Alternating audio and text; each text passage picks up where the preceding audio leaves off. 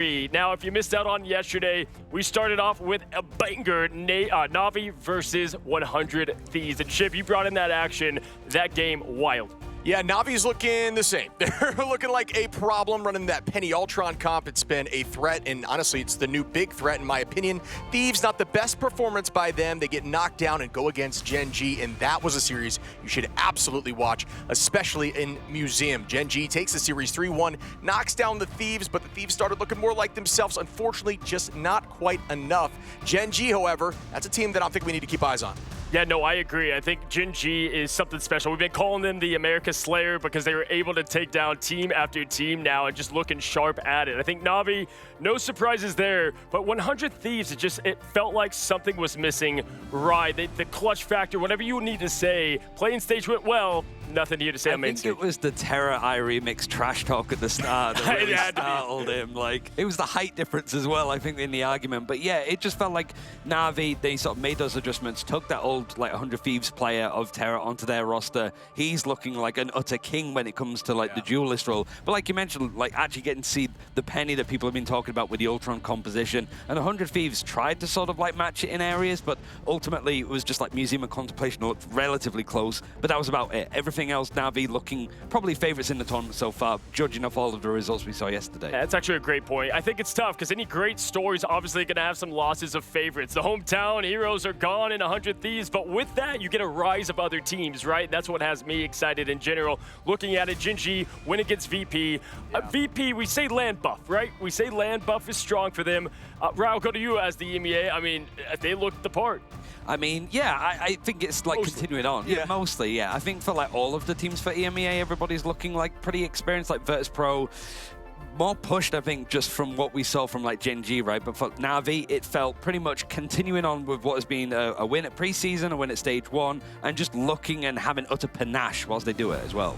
Yeah, Chip, I mean, Swamp, can we talk about them? Because this is the team people are sleeping on just a bit. Yeah, see, when I watched Swamp and I watched how dominant they were in the performance, I thought maybe OUG was lacking, but then we got to see what OUG did later, and I'm realizing now Swamp is just built a little bit different. This team is very consistently strong. I think that's well put, actually, because they look strong. Some people are like, maybe it's just a regional pick, but it was just Swamp being Swamp, and they continue to do it with quiet confidence. They said family, Valentina on stage is what keeps them together. OUG said the same thing, but it was looking like one team united as one. Now, going back to what I thought was an incredible matchup. Na'Vi, we said best of the day. TLC is the other really top team, and there was some shakeup there against Rad. Yeah, I mean, I think it's like 25-0, I think, Team Liquid Citadel are on domination, so that continues on as well. But it was actually seeing Rad sort of make that jelly pick that they tried against 100 Thieves on the first day, actually work a lot more well. Like, they were able to sort of, like, dig their heels in, fight on the defense. It was just Yggdrasil, which we've only seen a couple of times from Team Liquid Citadel. It feels like they only bring it out in case of emergency, looking really strong, using stuff like the Storm and everything else, like Energy looking really good on Magneto. It feels like, yeah, they were pushed a little bit, but they needed that to make sure that they were ready for the bigger games that are about to come on. It was quite a sight seeing Vess actually playing the Strange and allowing Energy on the Magneto. I was like, something's wrong here in the multiverse. But and he went crazy. One thing we talked about with TLC and looking to today as well in day 3 is that because they're so good at Dom, it allows them to kind of control the rest of the Destiny. Like, even if they lose one, they get map choice after that. And that is what allows them, and we saw this against Swamp back in even preseason, to eventually squeak out that overall win. They're going to be a tough team to take down, but Destiny expect the expected right now in the upper bracket. Now, of course, OUG went up against Rad, with Rad being sent down there. And I have to say, it's a tough look because the China teams that have come here look so strong.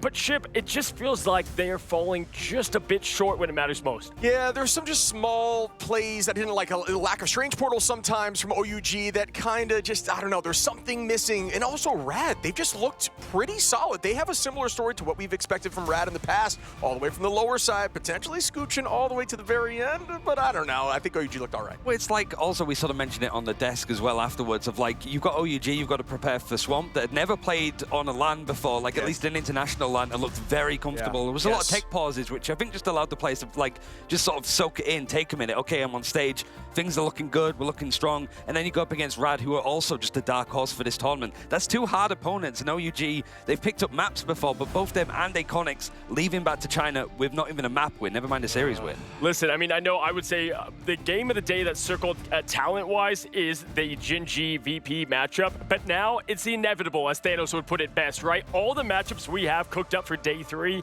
are the best of the best, and somebody's got to fall. Someone has to take it now, the other the W, and so that's where all the excitement is today. I know you folks are ready. We're at the halfway mark. It's day 3. Get ready for an absolute show that we've got cooked up today. It's time, Los Angeles, California, where stars are born and the impossible becomes possible.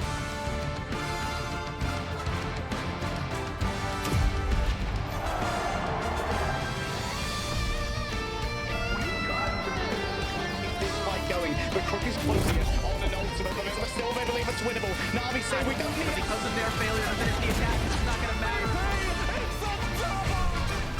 Then we will beat you again. Gets left. Tracks to the room.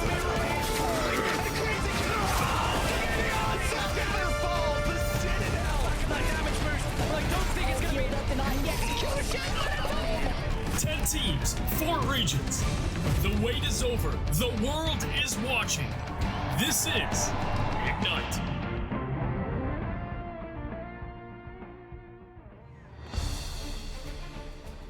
Los Angeles, day 3, are you ready? Welcome back to Marvel Rivals Ignite. And my God, we got ourselves a day today. Because we said yesterday, millions of people playing this game turned into thousands of believers that thought they could be the best of the best. It gave us our hundreds of pros, and we've gone from 10 to 8 to 6 today to find our one. And ironically, every region, they think they're the best of the best. But today, they're gonna have to prove that within to each other before the rest of the world. Because you see, civil wars, they're not fought because new enemies arrive. No, it's because only one truly can lead. This is our Marvel Rivals Civil War. We're gonna find out a lot with the best of the best. Are we ready, guys? Now listen, if you missed out yesterday, let's walk you through the action, what we're gonna see today. First up, we've got VP versus Na'Vi. This is for the crown, for the EMEA. The story of revenge on both sides. VP beating Na'Vi last year. Na'Vi hasn't looked back since. But the action only gets better, my friends, as we do this very same for America. These two teams have defined the region, if you will, but the story's been the same result, time after time. Can Swamp Gaming rewrite history? We're about to find out. And well, if survivors are your thing, well, the lower bracket has 2 absolute lovables in both Gen.G and Rad that have gone against everything thrown at them to survive and thrive. There's nothing harder in esports, I can tell you, than the lower bracket run. Are we ready to get this thing started? Well, let me tell you, they are going for $500,000 for a prize pool. Big time money, big time ego, everything is on the line as we have 2 days left. Now, with all the action, the schedule today, let me tell you, is packed from head to toe. If you thought yesterday was long, well, we're only getting started today. And I mean, yesterday we opened up with the crazy Na'Vi versus 100 Thieves. Today might even top that by a mile. Let's get match 1 going, yeah? Well, let's go and meet our 2 teams. First up, everybody, once again, give it up to your 1 seed in the EMEA, Na'Vi. From Raj, never mind Fear Magneto, fear this man. Trust me, the leader. Terra, considered the greatest DPS in the world. Jerky the Flux God and the godly backline of level 1 Crook and Faith. that we'll get right to you. Trust me. But we've got to meet that other side. That side that you met not long ago in the grand finals. Again, your former champions in 2025. Give it up for Virtus Pro. From the vanguards of Nemix and Finzi, calm, cool, and collected. Sparker, your 2025 Grand Finals MVP. By the aggressor, side by the strategist GOAT, and Dredro, the lifeline of this team. We've got our two teams ready. Let's pull our two leaders here. Sparker, trust me. I'm gonna start with you. Trust me. This man, this team, they took, step up with me both of y'all. This man took your dream last year on the stage. You're here now, 2026. You're facing against him. What do you want to say? I'm out for revenge and we will win. Out for revenge, we will win. Sparker to that. If y'all win, push them down, win this whole thing. Is the rivalry over? Is it one-sided? I think we're going to take it back this time. No more losing to Na'Vi. After today, everybody will remember Virtus Pro is what? A good team, but we're better. A good team, but we're better. Again, brought to you by Disney. No, Sparker! Trust me, the team over there, everyone's saying Terra, best in the world. You're the MVP. You're the duelist. Are you the best? I don't know, but we're both great players. I love these. Hey, you know what? Harmony! We'll get, let's get this to the grand finals again. Then we'll get some heat talking. I love it. Well, both of y'all, best of luck. Give it up for your two teams as it's going to be VP, Na'Vi in the rematch. The Civil War for Marvel Rivals starts now. And we're going to be bringing it to you with the heat once again on the mics. I run ship. Dogman, you ready? Oh, I am so ready. Welcome, Rivals, to the Marvel Rivals Mid-Season Worlds Day 3. I'm one of your casters, I Run Ship, here with the birthday boy, Dogman. Happy birthday, my brother. Well, Shib, what better way than to watch some Marvel Rivals to celebrate your birthday? I'm so excited for today, and I'm sure the rest of you guys are as well. This is the highlight of the year for all of us, and it gets even better with the grand finals. But this is going to end very soon, Shib, so I'm pumped, and I want to see what the desk has to say. Yeah, a little bit of friendly fire going on today with the regions. I'm stoked for them to break it down. So why don't we toss it over right now to our Des Tetcher. Take it away. I will do so willingly. This is a rematch. We already mentioned that Virtus Pro are the current reigning and defending champions, but there was another that was born last year. Mid-season finals last year, Na'Vi were our champions. Virtus Pro didn't even qualify. I am Tetcher. I'm going to be joining you on the desk, and I'm going to be joined by, from the EMEA, representing them here, it is going to be Vodable, and representing Americas later on today, but to also celebrate EMEA with us today due to some spiritual heritage. I was going to say, every day I have to represent America. Can't I just be my own man? His own man is Gaskin. Thank you, thank you. It is good to be here. Also, happy birthday to America Man as well. It's good to see He shares a America birthday Man. with Dogman. They do. I've heard they share a birthday. I don't care about Dogman, but America Man, happy birthday. Yeah, happy birthday to America Man. But also, happy birthday to this series. I mean, we got to see this twice in the grand finals last time, and now Na'Vi, they are here for revenge. Let's have a look at some of the players here. We have had Sparker, the MVP of the Grand Finals, but we also have Terra, who is making a big play for MVP of, well, the entire stage. Stage 1 in the EMEA, he was putting on a clinic. And when we were talking about the actual damage numbers, the actual statistics of those Grand Finals, there were 3 players in top in terms of damage and KOs, and those were Sparker, Terra, and Jerky, 2 of which are now on Na'Vi, and Sparker now has to basically, with the help of Fi, attempt to 2v1 the other 2 who were in that top 3 with him, Vod. Yeah, I mean, looking at how things have progressed from Rad EU all the way to Na'Vi and then facing off against each other plenty of times throughout the competition, Rad EU without Terra and without Jerky was the first team ever to take a series off of Virtus Pro. But now the issue is on the other foot, right? Na'Vi has not dropped a single series this year to VP 4-0 currently. They haven't really dropped a single series at all outside of like a little trip up Preseason earlier. stuff, Oh, yeah. preseason. How much does it count? Speaking of which, Exactly. I do have an apology. Yesterday I did say that Swamp have never beaten TLC. They did in preseason. My bad. I have to say that, or Forks will find my knees and he will do terrible things to them. Gaskin. Hello. You have now had the experience of seeing Na'Vi on the main stage. You've seen them perform. There's a team that so many people were expecting to potentially take it all. You've been covering Americas recently. Now you've had the chance to see Na'Vi. What's your opinion of them?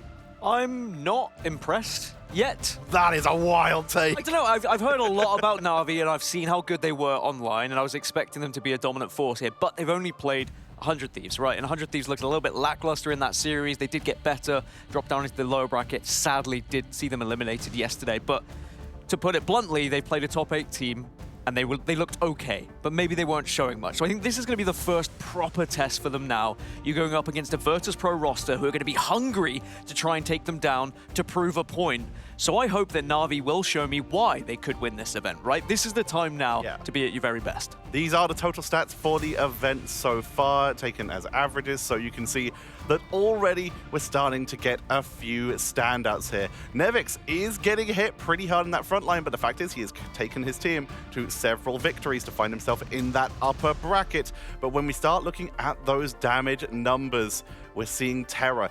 28,000 on average, which is almost the exact same as Sparker. This is why we went for the comparison VOD. Yeah, the head-to-head, I mean, we saw the parallels throughout the preseason into the group stage and then the Stage 1 playoffs as well. And that's where, you know, typically Terra would be the one to elevate the competition. It felt like VP didn't have a full grasp of the meta, but it's a different story here, right? Everyone has been singing the praises of Virtus.pro, being undefeated in scrims typically throughout this competition, but scrim bucks only go so far. It all comes down to cashing in on these maps. And Krakoa, kind of interesting they're facing off against each other on this one, because the one series this season that Na'Vi has lost in Stage 1, or lost the map to Virtus.pro, it was Krakoa is where things started out.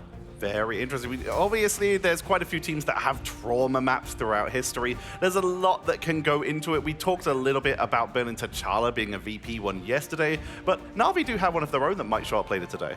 Yeah, Central Park, I mean, that was the boogeyman, I would say, for Na'Vi for a bit, especially preseason, starting out with Shikigami. Shout out to them, playing like the Human Torch Flyer composition there with Torch Ultron. But we haven't seen much of that yet, so I don't know if people are hiding those strats. Krakoa, I mean, we know Na'Vi have been unbeaten on pretty much everything. They are unbeaten. They're 3-0 at the moment throughout Stage 1. VP are 2-1. They did lose in that match you were speaking of, right? They started on it and they lost. It was a 2-0. It was pretty easy.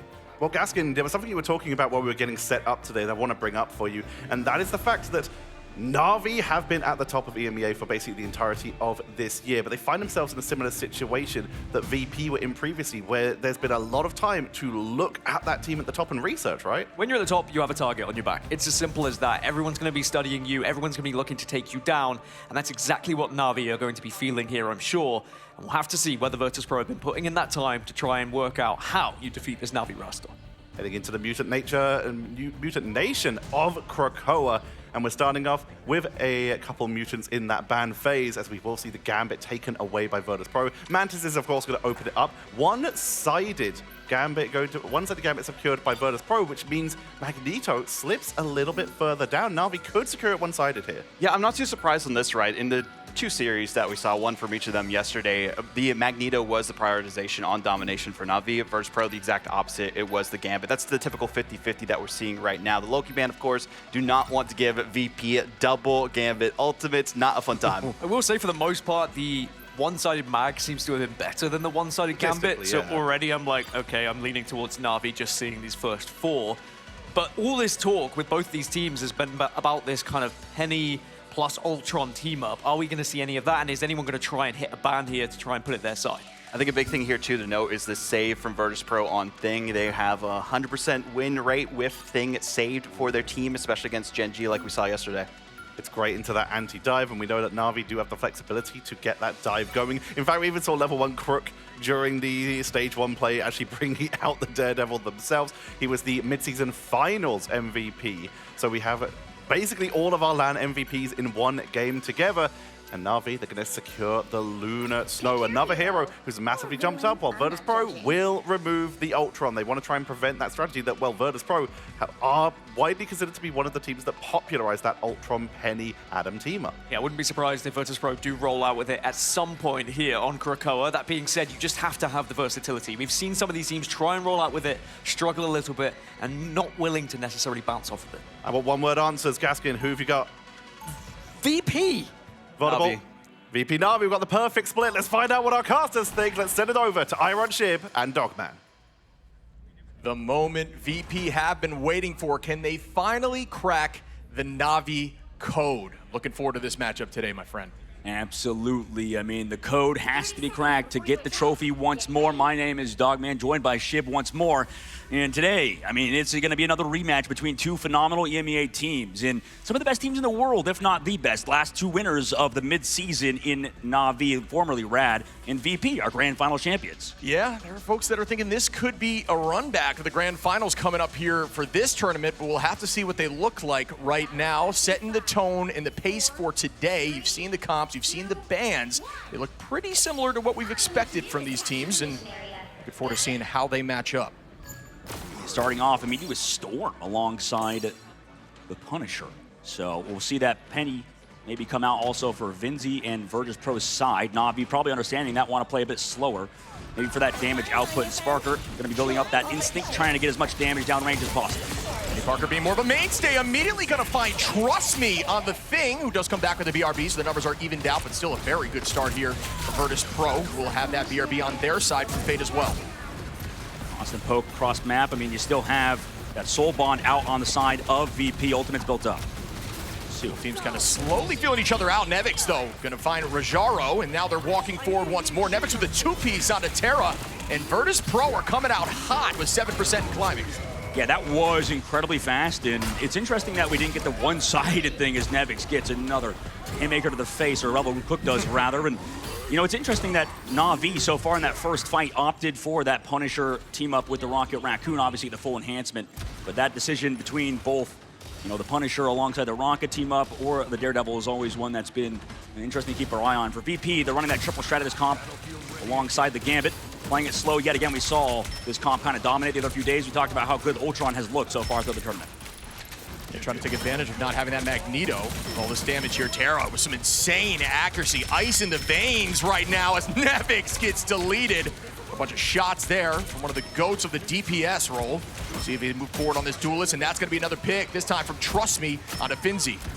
Yeah, that was honestly interesting that VP kind of played in that position. I mean, they were very far back. Obviously, Nevix is a bit far forward. The only way I feel like we would have seen VP maybe even take that fight is through Dridro, you know, maybe harder off angling or whatever. Because Na'Vi didn't have to deal with that. They just played front to back style, just tracked down, Trust Me, hit him with the vulnerability. In this upcoming fight, a lot of ults available. Large shocks for VP, also a fast-paced push, maybe with the Raging Roll Flush and Na'Vi, they do have Punish Roll.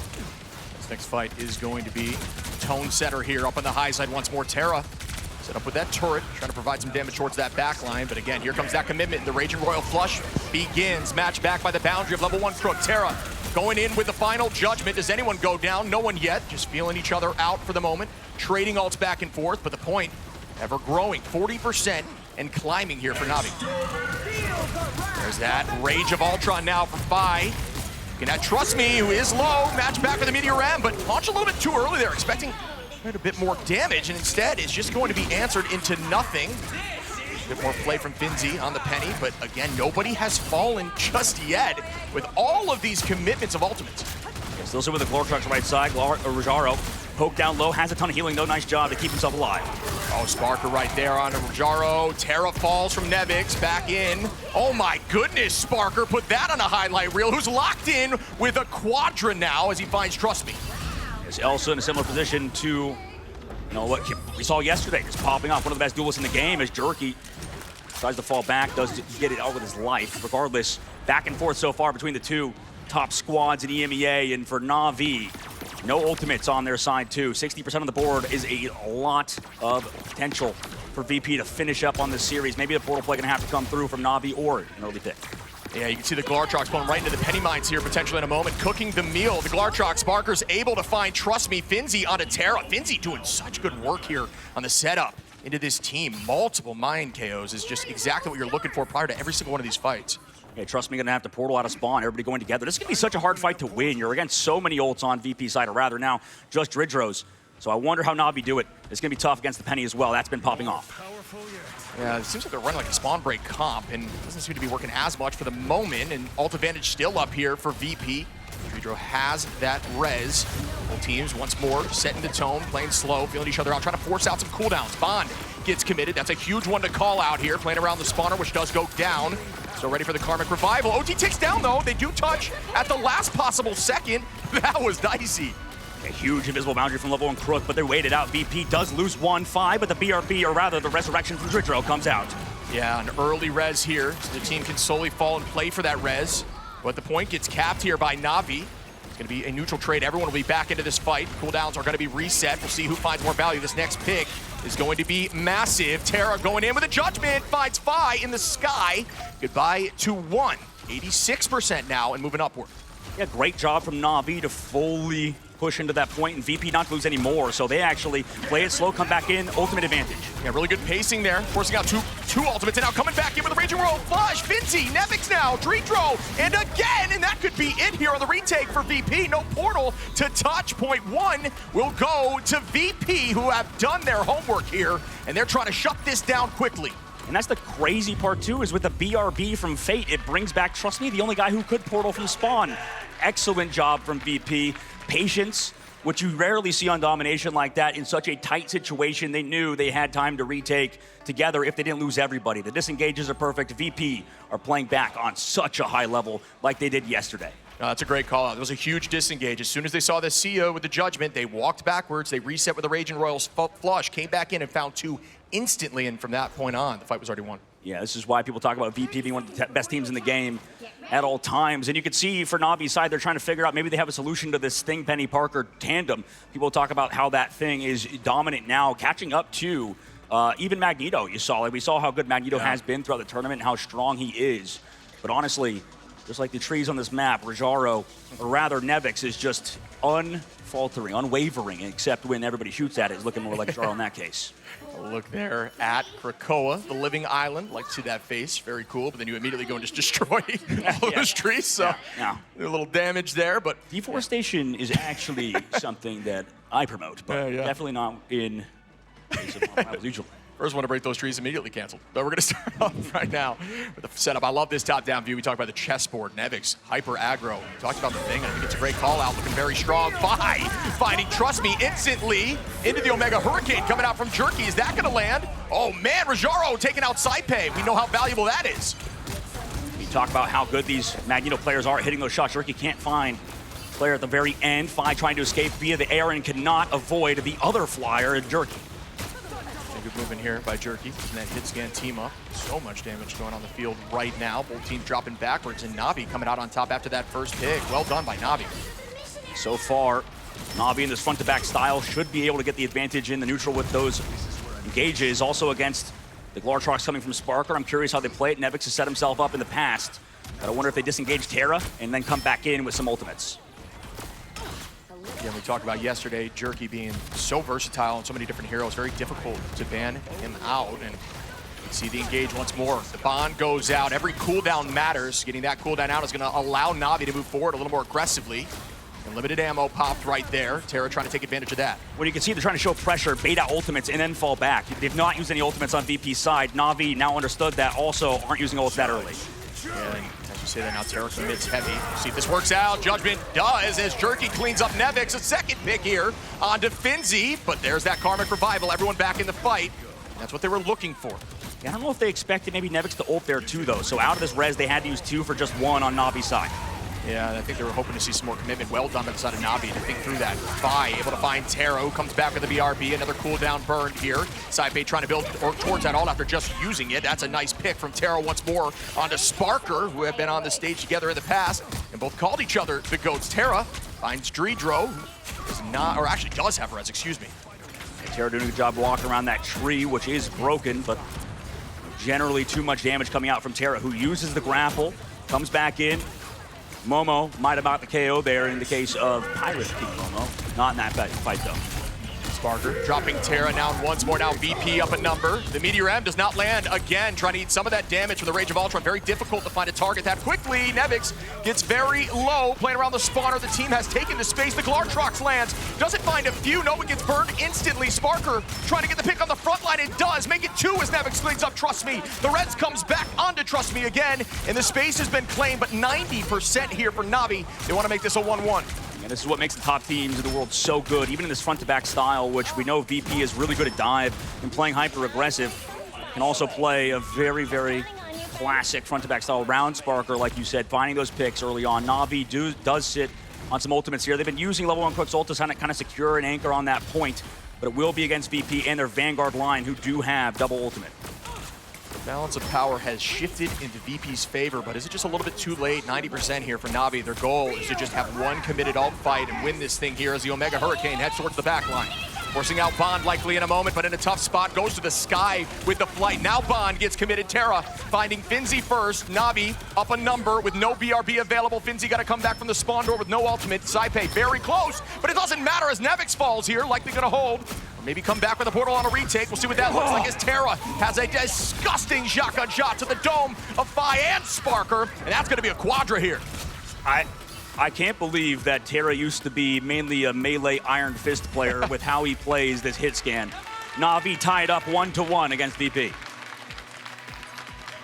World-class patience from Na'Vi there, trying to force out some cooldowns and then committing as a unit. VP will have a ton of ults available for this next map, though. Both teams leaving it all on the line. Yeah, I like that Na'Vi was playing incredibly patient. Both teams are. And realistically, like, this has been a very unique style that we've seen on Dom, too, on Domination in general.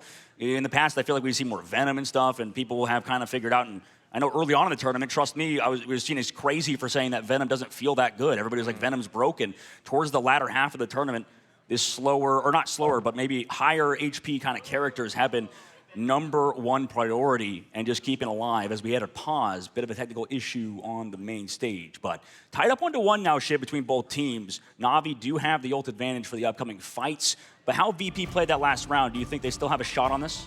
Yeah, I mean, there's one thing to mention that I actually didn't even catch until we're seeing here. I think Saipe tried to commit ult at the very end there to try to get the team to the point, and that is a mistake that you don't typically see from Saipe. I think that will put them in a tough spot. I believed that they were trying to hold on for that next map. And maybe it's that mid-season diff in that case, because Na'Vi, they played it so patient. You could see if VP was starting to crack at the seams. I mean, Finzi goes in with an ultimate towards the very end, does get KO'd. Same thing with Nevix in the previous fight with the clobbering time, and then Saipe at the very end. So Na'Vi not making those same mistakes, and I'm wondering how that happens and how that plays out the upcoming map.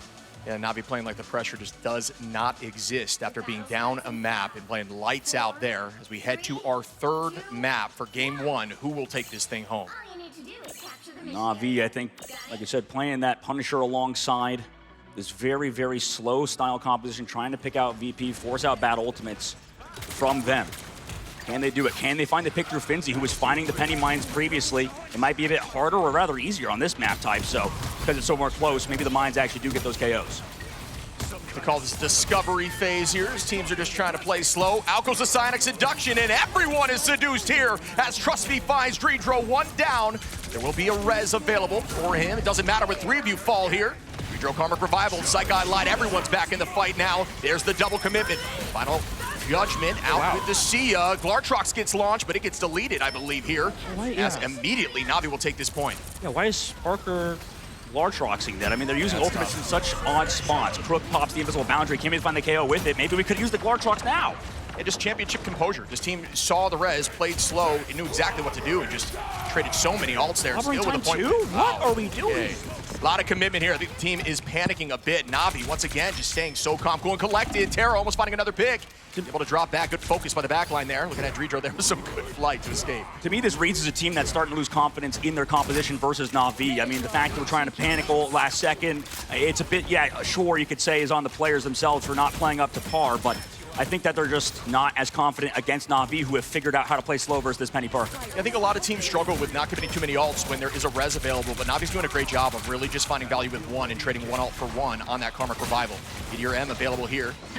Rajaro, here goes the commitment. Raging Royal Flush. Will there be value here from VP? They need it now. Up in the sky with 150 HP in a dream. Bang, that's going to find one. Rajaro goes down from Nevix to even the odds a bit here. And out goes the Hurricane. Will this one land onto Sparker? A ton of damage, but this time into the face of Jerky. He's able to drop back and get the pick on a 5. Rajaro with the follow-up, but that damage boost from the Storm provided, he's just able to clean him up. And this is 65% of the board now for Na'Vi, who are looking clinical. And maybe last fight territory coming up soon will result in a win, first map for them. Holding on to that judgment again. How fast is this dude farming this ultimate? It is insane. Now it's like every single fight here. Invisible Boundary for an answer. Sia there for Fate as well. Na'Vi looking like they're in a very strong position to take this home. And here begins the next fight as Rajaro's holding this angle, trying to find some damage onto that front line to build towards ultimate. The sword comes out, pressuring that back line. The commitment again from Nevix, who's doing a great job taking the space. The problem is when you've got somebody like Terra coming in hot, Fade able to clean up Finzi. Rajaro drops Saipe, and this point is going to immediately be taken by Na'Vi. Wow. Absolutely dominant after the first round for Na'Vi. They figured it out. They played against the Penny Parker a lot better. And I mean, that first round as well, when we talk about Cradle, it's a very good Ultron map maybe, but those other two, well, you think maybe the second one, but there's nowhere to hide. Yeah. You saw Fi at the very beginning get picked on the second round, and then the third, they never could find positioning, and they kind of panic ulted, like you said.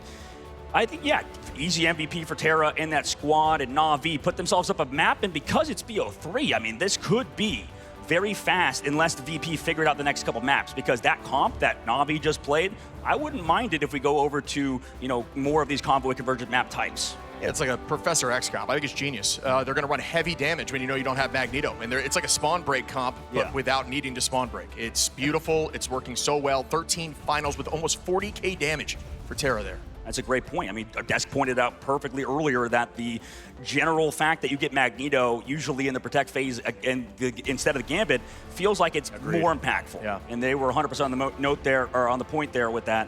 And at the moment, that's the best one with the Rajaro playing the Magneto. No, I got to give you credit for that too. You made those calls early, saying I think Gambit, although incredibly strong, maybe not the same meta pick in terms of priority as Magneto now is. Yeah, absolutely. And I think this is going to kind of continue as we move on, is that not that Gambit is necessarily bad, just feels like you mentioned the Magneto, the Vanguards are kind of the main characters of this patch. Agreed. I do think the team ups for Vanguards are very impactful, where the duelists don't necessarily have as much power out of those new team ups. Maybe we should do like a one-to-one comparison. Like if we take even like the Rocket Raccoon team up, maybe that's a bad example. Maybe like let's think of like a Strategist team up or something, that like the Luna Snow team up with White Fox, the fact that she can CC immunity. Yeah. Compare that to what's the Thing team up and stuff. Like, yeah, I mean, Thing becomes. I mean, I think the Thing team up pushed them right back into the meta to the point where now when teams aren't having Thing, it's becoming a win condition. It's very similar to the Magneto and conversation we have with Gambit, where Thing now can essentially attack almost twice as fast, get more over health, and just pressure frontline just as much as he was able to kind of peel for that backline. Became a new hero with this team up. So those kind of changes have been just so influential in the meta, and I love how different these team comps have been and how much variety is in this hero. Oh, absolutely, you're right. The variety is something that you mentioned countless times, because even though that is so good and the Thing is so dominant and hard to KO, you can see if you play Storm and freaking Punisher just like the olden days. Yeah, bring us back. Bring us back, yeah, and you don't have any flankers on the side. The BRB found value every time for the side of Na'Vi. I mean, that was perfectly played, and kind of also calls back to the mid-season back a year ago, where Rad at the time were playing a little bit more Rocket, I think, than other teams were, and Jeff and like those super mobile heroes, because everybody was so focused on the ultimates and that kind of stuff. Na'Vi was always thinking a step ahead, where they're thinking how to counter that. And right now, in that replay, you could see it was all Na'Vi after round 2. It was just consistent success, and VP have to figure out what to play against it. And this Ultron Atom comp is always going to be a mainstay. The Loki ban also had a big, focus in terms of the overarching strategy of VP. Unfortunately, that getting banned is kind of tough in terms of, maybe getting that Atom kind of lock alongside it. But I wonder if they prioritize away from the Gambit, back towards the Magneto, because that all kind of comes back to what you pointed out earlier with Rajaro getting the Magneto one-sided. No, it's a great call out, my friend. But looking here, I mean, Fate not going down a single time. This guy's been playing lights out of this tournament. So much flexibility. I'm actually surprised with the amount of Rocket that's been coming into play. I know Rocket's a strong hero, but being able to not fall one time, allowing your BRBs to always be available, farm that ult incredibly quickly, and have it for a combo ultimate with things like Terra on the Punisher is just, it's crucial. It's next level. It's a playmaking move there. Fate's just been playing so well. All right, ladies and gentlemen, we're heading to Araco for map number 2, and it's already map point, Shib. So this could cement one team in the upper bracket finals already into one of the best teams in the world yet again. And you can see EQO, the coach in the background, trying to give his team a bit of an edge on VP side. And meanwhile, our new guy, Shu, by the way, brand new coach for Na'Vi. Just talked to him in the lobby the other day. Great guy. He's been around the block for quite some time. And he's definitely been a huge factor in the fact that Na'Vi has been able to stay as a cohesive unit and look so dominant. Yeah, stoked to see Araco, too. I mean, it's been a while since we've seen Araco. And we talked about, yesterday, teams have been running Museum a ton, and that's because it's a scrim map. But now we're going to start seeing these maps that the teams have, had in their back pocket, something to surprise, something they've been working on, maybe cheese comps that they can use at different locations. So I'm excited to see what we're going to see from VP after their map choice. Well, we'll see. They're looking at it, talking about it right now, and we'll have to see how the ban phase goes. And I think it's something kind of interesting, too, that we saw the Penny Parker kind of get countered that last map, Shib. That was something that we haven't seen as much. I mean, you talked about it before. Yeah. Remember when Penny Parker was showing up at the beginning, you were talking about where's the Moon Knight, where's those kind of classic characters. You have the Punisher alongside the Storm, and you usually see that for spawn breaks and stuff. But on Domination, that's a bit of a interesting choice, and it worked out for Na'Vi, right? Yeah, I think, Ultron Storm, you just want to get in the sky and find that spawner and prioritize that. It really puts Penny in a much worse spot. I do think Penny in this meta right now is incredibly strong, especially with the team up with Ultron, giving everyone drone, being able to actually stack those drones and multi-heal at the same time if your team is stacked, which you will be in that composition. Super synergistic, but if you have found a comp to counter that and they're going to continue running it, you don't need to change a thing. You don't. You're right. They don't need to change a thing. And Na'Vi, I'm sure they're thinking about the draft phase for the next map, and same thing with VP, like you said. They've kind of probably figured out, at least on Domination, how to play.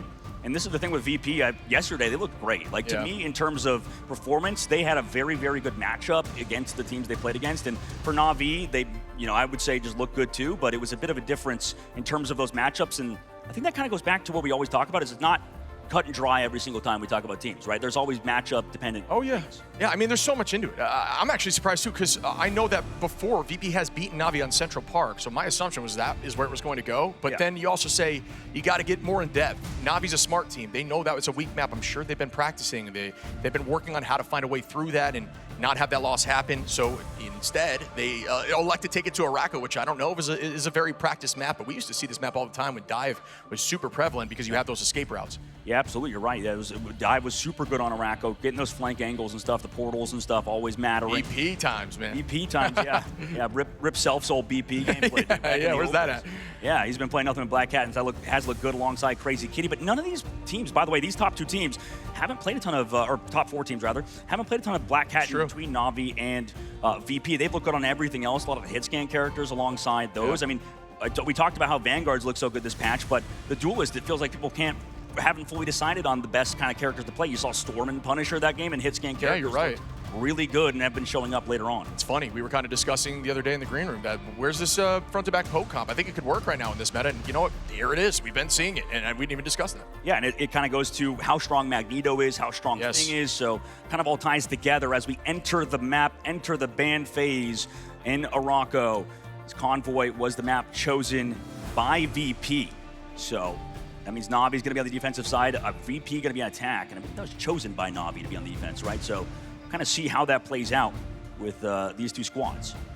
You can see the immediate ban coming across from Mantis on both sides, and then the lock-in of Loki. The Mantis ban, I believe, has been the same mainstay in every single game we've seen so far. It has. And taking a look back at the overarching view, behind our players, you can see the ban phase and below take place for our live audience, which is awesome, as well as the fact that you can see that Loki protected for the side of VP and the Magneto for Na'Vi. Again, they get the one-sided Magneto. But I guess, I don't know, Shib, like it feels like the Loki and the Magneto kind of in terms of how they play are a little similar. Maybe obviously the Magneto does provide more damage to the front line, but the same kind of last-second protection. Style. Yeah. Actually, I see where you're coming from with that fully. I mean, the Crystals is a huge cooldown. I think Bubble's a similar story, right? Especially when you see a big ult come up, you know that you can essentially be immune in that moment for whatever's coming at you. So the removal of Adam, too, I think is a smart play here by Na'Vi, because you're trying to protect against some of the cheese defense comps that can come in at Araco with this triple spawn door hole. Absolutely, you're right. Adam's been dominant this whole tournament. Looks so good. VP's adjustment this game is to ban Rocket Raccoon on the opposite side based on what Na'Vi was playing. Yeah, because nobody's finding the BRB. They're always getting the fights. They're also having a ton of damage to the See You Later. You talked about that. And the Gambit Protect comes out from Na'Vi, so we're going to get Magneto Gambit. This is the first time, I think, in a while that both these characters were available for a team, a single team, as our audience obviously is getting into this game between VP and Na'Vi.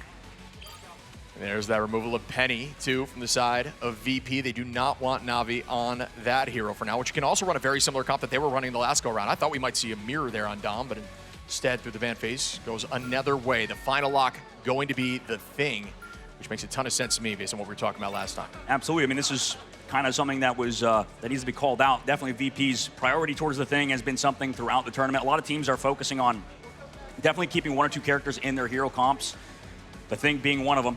Penny Parker obviously shown by VP they don't like to play against it. And for Na'Vi, they look like they're countering that comp and they're countering the thing. They've thought of the ways to deal with the thing. That's why, trust me, and this Na'Vi crew seem to be a little bit ahead in terms of the draft phase, is because they're thinking, what is everybody playing and how can we counter it? What's the good stuff to play right now? And it seems like that is it. They get thing through on the other side, though. This time it is not going to be a little one-sided. Yeah, we're going to have eyes on what Na'Vi wants to run here on defense because they're going to get out there and set up. But then you look over at Virtus Pro, likely just kind of thinking through what they want to do here through the ban phase, trying to find a solution to break and get out the door. But again, this is their map choice, so let's see what they have cooking. I think they know they have to mix something up, too, because that last map we saw, they played front-to-back style on Domination, of all things. And you played Ultron and you played the Atom Warlock. Now that it's banned, it obviously forces them to mix it up and change something out. And Na'Vi are now the ones that have to adjust to what VP is going to have to do in their 2-2-2 style. You can see everyone locking in right now on the stage. Currently, if you're just tuning in, Na'Vi up 1-0 into Virtus Pro. A tale as old as time with these two teams, but although it's a 1-0, Virtus Pro held a fight there, was able to take a map off on Dom. Can they move forward and take this game home, making it a 1-1 series on their map of choice? Let us begin. Starting off, going for that counter spawn hold against Na'Vi, who are playing triple Vanguard, triple Stratus line, alongside the Gambit and Magneto. One of the first times we get to see that, as well as VP having Sparker back onto his Elsa. Oh my goodness, hit scan again in the fight. Right now, the point just kind of moving for free. Not a lot of stall, nobody holding too tight, as what we typically have seen from Ignite in the past. Instead of trying to play around that lower side corner, notice look at this level of play, not really holding that top side. It kind of puts you in a tough spot for flank angles, and there is the commitment now. Finzi walking forward heavily. The whole team being driven backwards all the way to that backside corner. That's a lot of free space here by VP. Give them an inch, and they will take the map, it seems. It is also doing so much. They soul bond back into it, kind of like the Loki crystals. Both teams playing it out, though. Finzi using the card as cover. Now they go for their counter engage. It's a bit of a yo-yo in these two compositions right now compared to the last map. Taking their turn on the fight here. Goes the engage now from Sparker. Out goes the Yancey Street cooldown. Invisible Boundary already from level 1 Crook. That's an insane amount of healing. Jerky able to find 5, though, and the pace is back in Na'Vi's favor as Rajaro drops Nevix, and that's going to force them back to the door. Terra cleaning up another. I think VP's a bit mistake there was just playing a little bit too fast. I mean, we saw for VP against Na'Vi the last map, it was being countered on the other side. But let's listen to a Razor listen in for VP. I pull Loki, shoot him. Loki low. Keep on, keep on, keep on. Ding is gonna do the same. Ding is gonna slam us against the top, I think. Yep. Okay, we have Gambit in turn. Kite the rocket ult, they might go with it. Do you want to play fast? Wave res. We can lift this for free. I put them back, don't worry. I mean, carry myself. Yeah, you're good. Yeah, they will have Elsa roll. Hear me out. I'm with. I have res. That's the bottom right. I can imagine. Shout out to Razor for giving us that sneak peek on some of those comms. Back in we go. Fade holding on here. Raging Royal Flush available. Out goes the Sonic Seduction from Rajaro trying to walk forward, but nobody has been found as it's match right back by Finzi. Clobbering time's out, and that's going to be able to find one. Actually, this time, turn around on to Trust Me. Well done there by Nevix on that ultimate. The res comes out here from Terra. The Karmic Revival. The numbers are even once again. Saipe going to start off with a Royal Flush with some great positioning and head immediately into Nevix, as that's going to be one. Level 1 Crook dropping Nevix. Sparker taking out Trust Me, and Rajaro drops by. It's back and forth for days here as they take the third turn. Oh my goodness, Crystals to save that front line, blocking off the heels of the Rocket. Actually, Jerky falls back to the main side, looking like Rajaro in that last fight with how much he did on just Magneto in the fight. And we might get staggered here too. Sparker on the right side flank could find a last-second Glartrox, but Na'Vi are trying to make them uncomfortable. There's that huge Glartrox out of the front line. Sparker dropping Terra. Is that res available? Yes, it is. Terra going to drop back to the team. Will still be a 6v6 in this moment. Decent trade for the, oh, that's gonna be a nice boundary right on top of the head of the Vanguard line, but they are immobile right now, or not immobile, excuse me. They have no reason to slow down their pace. Still moving forward with the Sia here from Dreedro. Is that gonna be launched and committed? Yes, it is. You're right. Yeah, we'll be even the fight with Sia later. There's more. Yancey Street trying to take Phi, slow down that pace here. Nevix gets the next pick. Sparker drops Rajaro. Virtus Pro trying to move forward on this attack, and it looks like they actually will. Finally getting the pace back in their favor, but the portal from level 1 Crook is guaranteed to touch. Will it be enough for them to retake? There it is, last second. We have a few meters to go. With 2 meters, he's touching, but against the Storm, it's going to be hard to keep on this objective. Oh, Sparker with a 2-piece instantly. Ice in the veins, trying to get on that highlight reel. Phi dropping Fade in the whole side of Na'Vi has a drop back for point 2. Well, VP fully cap out, but that was a bit of a struggle bus. Now into the second phase, and we talk about teams, you know, either full holding on these convoy maps or almost full capping. Usually the second phase is hard to hold, so let's see how Na'Vi do against VP's comp, which they were doing excellent first point, I think. They held for a long time, but Sparker was a difference maker with the Glartrox. Can he do it again against Na'Vi? Shout out to the Storm mains across Rivals. Heroes get a ton of play. Give you some confidence. Sonic Seduction getting launched now. Looking for Jerky. Great bubble there. You talked about the protection from Mag. That's a great example. Does not get tranced in that moment. Drops back and is forced to reset as an answer comes through. Oh no! And that is a massive pick on a Saipe. Nevix goes down. Saipe back with the BRB, but it doesn't matter. That was already committed. Yeah, he copied, but didn't get it off. Yep. Oh, man. Sonic Seduction. Or actually, no, it was just raw attack power. Yeah, Saipe is going to be blacklisting Emma Frost from everything of all in the future. VP now, again, getting caught in these situations with ultimates or wasting ultimates in that case. It was not necessarily Saipe's fault. It's just Na'Vi are playing so good at the current moment. Yeah, it's just good focus. I assumed it was Seduction, but no, it was just Sparker damage. Oh my goodness, Sparker finding Jerky early. There is going to be Phi coming in with the Omega Hurricane, trying to force out some cooldowns onto the front line, heading back towards the team. Typically the path you want to see from your Storm here. Nevix taking this space, clobbering time in, but Sparker says not up in here. Goodbye to Terra. Up with the Meteor M. Rajaro looking up towards the sky of Phi, but no, it does not land. Does a ton of damage. Great movement there. Oh my goodness, Sparker with another huge Glartrox, but goes down to Jerky. I can't believe he just did it by himself. He literally did it by himself. He flanked up topside, got the Storm, who's caught above the high ground, and Sparker again. I mean, MVP for a reason, talked about on the stage. Both good players giving a bit of a shout towards the other squad with a minute left to go. Sparker puts the team on his back. Doesn't want to go down like this. I don't believe Portal is available. They got to make this work out now. This side of VP, Nevix with the clobbering time. Dreedro going in now with the Sia. Jerky in the Hurricane of Met. Oh my goodness, everything's getting committed. Who's going to be the first to fall? The Sia gets burned instantly. Clobbering time's out now too. Doesn't seem to land too hard as no one falls just yet. A neutral trade for the moment with first two ultimates. Out goes Crystals too. I mean, this is kind of all on Sparker too. No ultimates available besides Saipe in a moment. Same thing with Fate. Both teams playing it slow. Terra now on the Elsa as well. Can got a match. Oh my goodness. Terra almost gets that pick there on a Nevix with some really good movement. Sparker in a tough spot. Terra trying to get this pick. Both go down to like 30 HP, but still no one falls. Trust me, gonna find the first pick out of Finzi. Oh, and this could be big. Raging Royal Flush, 15 seconds on the clock. Gonna be forced to Portal here for the final fight. Everybody drops back. They need to go down now, or they won't be a unit together on this Portal. Gets caught. Finzi will go down just a little bit too late with 5 seconds on. Can this Portal get here?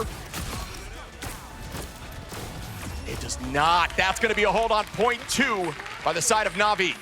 Man, they were figuring it out. I mean, there was some good plays out of VP, but it's kind of rare that we see teams get held in that second phase like we saw in all Convoy maps, basically, right? That was kind of a first. Yeah, I feel like we haven't seen a ton of Araco, so it's hard to, especially at this level of play, it's hard to get a good judgment, but definitely a decent push there from Virtus Pro. Again, this is their map choice. We'll see what they elect to do on defense. They could have something up their sleeve. This is the map that always makes me contemplate why I use red outlines. Because I'm like, do I need to go back to yellow? It's such a red map. There's so much evil here. I'm a bright green guy. That's where I stick with it. I feel like that's safe. But looking at the stats across the board here, 11 for Sparker. We saw that presence in this map. Dreedro doesn't go down a single time so far on that attack. Yeah, I mean, trust me, being the difference maker in those fights, like you said, between that matchup with Terra on the Elsa and then Sparker on it. That matchup, I think, slowed down Sparker's pace because they were on the Storm earlier. And then the difference maker there was, trust me, full energy on the Elsa, which you talked about earlier, has been so good and can match against Thing really well, right? Yeah, absolutely. Yeah, you just stay at 100 charge. A lot of the time you'll see pros use Diamond Form just to stay there. In between fights, you get those. It's 4 seconds until your charge goes down. So why not hold in Diamond Form, get those extra seconds, reset the next fight at 100. They're not expecting it, and your front line falls over. So well done there by Na'Vi, who are looking to try to get out this door with the comp they have used time and time again. Sparker with a nice natural cover peek, playing around unbreakable walls is going to be a common theme here. Doing a good job holding them at the door, and they're just trying to figure out which door to go out of here into Penny. Those mines have been a threat here. Finzi doing a great job. Coming back now, the whole team charges with Bond. And Era's going to be the first one to find the pick out of Sparker. Excellent pick by him, doing it with the Storm too. They understand how to play against this Penny Parker. You know, I thought this Penny Parker comp was pretty much impossible to beat, but especially against this spawn hole break, it's definitely going to dominate based on what we saw on Domination. Yeah, I mean, the playstyle into Penny is just angles. You know, they're going to dominate whatever specific zone they've chosen to lock down. You've got to play around that. Really good decision-making there by a super cerebral team. I'd love to see that thought process coming out the door right back in their favor. Yeah, I mean, Terra doing a good job escaping, evading with his life, understanding, oh, never mind. Wait, where are those mines even coming? Predicting the movement. That was dirty there. Well done by Finzi, who again finds another one of those picks in the neutral. Parted in the pick and bans. It was a great effort, map 1. They were looking good, but Na'Vi, we know what they're capable of. They're a team who adapt so quickly. As soon as they saw what VP were trying to do, they came out with an answer to it. And yes, I will say, Na'Vi have impressed me now in this series, and I'm very much looking forward to see what happens between them and either TLC or Swamp. The second prophecy coming in as well there. It wasn't against 100 Thieves, but during their interview of that series yesterday, Terra came forward and said, well, iRemix is just going to first protect Loki and we're going to win. It wasn't Thieves, but Virtus Pro tried it, and, well, Na'Vi showed that it's not always a good idea. Another solid setup here, and there is the man himself. Terra, he is hunting for that first LAN victory. And Gaskin, you barely missed him in terms of casting him for the Americas, but he looks like he might be earning it. Looks like the real deal, and I think he's going to be a key factor if Na'Vi are going to go on to win this entire tournament. If you can keep him hot, if you keep him playing this way, then I think Na'Vi are going to be in a very good position. That being said, I still think VP gave Na'Vi an easy win here. I would like to see more from VP in that ban draft for me when they drop down to the lower bracket. Now I hope they've learned that lesson, because we've already seen one-sided mag is very powerful. You can't allow one-sided mag and one-sided Gambit. Come on. I worry a little bit for VP here, though. They're facing off against a very hungry Rad in that lower bracket, and in the preseason, we saw them go out in their lowest placement ever in 6th place, and that was against Rad. Dropped from Na'Vi in the upper bracket, in the semis specifically, then fell against Rad there, so history could repeat itself here on LAN. There's a lot of pressure on the board. You're talking about history repeating itself. I was telling this story a lot yesterday and the day before.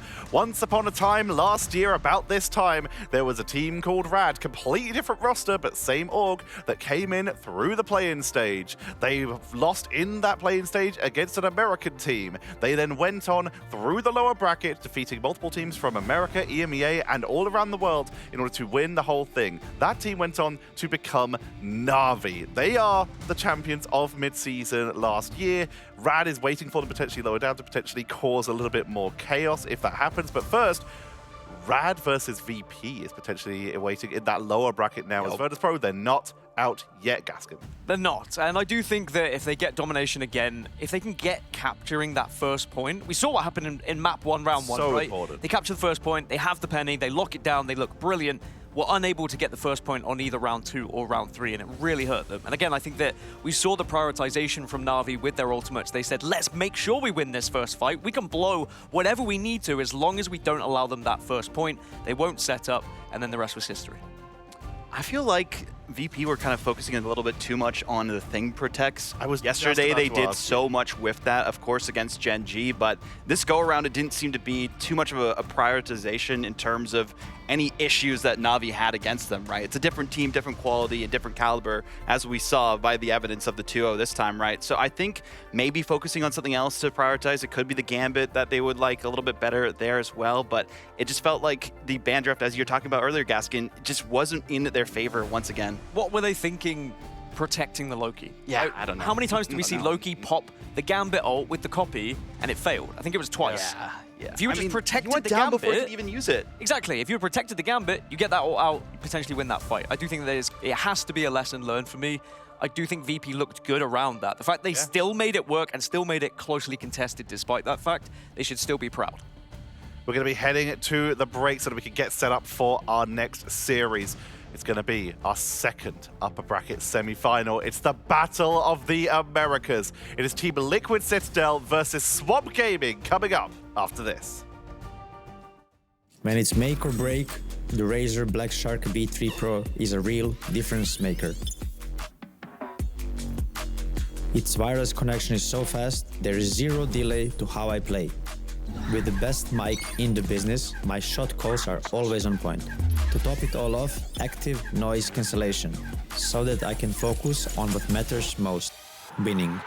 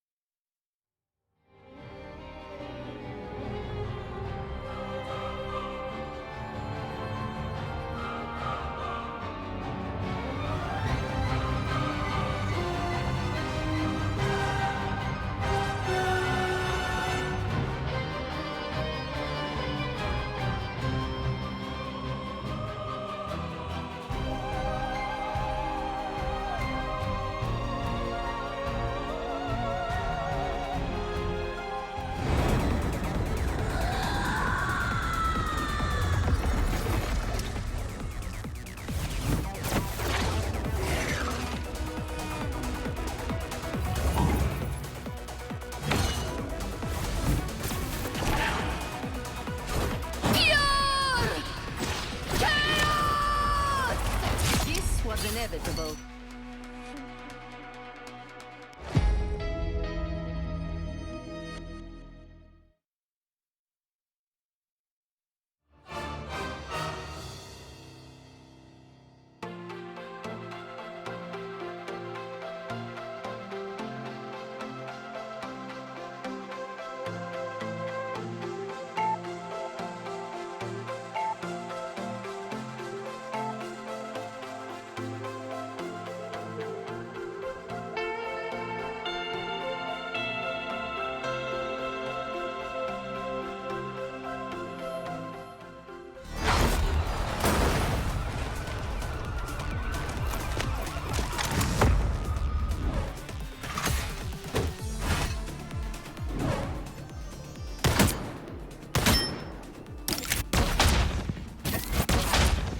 Armed and dangerous! No mercy.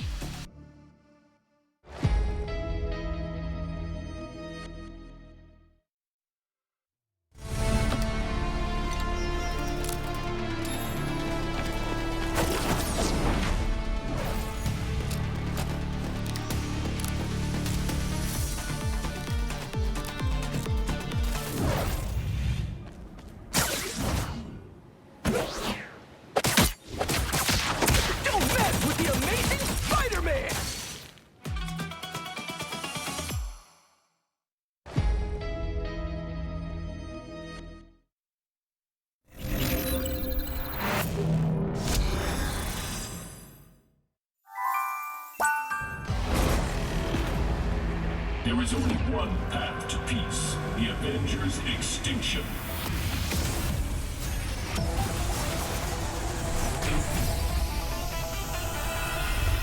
Avengers, assemble!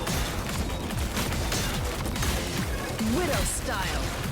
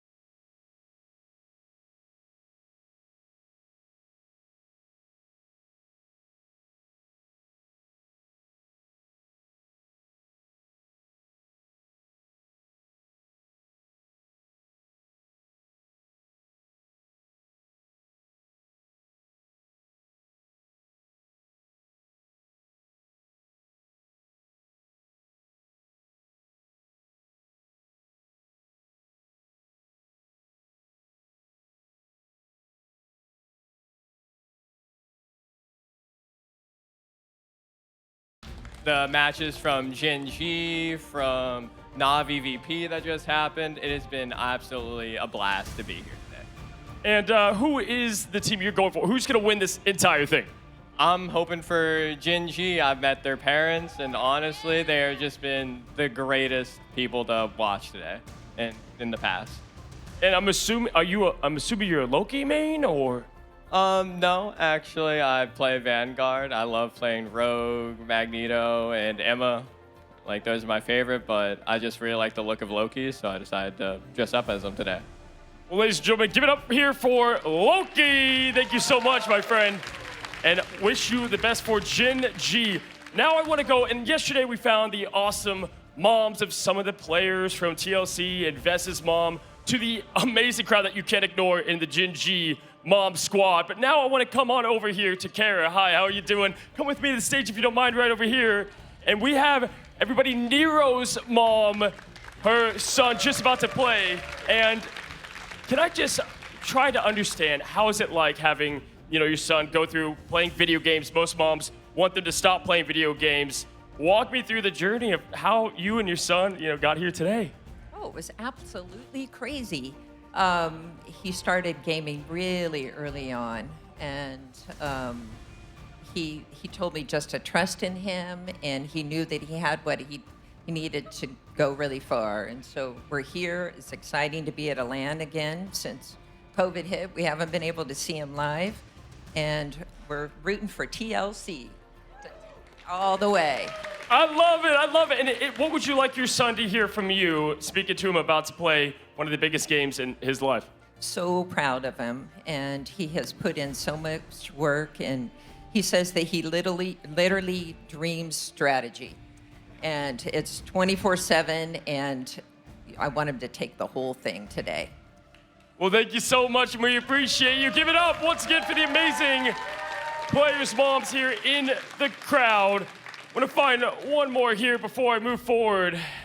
Let's go. Hello, how are you? What's your name? Robert. Robert, come with me on over here. So, Robert, where do you hail from? Where do you come from to LA? I'm from Bakersfield. Yeah, I'm actually pretty close. I was gonna say, not too bad, maybe not an Uber, but also not too far away. How long have you been playing Rivals for? I played since Season 0, but I took a break until 6.5, and I came back. Yeah, but the game is so addicting, like very addicting. Do you have a favorite team today in this whole thing to win it? Oh, originally I came here to watch 100 Thieves, but I had hope, and they're gone. Yeah.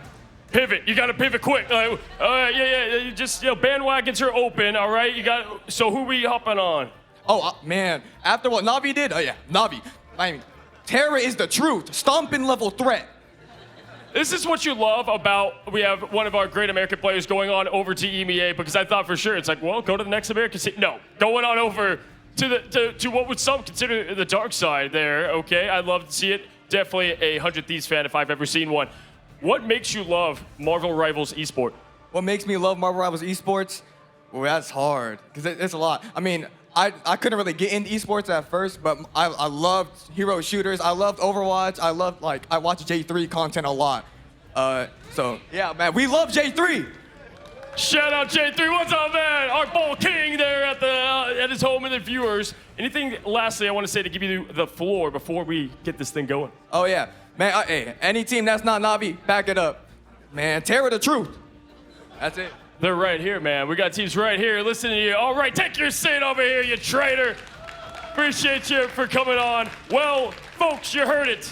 We have 100 Thieves believer bandwagon on to Na'Vi, but today, right now, match number 2, we have to settle the score. Now, we introduced them earlier as a story that has had a familiar finish. Over and over, these teams continue to be what defined this region, the top 2, and it was pretty clear and cut, but every single time, the results have remained the same. Personalities couldn't be higher. The skill floor and level, as best as you get in America. Let's meet our teams and our matchup. First up, your number 1 seed, as we call them the Super Team, Team Liquid Citadel.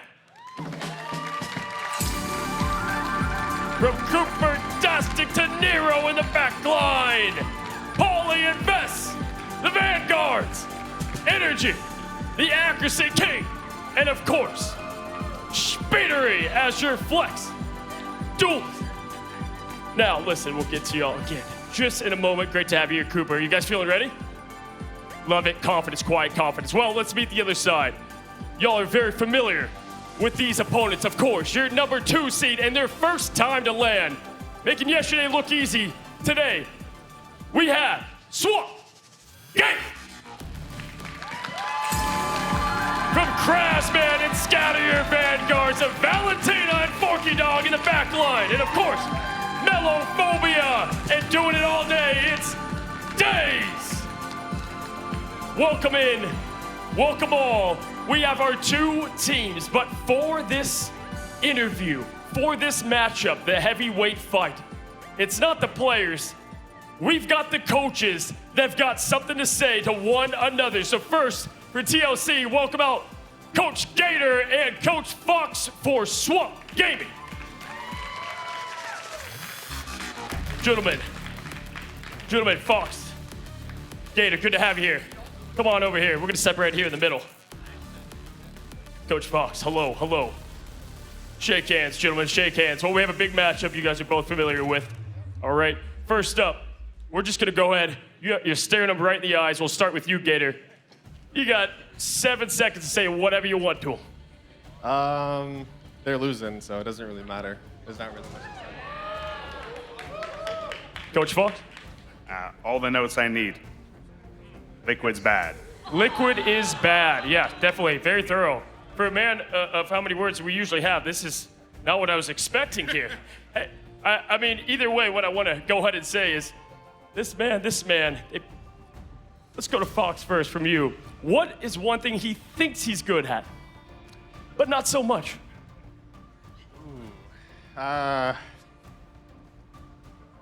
Drafting. Drafting. How do you feel about that? I mean, they lose draft every time. Okay, all right, and same question to you. They have shit comps. This is why, by the way, this is why I've got these coaches here, all right? Now I'm gonna flip the script. I want you to force to give him a compliment of what he's best at, but why it won't matter today. He's great at dressing. He looks great. But that's not gonna help though. That doesn't do anything, so. Hey, you get the fit check. We'll give that, all right? Okay, how about Fox for you? What does Gator think he's great at? But it won't matter today. Or what is he great at, but it won't matter? They did a good job recruiting their team, but my players are the best in the world.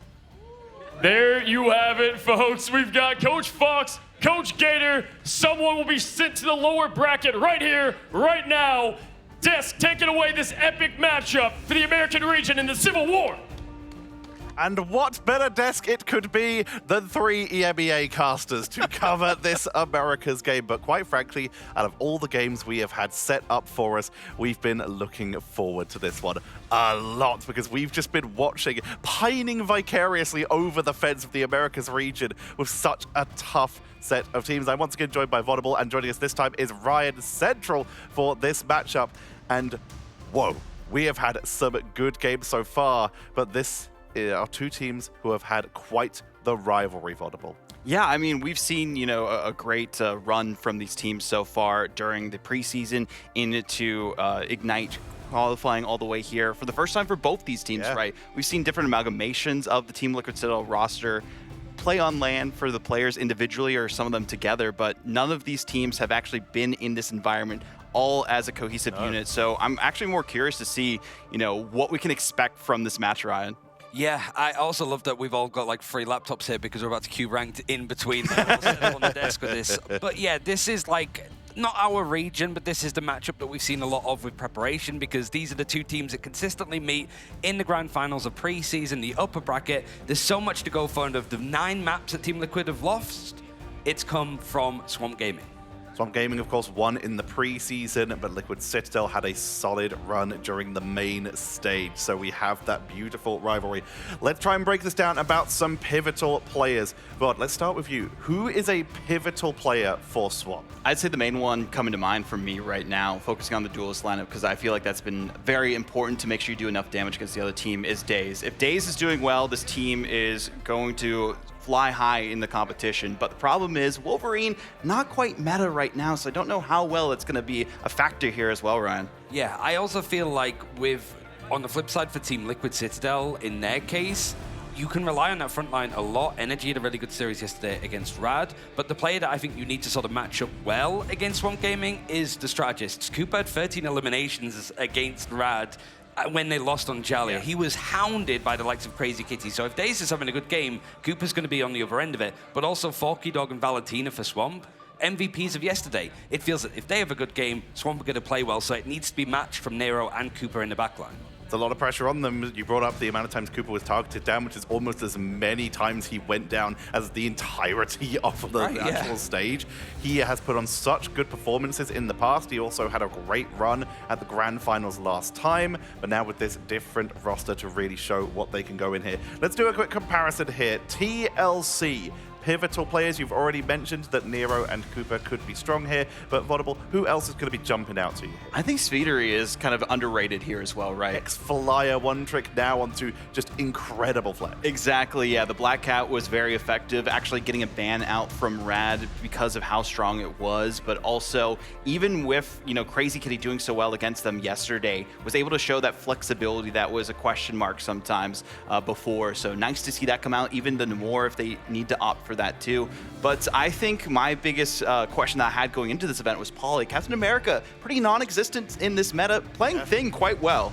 Yeah, I mean, he's flexible enough. It's just mostly that the Captain America was so good last year in EMEA when he played for Citadel that it was just, you couldn't ban him out. He was an anomaly that seemed to work consistently, but he's filled in nicely alongside the other, new Vanguard with Vespa coming in.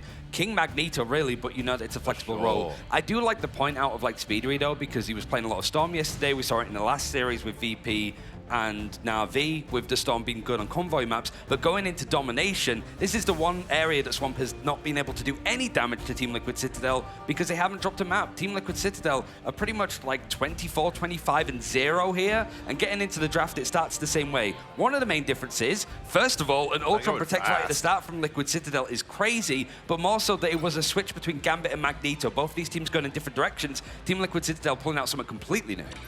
A very early Ultron Protect. We've seen it protected and banned in the later stages of draft, but this is huge. This means, like you mentioned, Magneto, Gambit, all these other characters who've been in our first bans. There's the Penny banned out on the other side. It is going to be that Penny and that Ultron that are going to be secure, but the Ultron protected, the Penny banned out. They do not want to deal with that combo. That Ultron's definitely Speedery, as we were talking about, very effective on that triple strategist lineup, and Swamp Gaming has been known to struggle against it, so that's the game plan it feels like for Team Liquid Citadel. And of course, Vest is going to be getting his mag. Yeah, looking mostly so far like it's Team Liquid Citadel actually not being able to get their hands on Ultron once from the games that we saw yesterday against Rad. So now it's that priority to make sure that against Swamp that they're going to have it. Loki being banned out is consistent. It's the one thing that we did see a lot of one-sided with the Cooper on Loki, but neither team's going to have access to it. Luna, just to make sure the Swamp Gaming have a bit of protection from the dive that could come in from Daze. Makes sense, of course, that Luna with the Snowflake, for the Stone Ball for a freeze on anyone who dives, and of course that White Fox team up for a little bit of a charm and a bit of a self-purify to make sure that they don't get dove too aggressively here. It's an early setup here. Revives on one side as Rocket is taken away by Liquid Citadel, but they secure themselves the Adam. Swamp could still get themselves an Adam Warlock here, but with Rocket taken away, we head into that last ban, and Benjamin Grimm is removed. We're talking about Polly's heroes, and Swamp choose to try and target him out. We're going to send it over to our casters in just a second, but Vodable, who's your one-word pick? I'm going Swamp on this one. Team Liquid don't lose on Domination. They're not going to lose now. Statistics are in Liquid's favor. Let's head over to our casters. Cozy's teleported again, and he's with Gaskin. Thank you, Tetcher. Oh my goodness, Gaskin, we've got ourselves what has been the rival of America, the top two teams, Swamp Gaming and TLC. I could not be more excited. How you doing today? How you feeling? Oh, really good. I'm very excited for this one. I mean, you and Shib have been able to take us through this throughout the online stages. I've been watching in the wings. This is the rivalry of all rivalries when it comes to America. No, absolutely. And I have to say, I mean, we have not seen TLC drop Domination in best of 3. It's so important, right? Because all paths lead through that map 1 and Dom that we would expect to give TLC that big advantage. Big confidence booster if you can take domination. But, of course, after watching that lock and ban phase, we knew there was going to be a lot of mind games. The instant Ultron Protect into the Penny ban as well. There's been a lot of murmurs about what TLC are going to play, what Swamp are going to play. I think that Swamp were trying to throw them off the scent a little bit yesterday as well with their lock and bans, but now we're into it. Well, folks, we've got our game ready. The crowd is loud here for the top 2 American teams. We start here in Wakanda, the infamous location, live in LA. It's Liquid Citadel as we take a look at Cooper on the Gambit. So far, pretty interested in the bans. Definitely has defined a bit of not what they've done in the past. No, very different for TLC and Swamp Gaming. Maybe they've won that battle. They wanted this to happen so they could find some sort of counter.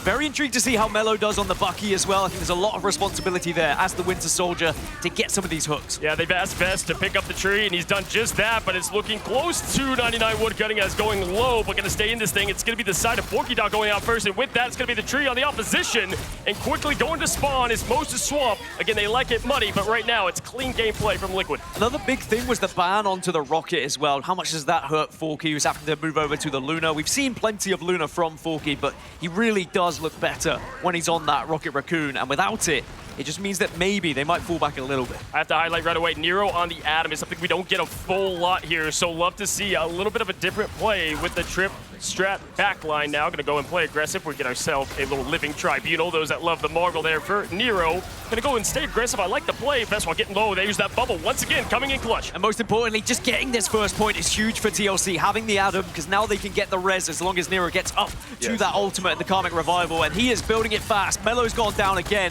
so Swamp Gaming can have to back off once more here. Oh, it's aggression turn to 11, and this is a similar result we've seen in the past. Just go with that quick Rage of Ultron to silence any form of aggression. And outside of that, you said it best. I mean, they've got Born Again ready to go. They've got the Groot and Cooper's ult. This is going to be tough here for Swamp with 52 already up. Yeah, Liquid will want Swamp to commit ults to this fight. They'll say, we're happy to get taken down, we'll get our revivals, and then suddenly we can pop ours. And SG may just find themselves not even getting a touch on this first point. Well, listen, Melophobia is the snowball himself and the hero that is Bucky. If they're looking to get something done, there's Daze on the Wolf as well. The Glartruck's coming out, going to come up a bit empty. Daze is going to be the one that jumps down the tree first with Vest. Oh, Meteor Imp underground. What happened there as Paulie tried to hit but clipped by the ceiling. Melo and Forky to clean it up. That's what you're looking for. But once again, it's Marvel Zombies out here trying to Born Again, win again, but looking like they'll lose again. Look how much was committed now from Swamp as finally you will see the Karmic Revival, but it hasn't caught everyone. Vesser and Cooper having to come back from spawn. So Swamp, this is their opportunity to try and get a touch on this point, but it is great defensive work from Polly at the moment. He is zoning Swamp away.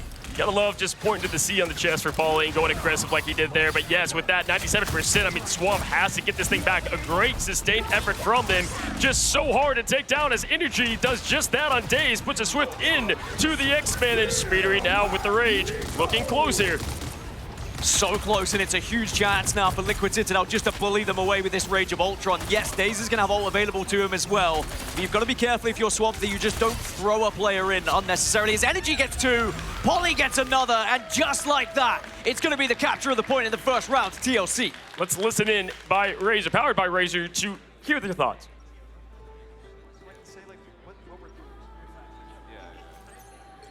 Let me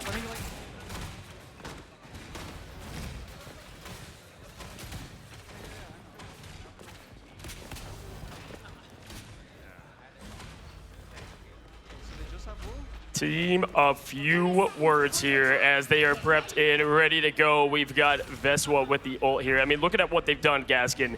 Energy is performing just how we thought we would see it. Again, the stakes are so high, but right now the results the same. Same results. TLC still on top. So the first test for them has been very comfortable, and really Swamp Gaming had one attempt at a push that maybe things could have gone their way. But it was the way that TLC were able to stall so successfully there. A lot of it goes down to what Polly was doing on that Magneto, bubbling himself, getting that shield up consistently, waiting for the rest of the team to join. And really, it's Adam Warlock yet again being the prime example of, with this trip strat, having an Adam Warlock on your team can be just such a huge advantage. Absolutely here now going in the lower ground, trying to find themselves the path to success. And yeah, looking at what they had ult counter-wise, again, Vest does have that big Groot ult to get things rolling for them. I'm curious in the ult track, and this is kind of where it comes, the data behind it. Do you want to play aggressive? Melo's doing just that with a quick uppercut there to send Energy back to spawn. A lot of responsibility for Daze here. I think as the Wolverine, judging by what TLC have been able to do previously, if you could just rip one of them away, which he did, maybe SG finally get their first attempt to take this point. And we know what Swamp Gaming can do when they're in control of a point as well. Finally, they break through TLC, and it looks like they should get the first hands on it. Absolutely here, and it just has so much defense and sustained effort with Valentina going to have that boundary and more. How much do they need to commit, though? We saw that they won the fight there on first zone, and Daze is going to get the best of Polly on it. So just like that, Swamp Gaming feeling comfortable, and again, they like it dirty. Dragging them to the swamp, but Nero brings the team back to the action. It's an early Karmic Revival, but it could be massive for them. Valentina is going to respond with an invisible boundary, but now you'll see the Strangling Prison comes out alongside the damage from SG, but now Forky's gone down. It's tree and tree, but only one remains, and that's a Wolverine slicing and dicing through the wood, making splinters quick. Now quickly going to hold on, 20% climbing. Forky still has a show to put on. That's going to get the rest of the team, allowing them to build up. As look at TLC, I mean, they've got some work to do on the ult front. Yeah, I think Swamp Gaming should be proud of that. They were able to power through, even though we saw 5 revives from the Adam Warlock. And now they've got control, now they've got ult advantage as well, and they are just going to be able to keep them held here. But already Meteor End is going to be popped instantly from Scatter just to help zone a little bit as Melo was able to get the opening pick. TLC again on the back foot, they're going to have to retreat a little bit here, Coach. Absolutely here now with 44% and climbing. Yeah, Liquid Citadel's in an interesting position because they have to build up, right? They can depend on neutral, but that's a tough task. With the comp they have rolling here in Swamp Gaming, Last Stand is ready, folks. If you don't know, Wolverine capable of just getting a massive slam down, takedown, team wipe potential. Looking for that opportunity. Daze is a definition of aggressive. Yeah, Daze is going to be there again. He's going to be a problem as Valentina gets the opener onto Energy, and we know what an important factor Energy is on this TLC side. Wasted. Here he comes! Slicing, dicing, he's looking for more. It's like watching Animal Planet slowly as the hunter is looking for the hunted. Daze gonna hold on to it. That boundary got pushed, or the force physics got wasted. Thought he was gonna go in for that opportunity, chooses to save it. There it is. Finally, we see the commitment, but that's the good thing from SG. They've delayed. They're at 83% already, and they still have Invisible Boundary as a backup. It's a back-to-back Invisible Boundary on both sides. And that is why Magneto is the babysitter of Rivals. Able to protect through the bubble is huge, but it's not going to be enough. Nero does find that neutral pick they're looking for, forcing the show to go from Forky Dog, as our show today is looking huge. Melophobia throwing down that Kraken impact, puts it into the tree in overtime, already ready. Big touch from Energy, though, to make sure this one keeps going, and the big pick as well, but it's all about Swamp Gaming right now. Kraz and Daze working together as one goes down. Massive freeze frame, and just like that, the Kodak moment of Forky Dog getting that huge hit. Just like that, the yellow is slimming down. Portal is opening, but it's on the side from Scatter to ensure that defensive hold. Strong decision, strong moment for Swamp to define a new era. They get themselves the second zone. Swamper on the board. Valentina celebrates, and for good reason. What an important factor she played on that back line, just saving that ultimate for the right moment at the right time. But it was the ultimate usage Swamp were very careful with when they popped them. They had control, they were bullying Liquid back, Yes. They didn't overcommit to the fight. They waited for Liquid to do something and then they responded. Well, and Liquid had to get neutrals if they wanted anything to be even, and it was on the other side. I mean, it was Swamp that was continuing to get these important picks that we see and we expect from TLC. Folks, remember, once again, TLC has not given up a Dom map ever to Swamp Gaming. We're talking a full year here, have not seen it. Could make some history today live in LA as we look at the Panther and Warrior Fall. So many iconic moments in Marvel decided right here. We're going to see more. You feel like this would be a passing of the torch moment if Swamp Gaming were to take this Dom off of TLC, and it would be a defining moment in this tournament as well of who we think might be the favorite. We saw Na'Vi take down their counterparts in VP and show that they are the best in their region, but who's going to do it here on the side of North America? And even though it's still first map, it's still early stages, we will learn a lot here in this third round. Yeah, that Adam's moving way too fast. You know he's flying right there. Love to see the overview of the position they choose to take. Right away, it's going to be TLC trying to get that point round first, but you give the high ground. There's advantages to both here. Quickly now, Swamp Gaming trying to find an early pick. Energy is so lethal. Going to try to match Melophobia on that Bucky. Very important that TLC get this first point. We saw what happened when SG were able to take control, but now they start to apply a little bit of pressure here. Rage of Ultron is going to be there, and it will be popped as well. It's the first ult to come out, and SG just have to retreat here. Is worth noting, Karmic Revival is going to be there for TLC in the next fight as well. Yeah, look on the other side too. I mean, having Valentina, Eve, and Forky Dog are dangerously close. So one of the best ult trackers and teams treat themselves as a family quickly, as it's going to be the quick hook and trying to find something from it. Going to force now the boundary on the side. It's going to be Valentina Eve trying to get this point. Forky Dog and Mellow make that statement known. The exclamation point is had as Nero bringing the board again, ring it through the halls of Wakanda, bring it back 2, now 3. But again, it is born again, lose again. Swamp Gaming are on a tear. It doesn't matter if you get brought back to life, it would seem. Forky has to pop Fatal for both worlds, though, as Veswa cannot connect with anything. It's Valentina, it's Mellow, it is Liquid Citadel falling apart here, and they are going to have to just give this one up, you feel. They are going to commit an invisible boundary, though. They are confident they can get back off spawn. Yeah, and that passive used by Adam. This Citadel walls is showing crack. Swamp has the mud ready to roll as folks 3 now down. It's going to be point now over to Swamp. I will say, through all that chaos, great job from Liquid Citadel, still keeping that foundation strong and having the point. That being said, they did commit Psionic Seduction and Invisible Boundary, and yes, they gained an extra 10+%, but they have given away those ultimates now, and it's going to be tougher to break against an SG who have been able to build up ults of their own. Yeah, this is where you want to play aggressive if you're Swamp. You have Kraz and you have Melophobia. All the strat ults are offline, right? At this point, move forward. Don't let Speedery get that rage. You have to go. Press W. Now is the time. Don't be scared. Don't show you're scared on your first land. Bubble up. Krazman looking for more. He's got the Grudel. He's trying to find value, but Paulie's the one to send him back to find himself spawn. Both those ults were popped, and neither of them connected with anything. Melo's gone down as well. So now TLC should be able to comfortably march in, steal this point away, as SG will retreat and just reassess. As again, we're going to go back to point A here. Speedery's going to be the first one to get ult. We've reset everything, but Valentina will have Invisible Boundary this time, as Energy is showing up now on the Bucky. The switch over has been big. Energy showing why he's one of the best in the business. And right now, Speedery holding on to that rage. I mean, it is the age of Speedery here right now in the first map. Veswar getting a good look, breaking that environment. Love the play and the positioning for Swamp. A little bit tougher here. You have Valentina Eve getting close to that boundary. Forky Dog at 74. So now it's kind of on the opposite side. Liquid Citadel, be aggressive even with that point hold. All right, we're going to go for a Razor listening now and check out how the comms are in this game. I'm in. Fine. I'm showing you.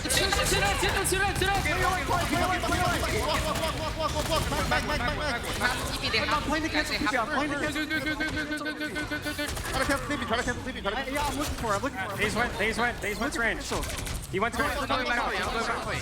Break the shield. I can maybe get my team up to 2. I think they get it. Go point. Guys, I have my own 8%. Yeah. I can damage the best 3. I can grab range. Get me in. I'm linking.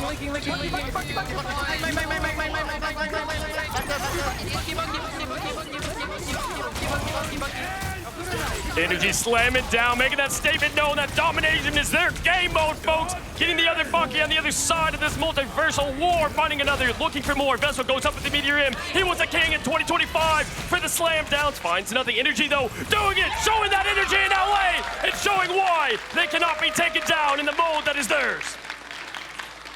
Team Liquid Citadel continue to sit on top of North America at the moment, as Swamp Gaming will fall here at Domination, but that was to be expected, right? That's what we've seen all season long. Domination was never gonna be a question. TLC have been the Domination kings, and SG could not answer. I mean, it's like a choose-your-own adventure book, but all the pages lead to the same result. We've seen Swamp try this more and more. It always looks like they're close. They've given a zone before, but can't get that done. Either way, that is why TLC is so hard. You ask for a weak link. We're looking through it. Someone's gonna step up and have that Captain America moment, right, for the Avengers. In that case, Energy, right? He could not be stopped, won't be stopped. I mean, interesting, I think statistically, Swamp Gaming had a better game. They found more KOs in their favor, but it was about the execution from TLC.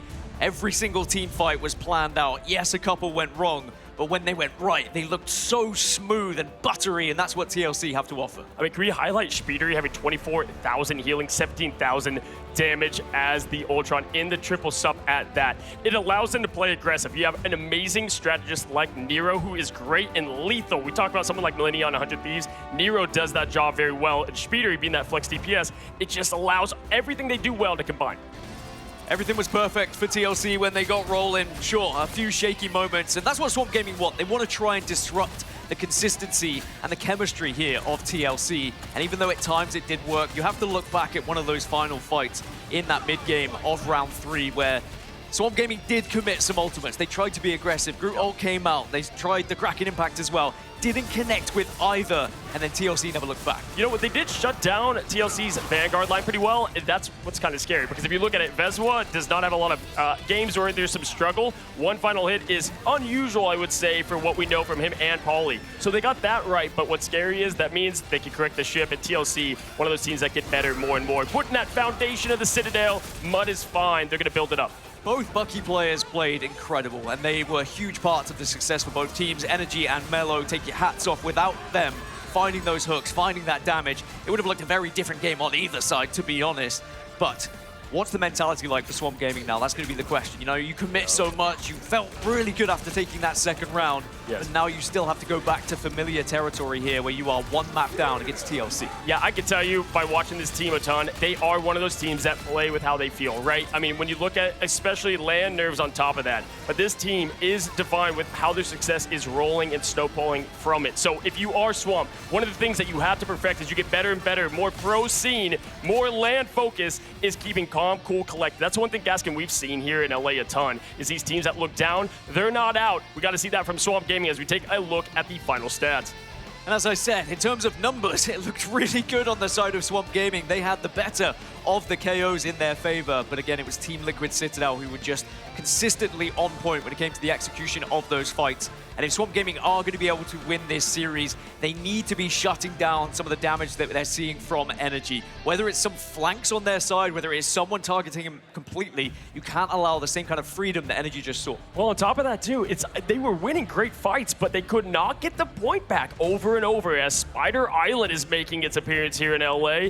Listen, a lot of map choices that Fox could go to. I like this choice for Swamp Gaming. Does really favor a lot of gameplay they want to do. And overall, I mean, Gaskin, they're hoping that this is a map they just feel like they've got that advantage on that TLC may not have as much of those scrimbucks. Yeah, we did see Swamp Gaming lose Spider Islands during the online play, but that is a good chance for them to look at what went wrong and how they're going to rectify this with practice. And I do think that Swamp have had a lot cooking coming into this event. I actually saw a comment from Melo in the game chat there where he said, our prep didn't go this far. We thought we were going to win map one. Well, you've got to be prepared for what could happen if things go wrong. And Swamp Gaming, we know that they are fantastic players, right? They have the capability to get back into this one, but it's always going to hurt losing that first map. And that is why it's so important to have that domination as one of your best game modes, because all paths lead through it. Best of three, it's so hard to get that momentum, not once, but twice, right? Getting perfect twice against a team like TLC, not going to be an easy task, but Swamp Gaming, they do not want to be known as underdogs anymore. This is their chance to prove it. You're live on the biggest stage. We have ourselves a big ban phase coming up. Now, if you look at the last one, I felt like they both had great strategies, but what do you want to see change? Well, I think a lot is going to change naturally. You're going to get the mind games. You also get a different order in terms of who gets their first lock here. Remember, previously, Liquid were able to get their first lock. They did lock down that Ultron, but this time it's going to be Swamp Gaming who get the first protect on their side. Obviously, we have the Mantises. We know that, and we are going to see an instant Loki protect. Now, I know there's a few memes that are flowing around about the instant Loki protect at the moment, but clearly Swamp Gaming feel like this is going to help them. Kind of funny, too, because some of those memes originated, I believe, from the coach back in the day of Fox saying, first Loki protect, what are we doing? But hey, this is going to secure what they feel like they need on that backline play. One thing I saw is you looked at the strategist front. They had great final hits for Swamp Gaming. The damage, half of what they were able to put up there for TLC. You're going to get that Ultron save again. The old plan used to be ban out Speedery. Looks like things are changing now with that save. Well, they feel so comfortable with the Ultron, the extra healing that he provides, and also just the presence that Ultron has on the map as well as a flyer. It will be a one-sided Loki, so I don't hate that, especially after we've seen the Gambit ban on the other side from TLC. So Swamp Gaming just trying to answer back, and it is going to be once more Penny taken away. It's honestly relatively similar here, apart from the Loki Protect, of course, with Forky Dog being focused on that rocket. Yeah, they felt like that Adam Warlock really enabled the team to continue that fight. And even though there was a lot of answer back, and it kind of sometimes can force you to play Bucky, which Melophobia can't do, but what does that do? When you're playing one, it takes away the other. That's why that flex DPS role is so important, to be able to fill those gaps and allow Melophobia shining like we know they can. But the group band's going to be there. Vest unable to play the tree. This is going to be an interesting protect now then, just to finish things off for Swamp Gaming. Magneto has been often focused here and maybe should be, because we know the one-sided mag doesn't go down well and Swamp will decide to pick up the Magneto. On the other side though, we did see, I think we might see an Invisible Woman ban here, by the way. Yeah, absolutely. From TLC. Yes, it is going to be an Invisible Woman ban, and that makes sense because the Invisible Boundary was one of the key factors for Swamp Gaming. Just in general, Invisible Woman was looking so good on the side of SG that TLC looking to try and target a little bit here. No, absolutely. And hey, you know what? Starting out, I love the offensive pick here for Swamp Gaming, and having the one-sided Groot on this map in particular, I think can give a lot of value. These Vanguards aren't talked about enough what Scatter and Kraz can do. We've seen stronger play online than I've seen here in LAN when I continue to see this shine, because we say, hey, they took care of OUG pretty handily, but when we saw how OUG was not that shabby, it's kind of giving more to what we think of Swamp, but it's a big brother, little brother situation right now. They've got to prove they can fight up. Yeah, how many times have we seen these two play up against each other? They know each other inside and out. But now is a chance to switch things up. TLC look like they're going to go for a trip on their defensive side as we do get into Spider Islands, one of my favorite maps to play and to watch. It can be very difficult sometimes to break out of this first point. We are 15 seconds away to find out what America Seed is going to go up against Na'Vi and which will be sent back and down to the lower bracket. Now, folks, they did flash it for a quick second. That fastball special is something they like to run. Hulk not really solid in the meta at the moment, but the fastball is a Swamp special. Day's going to be on that storm we saw yesterday. Gates open. Here we go. Yeah, this is just an attempt to try and break through the potential trip that they thought they might be facing and will be facing. But can you actually connect with the damage off the back of it, and will Daze be able to avoid the damage himself? Absolutely. I mean, just getting so much firepower to enable this studs on the squad. Melophobia able to get that quick hit on Paulie, and that's going to open up the door right away. There's the rocket, bringing him right back to the action. But getting around that corner first and that aggression. This is typically the portal back right away. But right now, no one's falling. It's Energy picking up right where they left off yesterday on the bag. The one-sided rocket is going to play a huge part in this game as well. Just count those BRBs that influence this fight, because you won't have it on the other side for Swamp Gaming when they're defending.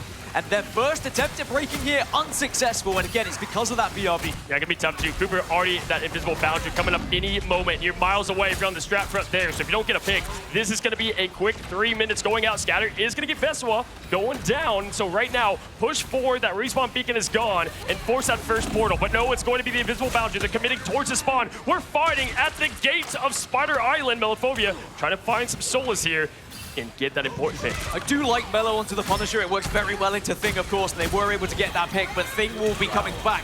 Instead, though, it's going to be a Groot from Kraz this time, it looks, by Veswa moving over as Scatter Genji trying his hardest to protect everyone, and it's working out right now. Yeah, here comes Energy. Oh, he's floating the Strange momentarily, even with that team wipe. Looks like he's going to go ahead and stick to that meteor in that he has locked and loaded. Maybe someone else will pick it up on the team, or they'll choose to use that portal a little bit later there on the higher ground. Either way, good job by Swamp Gaming, kind of cut things up quick. Either way, Daze having that Omega Hurricane is a quick way to force out anything they have. And right now, it's only Nero. Speedery still 20% behind. It's an early portal, but we know what Vest could do as well. From Doctor Strange, they opt to go onto the high ground, get behind enemy lines, and use this psionic seduction to their advantage. Absolutely. That was going to be a big all eyes on the thighs. Paulie trying to get his best here as the Groot ult is going to try to make that difference here shortly as Kraz looking. Melophobia, all the bullets have a name. Great Castle looking for that hit, but the kite is too good for TLC. It did force them away, and it looks like Paulie might be stuck on their own, but they are able to get away, and a little bit of help came from elsewhere as now Krazman bullying once more, and does have the Strangling Prison to use here. Oh, this is everything coming out. It is all the glory. Scatter goes up, slams down. Goodbye, Speedery, and your ult as well. Finds the neutral. It's the front line. Day's gonna get more, but everybody coming back once again from Nero. Finding that Born again, using the Meteor M on the rocket was huge, but that leaves Adam ready to rise. It's all eyes onto Kraz. The Strangling Prison doesn't really connect with enough, but Scatter is able to find one on the Speedery, so it is a 6v5 despite the Born again. Veswa, what have you got for us? He finds three! It's huge! It's Nero off the back of it, finds the first, and Swamp are gonna have to fall back. It's not gonna be a first point just yet. The eye opens, it closes the opportunity as a minute is on the clock, and this will certainly be all that is it, as Swamp Gaming used everything to try to secure that win. But Vest soul domination last and said, let's see what I can do, as Valentina Eve is gonna be the most important member. Keep it alive, staying healthy. You've got one fight to make it. TLC switching off the Adam Warlock after they found the success from the Karmic Revival as well, because they are recognizing they have 40 seconds. They could do it here. You can hold it now, probably before that Karmic Revival even becomes part of the equation. Absolutely love the swap here to Speedery as a cat. And that is why right there, Forky Dog already taken out of the equation. Now what do you do? Final fight, 28 seconds. Gonna try to look for more, but Melophobia getting Paulie out with it. This is going, Oh, I love the eyes here on Speeder. Just trying to get this backline uncomfortable. Knows the task at him. Trying to go for Valentina Eve. It's going to be Speeder finding one. Now two. That's why they call him the best of the flex. They went for Valentina. Collateral damage found Melo. 10 seconds now for Swamp Gaming. Someone's going to have to touch to try and keep this portal alive as Melo desperately switches over. 3 seconds left. Melophobia trying to summon the magic. It will not be quick enough. The same story remains. It's a one-sided rivalry. It is TLC 2-0ing Swamp. Not quite yet. There is still going to be a chance, of course, but they did manage to find themselves with a successful hold. And now we'll have to see whether we can see an even better one from Swamp Gaming. But remember what we spoke about. You don't have that rocket. You don't have the BRB. Are you going to try and go for the Adam Warlock as well? Or will this be Team Liquid Citadel doing what they always do to Swamp Gaming and bullying their way through against their little brothers? Yeah, listen, after 3 matches, I'm the one that skipped to the end of the book, right? Just go ahead and read it. I'm like, all right, hold on. There's still some good storyline to be had here. Either way, this would be a great story, right? If Swamp is somehow able to make things muddy enough to keep this team in it and their dream to follow. Looking at the stats here, what sticks out to you? I mean, just Scatter Genji had a lot of success, obviously, but I think that Energy needs the credit where credit is due. Again, the same kind of angles that were being found from TLC, Energy was a big part of that. It wasn't a bunch of damage, but it was successful KOs and final hits that really influenced fight after fight. But you always have to look back at the Adam Warlock, right? Sure. The difference maker, being in a good position at the right time, getting that Karmic Revival off. It was a full team Karmic Revival from TLC after Swamp Gaming had committed literally every ultimate they had available. Yeah, you know, but it's a hero moments over and over. The first map, it was Energy, then it was Vest, right? Getting those 3 for the Agamotto shut down any chances from that point on. Well said, my friend. 3, 2, 1 opens up the gates. We'll see how TLC chooses to attack. The Thing has been such a lethal hero thus far in LA. Well, Swamp Gaming, they have to defend and they have to hold. This seems like the perfect chance to go to a Razor listening. Let's see what Swamp have to say. We see Wolf? Wolf or no? Wolf dead. Oh no, it's not Wolf dead. Oh no, no. 3, 2, 1, 2. We see Wolf? Oh yeah, he was Wolf right. Wolf right, Wolf right, Wolf right. Yeah. Wolf right side. Done. Whoa. Their turn. No pass. Save. Love lamp. No. Okay, wait. 3, 2, 1. Walkie.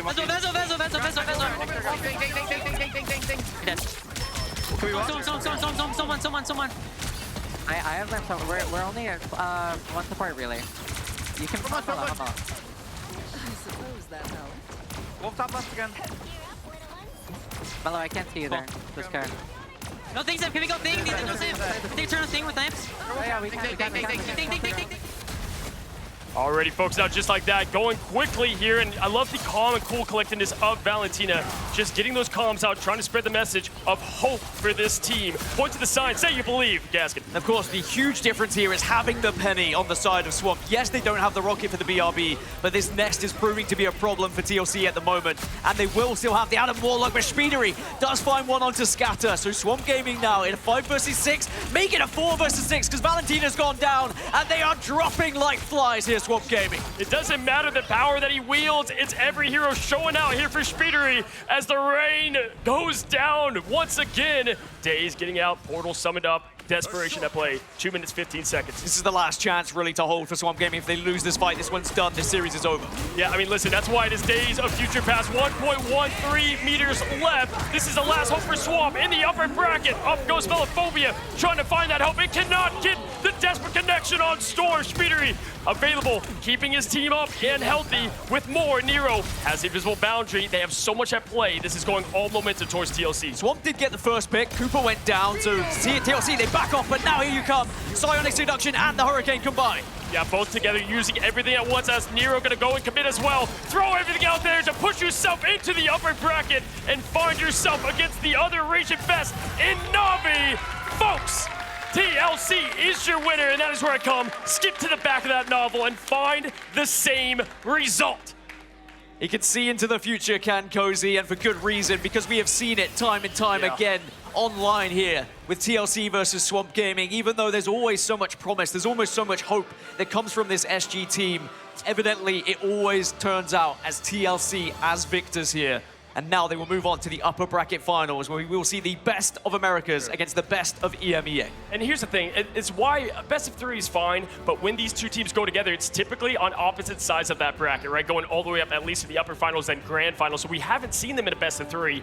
It never would have favored Swamp Gaming because typically the coaching, the adjustments is made late, and that is what has allowed them to have some competitive series, but this did look like, once again, a one-sided affair. Well, yesterday when we spoke to Fox, he said if we lose, it's because we didn't play well enough. I know what my team are capable of. I know we have the best players. Well, they will still have the chance to battle through that lower bracket. It is not done yet for Swamp Gaming. And what that means for those that are in America region fans, it puts what is our best of the best against their best of the best. EMEA, again, winning last 2 lands. This is their big hope to send them packing down to the lowers. TLC versus Na'Vi. I think everyone knew this was what was going to be the upper bracket final. There were some hopes from some of the other teams in the regions, of course, but now who's going to take that one? That's the real question, because TLC have been touted and touted as the favorites, but also we know how strong Na'Vi have been. Expect the expected. I mean, sometimes at LAN you get the Cinderella. We still have 2 remaining, but right now the upper bracket is proving the best of the best, Gaskin. The best of the best, and I'm very impressed with what TLC were able to offer there, whether it was from the ban phase or whether it was all the way down to the execution of their fights. Swamp Gaming sadly just could not keep up with the pace of Team Liquid Citadel. And as we look back at some of the replays, every single time TLC had an advantage in their fight, they made it count. Swamp Gaming just couldn't keep up with the damage output that we saw from TLC. And there were some moments of hope from Swamp Gaming, of course. They found their success. They had a relatively good ban draft, but in the end, it came down to those individual clutch moments from TLC that just made Swamp Gaming fall to that lower bracket. I do think that Swamp Gaming are going to have a fantastic lower bracket run, and I'm sure everyone is going to be terrified to try and face up against this team who is going to be hot on the heels of anyone in that lower bracket. As for TLC and their chances against Na'Vi, I think at this point it's going to be whoever plays best on the day. I know who I think is the favorite, but I'm slightly biased with all the TLC I have seen throughout this tournament so far, and of course throughout the online stages. But as we look at the stats, you pick out who you think was the key factor. For me, Energy played a massive part. It wasn't just the amount of KOs he was able to find, but it was the angles in which he was able to take down Swamp Gaming. Time and time again, Swamp Gaming found themselves losing a strategist to the damage that Energy was putting out. And even though we saw Cooper on that rocket, didn't necessarily play a huge factor in terms of damage, look at the amount of assists that came out in the end and the amount of healing you were able to find. And I think the BRB was a big difference, that's for sure. For Swamp Gaming, they go back to the drawing board. I am intrigued to see what Fox is going to say, because I know he's going to have a lot to say, as he always does. But it is TLC who come out as victors. Now, you might have thought Gaskin's talking for a while I was stalling, giving time for Cozy, who's down on the stage with some of TLC. Well, thank you, Gaskin and 616 Cozy, other variant here, folks. Ladies and gentlemen, give it up for TLC once again, proving they are the best in the America region with the matchup. I'm joined by Paulie and Speedery. And hey, listen, it's looked more of the same against Swamp Gaming. First, any words? I want to ask, do you wish them hope in their lower bracket run? I do. I mean, they're the second best team in the night, so I do hope. Well, they're our American brethren, so yeah, I wish the best for them. Awesome. Now, obviously, the story has been, and I've been highlighting, it's Na'Vi, it's TLC, back and forth. Ping is an issue online, but here at LAN, not so much. Any words to say right now to Na'Vi before we will eventually get to that matchup? What makes y'all better? I mean, it's just a roster. We're just all better mechanically, and I think that's just it. Yeah, I'd say much of the same thing. I think our players are just generally better mechanically, you know? I love it. Just simple science. We're just better. Either way, y'all are both players full on a team that has been close to greatness. What does it mean now moving up to this upper finals to get yourself to that grand finals at LAN, at Rivals? For me, it already means a lot because this is already my best LAN placement, guaranteed top 3, so I'm really happy about that. Speedery, last midseason finals. This man was on another team and was making it all the way there, close to greatness. How do you feel with this team making the difference for you, and what does it mean to you? Yeah, I feel much more confident with this squad than, last year, so hopefully we can get it done. Anything else you want to say to your viewers at home, fans of TLC and more? Gonna give you guys the floor one last time. I got something for Na'Vi. Good luck to you guys, but unfortunately, I have to bring NA the trophy. NA the trophy, Speedery. To the players of Na'Vi, let's have a fun match. Hey, I like it. We get the trophy. Let's have a fun match. Everybody's so nice around here, folks. Give it up one more time for TLC getting the win over Swamp Gaming. Getting to break it all down at the action. Tetsu, the desk. What do we got? We have some excellent points being brought up. That is the highest position we have seen so far for Poly and LAN, from Berber Patapim all the way to Citadel, now to Liquid Citadel, swapping regions, meaning that we are actually going to have a match of the teams who have poached players from each other's regions. Team Liquid Citadel stealing Poly from EMEA, and of course Na'Vi stealing Terra from the Americas. But I want to talk, we'll talk about that matchup soon. That's going to be coming up later. But I want to talk about the draft in particular. Ryan, we saw Ultron getting protected so much earlier. That strategy's been prevalent, but it's crept all the way up. I mean, I really like it. I think here, these two teams are very familiar with each other. They play each other consistently at this point, and it was Speedery that was the one playing the Ultron for the most part as well. Yeah. And I think, like, not only did he start to show up massively with the Storm right at the end there on attack, which was one of the things that made Team Liquid Citadel look really good on Yggdrasil against Rad yesterday, but it's the fact that it really opens up the draft because it forces Swamp to have to ban the Penny, which means that you basically confirm that you're playing triple strategist with the Ultron, right, as a protect. But then you don't have enough bans to get rid of some of the other strong strategists, so... And it wasn't even one-sided.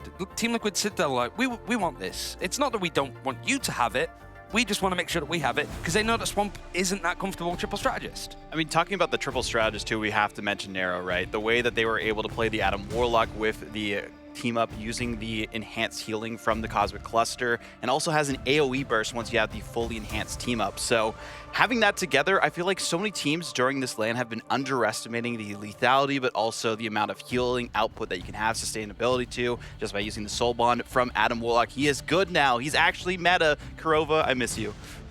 The Adam has been very impactful. It was great to see. You already mentioned just how well it synergizes with that Ultron. But Ryan, if we're talking about synergy, TLC just looked to be perfectly in sync, and especially on Domination. Our first map of that series, the stats are so much in their favor. It's ridiculous. 26-0 across the year. And I think the crazy one is like, so, okay, like 26 games, how many, like 2 rounds is that? 52, right? You need 52 rounds to win 26 games. They've only dropped like 6 rounds of Domination full stop. And that was the only one that they've dropped on Benim T'Challa this year, for one. So they're going to be like, guys, we've got to do better. We've started the season in like April. We're now getting into August and we lost the first round. But also, like, it's only the second time that Swamp were able to actually take a round off of them in Domination. It's like, yeah, we lost to Stick Drift and Lunex right at the start of the year. They're the only teams that have done any damage to Team Liquid Citadel over on Domination. It's too good for them. But then you go to Spider Islands, where Swamp have taken a couple of maps from them. They got full held, the same as last time that we saw from Stage 1. But we also saw a rare appearance from the Wolverine. It's creeping in every now and again, but not finding the success that maybe Swamp were looking for. No, I mean, a lot of teams like to play the Wolverine. Some of them try to do the Gamma Fastball, as it's called now, with the Hulk. No longer has the team up with the Thing, unfortunately. And I feel like that was what made it so good before. And what was so good for Swamp in the past is being able to use the Thing and also Hulk to just toss back and forth this Wolverine that could just be a menace of Canadian rage. But unfortunately, it was not enough this go around. Maybe they'll find some composition that works a little bit better for it, but a good try nonetheless. We also saw a little bit of that rivalry that has started forming. We mentioned earlier that Terra called out iRemix on 100 Thieves with the first pick on the first protect on the Loki, and then later on Virtus.pro tried it and it did not work. But Ryan, we saw it come in here and it was maybe a little bit more successful. How are we feeling about Loki starting to creep in early into the protects here? I mean, just for the nature of the character, for one, like the ability to copy some of the ultimates, and we're seeing a lot more better play from strategists, notably like Gen G, who we're going to see later on. Even when there's like Gambit not available on their side, that you see like the Skittles go, my like Royal Flush, I'm going to use it. And so you see a little bit more aggression. Even if Gambit is one-sided, Loki provides some opportunity to just counterattack, and it's hard to gauge with how that plays out. I think a big thing here too is the Vibrant Vitality team up, right? The way that you're able to use the regeneration domain and have the damage boost from that as well makes it so that you have just another iteration of damage that you can increase for your team. Storm, Loki, you have the Rocket Raccoon with Cosmic Yarn Amplifier. Mantis has never seen the light of day, so they gotta use something. That's one of the main reasons why, right? Yeah. It's like, because that team up in itself would just be best in slot. It would. We have found out our upper bracket finals. Na'Vi and Team Liquid Citadel are sitting up there, but we have more elimination games coming up as well today. There's so much more action here at the mid-season finals. We are just having a delight, but we do need to head to a break to make sure that we can get those games set up. Do not go anywhere. More action coming up after this.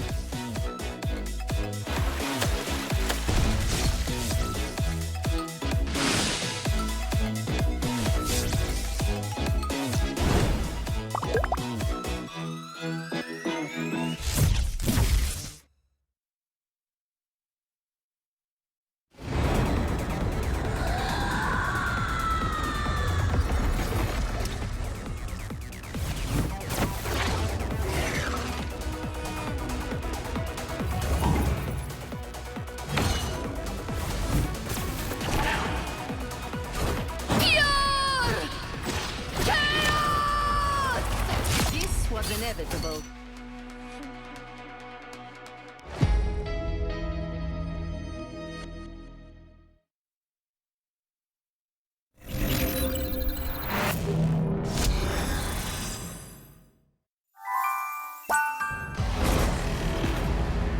There is only one path to peace, the Avengers' extinction.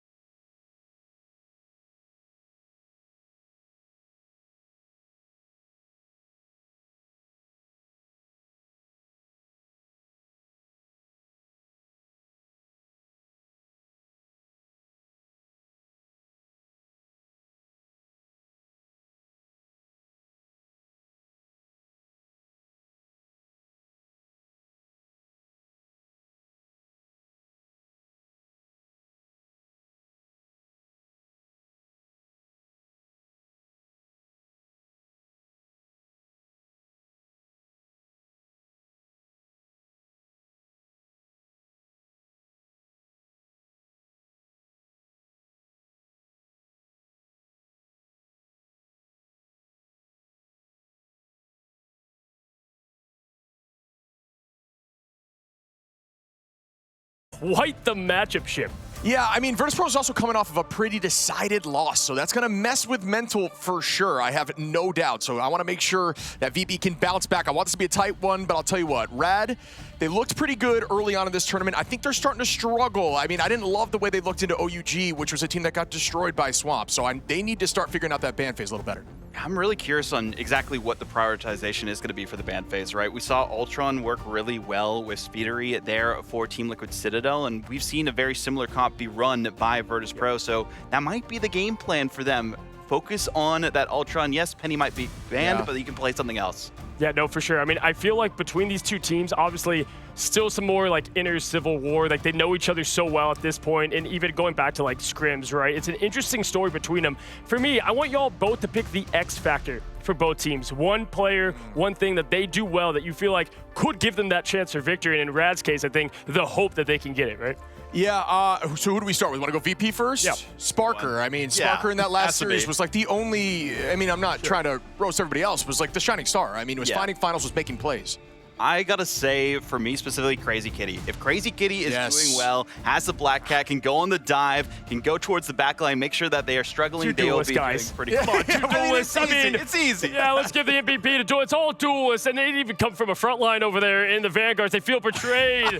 No, but that is a good point. I mean, listen. I was going to say pick something different. I would say when Rad has looked comfortable, which, let's be honest, even though they're where they're at, it hasn't been a comfortable ride at all, or cozy ride, you might say. But I do feel like in playing stage to here, it does feel like the front line and Lugigo and Ducky has felt more solid over what was yesterday. That's going to be the difference for me. I need to see how they measure up to someone like Finzi, Nivix. Those are obviously who we know they are as such great players. Yeah, Ducky's super solid. Lugigo, the one thing I will say is I think he's disgusting as he can play some really unique heroes, but I'm not loving some of the more off-meta stuff. I don't love the Rogue right now. We haven't seen a ton of success with it, so I get iffy when I see that out there. Yeah, one thing to focus on, I think, too, in terms of that ban draft we were talking about earlier, is Ducky's Groot. Ducky, I think, honestly, is the best Groot in the game right now, and the way that we've seen them really evolve throughout the play-in stage to now and really pop off with that hero, depending on, on Convoy, even on Domination, they have looked so strong. But I do know Virtus.pro do love prioritizing a Gambit save, and well, Gambit's pretty good at cleansing those strangling prisons. I feel like too, I mean, obviously best of 5 changes the story a lot. I'm going to be honest, I'm just a big proponent. I think it should always be best of 5 in stakes like this, right? Because it allows that time for the teams to shine, the players too as well, and those micro adjustments, because we've seen often, especially in Rad's case, that sometimes it just comes down to the small things to pull off that win, Ship. Yeah, one thing that cannot happen here, though, is VP cannot allow the one-sided mag in Gambit again. That was just kind of a shock to me. Vod, you and I talked about this in the green room. I mean, I don't know exactly what their game plan was there. They wanted to play, the Penny Ultron composition with the Adam Warlock. We saw the Elsa work out well. It was the perfect Penny comp you could ever want, but it was not the right one. There was counters to it. The Storm, I think, is a good answer. Yeah, Domination to start things off. I mean, obviously we said why best of 3, it's so important to get the win here. But either way, looking at how VP plays, I mean, we're starting to see God's bleed, right? Over and over, I think VP has this entire persona about how this team plays. And certainly, I mean, you look at some of the players, they are represented as, to a lot, like the GOATs, right? Yeah. I don't think Rad gives a damn there, Ship. And this is a new thing for them, being the lower side of the bracket. They haven't really been tested with their backs against the wall like this, so this could be shaking their mentals. I think a big thing, too, we saw Krakoa just earlier from Virtus.pro, so Rad has a lot of footage already on VP from this map from today, so they probably know, okay, what were they playing? What were they good at? This is what we can look at. Usually you get the advantage when you're in the uppers looking at the lowers, right, is what we've seen, but in this case, it's the other side, and this coach right here always has some prep. He did elect last time to go for a Black Cat and a Daredevil ban up in the upper bracket earlier. I think we might see, I mean, it's interesting, right? Because if you look at, I feel like, obviously we've talked about Crazy Kitty so much. That's the matchup that I think is so important to kind of hold strong there. Who can get the most value of distraction, but also sometimes it's that one-on-one quick hit, make it a quick 6v5 Ship. But I think Kitty wins on the Black Cat fight. Oh, it does. So like that might have to be a prio. I'm curious to see what VP's going to do. They need to change the ban phase up. We talked about it. But yeah, I'm looking forward to seeing it. I mean, speaking of that ban phase as well, looking at the series we saw ahead of time, Thing was a save both times for the second one. That's where they got the win against Gen G, and this is kind of a similar team to Gen G, right? They like to play scrappy. They have some more flexibility, some dive capabilities as well. But I feel like Rad is even stronger in that category with Crazy Kitty. It just leans to their strengths. I mean, yeah, I mean, you said it best, and that's why we're seeing a lot of these one-sided things trying to happen with that, because do you want to go that more aggressive angle, or if it's a one-sided mag case, it's kind of like controlling the chaos, if you will. How many times did we see just then from TLC and Swamp, like quick poly bubbles? You don't see those things when you're watching the chaos, but they matter massively for team wipes, your strats in the back ship. Yeah, I mean, mid-flight in a Wolverine ult, catching a bubble to save. Like, I mean, that's just insane reaction time, really, really, high-level play. But I think, again, Nevix on that thing has been a problem, yeah. One thing we haven't talked about, and this must be in the minds of Virtus Pro, is that in the preseason, they were in this exact same position. Lost to Na'Vi in the upper bracket, Rad took them down and made them have the lowest placement they have ever had. Could happen here again. Can I say, if Rad is able to win this game, now they are dangerous. This would be a massive win for them as players. Obviously, we say they speed run the emotions. We find ourselves in the pick and ban now, ready to roll. The Ultron save, Vaudable. Yeah, well done. I was hoping Virtus Pro would be the ones to do it, but it's Rad that actually read the playbook well. Shout out to Dennis, as we were talking about before, and there's going to be the mag ban right afterwards. Typically, it's the Penny instead, so maybe Rad's going to be trying to pull a page out of that composition. Yeah, one of Virtus Pros here trying to get that one-sided mag. We'll see in a moment as the lock comes in. But yeah, what a call there on the Ultron. That comp really has been kind of a mainstay of today. It's just not really been consistent in the tournament. They were thinking there, right? I saw, it's like they're trying to decide what they want to do with this save. And I feel like when you look at what they have available, you could go with that one-sided mag. They choose to get themselves the Gambit and equip what is so known of this team and the backline. I love the decision, Vaughn. The buff rogue, I respect that as well. Tones, I can't tell you. It's the Rad fans for sure, and yeah, I definitely agree. You know, Xiong was in the building. Maybe he'll see that at some point, but even then, stop bothering the man. By the way, give her HP back specifically. You love to see it either way, and there's the opposition of having a one-sided Ultron, and we have seen that really come out to light, Shib. I mean, right now I'm in favor. I love what I'm seeing there from the top. Yeah, one-sided Ultron, removing the Loki across the board. Loki's, that Vibrant Vitality in this meta, it's just too much to handle, especially when they don't miss shots at this level of play. It's what was banned out all the time previously before the teamless became a permanent thing, and now you just have access to it. That's why we're seeing more first Loki saves than ever before. Still get themselves the one-sided mag this late is disgusting. Yeah. That's deep. I mean, it's weird because it's all about what they're expecting, what they see in scrims against teams like this, so they have their own decision-making process. But from a top-level POV, the mag has been a problem across the board and keeps winning even in the one-sided Gambit versus one-sided mag matchup. The Invis ban is very interesting. I think that's to make it so that Crazy Kitty can go out and play that dive, as we were talking about before. But we do see the Adam save, and that's exactly what we had happen with TLC. Yeah, we've honestly seen the team that saves Adam last year in Dom come up successful most of the time, even outside of Dom. I mean, it's such a huge thing you can add when either things are going wrong or just go right out the gates with a good old 3-3. Could be a penny ban here, too, because they saw that the Ultron was locked in. It has to force it, right? Yeah. I think they're forcing it. That's a good. You have to do that. I'm happy they made the decision. What year is this? 2020. It's like crazy to see it. I'm going to go ahead and say one word. You go ahead. What is going to win? VP, Rad, first for Dom. VP. I'm going Rad. Going Rad. You know what? I'm going to believe in that Cinderella story. I'm going Rad as well. Take it away, casters, for our first match of Rad and VP. A little bit of a Cinderella yourself there, Cozy, but Ryan and I are ready to weave our own fairy tales here between two teams we are eminently familiar with. Yeah, it's been a bit of a horror story for Virtus Pro when it comes to going up against this Rad team in the elimination bracket. It was Rad that took the reigning champions of Virtus Pro out of pre-season, but both teams are qualified. Both teams played against each other after they had got qualification for mid-season finals, but Lugia was out sick. Wasn't really too much to say about it. Seeding game, it felt like this is the matchup that I think Rad were wanting, and Virtus Pro were maybe a little bit scared to repeat.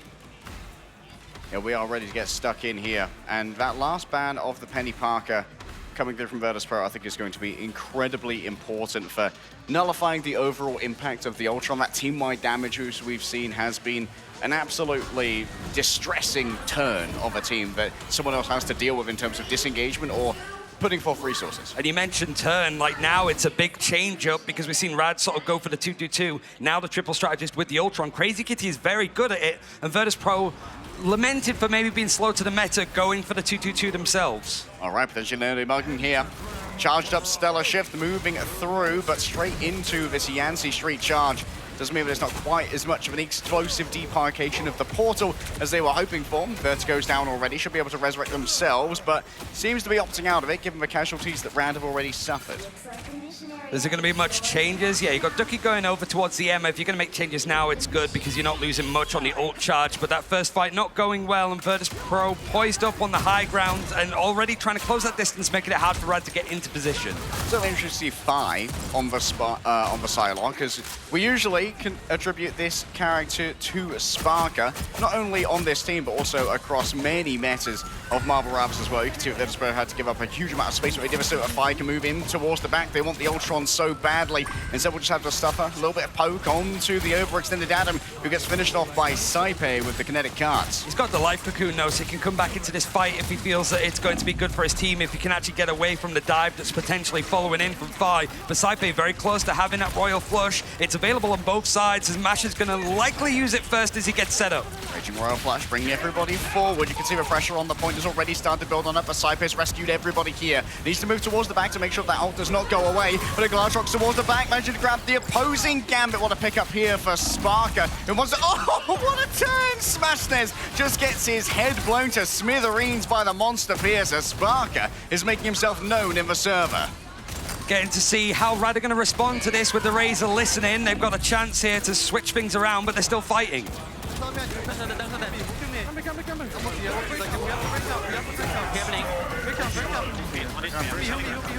It's broken. Work with Thanos. If you look at Thanos, I'm looking at... Ty's gonna have ult. Keep your leg. They're out. I don't have link. I used for... I can look on mine on top, maybe. Get your head on this. Can join. Careful for the thing. I think you can just sponge them. Yeah.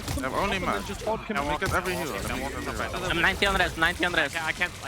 Tell me. Side's gonna go about. I don't think. Looking back. I can time maybe. I'm gonna grab back. I live. Back. And that's going to be a big punishment there of the man called out by Ducky and followed up on by the remainder of Rad. However, Fincy will return, courtesy of the Battle Recall Beacon. And towards even Stevens, Fire's going to try and turn this one around. Down to the Butterflies towards the back. Can they catch up to Mash? No, too fast on his feet. And fast on the resurrections as well. Vertigo brings back Ducky, and so it's a fully staffed front line for Rad to try and hold this point. It's only the one that they brought back, but it's forced Virtus.pro to rethink how they want to fight this, but they were trying to disengage and smash theirs with the Apex Predators, brought Fincy back into the fold. And Fincy doesn't have the speed to escape the clutches of the Wolfpack. They tear at his flesh and tear him apart. It's a little bit feral, but that's the kind of expectation from Crazy Kitty. This time Smashnez, who has absolutely warmed up to the occasion, playing on LAN with Rad for the first time. Seen this organization at mid-season finals before, but here, very different squad that is very scary against the likes of VP. Trying to regain control as overtime is about to hit. All right, Saipe ready to rush everyone forward. The Raging Royal Flush is going to take so much space away from Rad. Will they be able to answer it? Mash is still 12% away from having his own answer here, as Fire's got a couple of hostages in this back room. Sparker looking for an opening to try and lay down the Apex Predator. Already though, Virtus.pro get the flip, and Rad is taking it slow. They've managed to get this point onto hand, but Rad have got that Royal Flush themselves ready to build up. Crazy Kid has just got the Rage of Ultron taken out, but Sparker finds the right target. They're going to invest with only 5 here. Rad believe it's winnable in a 5 versus 6, but we still haven't dealt with Sparker on the off angle. Ducky moving forward, fully charged with a Sonic Beam. Fincy casting up to the damage, and only the thing is here to try and make it work. Out comes the Sonic Seduction. Saipe is charmed in the back, but has some cover to try and work with. Vertigo gets the angle, and only the remainders of Virtus.pro can try and keep this one contested.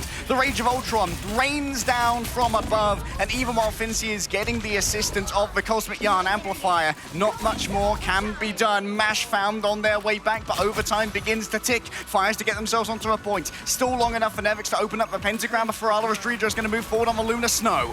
And there's only 3 players alive on the objective for Rad. Crazy Kid is going to be able to come back. Vertigo bringing himself into the fray with the live cocoon, but Lugia goes on down. The numbers are back for VP, and ultimates are plenty.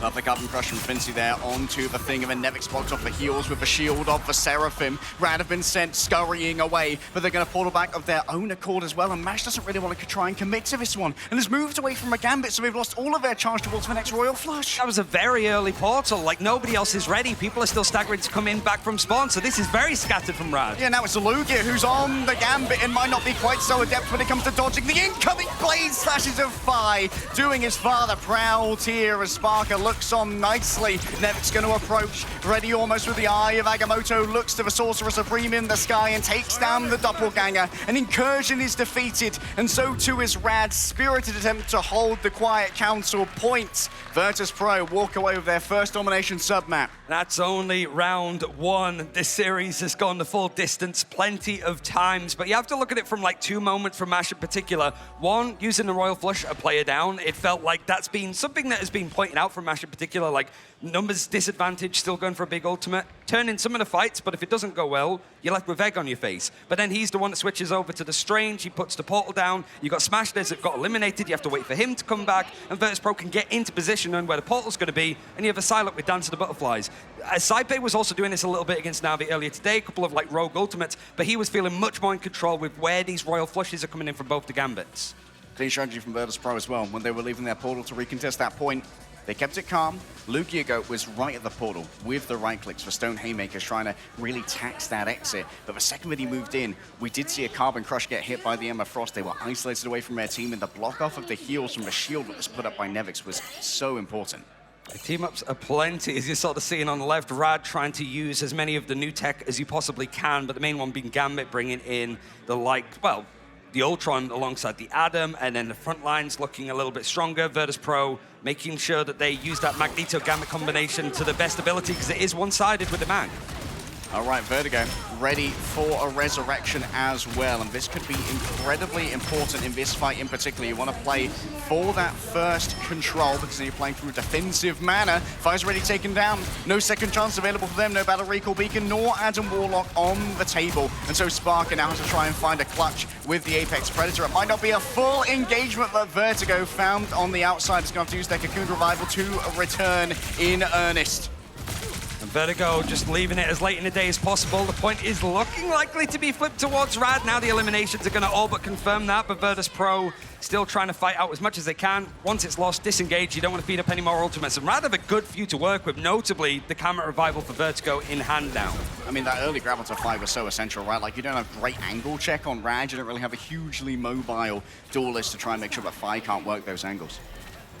Virtus.pro, you're sort of almost playing like an older composition, right? Outside of like the Gambit Elsa introductions towards the end of Ignite beforehand, you've got that front line of Fincy Nevix playing that old Vanguard front line that we saw like, pretty much mid-season finals last year. Rad want to try and get out there. Lugia's in a good position to try and take these picks, but the Royal Flush for Saipei sending in. Raging Royal Flush met by Crazy Kitty. The Rage of Ultron will be well known here as the Meteor M kicks to the skies, and Nevix with the airball midway through the flight. Unbelievable stuff. Vertigo is going to be threatening the resurrection. The Mad Cannon's exactly what Nevix needed, and so there's no second chances for this one. Rad are going to lose control. It seemed that that fight was like lost a good while ago, but Rad did well to sort of get it up an extra like 5-10%. Virtus.pro controlling hand, and now it feels that Rad just want to try and match these Royal Flushes. Rage of Ultron so quick to build that might be able to teeter stuff on the edge. So Nevix doing so well with the Meteor M to just make sure that one of those three pesky strategists are out, and it wasn't a great opportunity for a Camera Revival to come in either for Vertigo. Vinci standing on business. Those things start to get a little bit hairy. They can just pop this Sonic Seduction and force a disengage from Rad. Going to be losing some HP at the back of a Soul Siphon, but already Smash Net is taken down by Nevix. These iron volleys are just so precise. And what there is with democratization of damage, courtesy of the Soul Bond, finally to make sure that they get out of this one alive, is trying to confuse with the clone, but oh no, it's an absolute scuff. Disengage, Fi can't go anywhere. He's just trying to back out, got caught on the corner, so Rad having a good opportunity to try and actually flip the point in the end, but Virtus.pro is so good around playing the objective, they're going to stall for a good amount of time. And Rad, despite things now, trying to retreat themselves into that fight, into that fray, and the Apex Predator trying to catch out on targets, finding Dreedro, but the point is still in hands of VP. All in onto Dreedro, one slapped back here, Mash goes down to Sparker, but the Smashners manages to win their duel and then turn upon Fi and make his presence known. Rad are back in control. We've got to say, like, looking at Fi, he was the first one to sort of go down in that engagement. Sparker trying to go into this Elsa head-to-head. Not seeing a Black Widow on either side. Notably for Rad, like, Smash There's feeling a lot more comfortable on what was the queen of the meta at the start of this year with the Elsa. Full instinct, but obviously using the ultimate doesn't have too much offensively to go for. Even the likes of Silent Seduction available for Ducky might want to use it now with that Royal Flush being used again from Saipei. Yeah, Silent Seduction is going to keep them at bay, wasting the time with that Raging Royal Flush. A quick bit of control there onto Sparker, but Fi manages to get out with their life life for now. Ducky avoids being charmed, grabbing their primary threat, but can't quite get the spinning kick that's needed to deliver the burst damage, and so Vertigo is forced to use the Karmic Revival to bring back the fallen members of Rad. They've got plenty of ults to try and work with them now. 2 strategist ults on the backhand side. In fact, if they would like for it, they are going to be down Vertigo for the majority of this, as Srijo's going to drag everyone forward with the fate of both worlds. Surely Mash has to respond, and the call and response is going to be the Raging Royal Flush. Crazy Kitty finds one, Smash, there's 2 on the other side, and already Fincy has deployed the Pentagram of Ferala for some backhanded attempt at a back cap. My goodness, Nevix just floats above them, gets rid of Smashnez. Vertigo's going to go down as well. Rad, they don't even need to deploy a portal here, as they can give it up. They've got some breathing room. How has it turned out like this? Rad seemed to be a player down, used the Royal Flush, turned the fight, but it's another amazing portal from Virtus.pro to actually flip the objective. Means that if we get stalled in OT, it's not going to be available next time. But Rad, they almost just let the point flip with VP going for that contest in itself. It was just a huge error, and VP have capitalized off of it. Nevix now, though, has lost the anchor on his team up for Magneto, and so that clone won't last forever. No, not even slightly. Finzy staying over on his character might be able to build up an Eye of Agamotto when things start to close out on the distance, but a Rage of Ultron from Crazy Kitty is going to be the thing that maybe starts things up for this engagement, and Lugia with the clobber time needs to get in close. He's always close. Oh, but he's taken so much damage. The monster Piercer just breaks through that meaty HP bar in a matter of seconds. Rad have claimed space. On the point, though, Apex Predator towards the back. It grabs in Nevix. The follow-up's going to be there. Smashnez now knows that the future of Rad is in his hands. Looks to spark it towards the outside, but doesn't want to take an undermanned fight. Instead, Cypher and Firemake moves towards the back. Extra movement speed is teleported away from here as you find the stragglers on the other side. Smashnez goes down. Crazy Kitty's next. And Rad, they've been scattered to the 4 winds. They don't really have the return reinforcements that they need. Everyone has to pile in through the portal. Lugia goes finally here, and Mash has been found on the other side. A little bit appeal for themselves off the back of a team up, but Fi's just there on the chase. Vertigo's returning 40% away from the Karmic Revival. Rad are all out of options, all out of second chances, and all out of mulligans. Despite Smashnez's spirited attempt, surely Virtus.pro are just going to get in here and dominate on the point. Only way to describe that, I think, for Virtus.pro was poised. It felt that when the chaos started to reign, Saipei's ultimates were pretty much perfect every single time they needed to be with the Gambit to find those right kind of fights. But even stuff like Finzy, calm going for the portal contest, not letting it go to a round 3. Rad, I think you look back at that and you go, there's a lot of errors there that could have cost us this one because it was close. 99% to 99% on both of these 2 points. And Fi actually, I mean, one of the players to sort of highlight going over towards the Psylocke, having a good performance, but it really just gives, I guess, Sparker that freedom to just be that hit scan player, because he was like a sort of Psylocke beforehand in the early days when he played on like Team Cats. Now he's the hit scan, and Fi can be the melee character, which would include, I guess, Psylocke in that category. 11 final hits for Fi, who was MVP at the end of round 1 as well. And for Virtus.pro, this is going to be a little bit of a buoying of the confidence after they kind of got read really strongly by Na'Vi in our first series of the day. And I think one thing for like Virtus.pro playing up against Triple Strategist, this is a team, I guess similar, like Swamp has it said about them as well, where it's just like they don't really play Triple Strategist. Virtus.pro, when they look bad, it's like they're behind on the meta, whether it is Triple Vanguard, Triple Strategist, something that isn't 2-2-2. They pretty much keep it very casual and very straightforward. And even with Rad trying to change things up to go for this first strategy themselves, it felt that Virtus.pro was still in control. Having the damage, you have to highlight players like Smash, there's 15 final hits, but he's the only duelist. He has it all to do himself, which feels like Crazy Kitty is a great player, really good Ultron. You need some more of that offensive capability just to open the map up a little bit more for Smash to get those hits. Yeah, like Crazy Kitty, as you said, good Ultron, but doesn't quite have the agency that he has on something like a Daredevil or a Black Cat, or even the Human Torch occasionally from Crazy Kitty. And I think being able to have this like double-angled like pincer of duelists from Virtus.pro did allow them to really force some different positions coming through from Rad and catch Mash out a couple of times. You'd have to imagine now if Rad, when they go down a map, has been the Halls of Jallia to come out against the likes of 100 Thieves, Reject, and Team Liquid Citadel. And notably, that Team Liquid Citadel game they won. Feels that Virtus.pro are going to probably expect that that would be the map of choice here. I mean, it's been like 3 picks, all of which going towards Rad. But you have to think of it like the best of 5, right? That we are going to potentially see other dominations come up.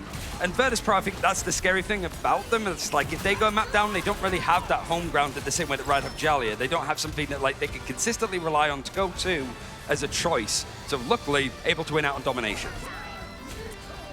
Yeah, the choice of stopgap against Na'Vi was the Arako, which is a very rare pick, and maybe was a specialized pick against Na'Vi to go, okay, let's go to a zone where we haven't really fought Na'Vi before. Maybe they won't be as familiar with our strategy. Maybe they aren't as familiar with our game. But now that that's out there, now that the data's out in the wild, you bet that Rad were watching that series with bated breath to try and figure out everything they could about Virtus.pro. And I think with, you look at the sort of stats, certainly towards like the duelists, it's always going to be like your hit scan players doing like maybe 10k damage more. In this case, on the side of like Sparker, 28k damage, 19 for Fi. But the one thing you don't see on this graphic is final hits. It's 16 for Sparker and 11 for Fi. And I think some of those games that VP haven't looked as good, it has been like Fi doing a lot less damage. That's natural, that's expected. But like having 4 final hits, just not enough. He's not involved in the fight enough because he's been peeled 4. It felt that Rad couldn't quite get a hold of him on the Psylocke, and it is Spider Islands that we're going to. Spider Islands. We just saw this between Swamp and TLC. And both of these spawn holds were absolutely brutal to try and contend with. Maybe this is a world where we could see a pivot into something like a Storm ban in order to make those spawn holds all the more hardy. I mean, I'm surprised that we haven't seen some of the Storm bans come out with just what like Speederly has been able to do on it here, but we haven't seen Virtus.pro play Spider Islands at all this year. So the last time that we would have seen it would have been the Grand Finals, played up against the likes of Na'Vi. Very close games, some of them, but overall this has been a map that has been fairly comfortable for Virtus.pro across their history, but this was also the first map that they ever dropped to Team Peps back at the Invitational. Oh man, you are bringing up the ancient lore. The dwarves wrote that on mithril tablets. Yeah. It's the oldies, but they're the goodies as well. So Rad is a bit more of like a surprise, but it has been a good map for them. They beat Pulsar. I remember that game as well because that was in stage 1 groups. They were like looking at Crisis, trying to actually ban around it because he's sort of gone to the strategist. Fortunately not here. Certainly one of the highlight moments at Grand Finals when he just came in, snapped on Virtus.pro in one map and then dipped. That's all, folks. Yeah, pretty much. But it is like a Heretics. Last time we did see Rad play, it was a full push. So this is Rad actually being able to push towards the end of the map consistently, and it does look like they're going to be attacking first. A little bit more priority here, going towards Ducky and Lugia's hero pool, for Magneto being saved first to allow for that fragging power off the back of the Chaos Blade that can be offered over to Magneto. A Loki taken away, has been creeping into the early ban phase now, as Loki is, of course, as powerful as ever. Yeah, I mean, especially on Convoy, it's almost been like a first protect. It just didn't know specific scenarios, just to have something if it's going to be a double rocket, double gambit, even like the Camera Revival, having a copy of that with an invisible boundary. There's just too many strategists to actually take out triple strategist on a map like this. So it is surprising that Rad haven't gone for the Ultron Protect. It's a little bit scary that they might have gone, okay, it didn't work on Domination. Right out the window. Yeah. I don't think it's that as such. I think it is just Magneto for both these teams trying to draw the line and eke things further on as you start pushing is necessary and needed, especially the bulwarks for some more sustenance. Okay, simultaneous ban going to come through here now from both of our teams. Adam's still on the table. Penny still on the table, of course. Oh yeah, everyone's making sure there are no second chances. The Mortal Coil has been unwound. It's now just a mortal line. You are up or you are down. Other than the Rocket Beacon, I suppose. We don't talk about the Rocket. Yeah, we've seen less of Rocket. It hasn't been quite like the big ban of it beforehand, but you've already taken out Loki for all of the different reasons, to team up with Mantis and stuff. Even when it isn't enhanced, it's still pretty good. But the Invisible Boundary is going to be protected for VP to just sort of allow a little bit more of that hold, I suppose. It's just making sure that you have something as like a main strategist to pump out that healing, even though like Gambit's still available on both sides. Never mind, Rad have just taken it and made it one-sided. Yeah, it does seem like with Gambit being on the table and protecting Invis, this better be a very strong pocket strat from Virtus.pro to leave that Gambit on the table and allow for Rad to snatch it away from him. Weave equals snatched, Ryan. I'm also a little bit surprised of like it's going to be a one-sided invis that's been hovered over. Ultron not touched by either team. Penny not touched by either team. So that team up, I imagine, is going to come out in full force. A team-wide damage boost and a bunch of healing for everybody. Very Marvel Rivals 9.0. Yep. And I think you've got Ji Young in the audience of just like, yeah, this was one of the like adjustments. I was very excited to see Ultron. Like, I really like playing him, but I'm like, in like 2-2-2, I would like to be able to play Ultron. But even then, it's like, yeah, this seems a little bit egregious, right? But that's just, you know, the triple strategist side of stuff. It's always a problem. It's always available. And I am curious to see with Virtus.pro, they had really sort of nailed down the triple Vanguard, triple strategist compositions on stuff like Yggdrasil, like during Ignite across its whole like inaugural year of last year. Seems like maybe now it's going to be what they roll out with. but the storm is in the sky, and it's in the shape of a Crazy Kitty. I mean, Crazy Kitty's one of those like original Storm Human Torch players, like in the Frost Mountain vibe, right? Like, these are people who are very vertically gifted when it comes to these flying characters. I know Frost Mountain sat at home, just like, let me get on stage. This is my medal. Like, that's my girl. That's my character. He's the Leo meme. He was like, oh, yeah, I've been mentioned. Wait. So far, like, Rad's Gambit is available and open for Rad, so Mash doesn't have to worry about Saipei matching him on the other side, but it is their map choice. They don't want to get full held like Swamp just did. All right, fine. Going to be holding the line here. With the additional power of the Chaos Blade at their back, this is going to be a Virtus Pro 3-3 that has a lot of damage behind it, including the Vibranium team up for Penny Park here as well to increase that fire rate.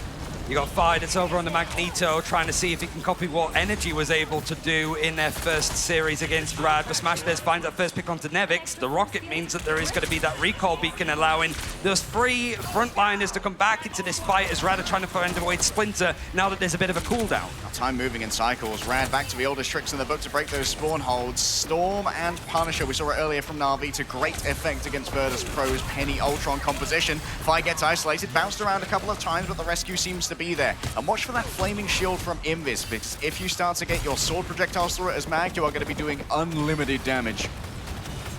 I mean, it's a whole, like, just cartoonish battle over on the objective, but with all of these on the ground when it comes to the Penny setup, now it's the Yan Amplify trying to push on through. Cosmic Yan Amplify is going to force a disengage here, but Virtus Pro aren't going to have anywhere to go for the second phase is what's interesting. They can wait out Saipei's ultimate because Virtus Pro can't really exit that invisible boundary safely, and that means the second it goes down, Mash is going to have the opening. Smashnez beginning to cook. Down goes the unlimited ammo. Mash waits in the back with the Raging Royal Flush and is still hoping that Virtus Pro will give away more ground to the turns that are being taken by Rad before they have to commit.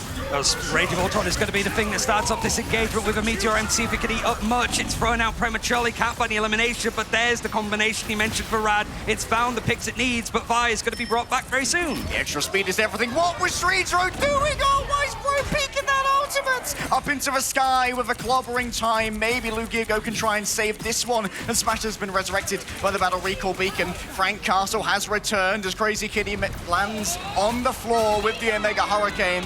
Nowhere for Sparker to go, and that is going to be surely a big pull in here for Rad. This should be the claiming of the point. Let's see how they're celebrating with our Razor listening. Yeah, team upping. I'm putting TP, putting TP, jump through. Die soon. Push point. I'm touching. I need to jump through. I'm touching. I don't. Use the touch. I'm coming. Next play. It's fine. Yeah, we can go 2-2. Yeah, I'm going also. You just go. Side, no? Yeah. You just go Emma. Yeah, I can go Emma. You go Mac. Go Luna, Drodro. Cheers, mate. Shot to the soul. Call for Luna for Dredro. Dredro says, no thanks, mate. Actually, I quite Did like I hear this. a Lamau in the middle of that? After that point went in. Oh, we just lost it, Lamau. But yeah, Virtus Pro trying to contest, not looking too as hot as they did with the sort of portal contest. There was a bit too much, but Rad have been consistently pushing past this first. They don't get spawn held often. They usually finish out the map, but they've got 3.5 minutes to get to the second checkpoint. All right, Smashnez seeing the approach of Vasalak, wondering if that is going to be a clone. Actually, Virtus Pro trying to get an 8 versus 6 here with multiple Emma team-ups, allowing for these Sonic clones to be projected towards Rad, but Rad are going to have a bit of an advantage when it comes to initiative here off the back of playing the Cosmic Yarn Amplify. Sivitri just already been a little bit warded away by Crazy Kitty, who's just being a melee bruiser on the card. Yeah, he said it gives him more initiative. He's on the duelist, so that sort of helps. They're actually going to try and combo up as the Emma wants to try to put Matt Murdoch in an early grave and cannot quite do that. Smash, there's punishes on the other side. And now Virtus Pro are forced to invest even more just to try and hold it here, make good on the investment that's already been given over. The invisible boundary from Saipei is sure to go away soon as Nevix waits with the Meteor M. Needs someone in the back, can't force a resurrection. Nice play to the sky. Excellent dodge from Vertigo, who now can put down their Cosmic Yarn Amplifier without too much worry. Fi moving towards the back, the Dancer of Butterflies in hand, going all in onto the Rocket Raccoon. But look at the dash forward there from Mash to absorb a slice. Extra damage coming through from a Meteor M means that Dredro is turned into a twisted furry salad where a Rocket Raccoon once stood in defense of this point for Virtus Pro. Getting low on the Drakes. It seems like Rad are so close to capturing this one, and no one really has the meat to keep it contested. And I mean, the way to describe that Salad on this map so far for Virtus.pro is hairy, because it hasn't quite worked out in their favor. Still a good portion of time. And VP, just that adjustment for Rad, it was right at the perfect time. The triple strategist, the sort of like bunker breaking composition, straight to 2-2-2. Crazy Kitty having the Let the Devil Out ultimate means that Rad can continue this momentum, and there's no strategist ultimates to work with for VP. Oh, great responses coming through from the Magneto. Protecting Smashnez when he was caught unawares by the rising of Fincy, but so much space has had to be given away already by Virtus.pro. There comes in the ultimate for Crazy Kitty, but Ducky's the one that finds the first blood in this engagement. He's trying to dive in and has to be careful he doesn't accidentally slip off the side of the map. He's put the pressure to force Virtus.pro pretty much all the way back to the spawn, so it's more window and time for this objective, the payload, to move uncontested. Letting the Devil out, moving like a demon. Fi still threatening around the back, but Mash has the self-heal off the Raging Royal Flush if needed. A wall blocks out the Living Bullet. Sparker begins to cook towards the back, has access to the Apex Predator. The invisible boundary is going to be forced out in the end. That's going to mean that Cyber can sustain the remainder of Virtus.pro here as well. Fincy still has the Meteor M on the backhand side, and it's going to keep Mash at bay as they have to build up towards the next ultimate. Here comes the Apex Predator. The Glass rocks towards the back, but the Monster Piercer is perfectly placed here from Smashnez to make sure that no one's really going to be falling down to that.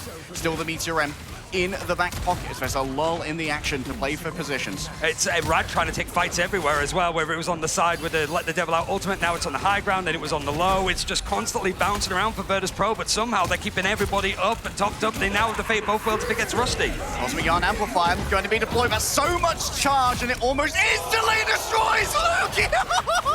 That's why he's the GOAT, baby! A triple with the Meteor M, the king of the birds, has risen from the ocean to reign over Virtus.pro, who bow under the pressure. Silver legendary with little bits of copper in that Meteor M, just enough to actually take out those players. And it's the third time out of 4 attempts for Rad to finish out on Spider Islands.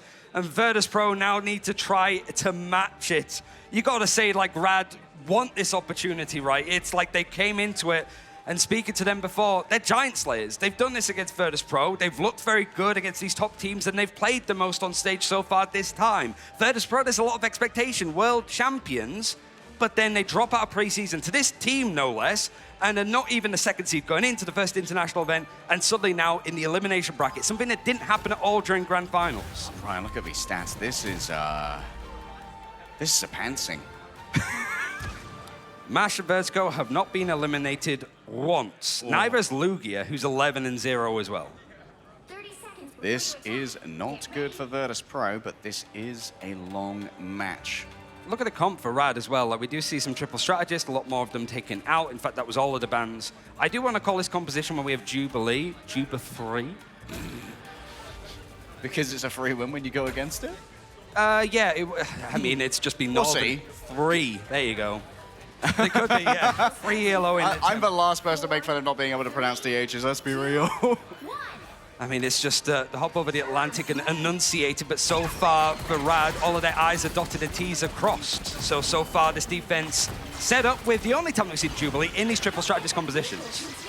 Yeah, fully charged orb here as well is going to make sure that Ducky doesn't require too much in the way of like personal babysitting either if they can get the passive heals already, having to use their Jeff Bubble to try and disengage. The layers of walls that are erected behind him are cutting off the healing, but look at Vertigo on this off angle here, constantly able to deliver that over to Ducky. Maybe this is where Jubilee really can build up her niche on playing this off angle for healing that isn't as stymied by Groot's constructions. There's Fi's the one in the sky as the Storm this time, see if they could break it, but there's no Punisher for Sparky. He's just wanted to keep on the Elsa, see if he can go for these ultimates in the end, but Rad are doing really well to actually sustain this. Ultimate's not quite there, even for the strategist, as it's all going to be divvied out with the healing. So Virtus.pro might be able to get some big ults first, but they're obviously going to let the Gambit.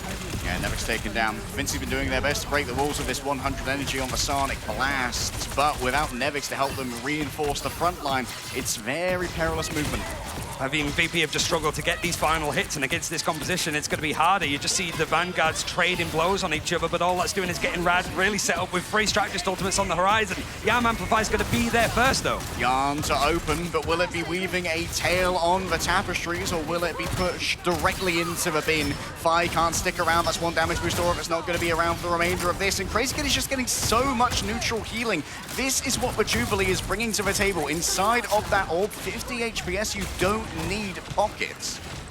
And Rad don't need an ultimate. They're going to have all 6 available on this defense as they manage to bot up more than half the time. But a Silent Seduction is going to come out first from Finzi. Nothing's been forced out from Rad other than the Meteor M just then. Oh, overwhelming of the Meteor M gets burst in the hand of Lugia rather than bursting over 3 members of Virtus Pro. Radslav plenty to work with though. Out comes the Raging Royal Flush. Dare Mash go inside of this ultimate. 3 players caught in place with the Strangling Prism. The damage is so high. Sparker's the first to fall, and Nevix and Fire will shortly join them. Sparker gets resurrected, yes, but the fight's already done. The curtains have been closed. Has anybody from Rad been eliminated at this point? Like, there's no Rocket on the defense, so there's no B right back. It's not even being needed. All 5 of the 6 ultimates available used. It's just Jubilee that has hers in hand. Virtus Pro, Strangler Prison. Nevix needs to find something with it, especially with the Punisher ultimate on the way for 5. Jubilee, going to be our most powerful here. Giving those knockbacks, can try and drive Virtus Pro back to the cliffs, but not Fi. Going to be CC immune during the Judge, Jury, and Executioner. Cosmic Yarn Amplifier moving forward. Nevix knows that it's now or never, as Vertigo just keeps everyone healed up inside of this zone. Look at this, they're just hiding away. Yeah, it's huge card control here for Virtus Pro, and Rad are going to have to try and chase after the objective itself. They found nothing. Nobody has died on the side of Rad through these big ultimates and the damage boosts. Virtus Pro are finding zilch. Lugia finally goes down, and maybe that's where the cracks start to show. Lugia's going to be able to prep that portal to try and return, though. Up come the walls, and what's going to be behind them? It's Nevix in a bubble. Unlimited ammo, so much damage going to be forced away of the opposing Groot, and the cart continues to move. Spider Zero going towards the Master Weaver zone, but now you've just got to try and get everyone off of this zone if you're Virtus Pro. Up comes the opening, and Lugia barely even existed in this fight before they are evicted by the Wolverine's adamantium claws. It was like the Sentinel spray. As soon as the Doctor Strange gets there, the Wolverine scoops it back up, and now finally some semblance for Virtus Pro to work with. Invisible Boundary and a Silent Seduction about to be ready to go, but it's more to keep Virtus Pro in this map with 20 seconds left. Apex Predator seems to have grabbed a little bit. Sparker moves towards the back, ready with a last stand if it's going to be necessary, but can you even get onto a point right now with your Rad? The last contester dragged away a Symbiotic Swing to return to the objective, and Bash believes that it's winnable. Out comes the Raging Royal Flush. They need to try and break them down right here and now. Virtus Pro are all out of chances. 4 seconds remain. Smashes is getting so much healing. Nevix can't find the end, but eventually they will. An extended grassy tendril, an attempted knockback from the Jubilee to try and force some manner of C9, but Nevix stays strong. Inside of a bubble, they have all the tenacity that they need to remain in contention. Mashes here on the Spider-Man, but it's all said and done for first point. Finally, Virtus Pro continue on, but they must have been sweating, not being able to find anything to go their way. But as soon as the Vanguard starts to fall, there's very little to try to trade out the battles, even with 2 strategist ultimates used together. Crazy Kitty, though, bringing out the feline of Black Cat. See if he could dive in and sort of disengage as much as possible. As Finzi switching over to the Magneto. Crazy Kitty knows with this slow Vanguard line of Nevix and Finzi, healing opportunities are going to be few and far between once they are committed to a fight. It's just the trading of blows. It's not a great position for Rad to try and re-engage the objective, but you want to take these fights. In fact, Crazy Kitty is just doing the best Finzi impression, just stalling the objective as much as possible, but not Captain America this time. Trades on either side, but Virtus Pro now using this Punisher ultimate to find the retribution needed to take this map. Ducky's just going to try and disengage here, bring up the walls in the way. Too much damage has been taken by Fi to really press that much further. And Rad safely disengaged from a primary threat. Well, that's twice now that Fi's brought out this ultimate, and Rad have disengaged nicely. Now they do have the Royal Flush if they want to try and go in on an engagement, but right now Virtus Pro is sort of cruising along. Mash stands ready. A Raging Royal Flush. Ducky, we know, has been adventurous with these Groot ultimates. Ducky falling low. Does he go high, though? Can't have it absorbed by Finzi. And all of the healing towards Ducky is being absorbed as well. What is Bro ulting? What did he see? What did he see? Who spoke to him? Ducky towards the back! 2 players inside. Invisible Boundary. The instant response as Ducky just tries to platform away from the incoming erection of a forest that's been lain down here by Nevix. Saipe Tridro in the back. They've already used everything that they have. Vertigo on the backhand side is using Fate of Both Worlds. It was just going for the Strangler Prism, force the Invisible Boundary off of the objective and then fighting on it, but Virtus Pro managed to springboard that play into taking out the Vanguards. Everybody else is going to drop, and suddenly there's life in this one for VP. Yeah, they hit the DPS check as well. No enraging of the raid boss this time around. Virtus Pro now have 2 minutes to try and match Rad's completion. I think they were a bit surprised at what Finzi was aiming at. Everybody turned around and like Ducky's like, okay, now's my chance. Strangler Prism, go. Immediately sort of protected from VP. forces out the invisible boundary, which is what they wanted, but it wasn't a good opportunity for Lugia to have a Meteor M or Crazy Kitty to go in for the calling card. And there's a window now. No strategist ultimates, nothing to really beat this, but Nevix having a Strangler Prison might be the pick to just stop this onslaught as the defense comes in again. Nevix caught in place. There are the walls, and there is the falling. Crazy Kitty putting even more into this does mean Virtus.pro are likely to just disengage despite the resurrection onto Nevix. In the back, I heard a Strangling Prison somewhere. I'm not sure if Nevix really got anyone. It would appear that the casualty feed is not going to be implying it. Instead, Crazy Kitty was left isolated on their own and is going to fall for it. Maybe it just isolated Crazy Kitty enough that nobody else could really come in for the dive, but then again, you've got a Groot and a Magneto that are trying to match you. Speaking of which, Lugia seeing if the Meteor M can find much on a low HP Nevix, but there was enough there to actually keep him up and fighting. Every time Rad tried to go in on the offensive, they're finding very little. It's like the roles are reversed from the first point. Yeah, when Nevix needed all that healing, it was not available for Finzi on that angle, getting aggressive with the sword. And you've only got like 45 seconds left now, but yeah, an Amplifier and Fi with this ultimate. Fi needs to find something, and you know that Rad are expecting it. They have a rolling flush. They also want to just try and get in and out, but Ducky is now going for the Strangler Prison, and it's set up Crazy Kitty for 2. Yeah, Crazy Kitty gets 2. I think that Fi's actually just going to give up the ultimate to go over to the Daredevil instead. Needs to continue checking the progress of this Black Cat. This is a forced swap onto Fi. He has to go in for the Daredevil to try to check Crazy Kitty out in his position. Beer back is going to be broken, so it means that Virtus.pro's supports anybody that can come back into the fight after they go down can actually regain control, but overtime has to be pushed all the way to the end for VP if they want to take a 2-0 in this BO5. Sparker looking towards the back. Crazy Kitty is going absolutely mental right now. Vertigo's off the map. Sideways been taken down as well, so the trades are good. And it's even better for Rad as they manage to find their feet. Finzi looking for something off the back of the Meteor M, but once again can only hit the Groot going up against their counterpart here. Walled in, invisible boundary drawn up to reinforce them and smash this as a touch too far out. Maybe some punishment can be found as the magnetic greatsword is drawn from its scabbard, but Nevix has had to come in on the emergency Venom. Spark around the outside. You know that he's been noted. A forced movement coming through off the back of the Apex Predator. Vertigo's finally returned from the gravity grave that they put themselves in previously, and they are going to have even more when it comes to the healing. In comes the fate of both worlds. Out goes the Glassrox. Fi's letting the devil out, but he's nowhere to be seen, and that's 1-1 between our EMEA Titans. And Vertigo fell off the map at the end again, so it made it 2 for 2. But yeah, it shows how close these teams are. I'm sure there's a lot of people that have not maybe been watching EMEA as much, think they're like, oh, this is just a washed VP. No, rather that kind of team that can actually compete against them. Spider Islands went as expected, a Ducky MVP, and I loved at the end there, you saw the Glortrox coming in from Sparker, just using the Jeff team up, the Duck Dip dived, just to make sure that he couldn't get anything, he got a point. And then now Virtus.pro have to sort of come back on what we were talking before, a map choice. We're not sure where they're going to necessarily go. We saw the Arico, we saw some more convoy maps, but we can't see that here because the Spider Island's out. It has to be Convergence. I can't help but feel that the last half of that ban phase from VP was fumbled. Like, they let go of the Gambit to get the Invisible Woman, and I didn't see any particular, like, compositional magic where the Invisible Woman was getting a huge amount of value, right? And that was right at the end as well. It was like the last ban and last protect of the Gambit, so it wasn't even early on. Like, Magneto's clearly important for both of these sides, and stuff like the Adam, the Loki, making sure the convoy doesn't get too out of hand. But for Virtus.pro, you need to now show that you sort of own some of these maps, right? The bigger teams like Team Liquid Citadel have a lot of maps in their back pocket, as we saw with Yggdrasil, where they just look like worlds above a lot of the other teams. For Virtus.pro, you now need to find that on Convergence, which these guys are so experienced for hero shooters. Playing around a payload or taking a point is key to them, but rather matching them. Yeah, rather matching them blow for blow, and well, our analysis is going to be blown out of the water by these smart fellas on the analyst desk.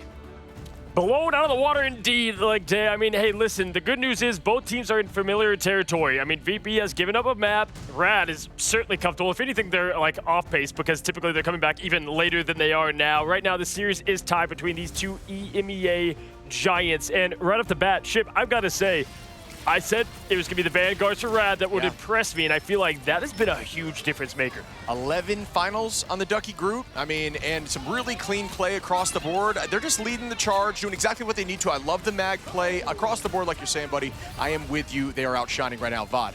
I think the big thing here for me, too, is just seeing exactly how the Smashnez glow-up has been from the play-in stage to now. I mean, on the Elsa doing a great job, but on the other foot, Sparker, the least amount of finals we've seen in quite some time, only 5 to their names. So a tough spot to look at for the MVP we saw from the grand finals, from the high highs now to low lows. Yeah, no, I mean, I agree. And also, we talked about the X factor of Crazy Kitty. We got some craziness. We got some, for sure, not as much kiddiness as we want to see this time around. But either way, yeah, it just feels like, again, we've highlighted this before with Rad.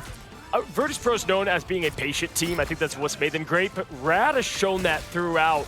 And it's like they're aggressive, but also somehow it's like a toddler with a rage, but somehow has, great Jedi Master patience. Yeah, I mean, the one thing I'm kind of there's a couple things I want to mention. I don't know that I prioritize the Invis over the Luna right now. I think that's a mistake. For one, and then also in Virtus.pro's favor, I think they're just really clutch, and I think that's why they keep pushing this series even farther. I think that game was dominated by Rad, truthfully, but they just always seem to make things happen when they're in overtime. So it's just similar to what we saw in Dom. I think that's their main strength. They just never give up. But for me, Vaughn, I feel like if you look at the team as a whole, the only thing that I would like to see maybe cleaned up a bit more is that backline. Like we saw, I mean, Jubilee, or as Leg would say, Juba 3, is something we might start to see a little bit more. Rad showed it against Iconics, right, that they wanted to show and maybe test, if you will, at Jubilee to see how it went, and it was showing all right. It's decent for the first point hold like we saw there in that triple Strategist lineup, but aside from that, we really haven't seen too much out of the Jubilee specifically. Like team-ups wise, what are people rocking here as well, Shiv? Well, for Jubilee, what I will say, one thing I just want to mention real quick, is I do like the blind. I think the blind is huge in the damage boost. It's the new cloak, right? Yeah. So that's why you're running that for the most part. But team-ups across the board, you mean for the backline or for Jubilee? Yeah, for Jubilee. For Jubilee, it's Hood is what I typically run. I mean, you're just going constant hit scan damage. You can kind of play, like I said, that cloak format, but instead of having to switch to the damage front, you can just hit scan heavy in the backline and rotate consistently to make sure it's always up for you. Speaking of that backline, can we just talk about MASH? I mean, MASH is, obviously a little casual Friday there on stage. The jersey's still making its way here. Yeah. But Vaughn, MASH, am I seeing this? The finals, I mean, are we joking? We are not joking on that one, but we're also not joking here for Smashnez versus Sparker. This is the lineup. This is the average we have seen from this map specifically as well, and seeing actually no, this is the exact stats from this match. Excuse me, 34 finals or 34 KOs to 17. Just the effectiveness, the damage is very similar. But you were talking about the ship during the break. It feels like Sparker's just shooting tanks. Yeah, a lot of damage there, but I mean it's also a testament to the tanks because I think the backline stat-wise were very similar, right? So if you see a ton of damage and not a lot of finals, it means the tanks are doing their job. They're getting out after soaking all the damage, and it's not necessarily on the strats back because the numbers don't justify that. No, that's a great point, especially, I mean, you see all your favorite Star-Lord players have crazy damage out their final hits, just farming from the front. You know what's interesting is obviously that is a matchup between Smash and Sparker, rookie versus vet, but that might be on land, but Smash has said 8 years he's been doing this, right? And now finally has had that chance to shine on this stage like this for Rivals. That's a big matchup. We continue to highlight how important, obviously most important role, in my opinion, a lot of the times is that flex duelist position.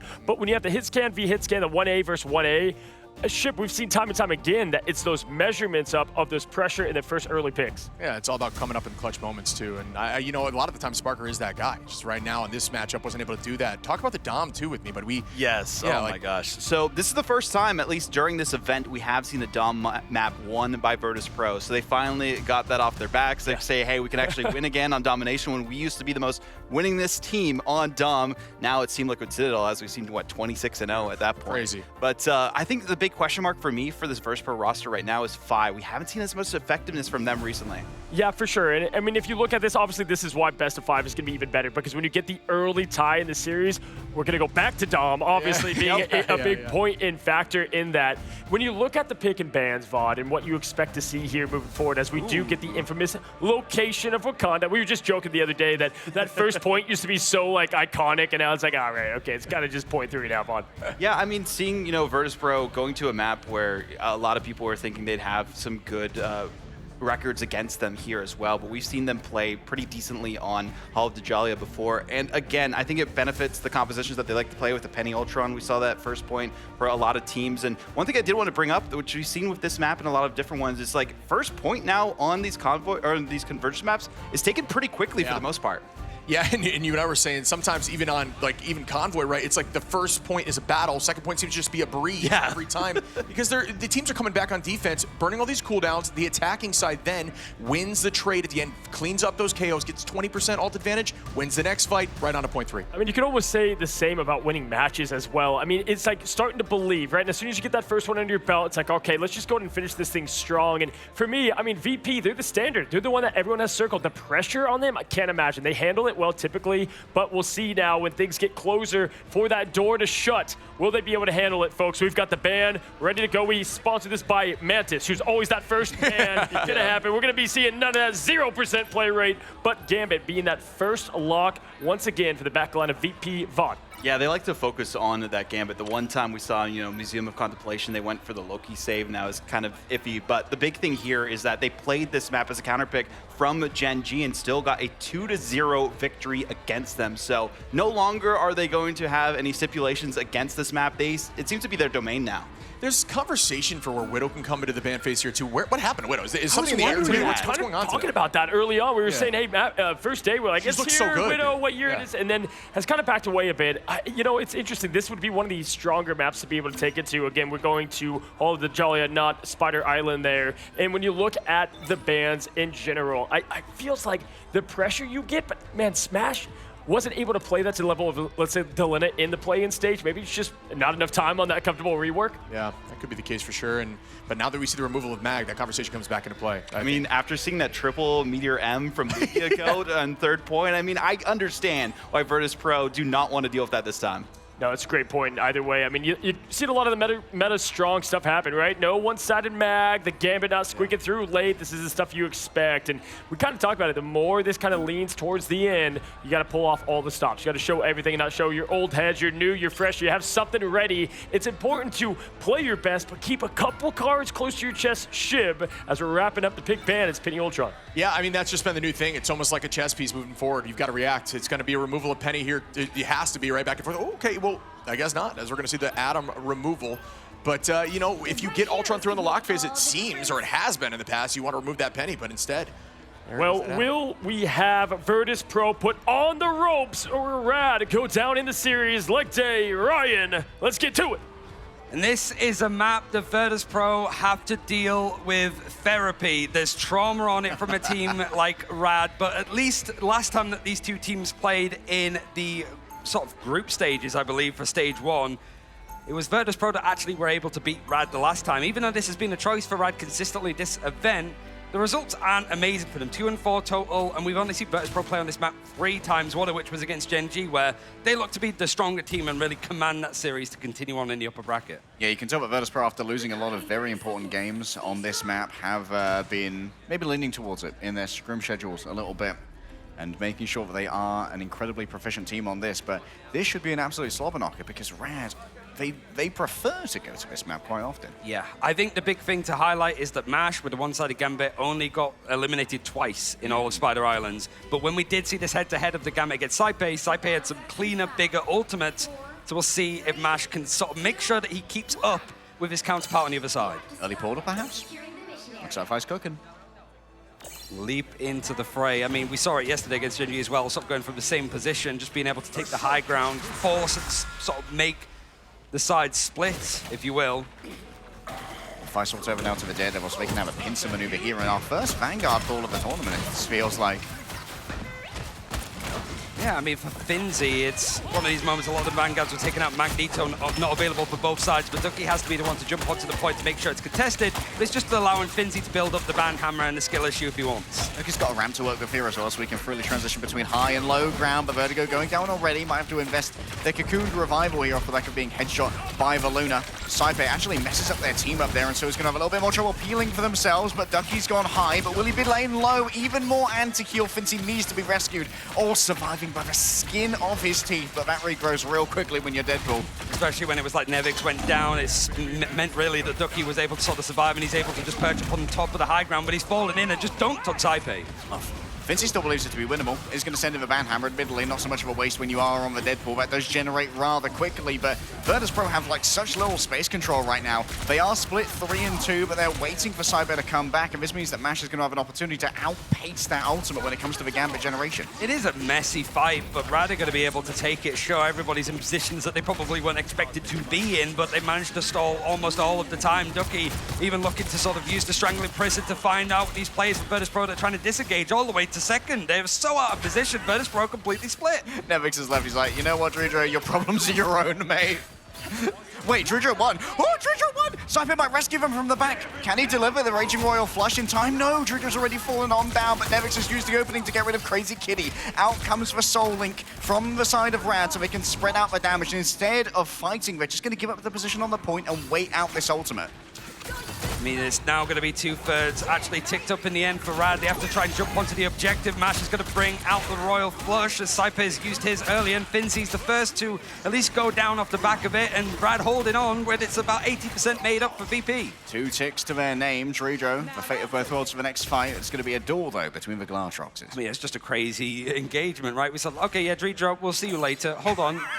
It's almost just like... He did what? Meanwhile, whilst this other like Avengers film was going on, there's a little side quest for Dredro going in for those fights. But the fact that Rad have got the triple strategist setup means that losing out on one of them, they're able to actually keep their heads above water. VP just looking just chaotic right now. His strategy? Take MASH's head off, it would appear.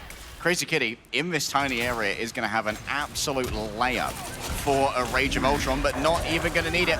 Matt Fincy already taken on down. Feast of the Abyss, not getting much for Nevix, and in comes the Glartrox. Sparker doesn't appear to have gotten too active in the feed of vanquishings thus far, and so Crazy Kitty can just hold on to the Rage of Ultron for when it's desperately needed for triage. It's just that one pick for Virtus.pro, now trying to get into position, less than a minute left. They're not at least playing for a draw, but they really need to actually get this first point against a team like Rad, otherwise it's going to be a nightmare scenario. Silent Seduction maybe going to make it worse. Oh, just about trying to get out. That constant feathering of the shield here from Fincy is going to make sure that no one falls victim to the feminine wiles of Emma. Smashnez. Oh, Smashnez can cook on the angle here.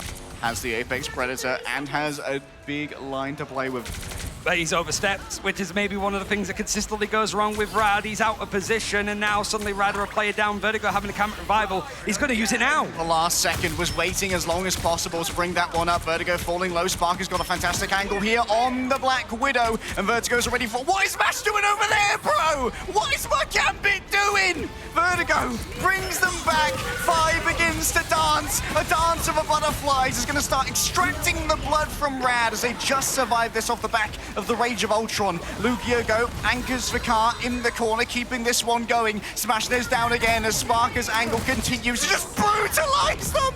The Rage of Ultron is instantly stopped. Anger management delivered via percussive bullets. Finzy with a Silent Seduction, acting like the Pied Piper, making these shots going, but MASH is still somehow involved in the fight. I mean, the point is gone. He's going to go through, and Virtus.pro just relying on a great position from Sparker. Vertigo had no idea where he was when he went down. Sometimes Rad just they take a slope of facility juice, you know, but like, we're winning more. It's like, wait, what? With so many teams as well, like in all of the chaos, Sparker has the freedom, and Ducky decides that now is the time to go in. Rad have found the W key, and they're pressing it consistently. Oh man, Ducky just solo grabbing the Emma there, who just falls for Diamond and says, all right, cheers, I'm out, baby. He's still finding a little bit more. Virtus.pro, Feast of the Abyss has to be dedicated from Nevix, and suddenly again we're just in an absolute brawl on the streets of Jalia, I guess it would be. But Rad down numbers want to try and maybe get out. Sparker going for the new fangled meta. The Black Widow reigning over these streets, caring little for Bast. Instead, it's what Natasha Romanov demands that will be the order of the day. Ducky's down. Sparker is just so difficult to try and assault as Fincy holds the front line with absolute vigor. So now if Rad can get the numbers together to actually be able to contest this, you've got a Silent Seduction on the way for Lugia, and the strategists are sort of building up, but they moved over to the 2-2-2. Crazy Kitty's over on the Daredevil. Oh, touching here might be a tall order. 59 centimeters in it for now. Mashdown's going to bring everyone forward with the Raging Royal Flush. What value can be found? The second that it finishes, Fincy's been counting them out as Crazy Kitty moves towards the back. A quick Sonic pursuit wants the strategist so bad, but the healing is overwhelming. But while they look towards each other, it's the front line that are the victims. Nevix and Fincy could not receive any healing, and Fi is so far back that Smashnez is able to get an easy 1v1. It was the right adjustment at the right time for Rad, just moving away from that triple strategist that they were sort of playing on and staying on over on domination. The Crazy Kitty now sort of gets to body check Fire a little bit, who had that freedom over on Krakoa to just sort of find a backline, but they also need to close the distance from Sparker. If he has freedom, he will absolutely dominate this lobby.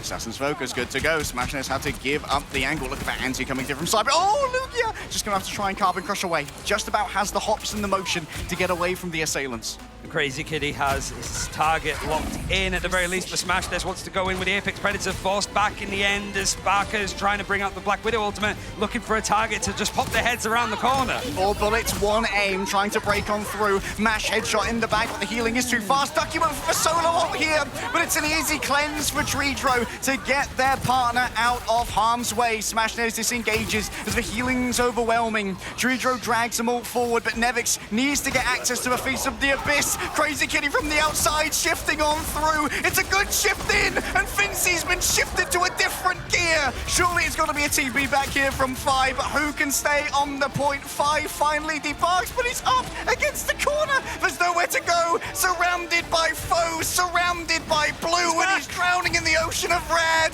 Finally, Sparker moves on him, has to get it done themselves. Vertigo's down. Smashness is looking for an overextending gambit, but Fi has somehow managed to cast a spell. His wizardry has excruciated Rad's defense, and a cap is miraculously summoned for Virtus Pro. All part of the plan for all of these teams. Fi, yeah, just had to dip out, and then suddenly he's back in with a portal, which was at the right time, but maybe the wrong place. Back over towards the Daredevil, away from that Psylocke, so trying to match up for Crazy Kitty. Now going on to the second point, you have all of these hallways to keep an eye on, and we all know that Daredevil loves a one-shot scene in a hallway. He probably wasn't expecting to find himself on the other side. Mash, though, having the Royal Flush before Saipe, there is a chance and an opportunity for her to go aggro on the defense again. Everyone afflicted here. They know where the Daredevil is, and Mash opted in for the 1v1 there. Seems to have won it against Fi.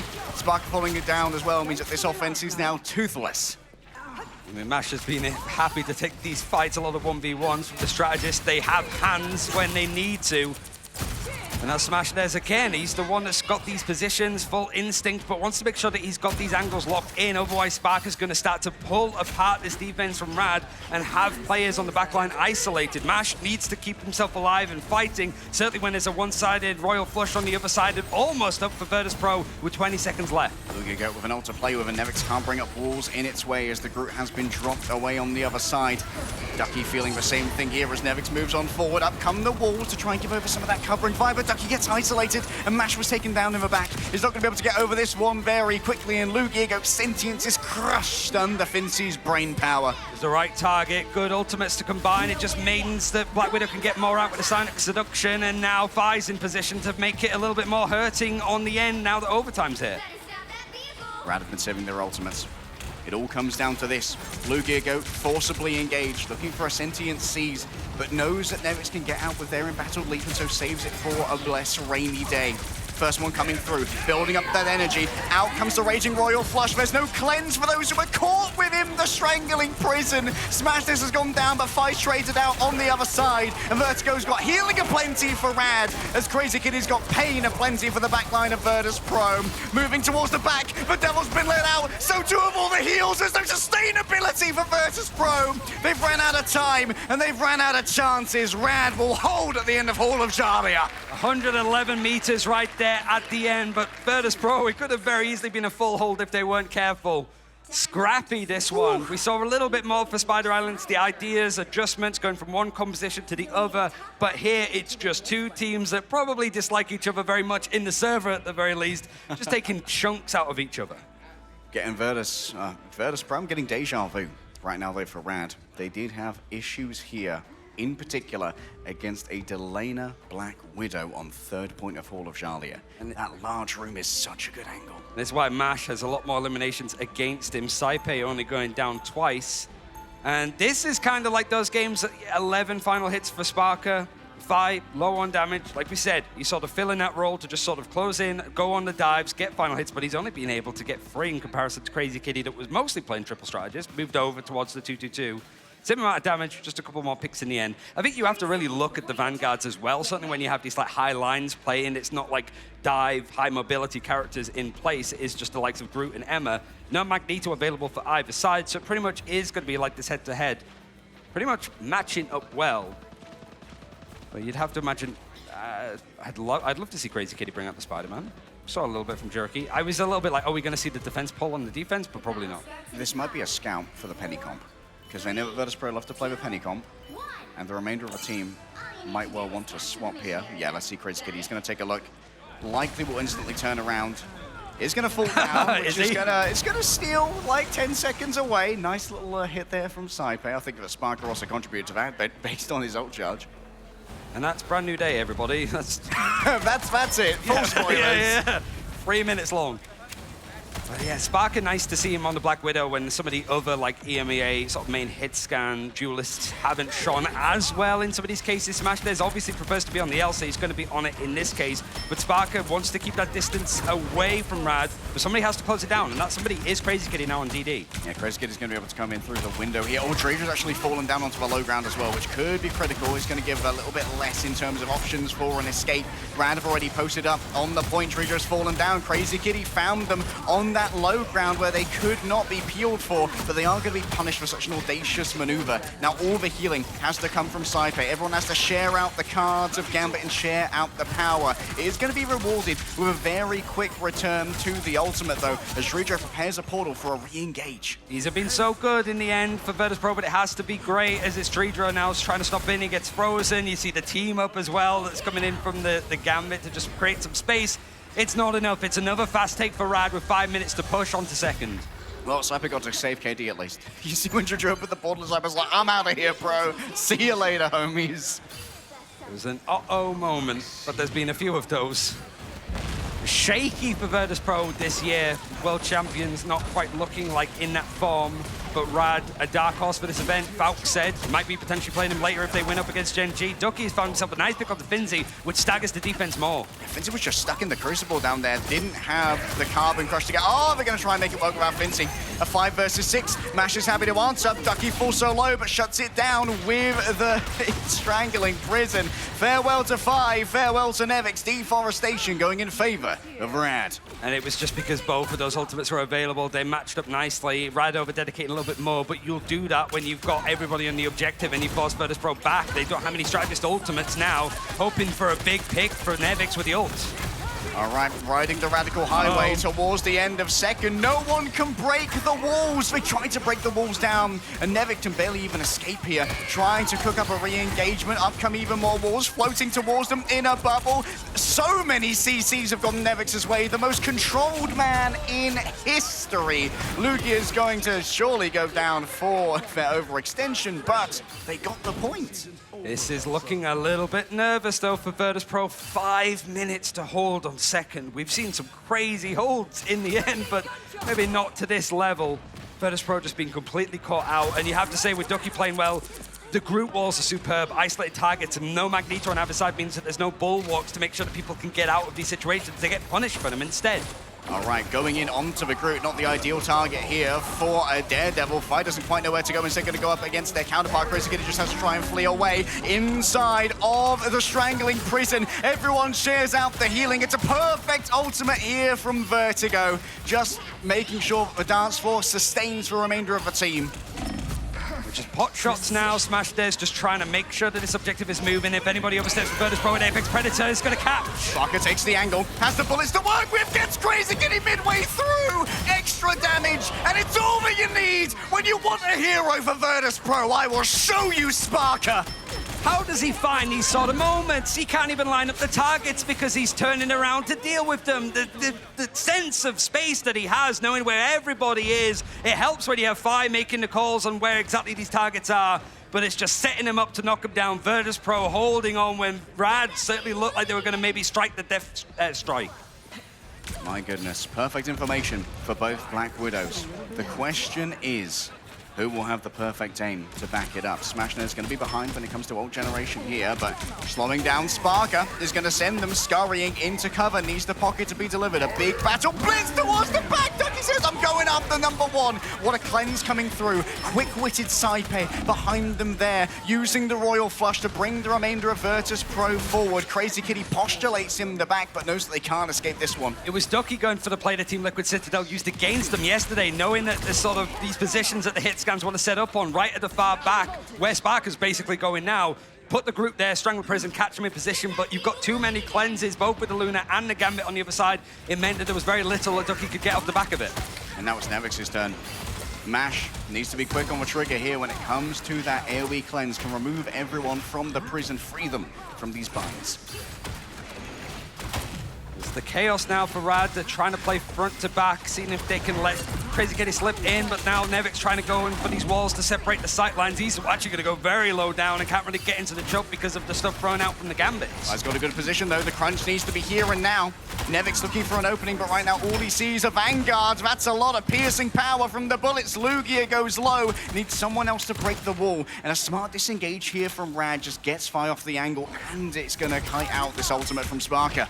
It's doing so much damage now. Mash is trying to go in and put this one to bed, potentially with a Rolling Thunder, but the wall means now we're not going to take this fight. Virtus Pro try and disengage as much as they can. All right, Smash just tried to take the off angle as well. Assassin's Focus in the back corner if they are going to need it. Out come the bullets, and down goes the Fincy. Ducky's going to be the one to finish that. Smash does with a collapse on both the duelists. It's unbelievable stuff. And Nevix's plan, if they try to lay down, it's just going to wilt under the wheel of Rad, taking the lead in the series. Over in a whisper for Rad right there at the end. Smash there, as we sort of pointed out in some of those games against Delaney from 100 Thieves, the Black Widow head-to-head wasn't matching. There, Sparker was looking like he was getting into form, but Smash Des just puts it to bed quietly, a pure assassin style. He's going to get the MVP for this one as well. And suddenly, Virtus Pro World Champions looking to be eliminated from mid-season finals in this losers bracket if they lose one more map. Rad, from Marvel Rivals Championships, from MRC to the big stage to Los Angeles, California. They can tread the royal road here, but they need to get past the old king to get there, standing in the way at the bottom of the steps. Rad have a chance to ascend. And there's with so much left up, we sort of pointed out that like Saipe there looking like the head-to-head with the Gambits was going to look good. It did look good for the most part. But Rad on this map, it was Virtus Pro's map choice. And it looked like Rad's, right? With just how quickly they sort of take the attacking rounds, how the first defense was almost a full hold. And yeah, sure, it was good towards the end for the defense for Virtus Pro, but he had to hold for 5.5 minutes. You can't let that happen at an international event. You can't be pushed that hard on your map choice. It's these kind of moments that make me really nervous for Virtus Pro, but they're world champions. These are some of the most experienced, tenured players. They don't feel pressure. It's for Tyres. It's not for them. But against the name of Rad that took the first series against Virtus Pro in their history, that eliminated Virtus Pro for the first time in their history from pre-season, might be eliminating them for the first time from an international event. It's always Rad. It's always them. Well, pressure might be for Tyres, Ryan. But right now, Rad is saying, you look tired, old man. Why don't you step aside and let some new, young talent take over? You can rest now. You've done your job. Both are Apex Predators, right? You got the Bears of Virtus Pro, but Wolves of Rad are looking a little bit more hungry, a little bit more strong, and a little bit more comfortable as we potentially go into what could be a big map for VP. Yeah, Smashnez, I want to call them out as well for having a fantastic Black Widow here too. Like the biggest problem, it felt like on day one, going up against 100 Thieves, was that Delana was outperforming Smashnez on this map in particular, on the Black Widow. But Smashnez, I don't know how they've turned it around so quickly, but they bloody well have. I think it's also like the right changes there. I really like the Black Widow coming out from Spark. It looks fantastic, but it's the common complaint. It's good changes for Virtus Pro, just slow, just late. Whereas Rad, like Smashnez, okay, immediately sort of goes onto the Black Widow and finds that. It's just enough. It's just enough of a change, but I feel like even though Rad and VP are making sort of similar changes with compositions, right, going for 2-2-2, it's Rad that's making them a lot faster, a lot snappier, and Virtus Pro are just lagging behind a little bit with some of the composition changes. You're not really going to change much with the front line, but Lugia going towards the Thing to just add a little bit more oomph and like pushing power makes the difference, where Virtus Pro aren't changing too much with the composition outside of you know, the likes of Sparker going over towards Black Widow and Fi, Psylocke to Daredevil, just those small incremental changes. You're not changing the backline, though, of the Gambit Luna, so it has to come from somewhere else. Yeah, but Changeable the thing allowed for Rad to reorient their whole composition as well, because they meant that Lugia could be this consistent peeling pressure against Fi, meaning that they could never really execute on that pincer that was being set up by the Daredevil in the background again and again. I am very curious on where Virtus Pro want to take us again now. The map pool has opened up because it is a best of 5, so it means that domination is available, and I'm seeing the hover over Celestial Husk, but this is also the map that we saw Rad eliminate Virtus Pro right at the end. It was chaotic. It was Virtus Pro looking unlike themselves. So if that is the choice, it's a brave one to go to domination because it can be very just coin flippy, right? But it does feel like going for these other game modes that Virtus Pro look like the best team in the world because just playing around payloads, playing around objectives instead of a King of the Hill style suited them. But that's what they're choosing now, to go for these control maps. Well, I mean, if we think about how so many of the Rad members were previously on that team chopped, they missed out on Grand Finals, yeah. By a Celestial Husk. They got their revenge.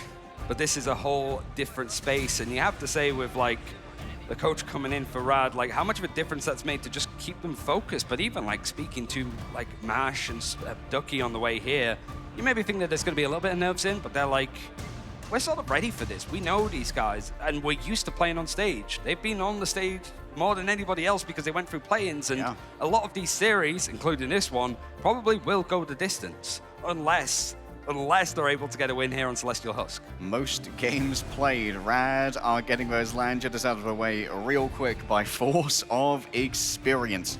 The Virtus Pro, though, we characterize them as the bear, not just because it's their logo, but because these guys are kind of hibernated a little bit. They're taking their time to spool up. And I mean, especially after like Grand Finals, like it's what the whole total prize pool of last year, similar to this year, $3 million total, right? Like they've got the Bears' share of it. And so they took a little bit of time, they didn't play any MRC that was happening around the holidays, took it as a chance to really get some rest and respite. You could say that they were a little bit late to the meta, but it didn't look too bad when it came to preseason. But it's every time that we see them play in this kind of like Ignite draft where it's non-mirrored, some teams, certainly when they're called Rad, find gaps. And here, with all of the changes with team-ups, it looks a little bit more open. You can't even, I don't know if it's too much with drafts specifically. I feel like it's just individual moments in the server, but more Rad rising to the occasion and Virtus Pro falling off completely. Well, they're not dead yet. We'll see if they fall off entirely as they have one last chance to take themselves to map number 5. We are in the lower bracket, ladies and gentlemen.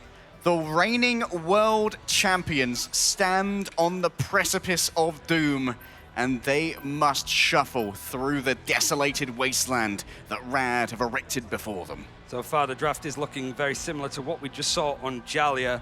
Very different from what we saw on Krakoa right at the start, right? Because we saw Rad going for the Ultron here. They just want to make sure that they get that Gambit. Don't leave it too one-sided in the end. And even then, you can see Virtus Pro like happy to just like let it slide. Wasn't even banned out in the end. They just wanted to make sure that Saipe had it. He has it here again. The first phase, exactly the same. This is where these opportunities of the map being on domination, just how this series is going, the Magneto needs to go, but I think that benefited Rad more than it certainly did VP. Yeah, like being able to move away from the mag so you could let Ducky have that Groot matchup that Ducky honestly is always happy to take. Like Ducky's been one of our most ardent Groot enjoyers in EMEA for the last 2 years. Essentially, he's like the EMEA equivalent of Vinny, you know? Vinny loves his Groot and Ducky loves his Groot. Ultron is being protected. And it was the Penny that was banned out before, so Ultron is actually going to be protected. So Virtus Pro, are they going to start to show a little bit more of the triple strategist themselves? Adam. So this is an interesting start. Virtus Pro in Ignite have never lost a map, like in this case, where the draft has been exactly the same. When it was like an MRC where they were so dominant, there has to be a slight difference. In moments like this, Virtus Pro need to show that when the draft is the exact same, when it's pound for pound who are the better players, it's them. Because it's exactly the same. No availability for the likes of the main strategists of Mantis, Loki, and Adam, and then the Magneto too. Well, that's the question, Ryan. Is it the good old days that are coming back? Or is it a bold new era where Rad will feast upon the bear's flesh? I'm nervous. I have to send one of these guys home. I mean, Rad have certainly had the moments where they might have thought that it could have been them if they didn't sort of get their act together against Rejects. Speaking to them earlier, they were nervous in that game, but feel like they've really come into it. But there's only going to be one team that is scared now, and it is the world champions on the right-hand side for VP. It's not only that, if this series goes the distance, whoever wins has to play later today against either Swamp or Gen G, so it is an absolute gauntlet. Right now, it seems that it's like similar compositions coming through. And whether there's been this focus on the Penny Parker, which is available, Penny Ultron composition, it's been the talk of the town. Might be neither team actually running it off the get-go. Well, Virtus.pro have found that a lot of teams have figured it out already, going in with the Storm and the Punisher. Rad are not hedging on the Penny coming out again, though. They are rolling out on essentially a mirrored composition. Yeah, it's just the group versus Emma that's the slight difference in the end, but Nevix wants to go in on the thing, and he's got Mod, and he bargained for takes a lot of damage in this early scuffle. Already a Soul Siphon going over onto Ducky, but it's not really going to be characterized with a lot of damage here from Finzy, who's already fallen down to the low ground. Big claim of a high here from Rad. Have to be careful to move down onto that low ground together. Virtus.pro actually in quite a split right now, where their Vanguards maybe are going to be isolated from the remainder of the team, who are still going to have to carve through all these walls that Ducky have brought up. It just seems to have so many. He's just putting up a forest on Clintar, seeing if he can bring new life in, but it's Fire that finds that first pick onto Lugia. Rare to try and go after a thing on the Daredevil, but sometimes you just need that lick more damage, and Matthew Murdoch is there to provide. Ducky has to give away the space here. Doesn't have the healing, especially with Vertigo down. Mashed a little bit too far out as well, and Smashnez is taken to the skies by the Yancy Street Charge. All they can do is watch as they fall one by one. Holding on, finding that first fight, so there's a little bit of breathing room in the end. Not much to change. I mean, you have built up any ultimates. Actually, Ducky is going to go off of the group to see if he can actually make this a full matchup as the Emma Frost is coming out to play for Duck. All right.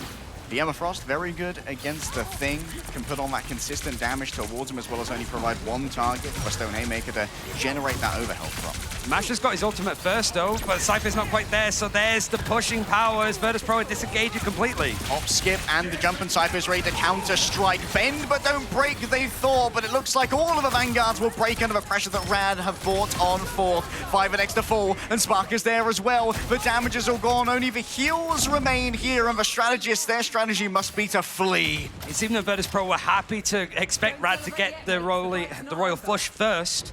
They disengaged, wanted to counterattack, but at that point, Nevix and Finzy found more than they bargained for, and suddenly you're in a 4 versus 6 with one of the most impactful ultimates in team fights. It's flipped over, but 42% for VP means that they have something to work with.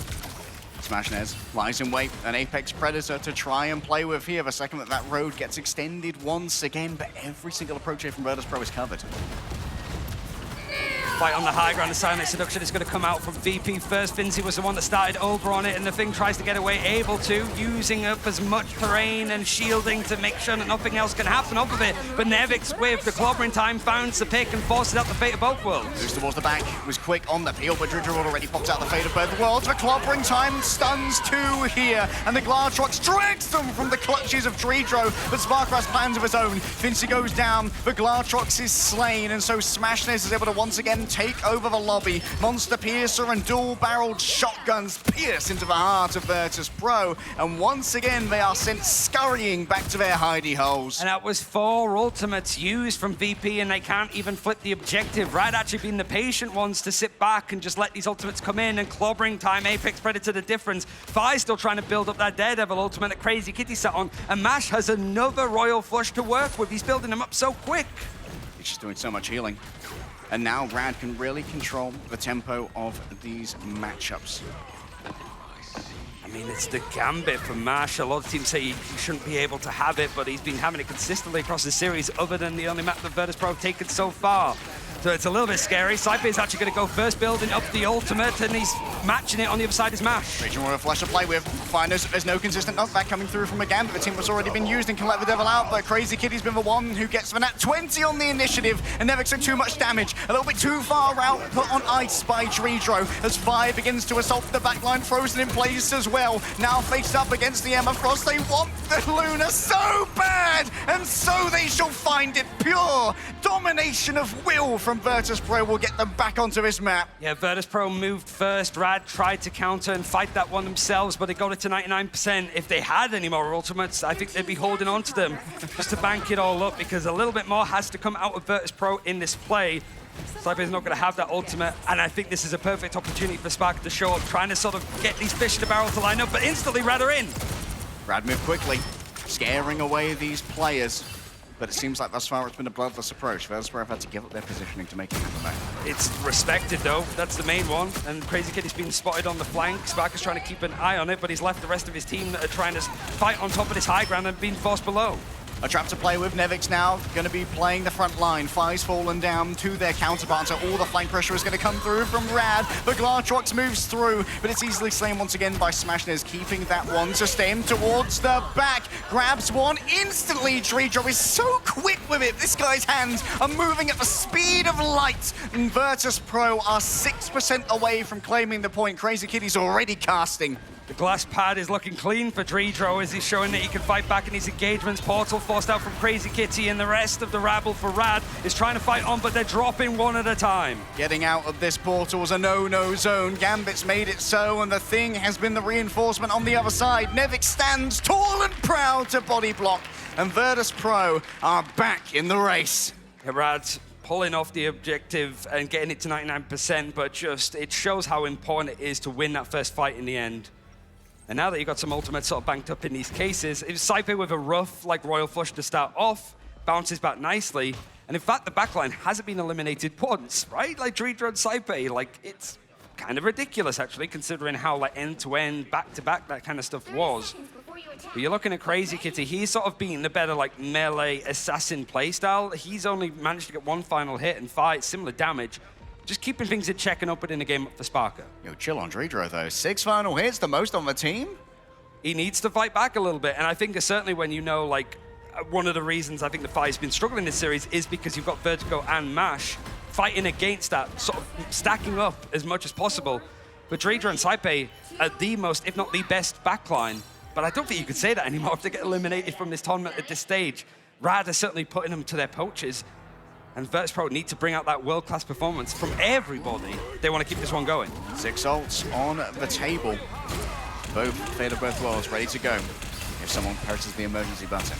Yeah, it's who's going to blink first. It's a game of chicken up on the high ground, certainly with the things just throwing out. It's Saipe that goes first again. Raging Royal Flush moves first. Vertigo and Ducky both going to attempt to answer this one as Fi decides that discretion is the better part of Valor in this case. Looking more, Smashness has moved over onto the Black Widow to put down that long-range pressure on the longer map. Vinci's found themselves an opening, but Mash has said that the opening actually belongs to us. Call an ambulance, but not for me, as Dreedro just heals everyone up off the back of the Fate of Both Worlds, and Virtus.pro should be able to claim the first cap here, bar the intercession of Lugia, but maybe bit off more than he could chew. Crazy Kitty's the next to move on, but Virtus.pro get the first cap. Yeah, we're certainly moving on to these like second 2 points. The map opens up a lot more than the bottleneck that we saw previously.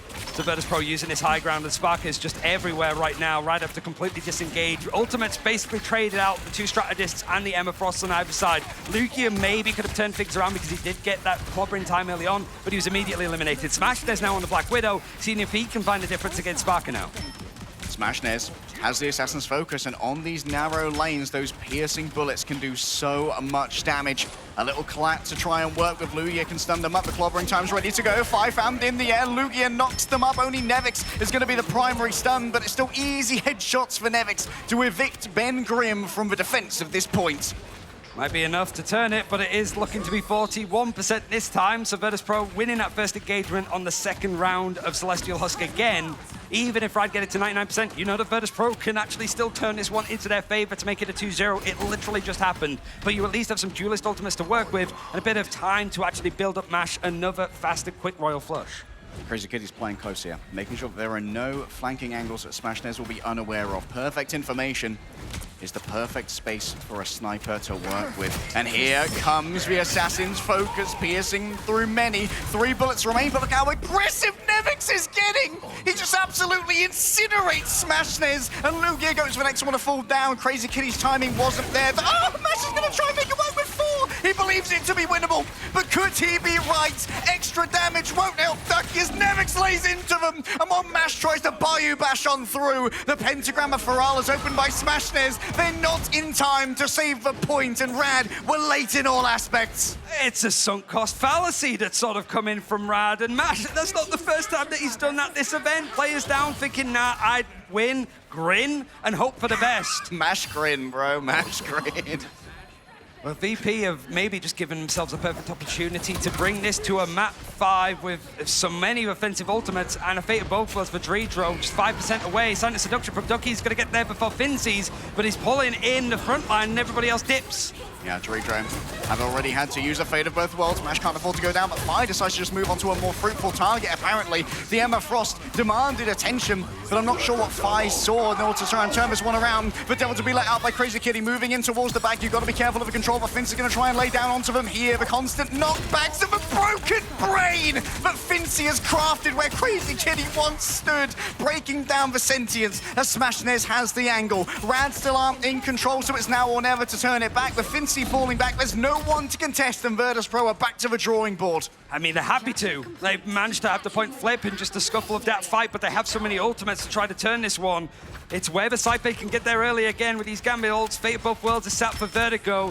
Rad need to be patient here. They're on the precipice of doing some real damage to Virtus.pro in the history of Marvel Rivals, but you can't rush this. You can't rush. There has to be a perfect performance, and VP having 4 are going to go straight in. Here goes the Raging Royal Flash. Vertigo going to answer. They're feeling Radical Road right now. They're going to follow their own rainbow. Maybe off the side, but no, the Glatrox is slain. Smashnez is keeping it rad. Lugia got there first. Clobbering time was used from Nevix, but it got stunned out 50%. So Lugia is the one that strikes first, and it's now 85%. Virtus.pro might be panicking as it could go to a round 3. And so the panic is going to set in. The pentagram of Ferala will be opened.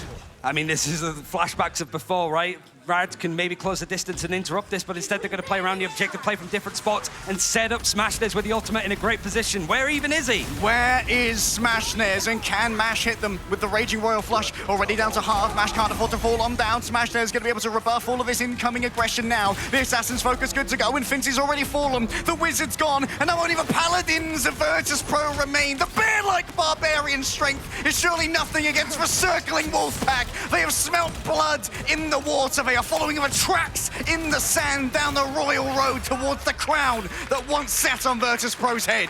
It's going a long way here now for Virtus.pro. It's poised now to finish out over on basically a pillar.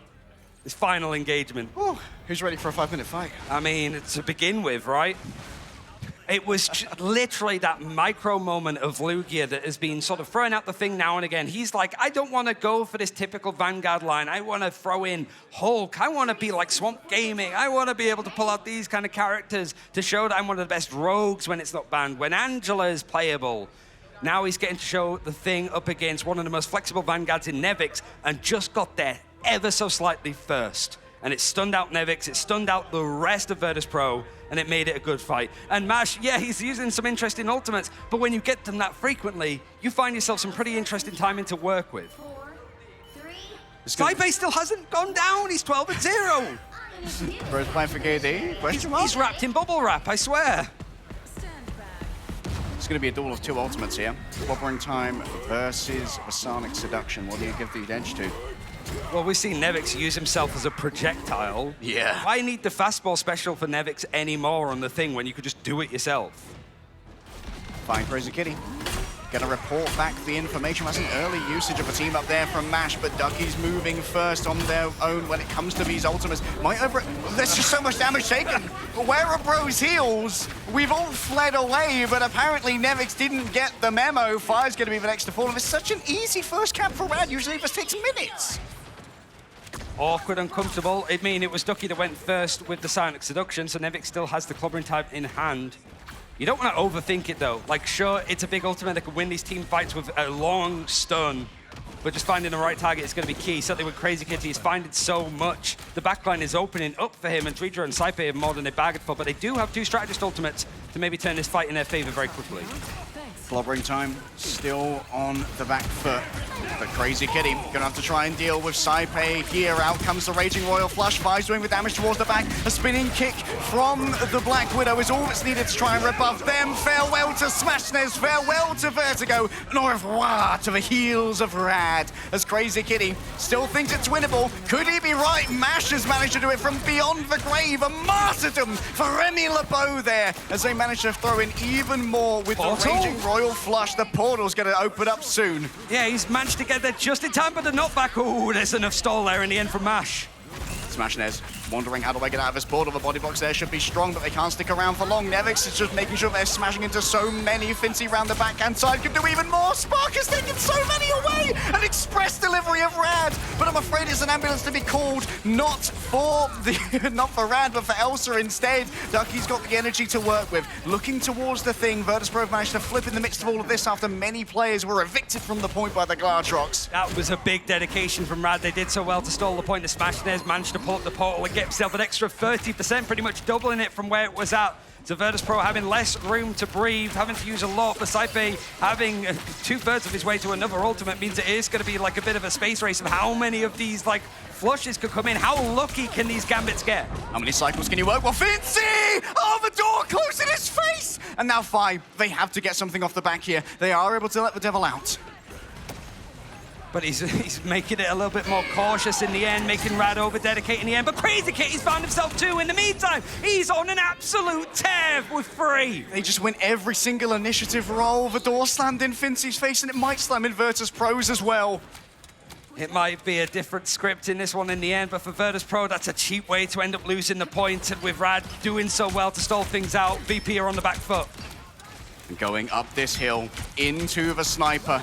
The assassin's focus ready to go. Smashness has been given the emergency flake to try and sustain through all of this. Saipei drags them forward. The Raging Royal Flush, but Rad's disengage has been pretty good thus far. Fi goes towards the back. He's building up the fury. He wants for Luna. Can he find it? Yes! A Devil's Cross to crucify the backline of Rad to give Virtus.pro one last chance. And it's Rad getting it to 99% right to the end, but the portal play was dedicated earlier. It might be available in time if Virtus.pro push this to the nth degree. A potential map 5 on the horizon if VP can pull this one back into their hands. And the Vanguards are the ones with the ultimates in hands, but they're also the ones that have let Rad into this domination map.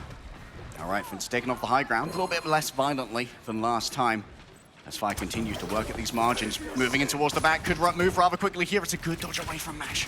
It's Mash with the ultimate. It's not even close for Saipei, so Dreedro has to get that Fate Bolt built in hand, but he might not have the chance. There's the Raging Royal Flush. We're looking towards the back. Lugia gets stunned out of his own ultimates. It's globbering time, but it's all time for Nevix to rise up. Oh, Captain, my Captain, he leads them to glory, and he takes them away from these hallowed halls of death and despair. It's Nevix this time, not experience. You're not going to let the new kids make the same trick against him. Lugia even switching off of the thing entirely. Smashness now the one that has the portal in, and the Venom is going to leap in to stall things out a little bit for Lugia, so triple Vanguards for the time being. Raw Fist, Rock and Stone, Virtus.pro bad to the bone. Lugia Goat's already down, but how do you exit from the portal? First up, it's got to be the CC immunity of Ducky with the carbon form. Now Crazy Kitty has to follow after. A righteous got through directly into the Glartrox. The timing from Spark is so good, but there are no frags to be found on the other side. Lugia is down again as Crazy Kitty going to try and make something work.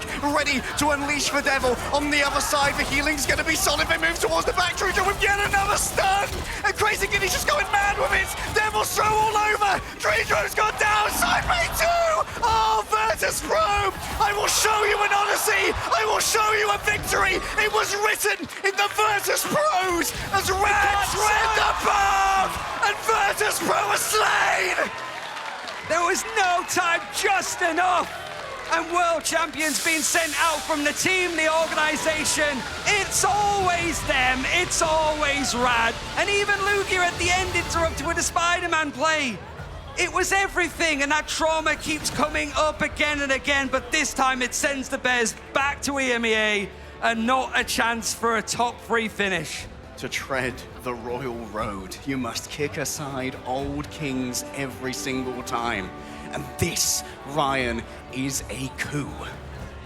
It shows that it's maybe chance for the new kids to come onto the block.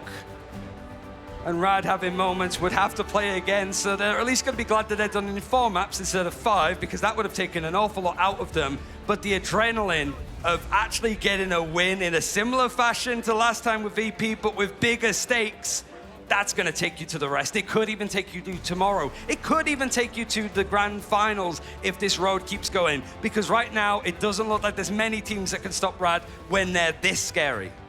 Here at Ignite, it's time to go down with dynasties, and it's time to crown some conquerors. This is what it is all about. You could go from your couch, playing with your controller in MRC, to that stage right there.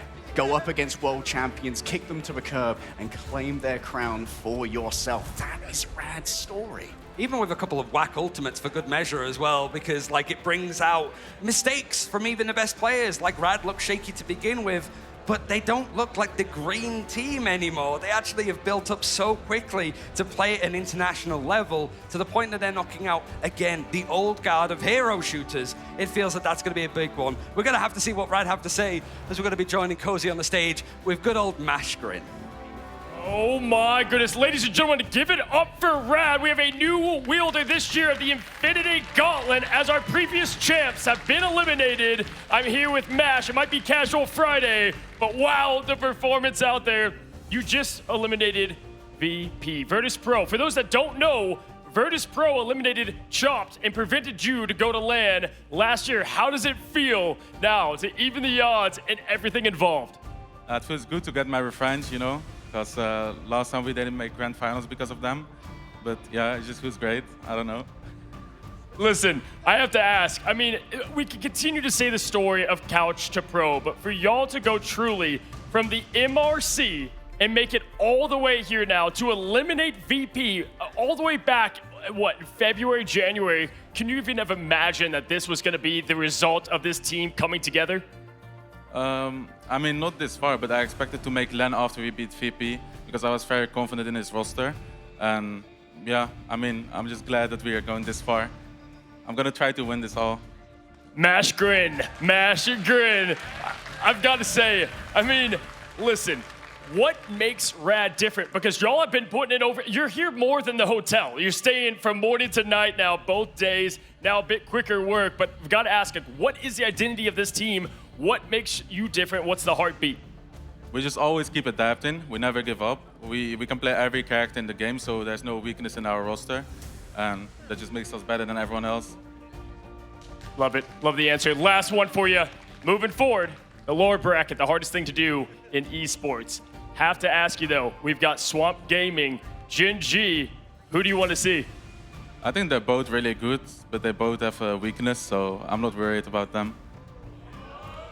You love to hear it, folks. I mean, we talked about the VP LAN buff. No, I think it might be Rad's buff in the mid-season finals. Listen, I mean, you are going to be able to take on potentially, go through the same journey that they did before to win the first mid-season finals last year. What would that mean for you and your team? I mean, I don't know.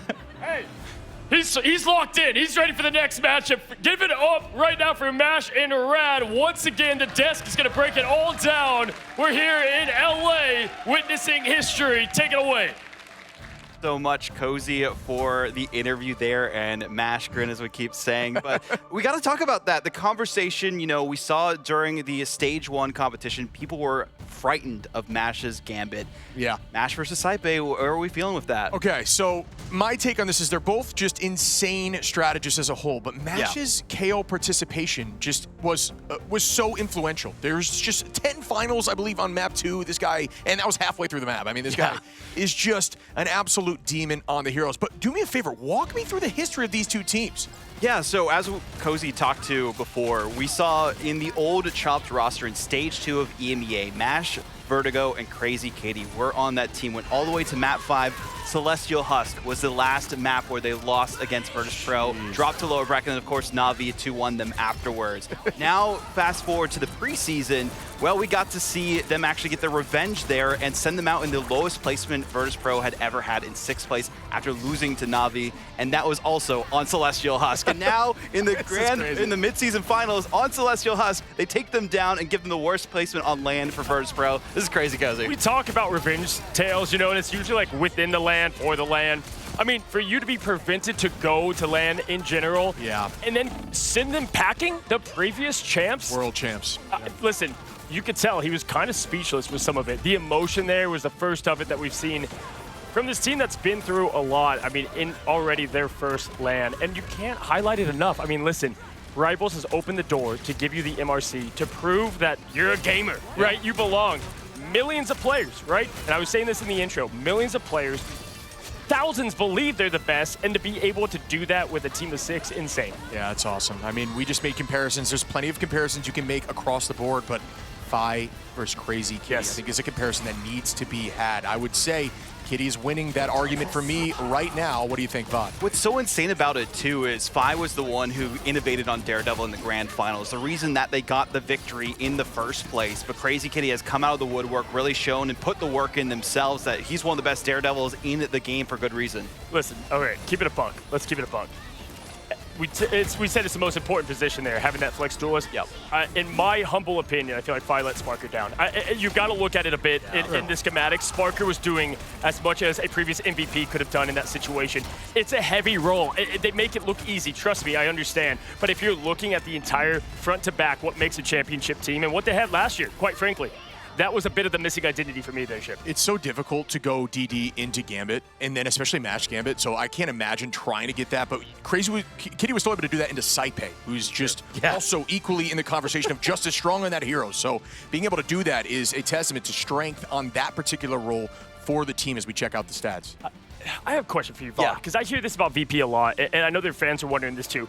What I continue to hear from coaches, behind the scenes players, is that there's some old heads there in the sense of like, they're kind of like, they used to set the meta, and now it feels like they're catching up a lot to what this meta is. And when you have something as like fresh and crazy as what we got in what we're calling Rivals 2, right? Yeah. To me, it just feels like it took too long to adjust. Yeah, I think that's the big thing here, right? In their old age, but also because they've been, playing the game for so long in hero shooters and esports in general for a while, it feels like they've maybe not really gotten complacent, but they've fallen behind the meta so much. It's those joints, they're not as flexible. Same for the compositions. My heart goes out. I absolutely adore this team and their players. They have some of the most talented on the block, but you've got to come together as one. It's not just one, like we always like to say, right there, Shib.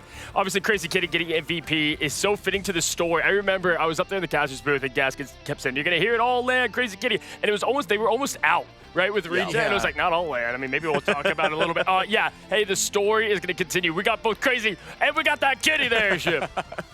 I think we also need to say, shout out the org of Rad. I mean, this is the second time now that they are going from MRC potentially all the way through this tournament. That is insane. Through the lowers, Vod. Yes. Through the lowers. I mean, if y'all don't understand, you go back and it was Envy, which, yeah, they're gone. But they were able to take down Envy from that uppers and create what was, I would say, a lot of the standard. Obviously, that team has moved on to now what is the favorite here in Na'Vi. But it's crazy that we're seeing a similarity. And shout out to Rad to identify talent and get that thing rolling. Yeah, no, it's a huge shout to any of the organizations that are supporting the upcoming talent here as well. I mean, half of a new roster from that Chop team. Ducky didn't even play in Stage 2 of Ignite, and now is taking down world champions. I mean, everyone putting in the work. Hey, group player over there. I think he said it. And Emma. They're both killing it. I think you said it best. Oftentimes, right? I'm hesitant to say like this is the best X player for this hero because all regions, it's so hard to tell. Vod has been trying to pitch to me that Ducky's the best group right now in the game.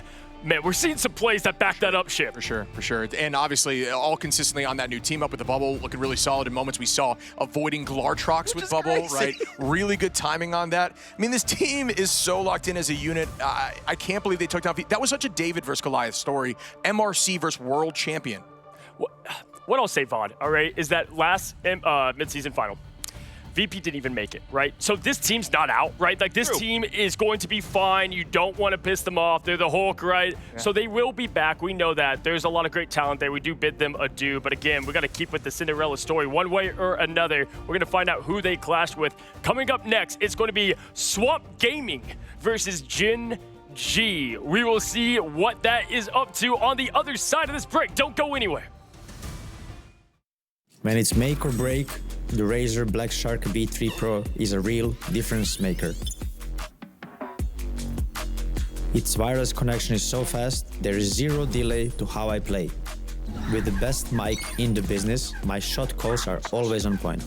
To top it all off, active noise cancellation, so that I can focus on what matters most, winning.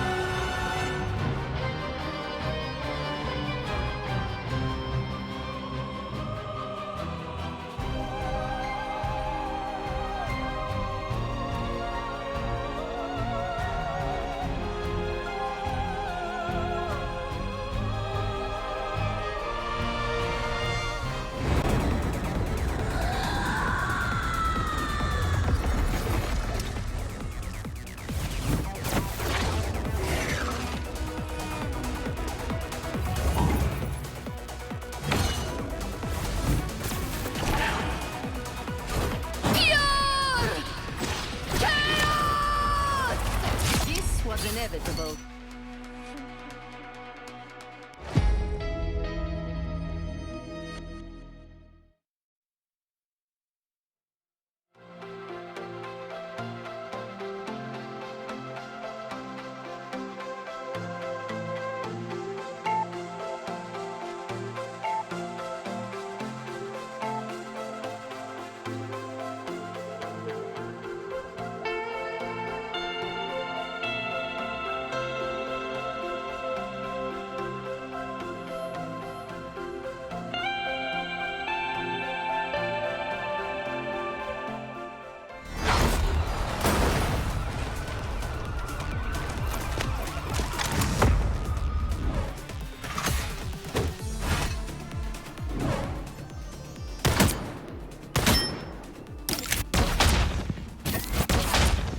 Armed and dangerous! No mercy.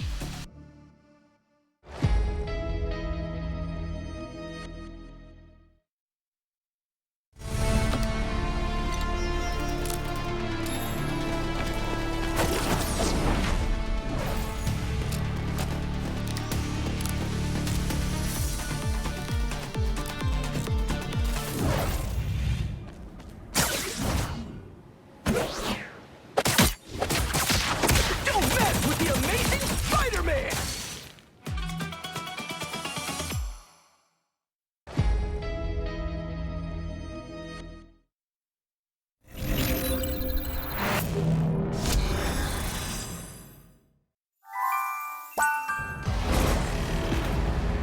There is only one path to peace, the Avengers' extinction.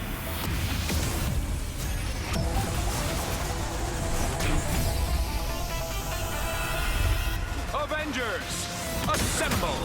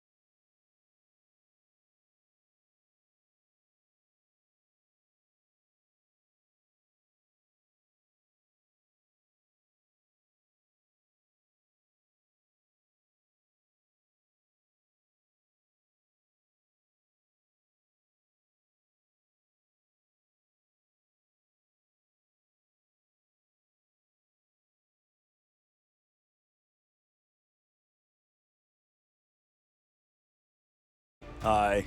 We're all winners today, honestly, with the content. It's been great. Well, I'm a loser. I'm losing right now sitting next to this European. Honestly. Yes, American man. I've been waiting for this day. It's been what, since November? It's a pleasure to meet you, Homelander. Oh, it's so great. Yes, absolutely. I've got a lot to say to that. Okay. Yeah, no, listen, American man. Swamp Gaming, right? Wasn't looking so great up in the top. Obviously, it was the big brother of TLC, which is another American team. I feel like it's perfect for you to talk. What do you think they did wrong there? I mean, realistically, everything. Like that last game, it was just a slopping and back and forth. And like we saw, it was a little one-sided. And this match today, too, kind of be the same thing. I mean, Swamp Gaming really is one of the best teams this entire tournament. We've talked about it, Cozy, behind the scenes so many times. We know how strong Swamp Gaming is. The only problem is they're stuck in the best region against the best teams.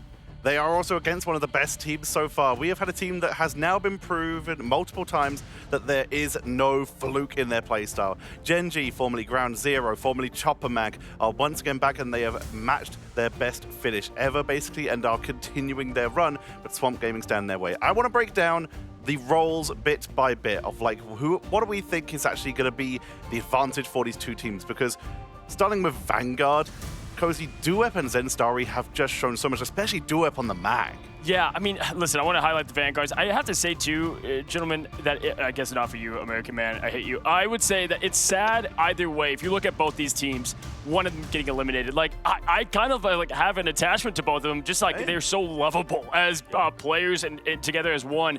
For me, though, even though I am on American Region Caster and more, I would say probably the Vanguards, I'm definitely going to give the edge over to Gen G. I feel like Duep might be the best mag in this entire tournament. I know, American man, that's hard for us to say, but you got to agree. Yeah, I mean, he looks like an American. Realistically, just how he plays, absolutely. That's all it takes. Is that guy. Absolutely. Yeah, I mean, duh, it is. Every American player here, he is one of them, right? Like, and now at this point, we could just adapt him, and we might as well. I mean, we'll probably come for Australia eventually, so might bring him over here. Why not? In the North American region, because it's the best region in the entire world. Speaking of bringing over players, let's move on to Duelist. I'll be starting with you here. We, of course, have that incredible Duelist lineup for Swamp Gaming, including Dace, who's been so flexible throughout the region, but bringing over Bobo from China has been such a massive boon for Gen G. I mean, the only compliment I can give is that Bobo has looked very American. I mean, at the end of the day, he has been, and that's the only compliment I can say. That's the highest praise that anybody could say about realistically any human being, and Bobo has been the most American player this whole tournament. Land of the Free, break me free from this desk right now, from this man. No, hey, listen, yeah, if you look at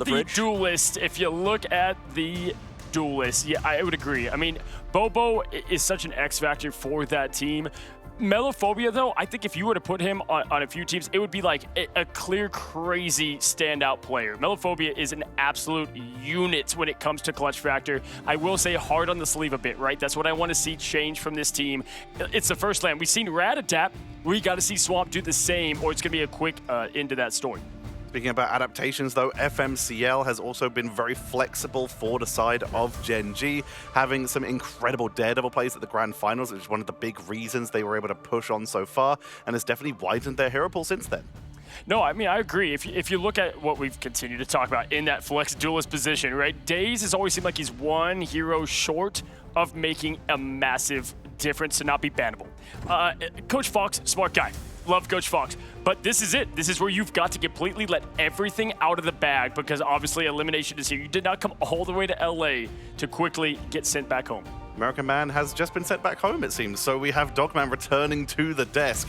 So Dogman, I want to start with you for the strategist. This is where a lot of people bring a lot of attention to Swamp. Yeah, absolutely. I mean, the strat department is definitely where I would say they live. And yeah, like we mentioned, yeah, he's out of here. Get that guy in a different place, not the guy to be around in this matchup, because both Gen G and Swamp are phenomenal. Personally, I had Gen G making it all the way to the Grand Finals, winning the Grand Finals. So they were that team that can beat Swamp Gaming, I think. And Swamp, while they did look good, versus other, teams potentially, I think there's a good chance, like you said, the backline dominates. Would you even say that Swamp Gaming have potentially been looking a little Australian in their play style here? Yeah, definitely. I mean, Australia has the most underrated players in the entire world, and I think that's shown today. Like, genuinely one of the best regions just that have been able to compete over the past few years. And we've seen it every single time there's so many Australian talent that have come out. To be said, though, I would say when you go against what is the best team in the nation, right? Like, this is where it really matters, right? Because outside of this, Swamp hasn't been tested. TLC beating them, we know that was probably going to happen, right? It's the same when you lose to Na'Vi. So for me, in my opinion, this is where it's like, okay, Swamp, how do you compete to these other regions? Because if they take Gen G down, this definitely is going to rise the stocks on Swamp Gaming believers. Then they go against Rad, and I like their odds there too. So Swamp Gaming, this is easily the biggest match these 6 have had ever to face. Speaking of big match moments, all these players will be at least comfortable while doing it, as they are all sitting on that incredible Razer Iska V2 New Gen. It's the official chair partner of the Marvel Rivals Ignite Mid-Season Finals. It is equipped with Razer HyperFlex lumbar support system to keep these pros supported, and the Gen 2 EPU leather with cool touch technology to handle the heat of battle. It is available right now on the Razer website, and the draft is available right now in front of our eyes. I mean, Dogman, we got the thing right off the rip, getting saved. Love that. That's kind of more of the same that we saw a couple times from yesterday. Just kind of leans to the play style of the team. Bobo, it felt like forever was trying to get like that flank on 100 Thieves, and it wasn't happening. Like when they're passive, that's when I feel like Gen G kind of starts to choke up, and the thing just enables what they love to do. Yeah, absolutely. I mean, like you said, I mean, Thing play style right now is very hyper-aggressive, and the best teams do that. The best teams are proactive with their gameplay. That was why some of the teams that have played that kind of those compositions before are out of the tournament now. It's because they're playing the comps that were more traditionally slower, but because of the new team-ups we've had, and because of the enhancement team-ups, it's changed so many different things with the gameplay. We've also got to address the heretic in the room here. So far, Gen G have not really been able to come to a tournament with a full roster once they've had Bobo and Salvation on the team. Salvation unable to make it to this event. Just got there. But Alex is, thank you, Alex is doing a fantastic job filling in for this and is really making sure that Bobo especially can play that aggressively. Yeah, listen, I mean, it's a great point to have there, Tetcher. For me, what I want to see, as we will continue with the bans in a second, I want to see this a one-sided mag. Take away Duep and that amazing mag that we know, and then start having that safety net on your backline that you know so well. Valentina, one of the best in the game in the backline. And so Gen G has to start targeting now, right? We've got to start seeing the Gambit and more.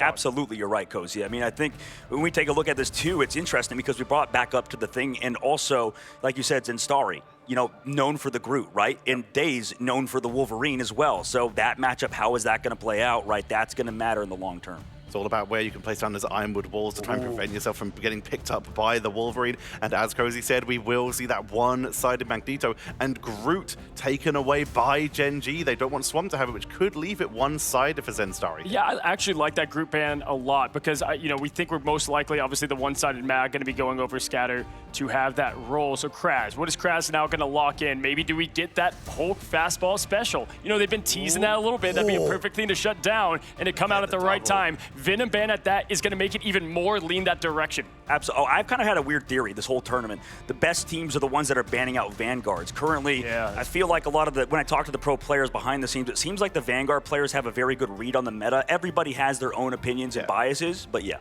Hey, this could be a one-sided Gambit. This, hold on now, because on Domination we've seen. Okay, I was hoping. Gen G, you had me worried there. So for a second, and now Swamp Gaming though, one of their weaknesses is Adam Warlock. Here is what a lot of people might go with. I don't know what they're going to end up rolling with, but either way, that Gambit save was huge. Dogman, I actually want to bounce off of what you said here about the fact we're seeing more teams ban Vanguards. Vanguards seem like they have been kind of the heroes of this tournament. We've been seeing a lot of teams go for triple strategist comps in the past, but in this competition is one of the first where we've been seeing triple Vanguards without triple strategist to follow it up with just a single duelist to really bounce it outside of Vanguard Deadpool meta. So it's good to see that flexibility come on in. Absolutely. As we will see, while we have had Penny and Ultron sneak through the phase, we will see at least one more removal at the end from the Adam to prevent that hyper revive composition. Yeah, the Vanguards definitely have been the heroes of the storm of Ignite. Yep, Adam is gone. That's what I expect. Get rid of the cheese while you can, folks. I've got Swamp Gaming taking this first one. Who do you have, Dogman?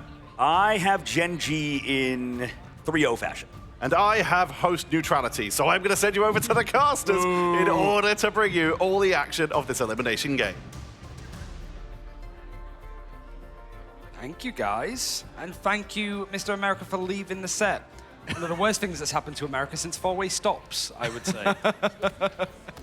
But this one is nice for us because we get to get out of our region and see what one of the best of Pacific, is going to do against one of the top contenders to settle some scores, to see where Swamp Gaming settles on the international scene.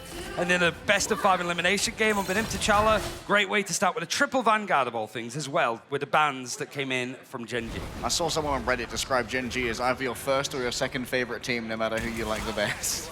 And I think that's pretty accurate. This is a team that is so lovable for their story. But even Swamp Gaming are just a bunch of sweethearts. They just don't have as much pedigree when it comes to playing on the international stage. Gen G last year said pay us, and Gen G, the organization, did. But this is where that cost needs to come back tenfold. Duet a little bit isolated right now, but knows that their strategists are going to lean in behind them. Swamp Gaming still threatening with this Wolverine. You have to be on your toes when it comes to trying to dodge. As you can see, the Days went for the Feral Leap on the opposing Thing, but it was not going to get too much because, of course, the Thing is immovable. And now Zenstar can cleave through so many of these tightly packed players. They're looking at the compositions, it's just very different in the style of what the duelists want to go for, and Bobo trying to sort of make sure that he's playing at distance if he can help it, and throwing himself up high in the skies, just almost keeping Days locked in. Like a cat off a tree, he's got the high ground, and it's actually Duet that finds the feral hit. Going to be difficult to dislodge him from this one. Days, though, doesn't want to go for the leap and gets hunted down on the disengage. And Bobo can just play this one safe now. Jiggle peeking the corners, making sure this escape route is going to be revealed. Now Gen G can hold close. And now you've got the Daredevil as well. We can just get all of this information where this fight is going to come from and any other lanes that Swamp Gaming want to try and hit through. They have to change up. Days switching away from the Wolverine to Daredevil himself means he's going to be a bit behind with ult charge, but not by much, as FMCL is actually behind 47%. A little bit behind, but there's plenty of time to try and catch up here. Alex doesn't need to play catch-up when it comes to the Gambit ultimate, though.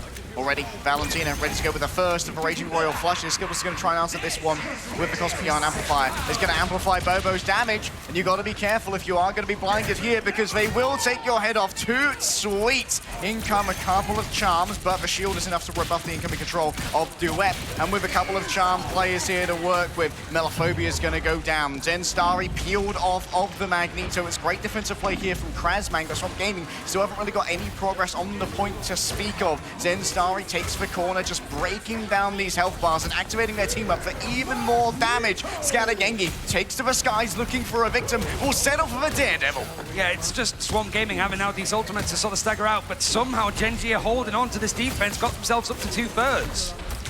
Will get themselves another Battle Recall Beacon soon as well. The question is for Melophobia, do you want to try and invest into this one? They've got a lot of pressure towards the point itself, and getting rid of Skittles might be what seals it. Oh, the portal is just not in time when FMCL decides not to commit to this one. I have enough time if it's going to be a push all the way to the end. But Swamp Gaming, now that they're set up in position, duelists with ultimates, the one thing that you can say about them is, like, that fight was looking great for them. It forced out a lot of ultimates and it forced out a lot of time. So Gen G just holding on to that objective pretty much until the very end. But losing out on the portal for potential overtime could be a big miss for them if it doesn't go well. It's been a brutal exchange of blows thus far, but Melophobia has the most brutal of them here. Great quick draw on Duet's shield to parry the incoming Barnet Cook and take away a turn. It's a hard head-to-head for him going up against Bobo, who is just like the shining star, I think, of Grand Finals. Won all of our hearts, and Skittles is going to make sure that hearts stop on the other side. But a copy from Swamp Gaming with the Loki means that it's going to be another Royal Flush to come through with 4 keys on the horizon. Valentina, a goddess of mischief. Skittles, Cosmic Yarn Amplifier is not enough to stop this one. It would appear that Gen G have decided to call this one curtains, as it's going to be yet another hold from Swamp. And this is where, like, the ultimate economy works so well for Swamp. They're very disciplined. They have plenty to work with. It was only really just that dedication of the Royal Flush to go for that fight that ended up working well for them. The Skittles actually switching away from the Rocket to go for Invis, feeling like maybe they could pull Days out of position, but that swap over to Daredevil has done a lot for him in the end. Gen G otherwise keeping the comp the same.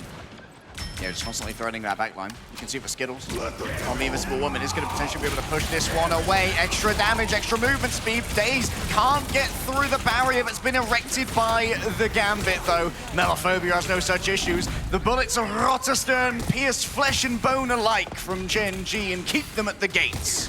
And that was a trade out as well with a Royal Flush from Alex. Nobody really seemed to go low HP. It was just Melophobia that found that one pick, but it stalled it all the way to 90% for Swamp. So it's go time for Gen G without that ball. MCL noted on the other side. Anyone who gets charged, you know, their head's going to be taken off here by the Assassin's Precision. But Bobo is leaning towards over here. Forky Dog found in the back. All everyone was thinking elsewhere. Low on the HP. Matthew Murdoch has to try and dodge away. Bobo just having this consistent sleep paralysis demon, and there's no one there to help them. Daze finds the 1v1 in the back, shutting down the Assassin's focus, and Zen Starry isn't reason upon here. Placed down on the floor, Duep never stood a chance. Carbon crushed and crushed by Metal. Swamp Gaming win out their first round of domination. Better late than never for Swamp. It's a bit of a slow start, but they're still like getting used to it. This is only like their third series on LAN in this kind of performance, but they're at least able to get things going. And as soon as they had control of the point, they looked a lot more comfortable in the end for Gen G. So it puts a lot more onus and focus on how these first fights are going to go. This time, however, ultimates are going to be available. It's the one thing you saw Bobo there just sort of getting caught out from Daze and switched over to the Daredevil. That's where Salvation missing and Alex coming in. Even though Alex is doing a tremendous job of being a substitute, it was Bobo and Salvation, the two Chinese players, that kind of not so much did their own thing, but looked after each other. So if there's a lack of peel coming in for Bobo, it's almost maybe that assumption that like Alex should be the one doing it, but obviously he's filling in for that slot. It's just that missing piece of Gen G that could be the difference maker when you have one of the better melee players that is looking to go in and actually fight. Otherwise, Melophobia's kind of held down the fort when it comes to the duelists, and the Vanguard line that's had the majority of them banned out in the end, surviving and keeping their heads above water. FMZL, potentially moving over to the group here, was having a lot of trouble finding entry onto that backline on the Daredevil. And admittedly, maybe thinking that Bobo needs a touch more peel, or like a little bit more biomass between Matthew Murdoch and himself, because we saw Bobo, during their ultimate, assaulted pretty handedly by Daze with no real help coming their way. Yeah, and that's what I mean. He just needs a little bit more help coming in, but like if the focus is coming in from like FMCL to make sure that Melophobia or the backline of Valentina and Forky Dog that have only been eliminated once between them, they have to feel a little bit more threatened because it is Gambit Loki. There is a good chance to dive to Loki as we've seen from like previous games, but it's going to be just a brief pause in the end, which seems to be like the modus operandus, I suppose, for like Swamp Gaming. At the very least, like you're playing on stage for the first time. It might not be them, it might be the other side of like Gen G, just making sure that they can come in, but hopefully the Mogger and the Mole, the podcast, doesn't have to continue on. Well, Aurora is ready to answer the call of podcast when the beacons are lit. So we got Mr. Fantastic in goal. That's what we decided. We're not going to go there again. Oh, I'm wondering here if Duep was just on the the Doctor Strange here for the teleport back towards the end. Yeah. Or if they're going to try and commit to this. I imagine it's not really going to be a commit, given that Krasmang has been doing absolute bits thus far on the Emma. We did see an interesting combo as well from Krasmang and Scatter, where they went for that Carbon Crush just to lay someone down on the ground, crushed by Carbon, then crushed by Iron. It's a great 1-2 punch. Yeah, it's just make sure that there's no peel, I suppose, in the end. And you know that that same level of peel isn't going to be available on the other side because, as a reminder, you can sort of look at the likes of Magneto being one-sided for Swamp Gaming. They've also taken out the Loki, which wasn't traded for Gen G. Mantis banned on both sides because Mantis has been the first ban for both teams in every single series so far for multiple reasons. I feel like team-ups for sure, but she's just as strong as she was before, even with the changes to like less damage boost. Down the speed boost is certainly doing a lot. As we saw the scene with some of the like the Storm play, like the Soul Bond combination, like speed boost plays that we're seeing from some corners of the meta. There's still just one map to be played as the clock is now ticking again. And Gen G wanting to show that it isn't just going to be another episode of NA versus EMEA. The Pacific can be involved in this discussion. Question is, Swamp Gaming strong enough to knock Gen G off of their well-deserved perch? Looks like Forky Dog is going to shuttle them forward here with a speed boost of the bubbles. Meanwhile, Duep is actually going to go for this early mugging. See if they can find the right kind of target or whether Swamp Gaming are going to be ready and they're not. Scatter Genji is the first to go. Yep. The slowest of the bunch. The old man can't move so fast unless he's got his metal skates on. Valentina going to be rounded upon here, already having to use the regeneration domain. Forky Dog pulled in as well. Sonic Vortexes are just elucidated from Duap. And already Scattergengi is beginning a counter-strike here. Swamp Gaming do not want to give up first control despite their disadvantage in that initial fight. They really don't want to give it up because there's 3 Vanguards that Gen G are going to park on this. You might as well build a whole parking lot because everything concrete is going to come down to Gen G. Oh, Valentina, no! But she's got the wrong copy. Ai Agamotto's going to get thrown in, but it stuns 3! Stuns 3! She's the best Vanguard in the game, baby! FMCL on the other side, ready to go forth with some manner of control. They do have access to the Strangling Prism, but decide not to use it right there. I appreciate Valentina being like, oh, whoops. Never mind. Might as well yeet, throw herself into the fray. When in Wakanda. It was a good stun, and Gen G certainly weren't expecting it, but neither was anybody else on the server, including Swamp Gaming. Well, what do you mean things were strange? Since when? But now it's Gen G taking the point first again, and they have now got the bodies on it to hold, as well as a Strangler Prison. It might be great against this push-in, as it's going to be the Royal Flush. All right, tenacity gained by a couple of members of Swamp Gaming as well, due to the amount of control that was in their path. Zenstar is already fallen on down. FMCL now needs to make a decision. Are they going to try and commit to this one? Oh, Melophobia, what a parry! Unbelievable CC immunity off the back of the Kraken impact, and they're just going to keep going and going. Down into the hole, potentially. Is there going to be a reset available? There's enough healing to stop it from happening, and still Gen G are going to hold on to this point as well. Krasmag's found the offer angle, and they've managed to grab a bunch of squishies. The mind control is there. Just look into Krasmag's eyes. Don't worry about the days that's on the other side. Nobody else that can hold on and touch it, but Swamp Gaming managed to get through these bouncers on the objective, and now it's getting those bodies back on. Is there going to be any adjustments here? So Strangler Prison was used from FMCL. Do they want to go back to 2-2-2? Or they just want to get those bodies in because of the Royal Flush? You're catapulting these beefy hitters along with an Apex Predator. You're sending the Goon squad after Swamp Gaming. The old classic style of Goon. The good Goon. The good Goon. Or the bad guy Goon, I suppose. Alex opens up, Raging Royal Flush. Oh, Dave's already caught them! Will they go for a solo here? Is the bravery there? No, instead just going to pop away, cooldowns to try and go away and find themselves a better angle later on. Melophobia's already falling on down, though. Today's going to be the only DPS to speak of here. Surrounded, Krasmag just tiptoes. It's a little pirouette on top of the wall that the Groot left behind, but it's not going to allow them to stick around for long as Gen G are back in control. I think you're really starting to see, like, you know, Emma Frost is very much back. Some of these ultimates that we've seen Seduction across this tournament have found so much value. It's so cheap as an ultimate to use, and there's never really a bad case scenario in order to bring it out. Swamp Gaming do have plenty to try to work with, but it's about setting up Daze, who is really wanting to make this Wolverine work. He has the last stand and plenty of targets to pull out of position. We know that he loves to use his Feral Leap to go in towards the back and then last stand everybody forward. Valentina making sure this time to have the Gambit in hand and ready to propel the team with the Raging Royal Flush. But Gen G, they've already given up some space. They've complied in advance. Daze looks towards the back. There's the Raging Royal Flush. Can you drag the Invisible Woman from her armored carapace? But no, Daze just going to play it slowly now. Gen G are within one fight of winning this. There's the second Raging Royal Flush. Daze gets put down on the ground, but they've got plenty of healing behind them, and Melophobia's joining the symphony as well. It's call and response, and the response sure is bloody. Yet another for Melophobia. New phobia unlocked. Yeah, it was the Glartrox thrown out for Bobo, but that was all that was really time for. Even as the clobbering time ended up being used from Zenstari, it was not enough actually to stop Swamp Gaming, just absolutely sending the Swamp straight to Gen G. It's getting a bit more hot and humid on the server as the point is flipped over, but Gen G, 99%, just build up those ults.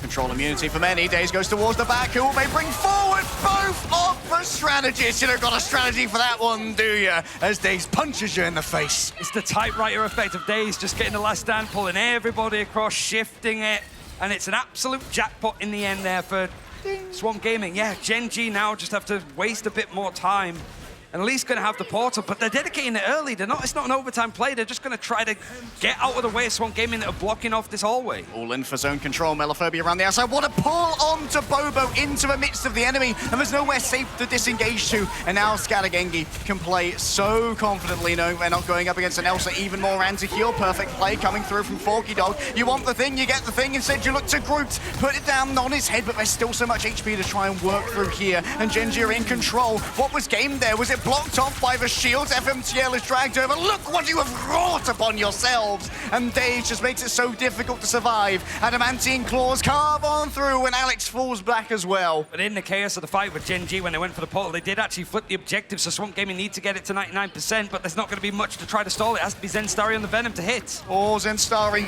looking to make the landing. Instantly going to be potentially controlled here by the Emma Frost. Takes to the sky with a symbolic resilience, keeping it going. Overtime is slowly disappearing, and Duep has pulled one down into the grounds below. There's no friendly neighborhood for you here, Duep, and there's no chance for contesting. Swamp Gaming have out-humidified Gen G. And seeing what the Pacific Best can do here is domination. I mean, I don't know if it's a bit of an anomaly. I'll have to check with Dan Gaskin, but from the stats, I have one game from Gen G playing on this map, and it's a win against Reject, which was this event. So I don't know what's exactly been happening over in Pacific, whether we've seen the likes of Gen G play on this map too much. But for domination, it's pretty good going. All things case scenario for Swamp Gaming. They basically beat everybody except for that team that they lost to earlier today with Team Liquid Citadel. That's the one area on domination, but everybody's losing to them. And it's Melophobia with the MVP, and I think well-deserved with like some of the hooks, the picks. Even you could say that like Daze was trying to find his footing, playing the Wolverine to the Daredevil on that first point. Wolverine looked a lot more solid, but it was just Melophobia just controlling where those fights were happening. And Gen G, even with like more bodies on the point, immovable objects had to be shuffled a little bit more from what we just saw from Swamp Gaming. This is one of the advantages of having an old head team, right? Like Krasmang and Scattergengi have been playing together, well, since the times of Jesus. And it means that they can play this very old style of Vanguard line. The Mag and the Emma together, when so many of the more like nouveau tank du jour of the Vanguards have been banned away. Well, also, it's just like some of the scary ones, like Venom for no dive, C in the top right, stuff like Thing, Groot, but you're leaving the Vanguard line that we just saw pretty much in every single map of the series from Rad and VP, so it's still good. It might even be like one of the best in slots. Stuff like the Thing works in these kind of scenarios. They're trying to basically use the one-sided, like all the Vanguards that they had, even putting 3 on the server at once. But it just didn't seem to be enough in the end. So Gen G sort of pulling out a different strategy, not looking good. They can either stick to it going into some of these other like payload maps, whether it's Convoy or Convergence, it's their choice. And just sort of like either iterate on it, make it better, or just go back to what was working. We definitely saw some interesting strats come out from Gen G here. The question is if Swamp Gaming feel the need to over-adapt towards them when it would appear that their neutral gameplay with the old tried and tested has served them very well. Admittedly, the Thing and Groot are going to be particularly invaluable against the amount of displacement options the duelists are using on the side of Swamp Gaming, where they're playing both the Wolverine and the Barna Cook of the Bucky. I want to look a little bit at what Gen G are potentially going to be picking up this event. It has been a lot of Central Park, which is like a map that we've seen a little bit of from Swamp, but not too much. It's only like 2 wins that they managed to get, and it is going to be Central Park, actually, that is going to be the choice from them. So that's actually an undefeated map for Gen G. Bit of a last bastion in the end, but it means that, you know, potentially we go to like a convoy choice of Swamp Gaming if they do end up dropping the map. And I want to see like this be just a close series similar to the one that we just saw from Rad, because you do want to see a little bit more from the Asia region. It's not just a case of like China picking up a series or whatever. Now it's just like Pacific, generally speaking. Gen G need to sort of like lead the line with that, because you mentioned the front line, the Vanguards of Swamp Gaming, been together a while. It's the exact same for Gen G. They've been playing together a good portion, even with Boba and Salvation coming from Nova, from China. That's a year ago now. Yeah, that's true. Admittedly, their scouting in the home region might not be the most, might not have the most options, but who needs them when you are the best team in your region by a considerable margin? Oh, is that the Mandy Celestine cosplay? Very nice. I missed it. I was looking at my stats. Oh, Bring them back up. You're such a nerd. Bring the cosplayers back, Jarvis. My boy here was busy nerding out. He was looking at numbers. Lord forgive him, for he has mathed. I was just seeing a lot of green on the side of like Gen G when it comes to this map, including a win over 100 Thieves yesterday, which, you know, went the distance. So those kind of moments are going to work nicely, but have a chance to reconvene, see if they can make things worse. And it's a win over TSM and Lunex on the side of Swamp Gaming in both the Stage 1 playoffs and then the preseason playoffs. So it's intermittent, I'd say, on the side of Swamp Gaming. But you'll look at the results. If you're expecting to win that first map, this is where you expect to go again after this with the choice of Gen G. All right, as we head into our bans, can never guess what was banned first. It's Mr. Fantastic. Yep, finally Mr. happening. Fantastic off the table. Now who's going to be in goal? Mantis is going to be taken away. And it would look like there's going to be a pivot towards that first protect on Magneto now from Gen G. The gambit that they made, the first protect on thing, was certainly a unique approach to bans over on Domination, but it didn't pay dividends, and so Gen G are going to be forced to pivot. I mean, I feel like on the subject of football, it does feel like it is bringing on Big Dumper. Just like, it's just bring on the defenders, hold down the fort. I didn't think I'd be making that kind of like joke on a broadcast like this, but it is the same sort of premise. Magneto is going to be that main protect. It doesn't mean that Gambit is looming across, so both teams are going to be happy to potentially pick it, but also Loki does climb up the rankings when a payload map starts to come into the fray. Most certainly, when you let Gambit Loki be available on the side of Gen G, it meant the Folky Dog and Valentina's job was very, very easy. Yeah, for Swamp Gaming, they're one of the teams that is particularly adept when it comes to both the Loki and the Gambit, because, well, both Valentina and Folky Dog are fantastic at Gambit, and Valentina's got a nasty Lady Loki in her arsenal as well. I mean, we saw a little bit from Swamp Gaming against OUG yesterday, like just kind of happy to have these like drafts be completely identical, right? Yep. And I mean, that was the one thing, as I mentioned with like VP, of like they were very good when it was a mirrored ban, and obviously that was completely broken by Rad, who just sat and chilling waiting to see who their opponent is going to be at this rate. So it is going to be pretty much identical across the lines here. We're hearing some more of the lock-ins, which I can tell you one of them is going to be Gambit on the side of Swamp Gaming. They're going to be defending first. And I see the hover over Invis. You guys don't get to see it, but there's still a little bit more of a look of both teams now just taking out as many strategists instead of that Vanguard approach for Gen G. Question is, are they going to protect the Gambit here? Or are they going to go down the Virtus Pro? They're going potentially down the Virtus Pro route. They were hovering the Invis. Now they did this last time, the though. Rocket. They've got 13 seconds. The thing is that nobody else could see this other than us, so they're only just trying us to. But they have actually gone and protected Invis. Oh, they've done a Virtus Pro. What does that mean? Well, this is what Virtus Pro did on Spider Islands against Rad, allowing the Gambit to make it all the way through. And now one-sided Gambit's on the other side. It did not go well for Virtus Pro. It did not. That's the only difference, though. And I mean, it was a little bit like somebody else did this. Like, yeah, we're happy to actually just make this a one-sided Invis. It might have even been like Gen G in some of these cases. Certainly like one of the Pacific region teams of just like, we don't really care about it, and it's like fair. When you're at this stage, play to your strengths, but you know that there's no Loki either, so it doesn't mean that you're just going to have those ultimates to consistently fight with. But I want to see exactly what the composition is going to be from Gen G, whether we are going to see some triple strategists, 2-2-2. Right now it's a bit more like Gen G, you've got some ideas, you've shown this map and it's gone pretty well, but Swamp was certainly watching in the wings. You might have even scrimmed each other because you're on like different parts of the bracket to an extent. But yeah, it's a little bit nerve-wracking for Gen G, but this is where you sort of make the big bucks, to be fair. Yeah, it's time to put it all on the line here. Neither of these teams will be able to have a second chance. Survival in the mid-season finals on the line, and the Americas are looking bloody powerful right now, Ryan. Not too much to our dismay, I don't think. But I think it's also the side of it is like for Swamp Gaming, I do want to see them put under some pressure. It was a very easy win over OUG. It was a very easy win for Team Liquid Citadel earlier on. So I want to see them just pushed a little bit more. And Gen G on this map, it's undefeated 6-0. This is the place to do it. Okay, question is Bobo cooking here with unlimited ammo? The ammo overload is going to be enhanced by Skittles to allow for high rate of fire and a bottomless magazine. Might be also just an element of like Alex coming in as a substitute. He has had the experience of Team Heretics to sort of play in the sort of like main Loki. Okay, never mind, Melophobia goes down. This is a good opportunity to push in, but the dive has come in for a counter attack from Swamp, which means the Daze goes down too. Melophobia must have just taken such a wide swing because Bobo didn't even use the unlimited ammo to get that pick to open up. They could just go in with the Deliverance shotgun so quickly. Melophobia is going to be portaling back here, and Gen G mercifully haven't got any progress on the point yet. Might not even be able to get a third before it's contested. Melophobia went down so early, he's like, I know exactly what I need to do. And because the switch over to the thing that's happening to Prezman, you're able to actually get those bodies in. Valentina's there to jump into the fray, so Gen G have to do it all again. The mystical off angle found. Swamp Gaming have plenty of HP to work with. A Bayou Bash through the midst of their team will heal everybody up, but Zenstar is coming awfully close towards that Groot ultimate. A strangling prison could try and tie a noose around Swamp Gaming's neck here, and with Daze down as well, you can be all the more aggressive as a Groot. Cut off from heals, you see Valentina and Folky Dog desperately trying to burrow their way through the wood walls that are placed in their path. Gen G, let's have a quick listen in to see how they're celebrating that point cap with Razor. Venom, DD. You should go Elsa. Can you go Elsa? Oh, use your ult first, Bobo? Up to you. Yeah, Elsa. Just go Elsa and Hom, you can swap out there, I think. Okay, play left side in the house. Come left side in the house. Come left side in the house. I'm just gonna rocket over here.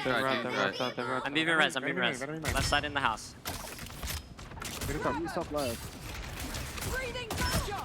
Just push card, just move card. When they touch, I will use. They close gambit. They won't have it yet though. I'm using Q, I'm using Q-Mount.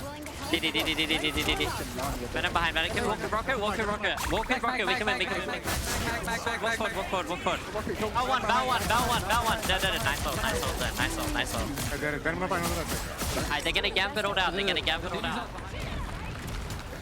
You can almost make a mixtape, I suppose, with all of the DD, mag. It'd make an amazing trance music, but this is also for Gen G. It's been an amazing run as that payload has started shifting across. So Zen with the Strangling Prison, Bobo just under a good amount of onslaught from this dive from Krasmang, but it's not quite worked for Swamp Gaming. They're pushed all the way back to the second checkpoint.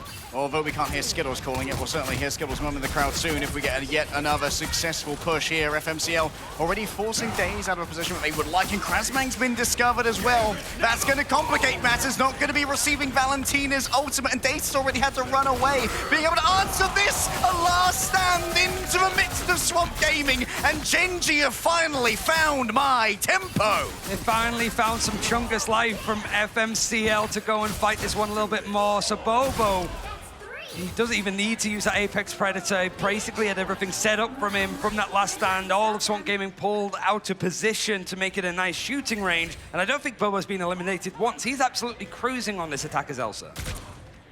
14-0. I go look towards Krasmang and Melophobia here for a big combo. Feast of the Abyss often gets people down into a culling or a range for an execution and a reset. But also, you got to worry about that big drop down to the left-hand side. Someone could be dunked into there rather readily by FMCL. Oh, good by Alex. At least Alex goes down, so this is a good chance for Swamp Gaming to try and go in for the attack, but it's a Vera back, so it's an intermittent break from the strategists that are going to come back as Swamp Gaming dedicate more. Yeah, and second that Meteor Ram is over, Bobo is under assault from the Devil being let out, and it seems one by one, Gen G will fall inside the castle. Fighting in the end. Swamp Gaming still have a lot to work with, and it was one of the highlights from them over and for them to challenge just the ult economy. Being a little bit more reserved, not over-dedicating, and it's great there for a fight win, and you have so much like backed up now. Gen G sort of losing the objective in a rough position, but having 4 minutes on the clock, they have plenty of chances and opportunities for this team to push all the way to the end, like they did against the 100 Thieves. And Starry tries to rescue themselves here with the Ironwood Wall. Wall's broken down by the frenzied arrival of the Venom, and Zen Starry just taking so much damage, but gets saved. A turnaround, Cosmic Yarn Amplifier, and the Groot ultimate as well. Call in Scalagengi and Daze for their appointment, and I'm afraid it's not good news, Doctor. I mean, Duep, it just feels like every 13 eliminations that he has, everyone has been a final hit. He's been absolutely connecting with these shots from Magneto. It shows why he's so good in this meta. He's got some of the setup and even the damage boost coming in from Alex on the invis. And no wonder, he's just pushing, and Swamp have to respect the space that pretty much the king of the X-Men himself seems to be taking. Melophobia does a good job buying all of that space. You can see the anti-heal onto Duep, and there is just no triage to try and deal with it. A deep dive coming through from Krasmang and by Daze, but can they find the value here? Phoenix team up, allows for Krasmang to cleave through multiple players as they set up for yet another frenzied arrival.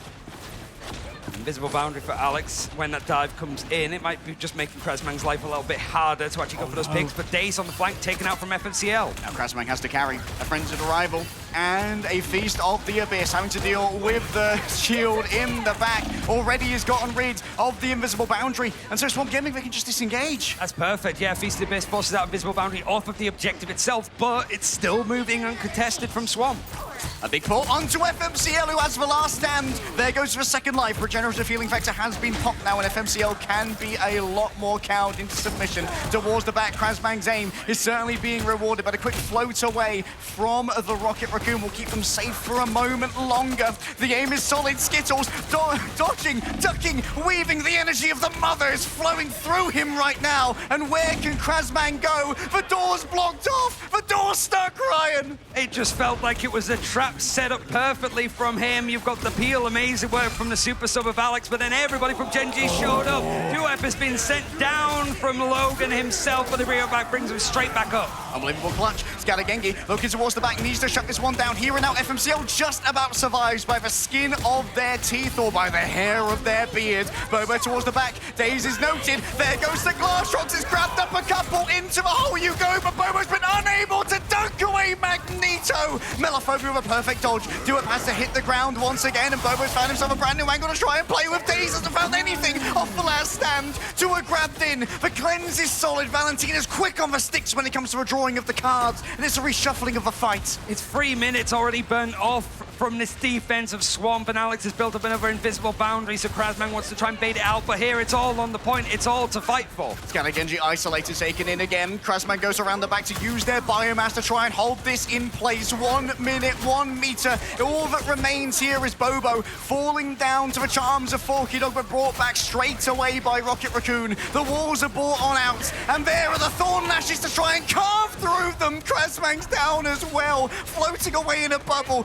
Duep had to stand alone with 44 seconds remaining. Gen.G have reset the fight.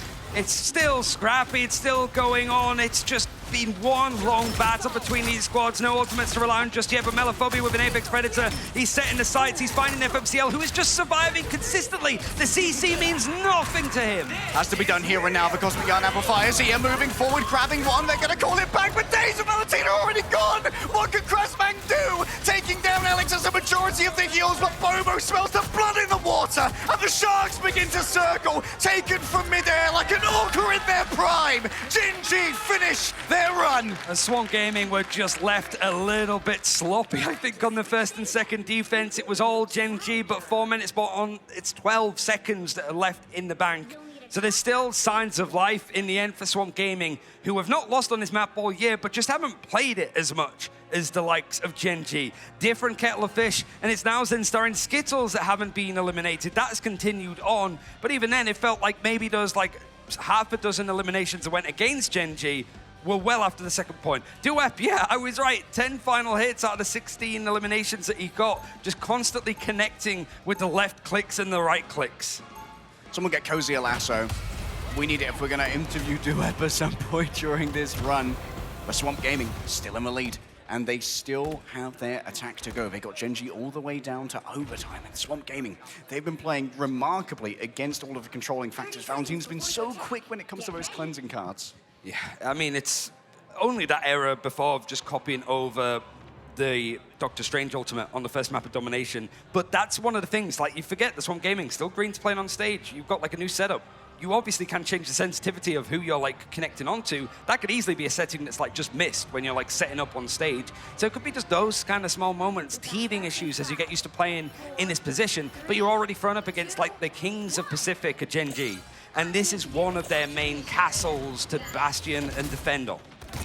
One of the controlling factors, the Barnet hook by Melophobia, has been taken away to go back to the Elsa Bloodstone. Melophobia was an absolute beast in the preseason during the Elsa meta, one of the best in the world. Daze is still wanting to not even go for the head-to-head with a Daredevil, who's very good on this section of the map to go for the flanks, use the sort of little bit of high-end terrain to rain havoc on the backline of Gen.G. Certainly when it's a bit more intermittent with Alex coming in instead of Salvation, means that there might be some gaps to exploit if it isn't for FMCL, just keeping it in check. They've just been doing a good job here of being threatening on the Wolverine, making it untenable for Magneto to move into this zone and control it. Daze falling low has already lost out on the regenerative healing factor, and it would seem that FMCL has been rescued from the Feral Leap. Still Melophobia on the hunt, turns it around. The Monster Piercer accuracy is absolutely disgusting, rancid stuff. But the Bira back means that FMCL should be back in fray, but everybody else from Gen.G is forced off at the point. The third has been captured at the very least, and something from Gen.G needs to start pushing out if it isn't for all of these group walls from Krasman.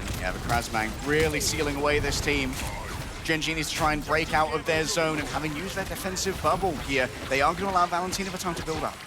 It's so very close, but the Yarn Amplifier is going to be used first. You're not going to combine them. That might be able to just actually bank up the Gambit ultimate, not even need it for this first point as Duet goes down, and it has to be the Yarn Amplifier traded on the other side. So much damage already gone their way. Krasman looking towards some victims, doesn't want to see this one finished already. Invisible boundaries brought on up. 2 players are stunned by the clobbering time, but there's plenty of extras off the side. Melophobia Unbelievable stuff off the back of the Apex Predator, and ain't no one touching this point. It's another portal that's gone awry for Gen G. It was just right at the end, pulled immediately off the point, means that nobody else from Gen G is going to be able to try and contest this in the end. But you forced out the ultimates. You don't have to worry about a Gambit on the other side, and because the portal play was used, you don't get that Alcacia play where you can actually go and contest this one very early on because you've tried to contest it on the objective. So Swamp Gaming have a lot of freedom to set up, and most certainly Deus is looking to leap in. Scattergengi wants this poke spot and still has their cast of the sword. Oh, look, he's baiting. The second someone would pop up there, it would have been Daze on the other side. Daze taken so much damage, has to move in the other side. Valentina was grabbed by FMCL. That's a big pull from the jackpot.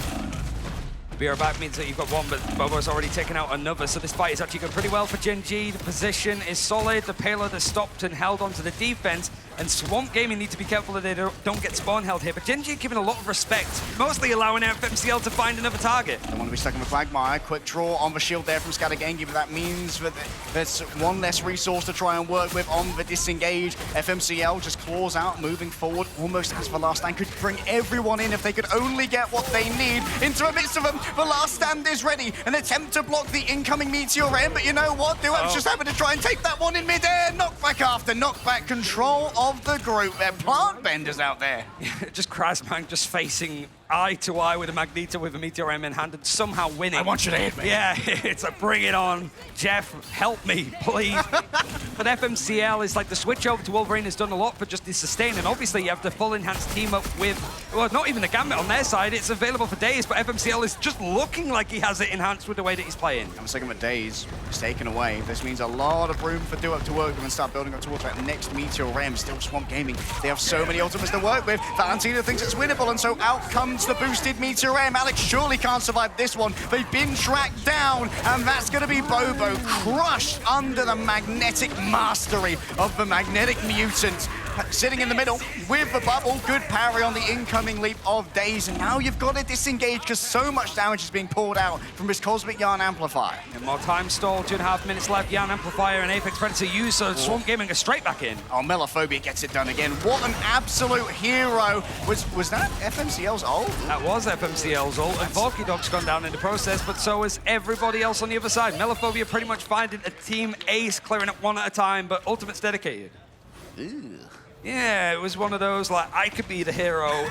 I am going to see you guys back at spawn. It ain't that. You ain't on the title of the comic book, bro. Not yet. But what a title of a comic book. FMCL gets Swamp Gaming, FML probably. Daze, though, is thinking, OMG, he might have a great opportunity to find these more picks and find himself a second checkpoint. Took their time, though, not enough. Melophobia's already taken down the CC immunity wall, and so Zenstar is going to be eminently bullyable. They could be pulled in. FMCL is going to be the first one to fall on down. The trap gets it done here. Tick damage overwhelming, and Melophobia still in the midst of a brawl. The Monster Piercer piercing through multiple targets and just burning them away. Farewell to Zenstari. Duep's got to be the one to move in now. Bobo tried to get some action going on the Black Widow, but the Red Room won't save you from the red that Swamp Gaming are seeing. Holy, I'm getting motion sickness watching from Melophobia's position. He's just dashing around like crazy, using the team up to have the two traps as well, so it's not even like 4 instincts, 2-second dashes like the olden days. I said the olden days, like 2 months ago. The Swamp Gaming actually might be able to set a better time here, but Gen G hoping to sort of pull what Swamp Gaming did on the defense and stall this out, but it's already climbed a good portion of the map so far because Swamp Gaming have pushed all the way to the throne room. 2.5 minutes, plenty to work with. You can see that the high ground has to be given up here. As Daze is noted on the approach, would really love to grab this mag, but the mag CC immune during the Meteor M tried to use it to peel. FMCL taken down by Krasbang, it would appear, but there's been a turnaround. Bobo around the back with the headshot! A wide shot there is a bit of a miss, and so Scalligan, you can turn it around on the off angle that was so desperately curated by Bobo. He's flipping around to turn Swamp Gaming around in play, but everybody was prepared, and this is looking dire for Gen G. Melophobia sends forth the Glatrox. The minions have been sent. Skittles can't even pop the ultimate in time. Invincibility not on the cards, and Scattergengi reigns imperious over the castle. Move over Dracula. There's a new king of this swamp. Done in good time. It took a while to get going on the second, but Gen G, first to second blitz.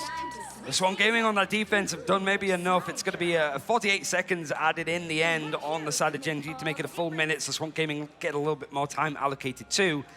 Also means that Gen G have a chance to push this first, and we have seen some like crazy overtime pushes, but that requires you to get this objective. And Swamp Gaming, they might be a little bit like loose, a little bit clunky in some of these positions, but they're very like disciplined. It just feels very like reserved. So many teams tend to overplay, they over-communicate, they talk really fast, it's a little bit more chaotic. Swamp Gaming, I feel, are just like in their element. Just very relaxed, like a lizard under a UV bulb. It's just chilling out. Zen, cold-blooded. Yeah.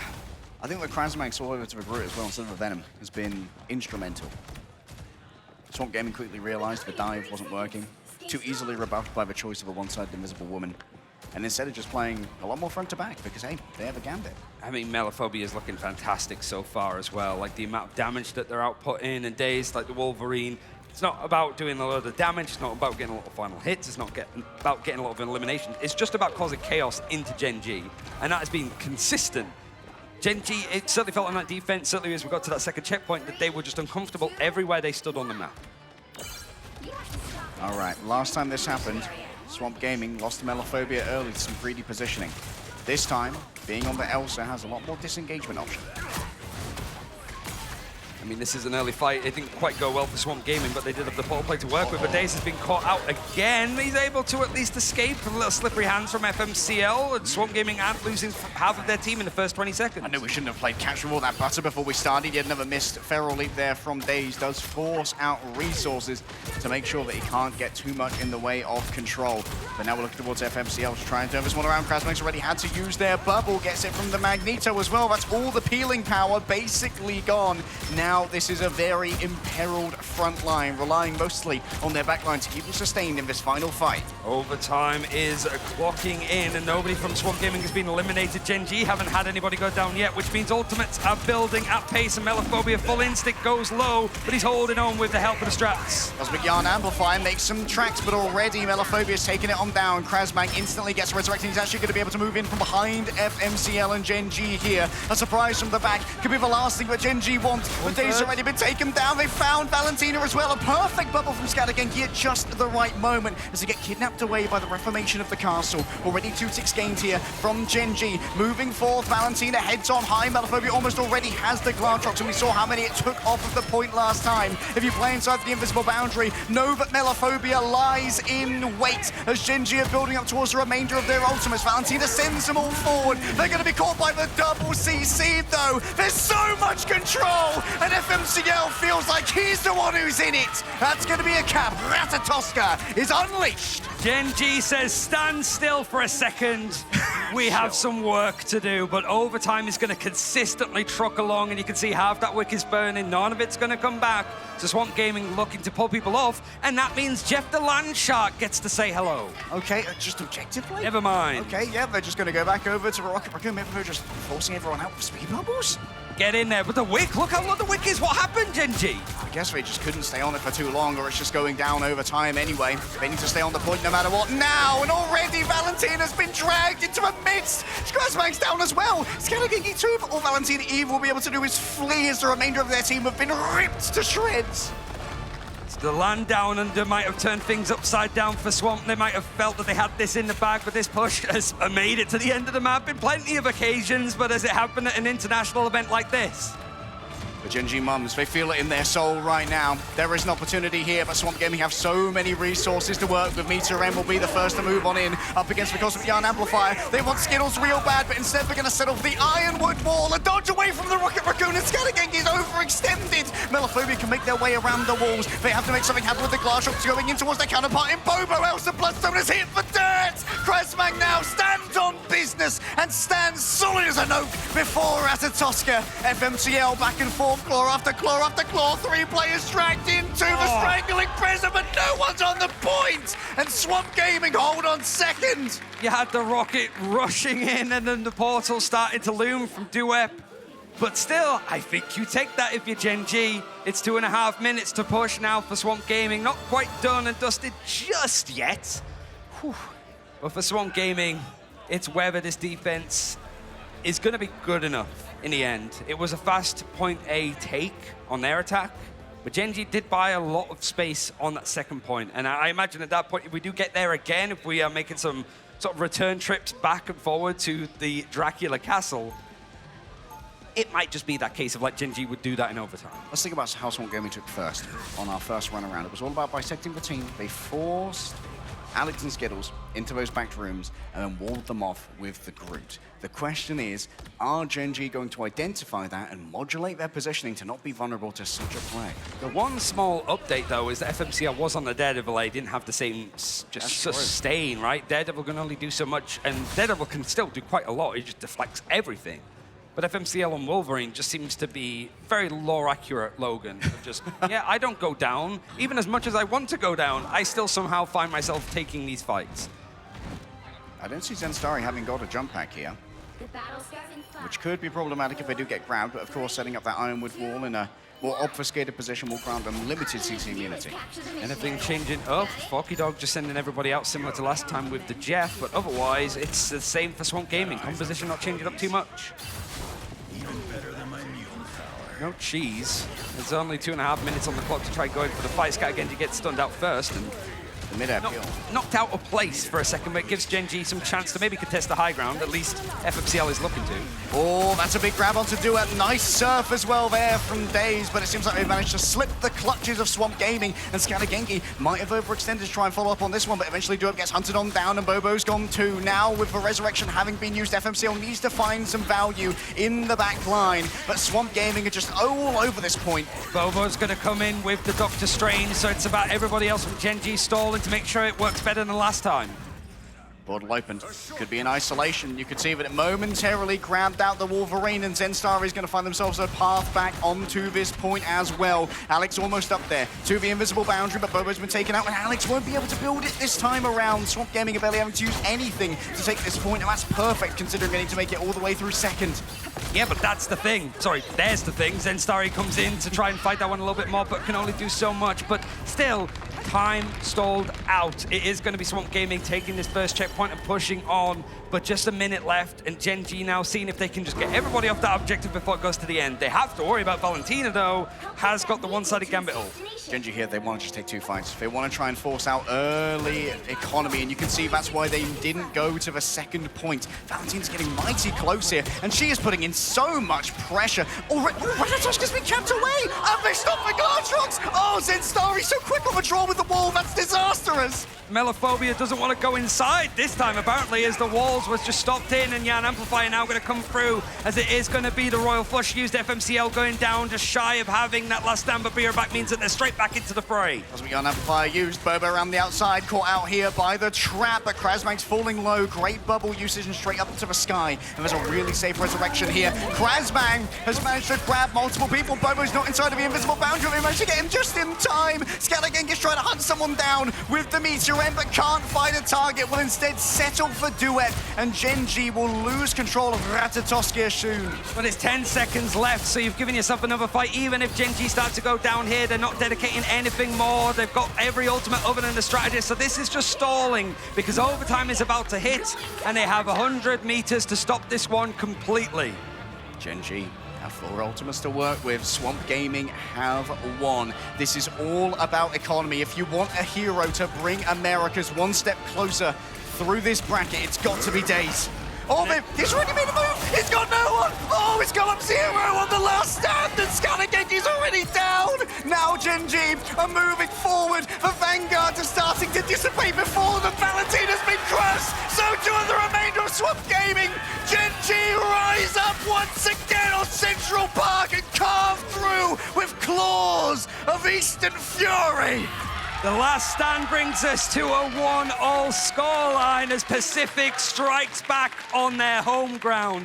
Means that it has to be convoy of choice for Swamp to try to get this best of 5 over the line. But it shows in these big moments that Swamp can let it slip out of their fingers, out of their claws, and find themselves in positions like this. What a smart maneuver to rotate around towards Ratatoska while it was still in the underground. That was where you were going to be safest from the Wolverine kidnaps, because he can't take you to the sky when he's got such a low roof over his head. And it's a Skittles MVP as well on the Rocket. Like, they were happy to go for the one-sided invis instead of going for the Gambit. If it's comfort, it works. Skittles is incredible on the Rocket, and it's one of those elements that certainly Swamp need to look at. It's one of the few times that we've seen him play on stage, but this series, it feels like it can go the distance. I want to see Swamp push to see what they can do in these moments, but I also want to see Gen G show what Pacific is made for now that they've made that trip across the Pacific. Now I'm wondering, like, what happened, but we had the invis one-sided. It got so much value. I guess that came down to the Wolverine versus Wolverine, being able to hit those force physics for peeling. I mean, also just a head-to-head, but there is a desk ready to break down some of the stuff that's happened in these first 2 maps. So guys, what is going on? What is going on? We are having just the best games at...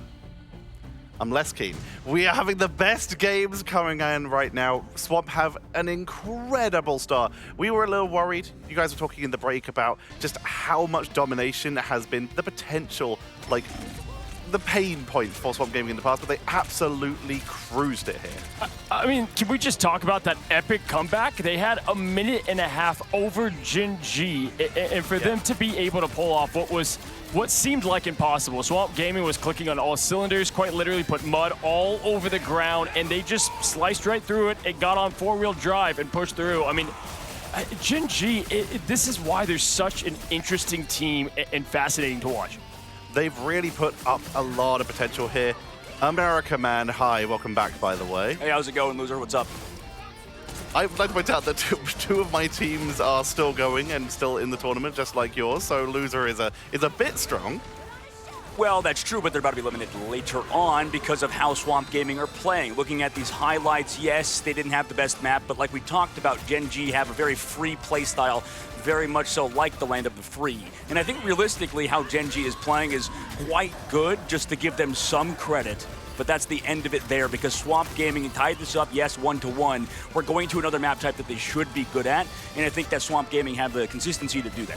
It felt like to me, listen, what is Swamp like to say all the time? We're family, we're all together as one. All I know is if you look at final hits, there was only one all-together family in that department. I mean, Gen G, they shared the load across the board, and they did and answer the call of what a lot they couldn't do yesterday, even in the loss against 100 Thieves that they had in that one map of Museum of Contemplation. Like Bobo not being able to get those ultimates, check, right? Duep getting that mag back, check. I think the ban phase was important on this one. Cool. The one-sided thing Tetcher wasn't the plan. You don't take the ball away from Tom Brady. No, you give mag to Duep. You give mag to Duep. There's the thing you mentioned as a potential ban as well, but they also let Zenstari through on Groot so many times. Yes. There was so much attention, as Dogman brought up earlier. You'll be in one day, American Man. Don't mention that guy ever again. The person who will remain unnamed talks about potentially banning out Vanguards being potentially important, and you can see exactly why by the performance of Gen G, where they just get some of their preferences. Duep, though, also a very impressive game on Emma. For the first time, you made a good point, Tetcher. Dogman absolutely so wrong about that comment, and I'm glad you pointed it out. So I think it's like Homelander said over here on the left of me. Realistically, this team, Swamp Gaming, are so good because of what they play. Duep, though, give him Magneto. I'm like that you mentioned Tom Brady. He's the GOAT. Yeah, hey, listen, American Man, we can talk about that all day, but what I will say is I'm disappointed in that loss from Swamp Gaming there. I mean, it really was everything that they do well, and what they typically don't do outside, obviously, like TLC, but what they don't do typically is let something like that slip through. I mean, once they look dominant, they really don't hesitate, and this team does wear their heart on the sleeve. It has me worried because you gave Gen G even a sliver of that confidence from the full stake. And speaking of confidence, you've got to be a little worried about that. We have Swamp Gaming, the team where their players, it's their first LAN. Gen G, we can very much call them experienced now. They've been to every LAN and they're essentially at their best ever performance so far. And they're now only 2 wins away from an even better than their best ever performance. Looking at the statistics here, Bobo with an incredible 43 eliminations. Zenstari with 49. This was just a very ICO game. You're noticing one major thing. Bobo had 13 KOs on it, 13 casualties. So that you have to bear that in mind. Obviously, we're stat watching, and I'm watching how bad Bobo played in terms of that win. Cozy, by the way, Homelander. My apologies. I forgot he's not here. Got to ask what's going on. I've got a little bit of a present for you. I know that behind the scenes, well, you're Homelander, let's be honest. I mean, I see how you dress, I see your hair and how blonde it is, and I figured this is for you. This is a present for you. I know that you've lost the way of America. And what are you trying to do here? I'm stronger, I'm smarter, I'm better. Do you understand that? Do you understand that? And on top of that, you guys are the real heroes. You guys, listen, Bobo comes up to me in the hotel yesterday. He's like, hey, come over here, Cozy. And then he's like, he's on live stream with like half of China. Can't wait to talk. So excited. Why are you, wait, and hold listen, on. he calls me Homelander. They said they all call you Homelander. Listen, this is Marvel, dang it. I'm not having the milk. That's You're related. having the milk. That's You're having related. the damn milk, Cozy. Homelander. Somebody, okay. Right now. This is. I'm upset. Okay. I need yeah. an adult. He's lactose intolerant, by the way. Yeah, God, help me. You're welcome for that one. Anyways, back to the main show. Swamp Gaming, because of that. Man, that's tough to make speechless, and damn it, you just did it there. Listen, hey, all I could say is not a lot. Lock in, man. Lock in. All right. Going to Spider Islands. We're going to Convoy. Cozy, what do you think about that? Homelander, what do you think about that?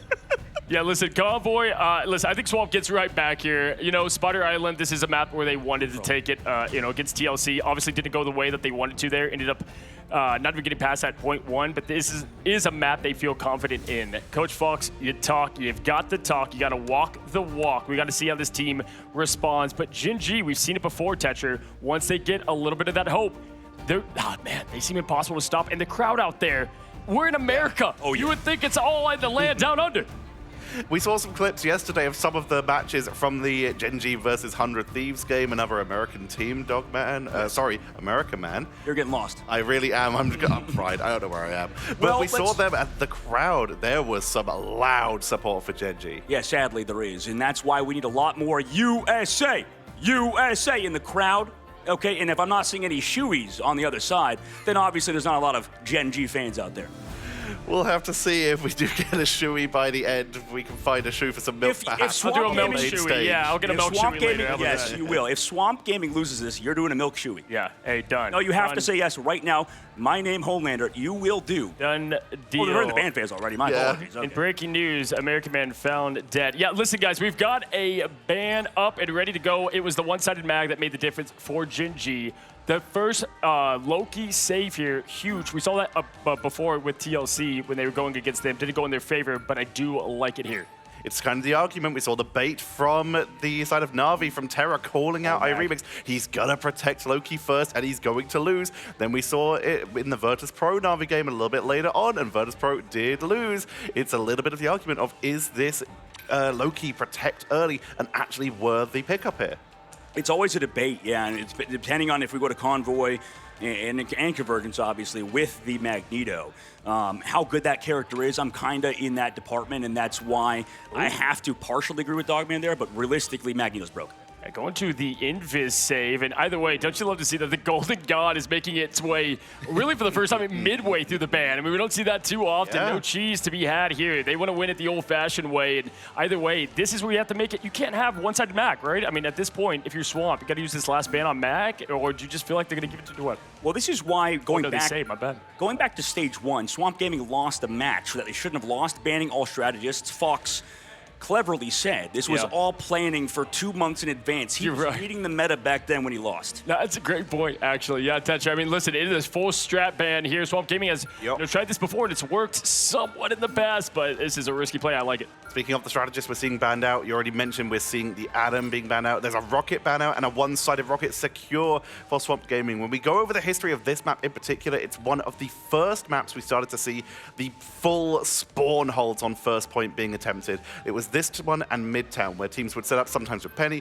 It was the first time we started seeing triple Vanguard, triple strategist, who really just try and burn time, try and delay, and make something happen. Love the rocket save here, the best rocket in the game. Mini save, Forky Dog. So giving that action over to him. Wolf ban, no fastball special for days. Not allowed. That is interesting for sure. Tetra. Who have you got? Give me one word answer, Cozy. Like Swamp Gaming here. Who do you have, American Man? I hesitate to ask. I'm with Homelander over here on the left. I got Swamp. Well, there's only one way to find out who will take the lead in this series. Let's head over to Lake Day and Rhine Central to bring you map number 3. Is there anywhere that American Man won't clip farm, Ryan? Is nothing sacred anymore? What happened to the American? I don't know. I'm kind of into watching Cozy be force-fed milk. I mean, that just seems to be like, that's my esport, you know? Mike's on, bro. Yeah, well. My mic's on. Oh my God, I'm stun locked. Yo, can I get some of that? Can I get some of that nice food? I need a snack and a lie down. definitely need to lie down, I think, because, I mean, either these two teams, whether you win, you've got Rad that have been just chilling, setting up. What's going to be the order? Well, for Swamp Gaming, it's going to be a lot less Logan, a lot less Adamantium, and it's going to be Daze on the Daredevil. It's going to be that composition to break out of Spawn and Swamp Gaming, trying to make this map choice work. They've only ever used it against Team Liquid Citadel, so it's kind of a new look for them to go against the big team in the Americas. Didn't go great earlier against Team Liquid Citadel, but maybe Gen G are a different tier of competition to the #1 seed coming out of North America. Duep's getting involved, and on top you can see that unlimited ammo for the Punisher is being really problematic for these Vanguards. Melophobia just lets loose with Adjudication and pierces through the skin. I mean, it's also like there's no rocket on defense, there's no triple, so all of those eliminations going against Gen G have to sort of make it all the way back from spawn. FMCL is going to be actually going pretty low, but means that Gambit's available. Skittle is very low. It's just Alex, please heal me, please heal me. He manages to back up, but he has to give a lot of space for Swamp. Daze here. Just able to put down so much long-range pressure as well. Makes it very difficult to approach Swamp Gaming without taking a bunch of damage. Melophobia trying to be pulled off of the high ground, but it's not going to do all too much. Not too much with disrupting play in the air, but Gen G's composition on this defense isn't looking too robust in comparison to some of the other teams that want a full hold. Melophobia's almost off cooldown. 10 seconds to the next unlimited ammo. So that means that Gen G needs to make a move now or never, but Krasmang might want to move first here. Almost has the Strangling Prism. Up comes the Cosmic Yarn Amplifier, but still Zenstar is feeling safe inside of the Invisible Boundary, but there's no safety to be had because Melophobia's just doing so much damage with the ammo overload. Look towards the back, FMCL is still back there, and Valentina Eve is looking for a copy here of the Cosmic Yarn Amplifier. Gets it straight off of the opposing rocket, and Bobo is caught in a corner with nowhere to go. Yeah, Amplifier is going to push on, and it's an early pull from Zenstar, but this hasn't really bought all that much time for Gen G across this series. Certainly when Melophobia sat there with the Retribution ready and waiting to strike, but if they can hold on to this ultimate for a little bit longer, they're going to use some of the other ones in case to clear off the point. Pressure sitting and tracking. Now Daze looking for the backline. Where can Alex go? It's all about the healing, and the healing's being delivered. And now Daze might be a touch overextended. Melophobia can try and bail them out here as the Judge, Jury, and Executioner all join the fray in favor of NA. FMCL towards the back, letting the Devil out, but surely it's going to be so easy to come through. The water reflective, and Zenstar is there with the finish. Still, there's not much to be done. Bobo sends them off the map. They need to keep it contested. Scatter Gengi has no means of returning to this one, and Duep's going to come back on the Captain America. We're going to turn your freedom against you, Americas, they say, as Skittles falls at the hands of Krasmang and Valentina Eve's magic missiles cast at level 9 for a quick victory. FMCL's got Forky Dog. What's happening in this fight, Ryan? I mean, Storm's apparently clearing up, though, as that sort of old guard is coming in, as Spider-Man is trying to be the hero at the very least, but it's going to be the Punisher, not quite tagging up with him this time, instead sending him to an early grave. It seems that Spider-Man has been come and gone every single time very quickly, but it means that Swamp Gaming, for the first time out of their 4 games, have actually got past this first part of the map. It's either been a full hold for them or against. This is new to them. It's new DLC to play. I love a new DLC, Ryan. Thank you, Guangguang. Thank you, Xiong. Bobo's got themselves an angle here. Having moved everyone to a Black Widow, they are going to be a long-range threat that Melophobia is going to have to be very careful about. Well, Daze is not going to have the Wolverine option for one. Would have to go Daredevil if they want to close that distance, but it is the double hit scan trying to set up, use Melophobia a bit more, but Alex just dives on in. Dude, Alex getting involved here on the Gambit. No fear, and Duep sets up on the cart. This is where he is happiest, sitting on the Magneto. Almost has the blade back in hand, but has to back away because, of course, Scatter Gengi is throwing it the other way as well. FMCL went too far in towards the back, but still, after all of this is said and done, it's going to be all about the unleashing of power from the Gambit. Bobo is invigorated, and he's ready to ignite the battle and ignite the enemies. And Bobo's got Swamp Gaming going, oh no, but Swamp have so many ultimates now that they're just happy to let the fight go their way. It is just a royal push that was dedicated in the end. And now, Gen G can actually get a bit more comfortable, and Swamp Gaming need to find a way to close the distance. Daze going back to the Daredevil. It's just sort of flip-flopping away of which character he wants to be on. Assassin's focus already found. I think that Valentina's managed to steal away a Raging Royal flush. Great play from her, but can Gen G rebuff the incoming aggression? Seems that Swamp Gaming haven't been able to make that much space off the back of it.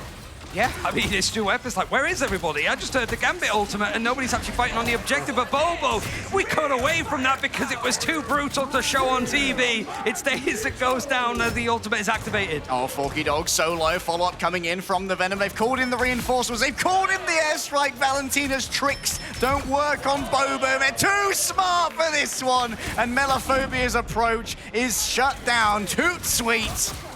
And it's now just Bobo just going in for the fight. Now it's the one-on-one against the Daredevil. Magneto is there. Scaragenji has managed to find it, but also Alex in the process. It's traded out from Duet, but now it seems that Gen.G are losing out on the numbers. Okay, taken down at what cost? It seems that Swamp Gaming were willing to pay it. Just get the Magneto and the Daredevil on top of that Widow. Yeah, Zenstari just trying to touch on to the point. I mean, Gen.G, they've watched it up for as probably like, just throw these Vanguards on the point, keep stalling it, keep forcing out fights, just basically make this a battle of attrition. And Gen.G have all day. It was all night for them with the time zone difference, but they won't matter all too much. Melophobia has the Apex Predator. It's the only thing that Swamp have in hand. Zenstari can't get away, pulled back in by the Yancy Street Charge. The purple's there as well. Vulnerability breaks through symbiotic bonds, and Melophobia set up. They see the landing strip for the Glatrox. The airfield is prepared. All they need to do is make the landing to bring Swamp Gaming home. Just finding the right angles here, but he's trying to get this crossfire, even going offensive, but it is going to be the Devil out and the Gambit all in. They're going to buzz the back already. Regeneration domain runes have been used, but FMCL doesn't stop. He just keeps on going. Forky and Valentina are taken down with a constant pocket from the Invisible Woman. FMCL keeps it going. Absolutely on the same wavelength. It's a blur of red as the Gambit and the Daredevil just rush on through, and 15 seconds for Swamp Gaming to touch. The portal's going to be really hard to do for Strange because Gen.G are in their spawn. So instead they have to send Krasmang forward on that Venom. They had trouble on the previous map getting value out of a Venom. I heard the Devil being let out in the back. Daze looking for the back line. Skittle's already been taken down. Melophobia adds as well with the Glatrox, and Danny gets it done this time. Bobo scattered. FMCL goes down as well, and Melophobia will reign over these lands as a cruel monarch. It was just that in between. Gen.G wanted to close the distance, stop a portal play, but as soon as that Venom swings in from Krasmang, they have to go back. People are split, and that finds opportunities for all of Swamp Gaming. Valentina does have the copy. She's already managed to grab one of the Royal Flushes on the side of Alex, but it's going to be a lot harder with a minute left and all of this high ground to perch on. You got to keep your step. We've seen people fall off of here earlier. Scaragenji just going to try and buy all the space they can, using their metallic curtain. And you've got to make sure that Alex is staying hidden here as Duep goes above it all. Might try and follow down Krasmang for Regeneration. The maze need to be taken down by someone else, but Duep can't get it down in time, and now cannot afford to charge up the Meteor M. Looking towards the back, he said, now that's what I call peel. A turnaround here, possibly off the back of the group, inside of the invisible boundary. Swamp giving up everything they need, the healing, the numbers, the multiplicity of prowess as well. And Duep just has to exchange their vitality for time. He fell down to the low ground, but still managed to stall for a little bit more time and space. Swamp Gaming now throwing the thing in, just want to see if they could get right to this choke, exactly where the Groot is, close the distance, and he's been allowed to. This is going to be hard to move Krasmang away from this spot. A hallowed path that they must tread now. Up these difficult stairs, each step more difficult than the last. A double parry on the clobbering time, but Valentina still has options here. They're pushed on out. FMCL's found her, and now only Forky Dog is going to remain on the outside. Scaragenji stands tall and stands proud as he will guard the realms of Swamp. With 0 seconds remaining, they must keep this one contested. Melophobia is evicted from the other side by FMCL as the portal begins to open, but Krasmang can't drive it fast enough, and Gen.G hold on last. FMCL is absolutely earning himself a salary here for Gen.G. The parries, the blocks, even finding a pick onto Valentina that goes for the copy on the invisible boundary means that it's shut down near enough instantly. And the one time that we have seen Gen.G put onto this map from XOXO in Pacific, it's XOXO01, which is a fantastic name for a team, and very narrow to actually miss out qualifying for this event itself. But Gen.G pushed it all the way to the end, so actually it just stopping shy of third. It's good for them, but it's just we haven't seen an awful lot of it in the end. Swamp Gaming have been very good at full holding or being full held. They want to make sure that things end here on first, and when you have the likes of Loki, you have the Rocket, you don't quite have stuff like the Adam to work alongside, but you imagine that there's going to be that triple composition coming in again. Something that Gen.G just didn't opt to do. Jarvis, bring up the fan can machine, because I have never seen a more Vanguard duo thing than both Zenstari and Duep reading that clobbering time and double parrying it with the bubble and the diamond form. That was absolutely sick. It's the experience now that these guys have managed to get, even before we saw some of the players coming in from Nova, like I mentioned before, to really make this like Chopper Mag squad international squadrons plenty with like qualifying for the grand finals. It's just even a little bit beyond that, though. For Gen G, they've set themselves in a good position to maybe take the lead in this best-of-5 series, but Swamp Gaming's defense on their map is one to definitely respect. All right, FMCL not going to opt in for the Penny just yet, alongside Bobo's usage of the Storm. Of course, it would usually be Bobo who's playing that hit scan prowess. There's no Ultron, too, so the Penny was free, the Ultron was free, but they're still running this triple strategist just with the Rocket and the Loki. It means that Forky has a lot to do when it comes to the sort of main strategist putting out that healing. Bobo wants to try to send people out, and FMCL over on the Wolverine one-sided. Found a target to pull in, but I don't think it's actually led to any eliminations. Yeah, I think it may well have been a clone from the Magneto, or maybe Krasman, which is able to instantly get out using their Cyberweb snares. Bobo just continues building up all of this damage. Has to be careful at range, though. Krasman is going to be the first to fall. Scattergenki to get revived. It was that Metaphobia just having a little bit of a wiggle, a little bit of a roll around there as they go in to keep this point contested for as long as possible. Yeah, just one at a time dropping, so it gives Krasmang the space to go for a portal. Like, Swamp are very well drilled when it comes to these plays, and it's all about just stalling for as many fights as you can. Swamp are just happy to go down because they're going to just contest Neron instantly again. Have to be careful here if you are a strategist, not get picked off early when the Goon Squad rolls out. And wow, the Gambit really does mess with that formation. Everyone on Swamp Gaming is going to have to reconsider their position, but they do at least keep the point contested, so it's not running away from pulled in to the Wolverine. A dangerous place to be inside of the invisible boundary. Valentina's already gone down, but should be resurrected here by Daze. The Battle Recall Beacon brings her back, but Scattergenki's not going to be able to grab it now. Wolverine's next upon the docket. It's an all-you-can-eat buffet for FMCL. Vanguard and their big health pools are easy pickings for the Wolverine, but inside of the invisible boundary, things are more complicated and you cannot convert. Not at all. Alex even got the Royal Flush, but that fight was just going on. Valentina gets a great copy, and that's a great leap in, but just dodged him away from FMCL, who somehow has survived all of this fight that's going on. The stall continues for Swamp. Now Krasmang has Naya Agamotto. Going to be quite easy to shut down, though, between Duet, Skittles, and FMCL. Just whether they can see it coming in the end. There's another invisible boundary built up from Forky, so Swamp are happy to go for this. Melaphobia grabbed on in, and towards the back, the Omega Hurricane is going to be unleashed. Valentina's already swapped over. Melaphobia grabs two! Skittles and Alex hiding in the same location, but I'm afraid you're going to need more than cuddles with your co-strategist to avoid the incoming wrath of Melaphobia. It was Bobo who came in with the Omega Hurricane and thought at the very least he could clear up some of these lamps set up from Valentina's Loki, all of the copies, but he was immediately sort of sent packing. Melaphobia goes offensive, finds two with a Meteor M, but it's on the back line that now is time to pull out the Royal Flush. Krasmang wants to cook. They just need to try and find the opening. Last Stand takes down both Krasmang and Scattergenki as Daze still thinks it's winnable with the Cosmic Yarn Amplifier, but they could not be more wrong. Krasmang, resurrected, returns to the point, but is summarily evicted. It's 2 fights, 1 for Gen G, but 3 minutes burnt and bought off, and they have to pretty much get towards the end here, so Swamp Gaming going to have at least another fight. Maybe even having another portal. Daze is switching away from the triple setup to more of a 2-2-2. Might just leap into the fray and take this fight, but it means that ultimates are missing. You have to look at the Vanguards for Gen G to be the difference makers. Bobo's taking this opportunity as well to swap over in their own right towards the Elsa. And he might be able to just get some sightlines, but he's actually very involved in this fight, and Wolverine wants to be in this sort of big closed space. It's a scrap here at the start of Spider Island. He's though stalling the cart already. Very strong play. A couple of players have been stunned here by the clobbering time, but already Duep has gone on down inside of his invisible boundary. FMCL just keeps on playing, and Daze can't make it to the cart. He's inside of the Gambit team up, and the knockbacks are simply too strong. Melaphobia's taking down Bobo on the other side, but it's a big grab from FMCL, spear tackling them away from the point. And Duep is just here for a little bit of, you know, it's a cameo. New movie. Yeah.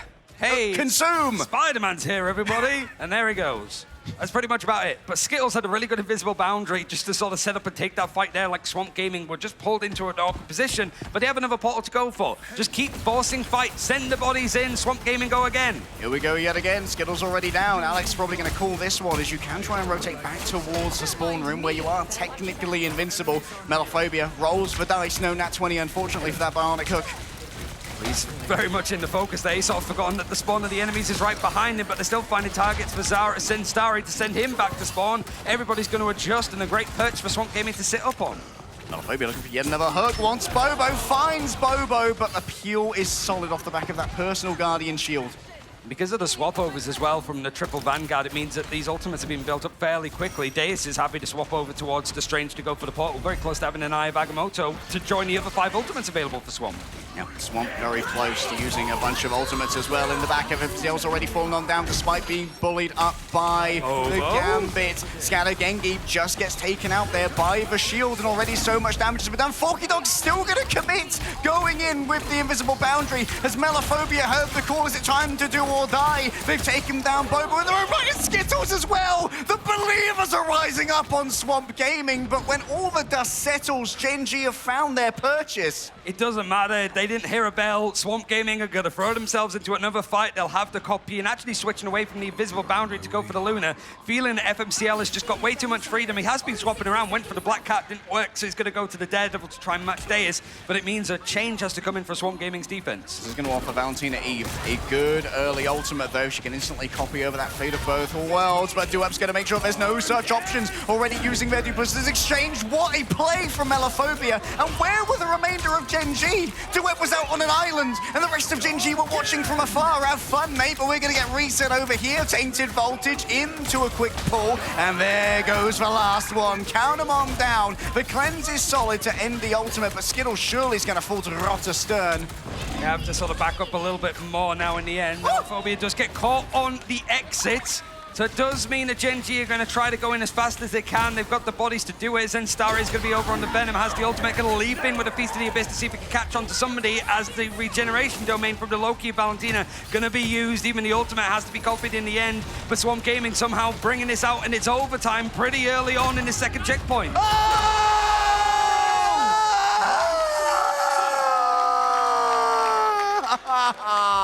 No! Oh, that one dance co-stream is going to be very invigorating. The whole cinematic universe, it feels like, felt that. Echoes across the time streams. 1,000 voices crying out in sad unison, and that is an absolute mental breaker. And it's all grins for Falx on the stage. I think, has Pacific woken up yet? Have they gone to bed? It might be just okay, we're done. Stay in bed. Yeah. It was all a nightmare. It was all a dream. And that's all off the back of Swamp just forcing as many fights as they did. Yeah. Like, that's just the perfect position of, like, we can go for the portal, we can keep doing this, we can go for that, but, like, that hurts if you're Gen G. You have to be able to bounce back, and we saw some, like, long fights go to distance on stuff like Museum of Contemplation yesterday against 100 Thieves. But it does mean that Swamp Gaming are one map away from knocking out the last Pacific team that we have and going up against, in a 4th place game, against Rad a little bit later on. I mean, I'd love a little bit more Americas versus EMEA, but I'm not sure if this is the way that I want it to happen. For Gen G, it's time to lock in or get locked out. Yeah, I mean, I hope we're not throwing to the desk of American Man's there. I don't want to hear what he has to say about that, because it was just feeling like good for Gen G. Like, it was, defense was set in a good position. They were dealing with one of the strong teams when it came to these, like, defensive holds. It was the map choice of Swamp, but you just saw it from the glimmer of Fox's face there. It was just like, oh, okay, we'll take that, but we were expecting that to go a little bit further on. Yeah, Gen G grin in this case. I mean, unfortunate, but like you said, credit to Swamp. They played that defense so perfectly that we burned through 6.5 minutes of defense with Spider Zero, making it barely halfway through the map, despite a couple of lost fights from Swamp on that defense. They just played it sublimely, and like, you know what? We don't need to win. We just need to lose slowly until you mess up. It is just, you didn't hear a bell, but Gen G didn't hear overtime was on the horizon either, it feels like. But it's the fact that this is what tests it here. That's a harrowing experience. We've all done it. Most of us have done it. None of us have really managed to actually do it on the stage, mind you. But it's the fact that you have to quickly bounce back and go like, okay, that was the last map. We have the map choice now. We can go for something a little bit different and try to sort of prepare what Swamp is going for. But we are going to hear what the analyst desk have to say about that. And please, don't let American Man on stage, please. Well, thank God American Man is gone. It is me, Cozy, joined with Dogman. And hey, listen, all I have to say is it's nice to see America get right back on that track as we see Swamp Gaming kind of take care of business. It's always tough to see the old the C9, the Gen G happen there at the end. But either way, Swamp Gaming, how do you feel like they played? I feel like you're getting some maybe quotes from American Man with there saying that it's now the Gen G if they don't touch in the cart. But I felt like, yeah, Swamp Gaming played a phenomenal map, and it really is through a lot of this Vanguard play, the front line, but it's everybody right now. I mean, this team is such a cohesive unit, and you know, I thought that Zen Story back when they were playing on Group with a little bit more was phenomenal, but now today, you do have Swamp Gaming's front line popping the hell off. Well, and Daze was able to come back a little bit, right? I don't think we saw the best of it in Central Park, and we did there in the other map of Spider Island. Either way, I mean, Bobo looks so clean out there. A lot of the pieces are there, kind of like Swamp Gaming kind of giving up that last one as well. But for me, it's really that if they were going to, if Gen G wants to win this thing, it felt like they had to get that map from them. Now they got to be perfect to finish off this BO5. Gonna be a lot tougher when you are ice skating uphill, as Blade likes to say, Dogman. Absolutely, yeah. And I think that the thing is as well that you mentioned about Bobo being so good is that, I mean, even though they did lose that round or that map, it does feel like Bobo is, I mean, well, no, he is. Statistically, he's the most successful Chinese player of all time so far in this game. By a lot. By a lot, yes, because of what Tetra said. I mean, he's played on Nova, he did well in mid-season, and yeah, he's just such a talented player and really good. It's a shame that, you know, I think some of the other players couldn't make it, but he's really good. Can I say this? I feel like if Swamp Gaming somehow won this whole damn thing, I think Melophobia might be regarded as the new Thanos. Like, it doesn't matter their role or what, Tetra. This man continues to shine. He's been absolutely dominant basically every single game we've had. Even the ones that Swamp have lost, he's been a shining beacon to try and bring them back into the series, and was instrumental to Swamp now heading to match point, which we have just found out is going to be Midtown on Convoy for our next map.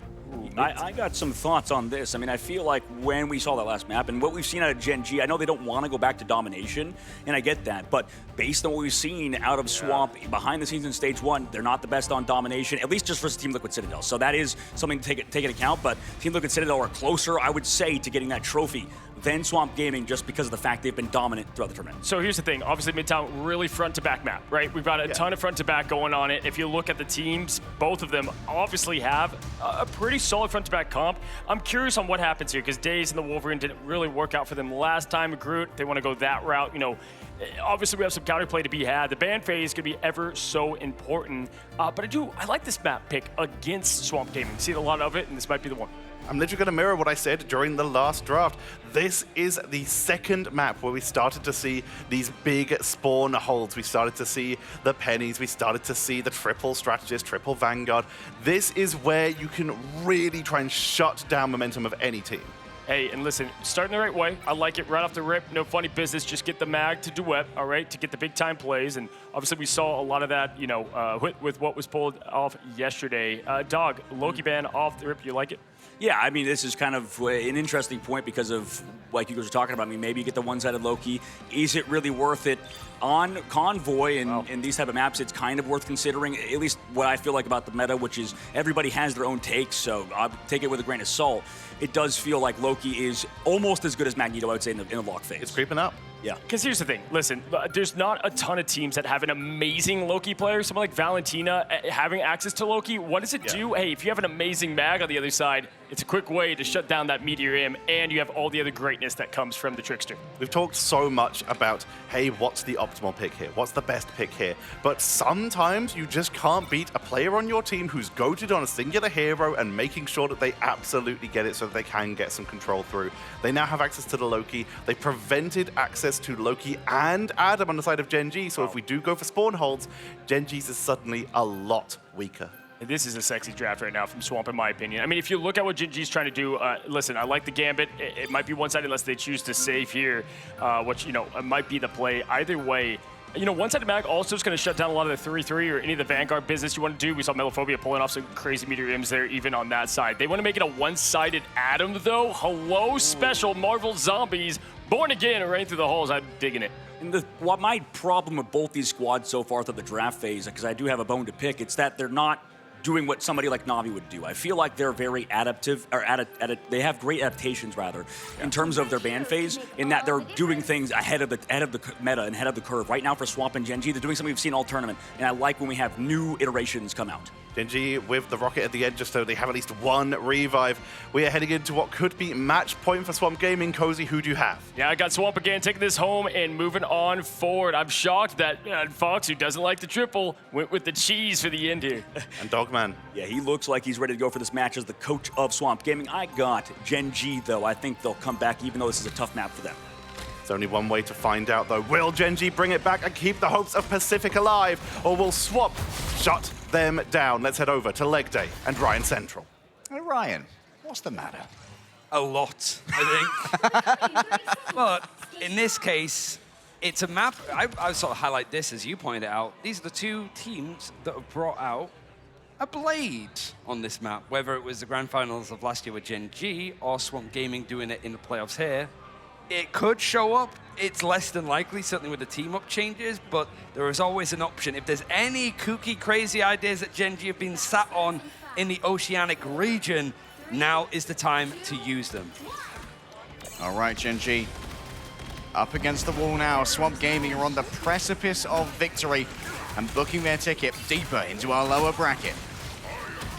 It's going to be Gen G attacking first on that map choice. They have to want to draw this line, and they have to draw the Penny's utility out as much as possible. And I'm surprised they're not good for the Storm to try and clear this, but they do find a first pick on the Scatter Genji. Yeah, but here comes the first resurrection. Battle Recall Beacon already used. Now you've just got to worry about the two resurrections coming through from Melophobia and Valentina Eve. So much damage taken already by Zenstari, but the healing is good. The triage is strong. You've got to worry about those Penny mines. For Spider Spawner has been taken down instantly by the Vortex of the group, though. And now look at this Gambit team up. That's actually split Swamp Gaming in half and allowed for some space for Zenstari to get stuck back into this point. As if there wasn't enough to deal with on the ground to move people in and amongst these positions. But oh no, he's too big! He's too chungus! He's too chunky to fit through the door. Put him on a bit of a slimming plan, but Daze has managed to get himself out into the fight yet again, and Bobo finds himself stunned in the middle of this brawl on the streets of Midtown. Oh, the extra HP from the charge wasn't enough. Now Daze taken down, might well be resurrected here by the Battle Recall Beacon. Indeed it is, but still too much has happened already.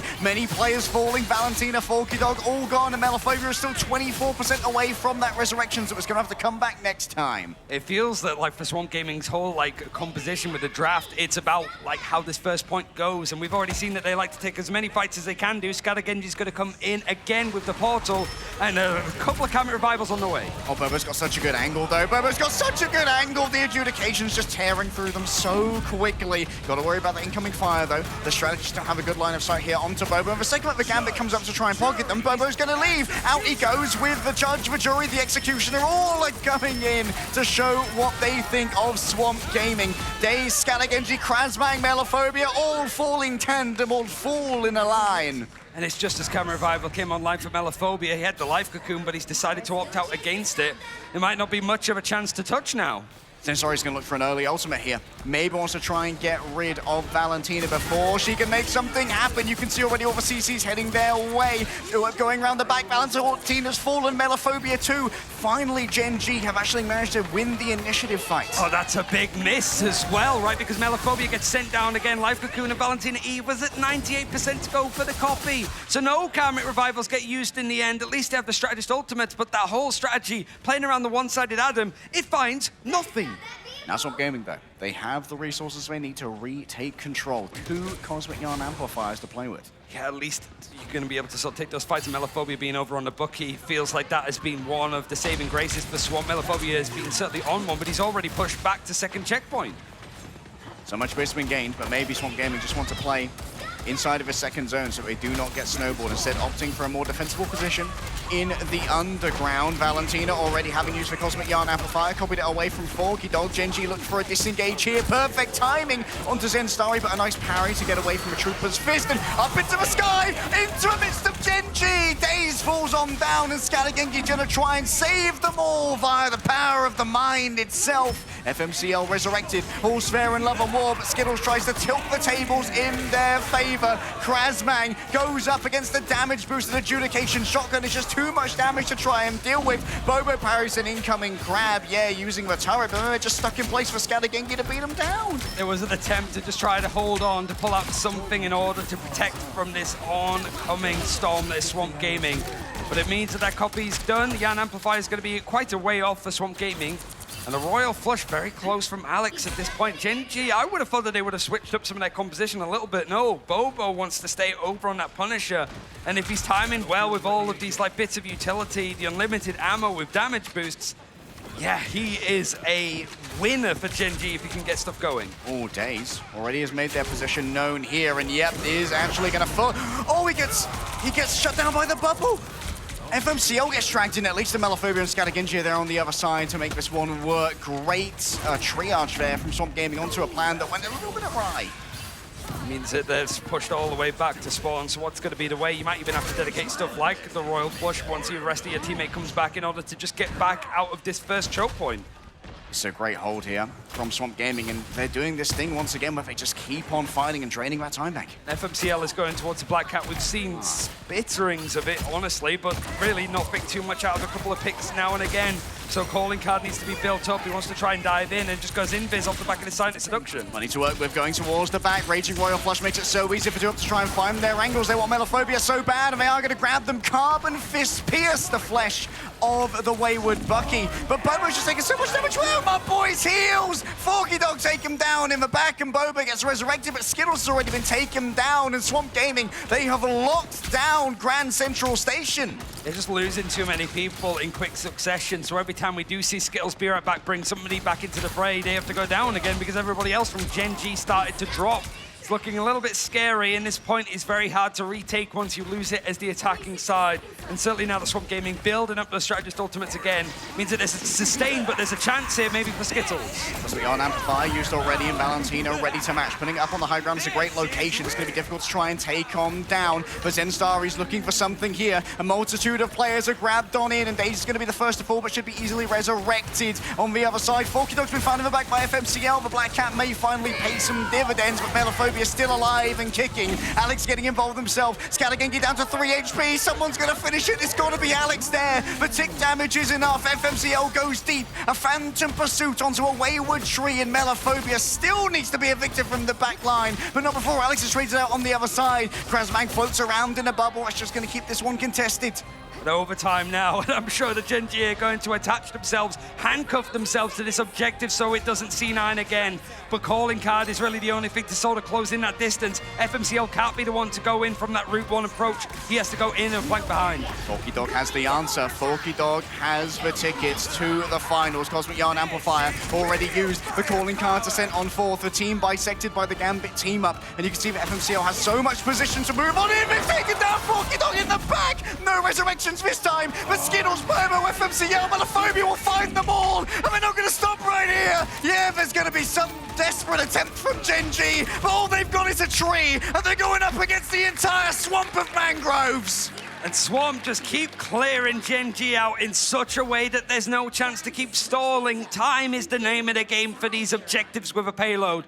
And Swamp are really making those things count. Gen.G went for the attempt of the Strange Portal, but much like a lot of the other ones that we've seen today, it's just you're just coming out of spawn. You can't really get set up.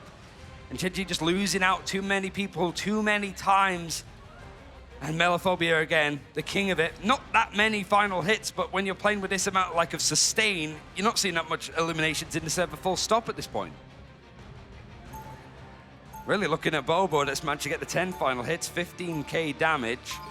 And one thing to really sort of highlight, I believe, is just Valentina Eve. It's the small stuff. It's using the copies, the regeneration domain on Loki, getting the copy over on Rocket for an Ibira back down using the Yarn Amplifier. It's like all of the utilities available. Gen.G are probably wishing that the likes of like Jean Grey was a little bit more meta because Swamp Gaming are just throwing out all of the utility when they get their hands on it. And Valentina's had so many good lamps coming in from the Loki, it's saved them from some big ultimates from the likes of FMCL. I mean, she's got a great multiplicative punch, right? Because not only do you get the damage boost from the lamps before you copy over onto the the Rocket Raccoon. You also are going to get the multiplicative damage boost from a Cosmic Yarn Amplifier. So in those first few seconds before the lamps are taken down, you are doing so much damage you can get that crazy burst. And I think every time that we've seen the double Be Right Backs being placed down, they have brought people back in that little window that they have of the God of Mischief being in play. But Gen G want to try and make this a full hold defense if they can, but a lot of the tools to do it have been banned away, so they have to sort of dig in deep with a 2-2-2 setup. Days just walking up to them, menacingly, has lost their regeneration for the trouble, and Folky Dog's already been found in the back by Duet, being able to weave those sword blasts through the midst of Swamp Gaming, but it's taking a lot of damage and it's going to require some attention from Gen G. Krasmang's walls are going to be a real problem here as Melophobia is trying to sort of do his best like impression of Bobo, what he was able to do on attack. But Bobo finds that pick up to Daze. Be Right Back means he's not going to be out too long. Yep, Zen Starry. Don't know if they're going to have any similar luck here. Indeed, they will be resurrected. That means FMCL won't be able to come back very quickly. And Gen G are giving up so much space here, which means they aren't going to get as many fights as Swamp Gaming did. It's staggering. It's one after the other, just in a way that Gen G can't quite disengage for fights they don't want to take like now. They're pretty much forced to fight here for Swamp, and they don't want it. Never Bobo's behind them, isolated. They can get themselves a 5 versus 1 right now, and yeah, Bobo can't stand up against the arrayed armaments of Swamp Gaming. So close towards the goal already. Swamp Gaming moving fast. Big pull in onto the group who takes the Viscard, try and turn this one around. But Krasmang could be the final note in this symphony with their own ultimate. No one can approach the cart, and that is going to be Bobo with the quick TP that's a touch too late, surely. He's not even attempted it. Krasmang's gone in on the other side, like just close out the distance. He's managed to actually a little bit close for comfort. But at least a window there for Swamp Gaming. The changes have to come through. Bobo going over to the Black Widow. Needs to keep check of Daze, who I think is actually winning up this battle against FMCL now, who just cannot get a hold of this. What is that from Krasmang? I'm putting that wall in my little Rolodex of tricks for comp. It's rebuilding its way into Midtown, and they're already making good way of this. Be Right Back, though, means that it's not going to be too long out. Yeah, extra damage going to come through from a Cosmic Yarn Amplifier, but as far as Swamp Gaming are concerned, they have not lost anyone, and Zensari went too deep, and that was Melophobia's turn to break on out. A perfectly positioned shield there from Scattergengi. The peel is solid, and Daze is only going to add to this. There's no mercy remaining in Daze's heart, even if their grab did get peeled away from here by Alex. Bobo's going to go for the Assassin's Focus! Oh, it's working out! Zenstar and FMCL find low HP targets. Scattergengi's on top of the wild Black Widow. This backline is being severely punished. And Valentino was able to at least grab 2, but the duelists of Gen G have given themselves a bit of respite. You'd think so, but they're still going for more. Zenstar is hungry to find his backline, and Folky Dog for a second has gone over to Elsa. Now he's gone over to Luna just to go for the portal for Daze as Swamp Gaming are back in. Daze is TPing back. Not the ideal hero for this, but will still have access to that big dark maelstrom. FMCL towards the back, letting the Devil out. It's going to be combined with Zensari on the dive, but they are going to be partitioned away from the remainder of the team. They need to try and make it work here and now, but seems like the back and forth feeling between Folky Dog and Valentina is very solid. Bobo now going to be isolated and can be shielded away from the remainder of the team. Valentina looking for a copy, manages to take away the opposing Rocket Raccoon, but they can't press it. They can't press Q in time. Oh, Valentina traded out with Skittles. Melophobia next to go. This is such a disgusting back and forth. And it's all about the backline for Gen G, but they don't have the staying power on the point. Alex is going to have to try and make it work themselves, but going up against all of this biomass, Swamp Gaming stand tall, stand proud, and stand ready to advance in the brackets. It means that the Final Four, 2 of Americas, 2 of EMEA, as Pacific have to sort of finish out in a 6th place finish. And Swamp Gaming, they're not going anywhere. They've got Rad to play up again next to see who's going to be making it to that final day of mid-season finals. You got to say, like, commiserations for Gen G. A harrowing moment that came in over on Spider Islands, but Swamp Gaming showing that this environment is their environment. They look comfortable, the meta suits them, and they know exactly how they want to take this approach. Now, they want to take the lives of an EMEA team in Rad to send one of them home. Great to Swamp Gaming. They went into a game that was fully Gen G pilled, and they managed to win it. That was an absolute maelstrom of chaos.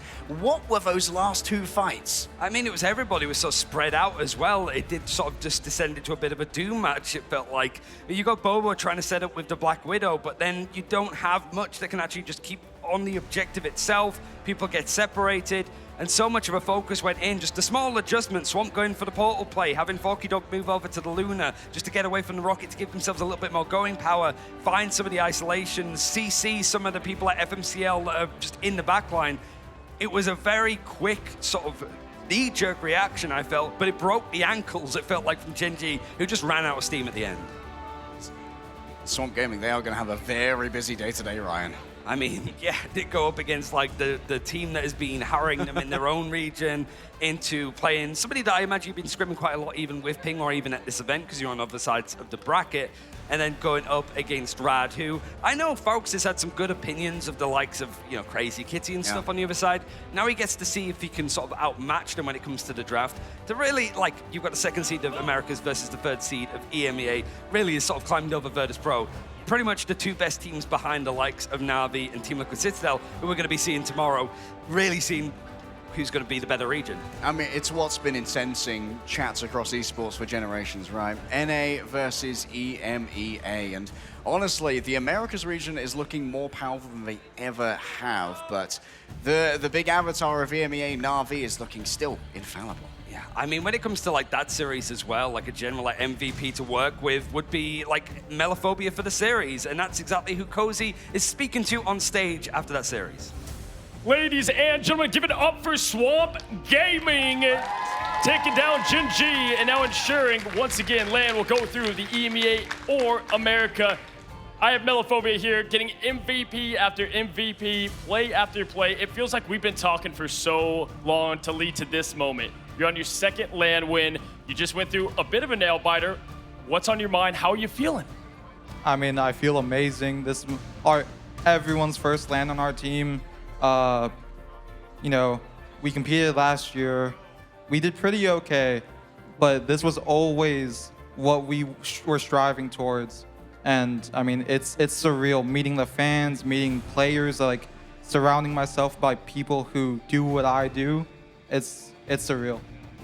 Hey, Melophobia, first of all, beautifully said. I've got to ask, I mean, you are Thanos at times. Do you feel extra pressure because you, as the one on the team that just has elimination after elimination, and a lot of that match can run through you, does that build extra pressure behind you? Yeah, I know a lot of people expect me to be the best, anything else, Bucky or whatever.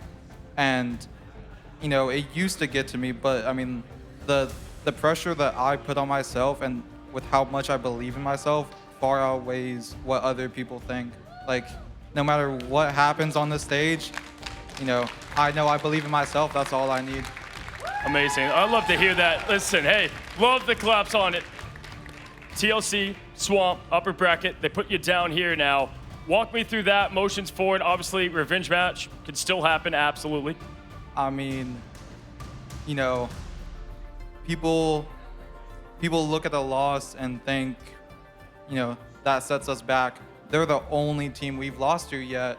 And I mean, besides Rad and shout out yeah, we lost, we're the only team to take maps off of them. And it's just like, I feel good. We look back at it. We realized, you know, the mistakes that we made, you know, not in game, in the ban phase, et cetera, and the mistakes we did make in game. And I felt like it showed in the Gen G match. And I feel really confident going into that. I love that. Lastly, I'll end on this. You're going up against Rad, who they just took out the champs in Virtus Pro. How do you feel like you match up against Rad moving forward, which will be the match to come? It's hard to say. Like, you know, the practice and scrims, that is 100, if not 1,000% different than what happens on stage, how I feel on stage. Like I feel in my zone in this arena. And I mean, they're tough. I'm not gonna say, you know, obviously they made it, they beat VP, but I mean, I think it's a win for us, 3-1 if not 3-0. Well, the job's not finished, and again, it's just been amazing to watch your journey. I've been watching it a long time with Marvel Rivals. Again, give it up for Swamp Gaming as they move on forward through the lower bracket, and Melophobia, Desk, break it all down. What did we just watch? We just watched an incredible series of Marvel Rivals, Dogman. We had one of our best series once again, which is kind of seems to be a theme with Gen G, but Swamp. What a performance. What a performance from Swamp. I mean, they continue to impress throughout the tournament, and that's the concern, or that was the concern about Swamp going into this, is are they too green? Are they, experienced enough? Kind of the same dialogue we have with Rad, and, going back into it, it seems like they've really prepared well enough, and they've continued the storyline, right, between these Americans and EMEA, right, Tetra? Yeah, we're down to our final 2 teams in the lower bracket before we get to an upper bracket match later on, and we're down to our final 4 teams, which happens to be 2 EMEA teams and 2 Americas teams, and 2 of them have never been to LAN before. Ooh. And speaking of LAN, we apparently have another interview on stage, so let's head down to Cozy and see what's going on. Thank you. Thank you so much, Tetra. Listen, with high highs can come low lows. I think all the fans here and across the viewers across the world have just loved Gen G in this story. From last LAN to this to China. Bobo, you're a sensation. And the entire team of Gen G, we love. The support is there. Want to talk to you as we say goodbye on what are you feeling? What do you want to say to your fans at home and here in this arena today in LA? First, I want to say thanks, Alex, because we lose our support. Salvation, he can't here. So we call Alex come here, help us. He played very good. Shout out to my, Swap Gaming. They are very strong. We already try our best. We still lose. Our mid-season story is end, but we won't stop. We still wanna chase the champion. Maybe not today. You know what I mean? Maybe not today. Maybe not next month. Maybe not next year. But one day, maybe we will be the champion. Can we give it up here for Bobo, everybody? Gen G will return. Thank you so much, Bobo, and we wish you best of luck, and we appreciate you and all of Gen G once again. Tetra, Desk, break down the action of Gen G versus Swamp Gaming. It truly does feel like a crowd favorite team. Gen G captured everyone's hearts when they were Chopper Mag at those grand finals last year, but they really do feel like they have just continued to grow in both the love of the fans and in skill. Like Bobo said, maybe not next year, maybe not next month, but in the future, I really do see it. Yeah, absolutely. And you could tell that meant a lot to Bobo to say such special words like you said. And, just huge shout out to our production team over at Game Square. The same thing with Cozy for getting the interview with Bobo on stage, because I know how much that means to the players. I mean, there's a situation that I had to deal with in another league where they canceled the loser interview because a player cried on stage. And I understand that's a very sad, like, a lot of people don't want to see that, but that's a part of the game. Yeah. These guys put so much time, so much hours into it, and Cozy very well understands that. That's why Bobo got the interview, got to speak his heart out, and it's hard to do that, so I'm glad that Bobo did it. He did such a good job in the interview. Humility just to say, you know what, we just lost to a great team, and we will be back, right? I mean, that's a beautiful thing about esports and hero stories, right? Like, the heroes don't always win. We saw that in Infinity War. I mean, come on now, but without the Infinity War, there couldn't be the end game.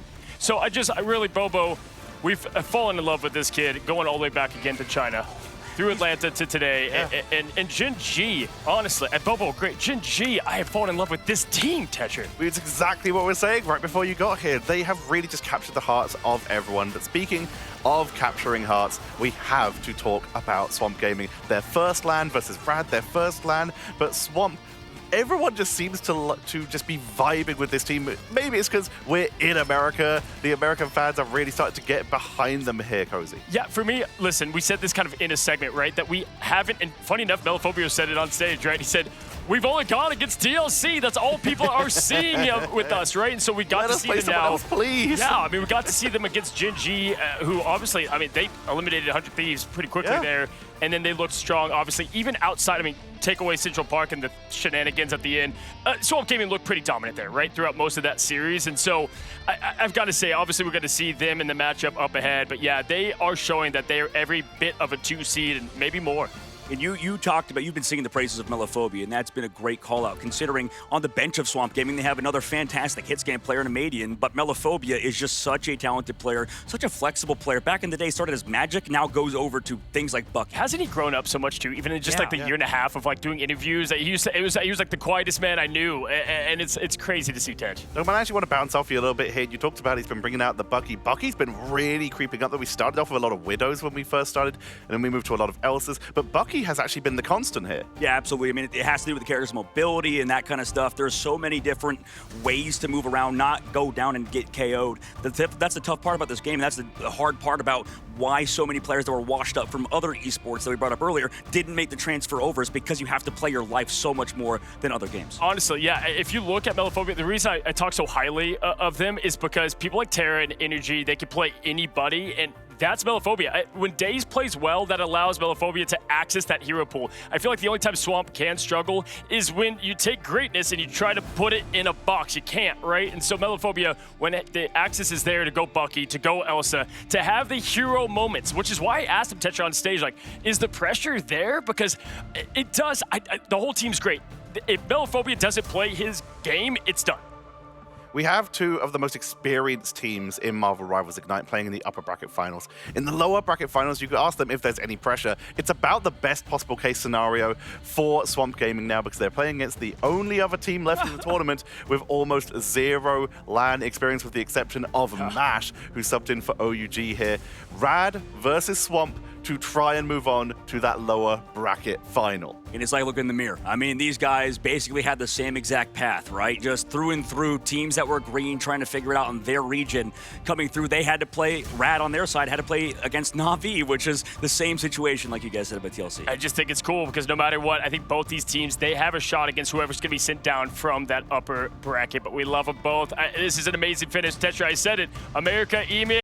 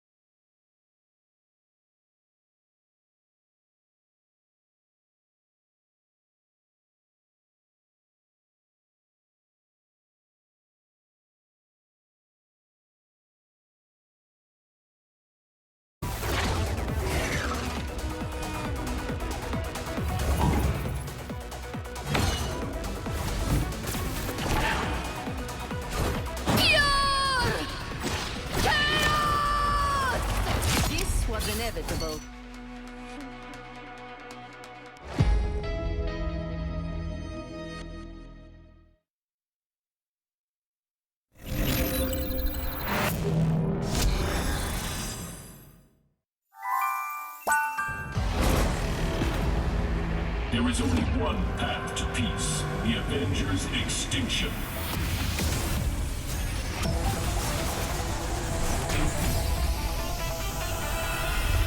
Avengers, assemble! Widow style.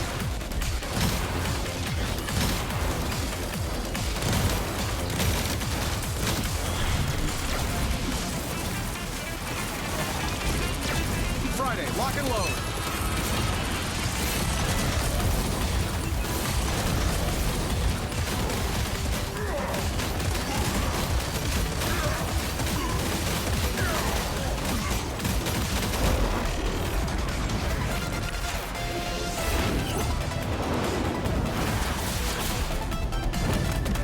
This is for Pietro!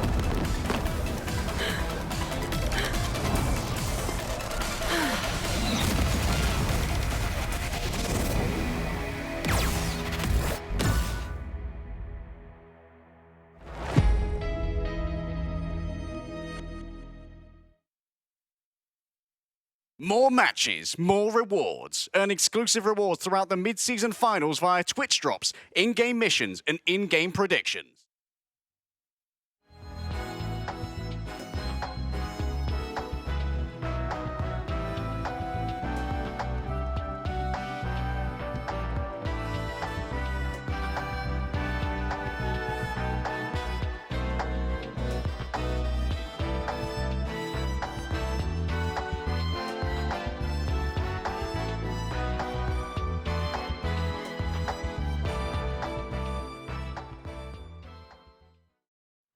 Hello and welcome back, ladies and gentlemen. All good things must come to an end, and day 3, we're getting close, my friends, because we have had an incredible day of action, and we've had to say goodbye to some great, powerful teams. It has left us in the lower bracket, and Ryan, Swamp Gaming, Rad, both these teams deserve to be here in this moment, right here, right now. You just casted Swamp Gaming. Immediate thoughts? I mean, I think that Gen.G played well. They had a substitute, Salvation missing, so it's one of those cases. But I'm impressed that Swamp Gaming sort of kept their heads above water. It didn't feel like they panicked. They didn't really flounder too much. They had a game plan and they were able to stick to it in a sort of new environment, right? So it feels that these are the two green teams that didn't have any line experience going into this. Swamp is looking the most composed of the two. Listen, I mean, this is a matchup that I feel like we've been waiting for. Not only America versus EMEA, I think that's always just, setting up for a good time. But really, the way these play are very similar in their play styles. You kind of have a somewhat hyper carry, if you will, Crazy Kitty and Melophobia. Backline's both very solid and holding up strong. For me, once again, it's that front line versus Rad. I feel like Vaudeville, when we look at Swamp, Krasman, Scatter, they can play with anybody. They showed that there with Gen.G. They got a big assignment here with someone like Ducky. Well, it's so interesting, too, because, it felt in the first series of the day that Days Wolverine wasn't really doing as well as it could have. We saw a lot of it towards the end here, though, and I feel like he's been able to lock in since then, and that might be a good counter once the Ironwood wall is down to take out Ducky. Yeah, no, I mean, without question, right? Listen, Rad, they're definitely feeling themselves. They just beat VP, sent them packing. I mean, that is just such an emotional high to ride off of. But the hot team, who just played, sometimes that can benefit you. I feel like most of the time, especially in an environment like this, I would want to be in Swamp's position. You just got off a game. Some don't like it, but what do you think? I mean, when it comes to jumping on the stage, so often it's been Rad that have just been in and off of it multiple times a day, so they're kind of used to it. I would have thought that, you'd maybe do some sort of warm-up scrims, but that's hard because you've got teams maybe taking a bit of an interim, certainly at this time, depending on what part of the world that you're in and playing from. But they were mostly just watching this series, just taking it a good moment to make sure that they're set up.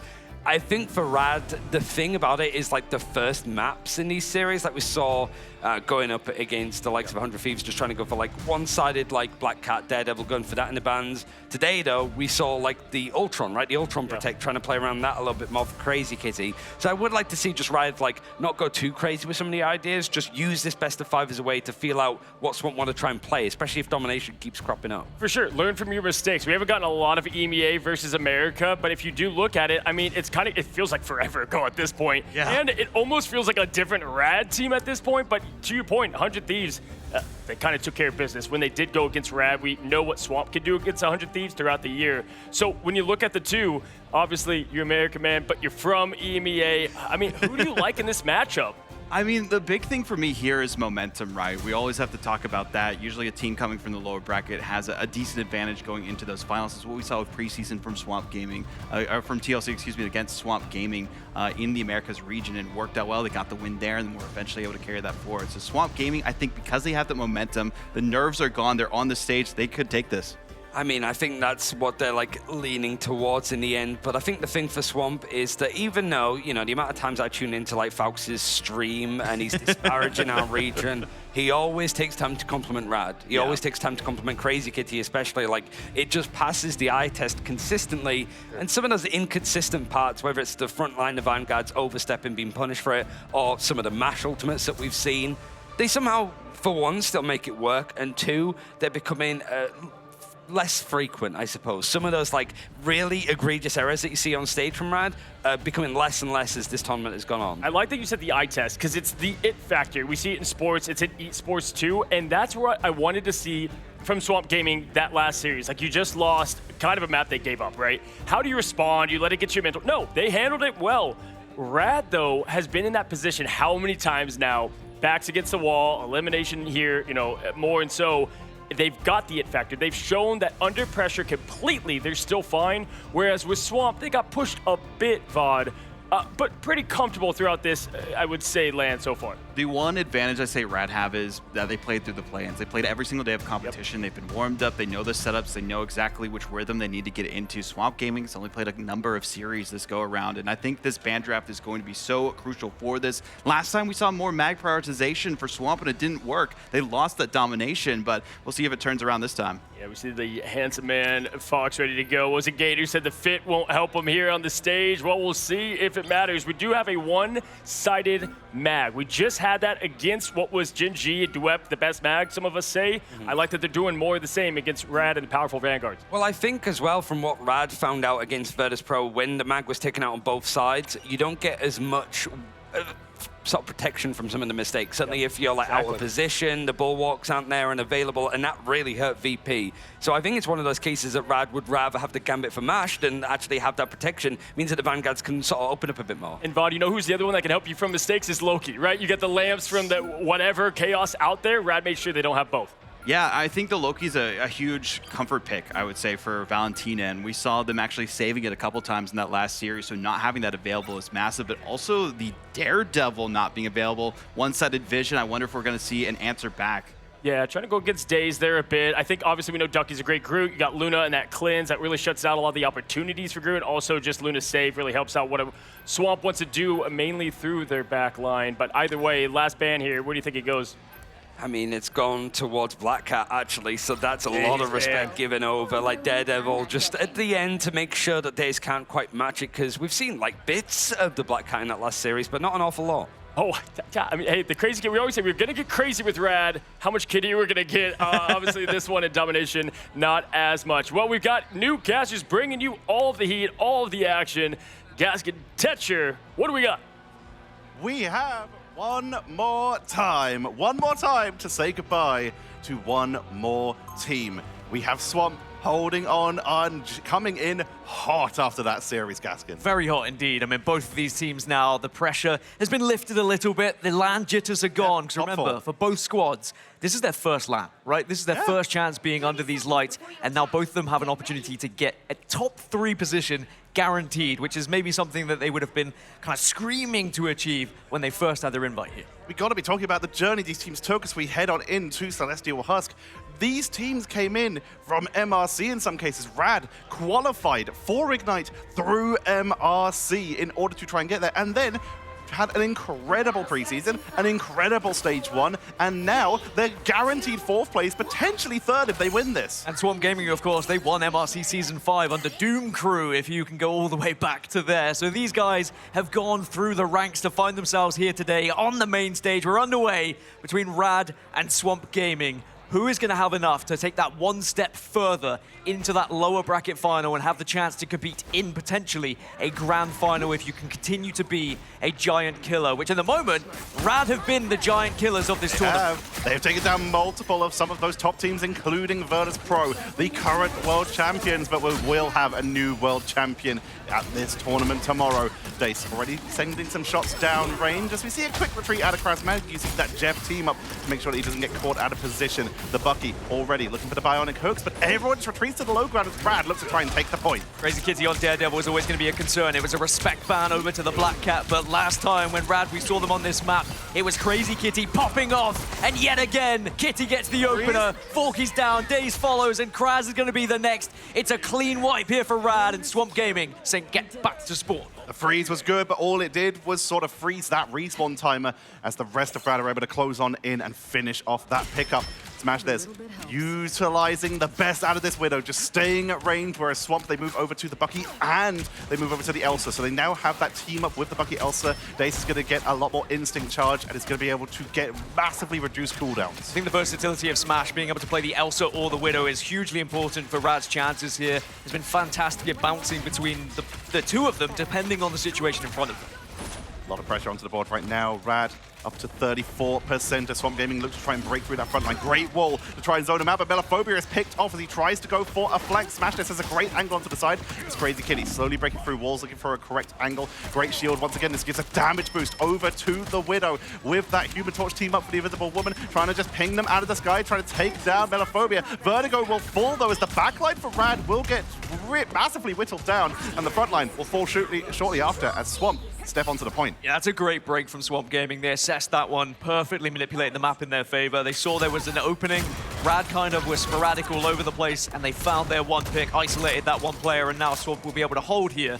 But ult charges are definitely there on the side of Rad, depending on who pops first here. There is more on the side of Swamp, so if you can find something in the neutral, it would be massive, but both teams giving the respect that is due. Full ult charge for Swamp Gaming on every single character, whereas Rad is still building up towards Lugia Goat and Crazy Kitty. But like you said, if Swamp can win a neutral, then that's huge for their extra defense. If Rad try and push in one more time, here comes the Raging Royal Flush from Mash for the extra commitment and the Sonic Seduction. Scalagenji with the Meteor Red will absorb a lot of that damage output. Needs to try and find a target that's going to be blocked down by that barrier for the Invisible Woman. Dace is taken down by Lugia Goat, who's pushing on to the point. It's an ult Bonanza coming in as Forky Dog is going to drop that Coffee Guard amplifier with the Glance Rocks in the attempt at the follow-up. Kraken impact, but no one's going down, so there's no reset for Daze. Everyone plays a part in this one, but Rad's still somehow surviving, but eventually Daze does find the KO onto Crazy Kitty, and now surely Rad will just start to fall apart here, which they will. 1, 2, and 3 are found. Swamp Gaming successfully win the Battle of Ultimates, where everyone, it seemed like, popped theirs.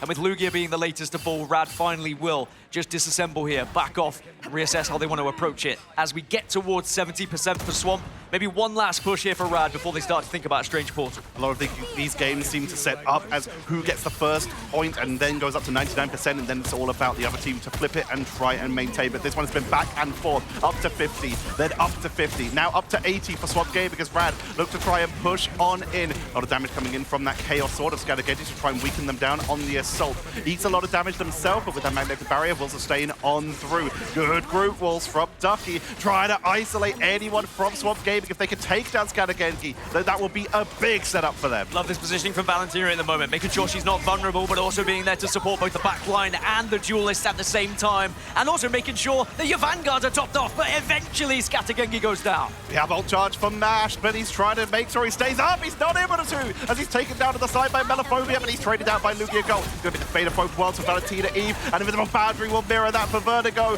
As we're waiting for that to expire, so Smash this can try and drop the Widow. Ult 4 to set up a straggling prison is enough to group up Swamp Gaming, whittle them down, and now it's all about the stragglers. Portal is going to be incoming, so they will be able to delay. Incredible delay coming in from Swamp Gaming, and it's already at 99 for them. Rad, they look for the sustain, and it looks like Swamp might try and go for a Portal gank, or at least a high ground position. Yeah, they can take their time, wait to be a full 6 here, and they are going to use the Portal to try and re-engage as quick as possible from a different position so they don't get caught out and really ambushed from the other side. But Rad still have plenty to offer here, and it is going to be the Raging Royal Flush up and available for Mash.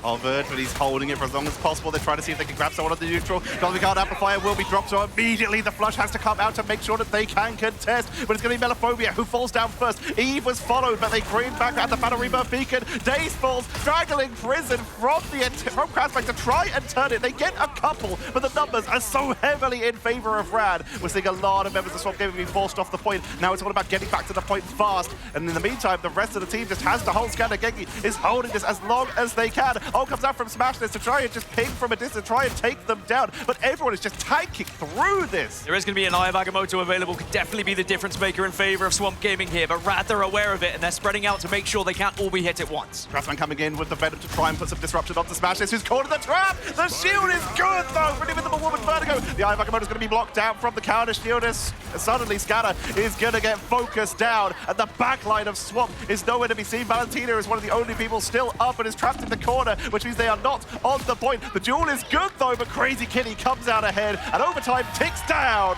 Rad are going to take the first point on Celestial Husk. So Rad will take the first lead here then in our losers semi-finals against Swamp Gaming. And I think this is so important here, Tetch, because Swamp Gaming, they're going to be coming into this one hot, right? You just had that series, you get to stay on the main stage, you're going to be feeling it. Rad, were they going to be cold was my main question coming into it. They are everything but. We know Celestial Husk is a strong map for them. We saw them take down VP on it, and they have carried that in through to this losers semi. And now for Swamp Gaming, they need to find a way to respond. Did they portal a little bit too early? Could be a question from me. They could have perhaps taken that fight and then portaled as a desperate play at the end. But either way, Rad will be delighted with the victory there in the first round. Fatigue versus warm-up. That's the battle right now that Swamp are playing with themselves. They come in with all that experience. We've talked about lower bracket buff at a lot of these tournaments where teams just literally get more reps in, more chance to figure out the meta, more practice, and just get better. But Rad coming in, potentially just off warm-ups and scrims, are looking good right now versus Swamp Gaming. Swamp taking a look at a couple of changes as well on their hero pool, maybe looking to try and find more comfortable heroes that they can use. Days on the Wolverine building up the ultimate as well, but it is going to be Lugia who can kick us all off with that clobbering time. By the way, I'm going to say it again, I love this map overhead, and I hope we see more of it. And the further we get into Marvel Rivals Ignite, as we see now the approach here from Swamp Gaming. Can you catch anyone off guard? But the clobbering time does come out. Healing output is good, though. The backline Swamp Gaming once again showing just how much value they have. Last stand from the Wolverine is able to take out Bucky. Lugia unable to find anyone to capitalize off of that clobbering time. But as the front line falls, Rad will be forced off the point. That's going to be Swamp with the first point cap. And it shows if you can get that first pick onto Crazy Kitty as well, because you such an advantage going into the next fight. Kitty has to be careful when jumping in. But that is always what's going to be your responsibility as a Daredevil player, as a dive player. You either get that pick, you win the fight for your team, or you go down and suddenly your team's going to struggle. A lot of shots coming in from Melophobia. There's the bubble on the group to try and go up to the high ground as we see the Rage of Royal Flash, but it's a double ult from Swamp Gaming. The strategist trying to keep the team topped up, but as such, the Battle Rebirth Big will bring back Kraz back, but the Cosmic Yard Amplifier will expire. It allows the rest of the team to hold the low ground for at least a little bit longer as they are able to trade onto Crazy Kitty, which might be the saving grace here, but Vertigo has that invisible boundary, meaning that when this fight comes on in, they can hyper commit, they've got the healing, and now it's all about seeing if they can pick off these members before too much charge goes over to Swamp Gaming. Kraz goes down before that.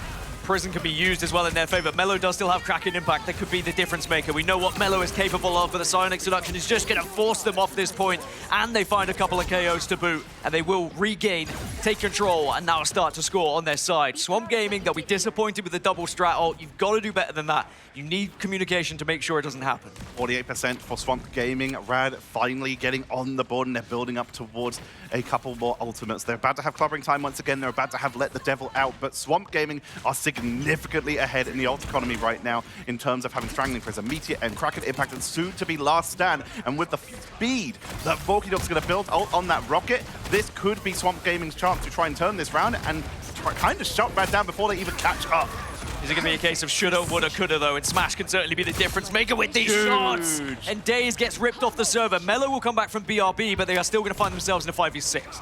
A lot of pressure coming in from the Widow, trying to find anyone who pokes their head up, anyone who comes above the surface might be at risk. Lugia just keeping the pressure out, making the use of that bonus health from the Stone Haymaker to try and keep the high ground. Every time comes on now, great double bubble, sits them, set back to spawn. Immediately the Meteor coming back in. Swamp Gaming are also going to pull the trigger to try and set this down. Let the Devil out is going to come on in for Crazy Kitties. He looks to try and trade out to gain advantage for their team, but again shut down by the man cannon from the Magneto. And it's all about Swamp Gaming right now as they look for the Stragglers, get the reset on the Kraken Impact. The Raging Royal Flush will not be enough for Rad to sustain it, but Portal will come back in. They want to contest this here. They don't want to give percentage back to Swamp Gaming. As Scanner Genji, though, is just going to continue to pick up one after another. They're still ticking up, though, up to now close to 80% as they're trying to make this awkward for Swamp Gaming, and it's been everything but good for Swamp in terms of getting... Finally, you get the conversion, but there was already 82 on the side of Rad, so I like that stalling ability from them.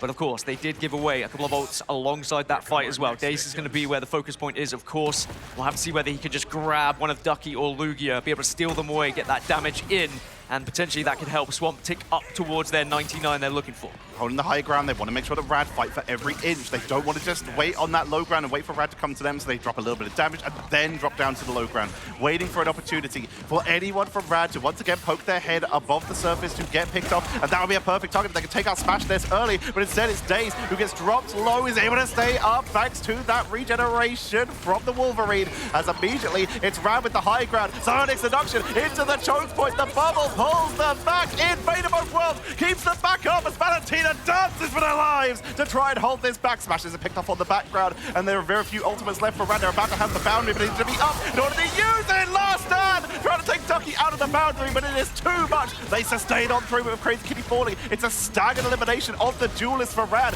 They don't have the damage to come on in, so they're forced to portal. Crazy Kitty's going to be coming in, but the rest of Swamp Gaming are holding for now. Scatter's dropped low, but the healing is good. They're zoning the rest of Rad out. Portal coming in for the reinforcement, but neither team is dropping. Finding Daze comes down, but the Rebirth Beacon is still up. Widow on the backline takes out one. Melophobia's gone. They're trying to pick up another. Valentina E falls, and the wraparound into the front line, but Mash is completely isolated, but he tanks it through thanks to the force physics of Vertigo. I was going to say, who have you got, Smash or Mellow? It's Smash in the end who pops the ult and forces Mellow to switch on over to the Strange now, as again, Swamp are forced to portal just to try and keep this one alive. Otherwise, Rad might be taking this first point, and there's going to be a desperate attempt as they all bundle through.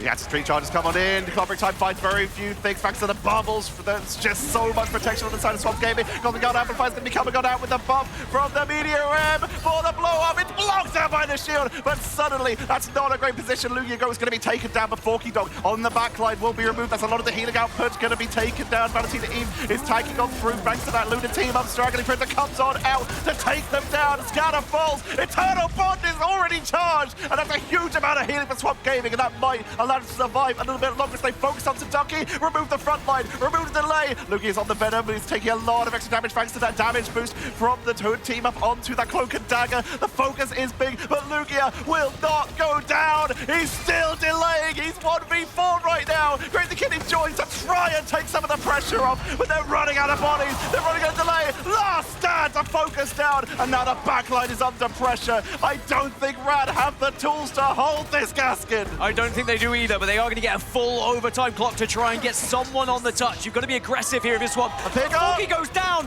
Ducky will be taken down as a response, and there will be a touch now from Rad as they desperately try, but they cannot cling on. Swamp tie us up 1-1 here on Celestial Husk. Boy, it wasn't pretty, but they made it work here. Smashnes really trying to prove that they are that clutch god that some people seem to be referring to them as. They throw their own body at the point on the Widow to try and delay that. But there's just too many members for Swamp and too little time on the overtime. It just took a second to be pushed off before Swamp even upped the score. Looking at the ult economy as we head on in, Ducky is already charged up, meaning that it will be Rad who pulled the trigger and look for that first point cap, especially with Boundary also just around the corner. It is a battle of Smash versus Mellow at the moment on these final hits, and how influential they've been in some of these fights as well. You saw that it looked like Rad were behind, but then Smash suddenly on that Widow able to find 1-2 picks out of nowhere, and it completely swings the fight in their favor. You can say the same for Mellow and what he's been able to do on that Bucky as well, and both of them being able and being prepared to switch over to that Strange if they need to, just to get that portal in. But I wouldn't have had it any other way in our first map here. We're going to round 3 here on Celestial Husk. Both teams know what's on the line. It is survival is all that is available for them, and that third place guarantee and the chance of that grand finals. This is only map number 1 of our best of 5s, and these teams already take each other to the limit. Well, we expected it to be close, but you mentioned it as well. Now going into this fight, Rad have an advantage in terms of that ult economy, and they are going to use it straight away. The Psionic Seduction just to try and force out a little bit of space for the rest of the team, but it is going to be countered a little bit from the wall of Krasman. So good job there. But now Rad on high ground need to decide when they want to drop and make sure they drop together. Coming in that diamond form to try and look for a setup. They go for the crystal kick, but they haven't gone for the full commitment, trying to focus down Valentina Eve, who used that Luna team up with a little bit of protection, and it is going to be Swamp who will fall one by one. A delay is going to come in from Krasman, going to come in from Valentina Eve and Daze, but overall Rad just have so much momentum and such a big numbers advantage, they will be able to pick this up. They don't actually get the first cap. That went over to Swamp, and they were just delayed to try and build anything they can. They get to 18%, but now Rad have the defensive position. Swamp did really well. A lot of it was down to Krasman on the group, being able to isolate them on the high ground, then take that point, and that 18% could be everything when we look at the end of this round as well. But now with MASH having the Raging Royal Flush available to Rad, they certainly have the advantage in this next engagement, depending on whether you can get in the position to use it properly here. You could use it as a response to something that comes out on the side of Swamp, that's for sure, because Melo, Kraken Impact is certainly going to play a huge factor if you can get anyone low, as Lugia does take down Daze and gets caught off guard, but he's going to get brought back from BRB. A lot of pressure being dropped in here. Lugia once again making the most of this. Clobbering time comes on out. Meteor M to dodge it and absorb some of the damage. The Raging Royal Flush comes on out. Meteor is blocked beautifully here by Rad. And that was Swamp Gaming using a lot of defensive tools and not able to convert them into anything right now. They're going to make their way down to the low ground to see if they can step onto the point to try and get a turnaround. Good spot onto the Widow and taking them down. Smashness is completely scouted on the flank. It was defensive tools used, but think about the offensive one used on the side of Rad as now Kraken Impact will come into play. Swamp have been able to find 2 KOs. On the other side, Kitty says, I'll let the devil out, but do you want to go toe-to-toe with Melo? That's the real question. Kraz gets involved now as Swamp Gaming look to take control of this point. Straggling Pins will try and knock them down as Crazy Kitty pressures the backline, takes out Melophobia, and Smashness has rejoined the fight with the mobility, takes down Scatter, Krasman falls, and Rad continues that charge up, approaching that critical 99%. The delay was insane there from Rad, allowing those players that were picked off early to get back into the fight and get back in quickly and influence it with those ults. Now at 84% already, Swamp already having to consider a portal here. Krasman is going to go for the switch on over, and this is a last desperate attempt once more. It did work out in the previous though.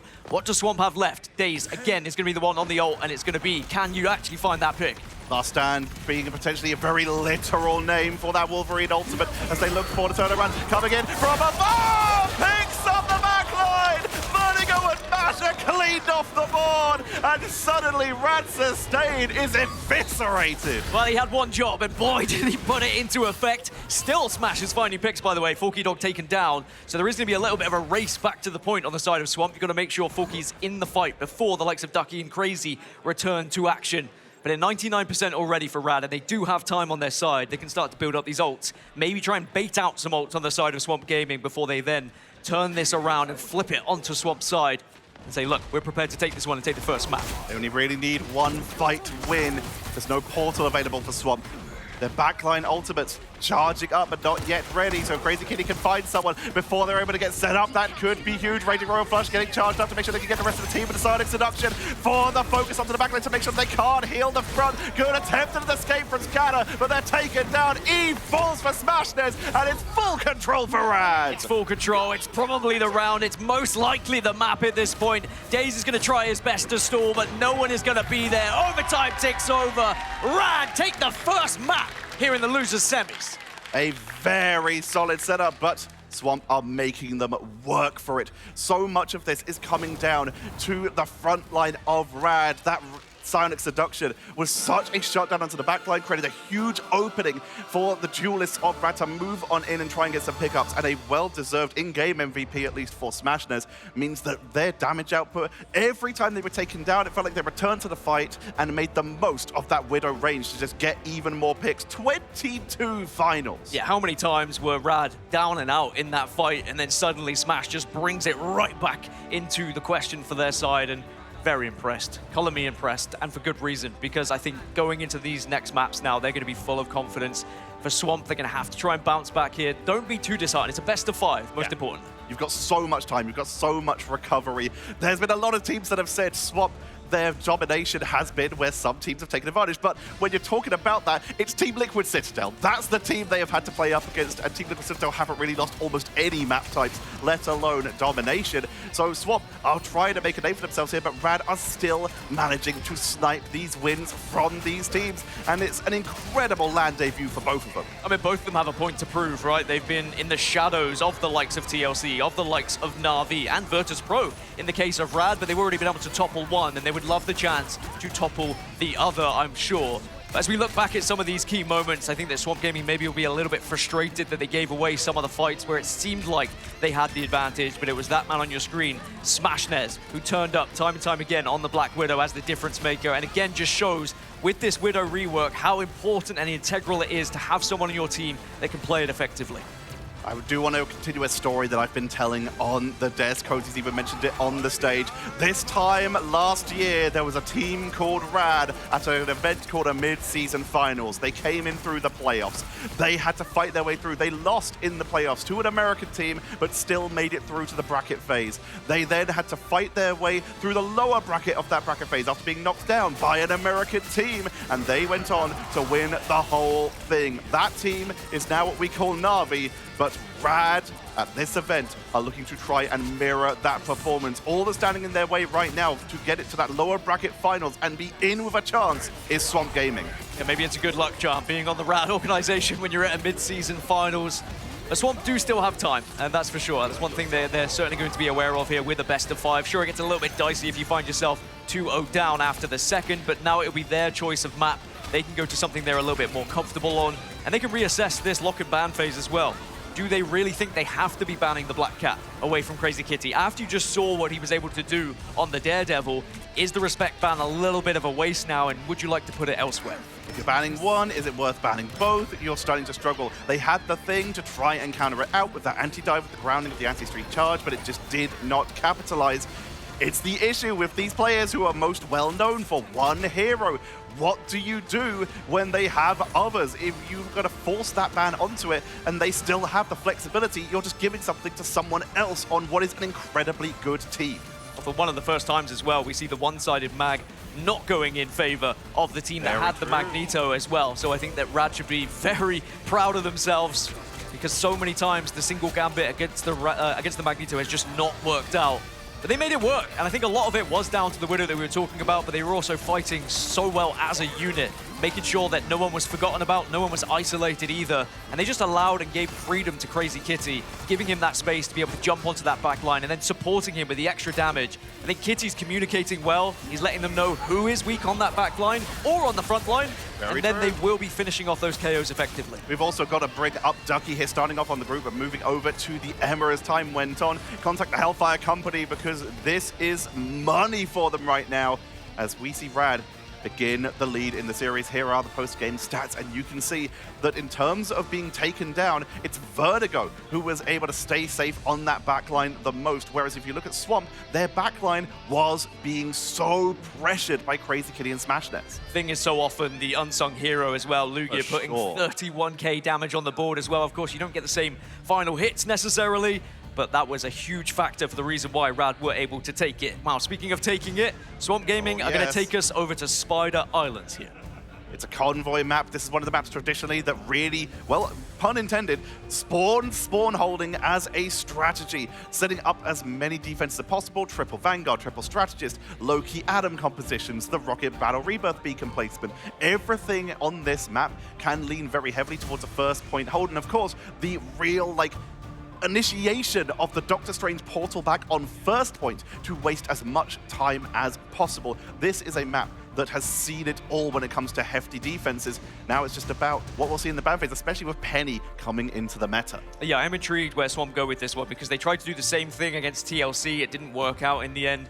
Maybe TLC had their number a little bit, knew what they were trying to play for, and got their bans correct. If Swamp are able to get the composition they are looking for going into this one, I do think they have been cooking something up.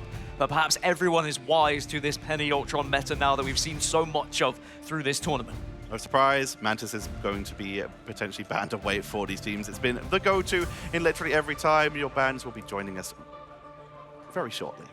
I'm very curious to see if we do see that Penny making its way onto the board. And if so, will it be because of an Ultron being let through? Is Ultron going to be taken out to prevent the team up? While Penny gets the team up from Black Panther as just a base, is it worth for the combo here? As we are going to be heading into that draft, and there is a first Loki Protect, brought up by Terra earlier, but still seems to be making its way into these games. And mentioned very beautifully on the desk, Valentina Eve is absolutely insane on it. One of the best Lokis in the game, that's for sure. So even though it's become a meme now, the Loki Protect, it completely makes sense for Swamp Gaming.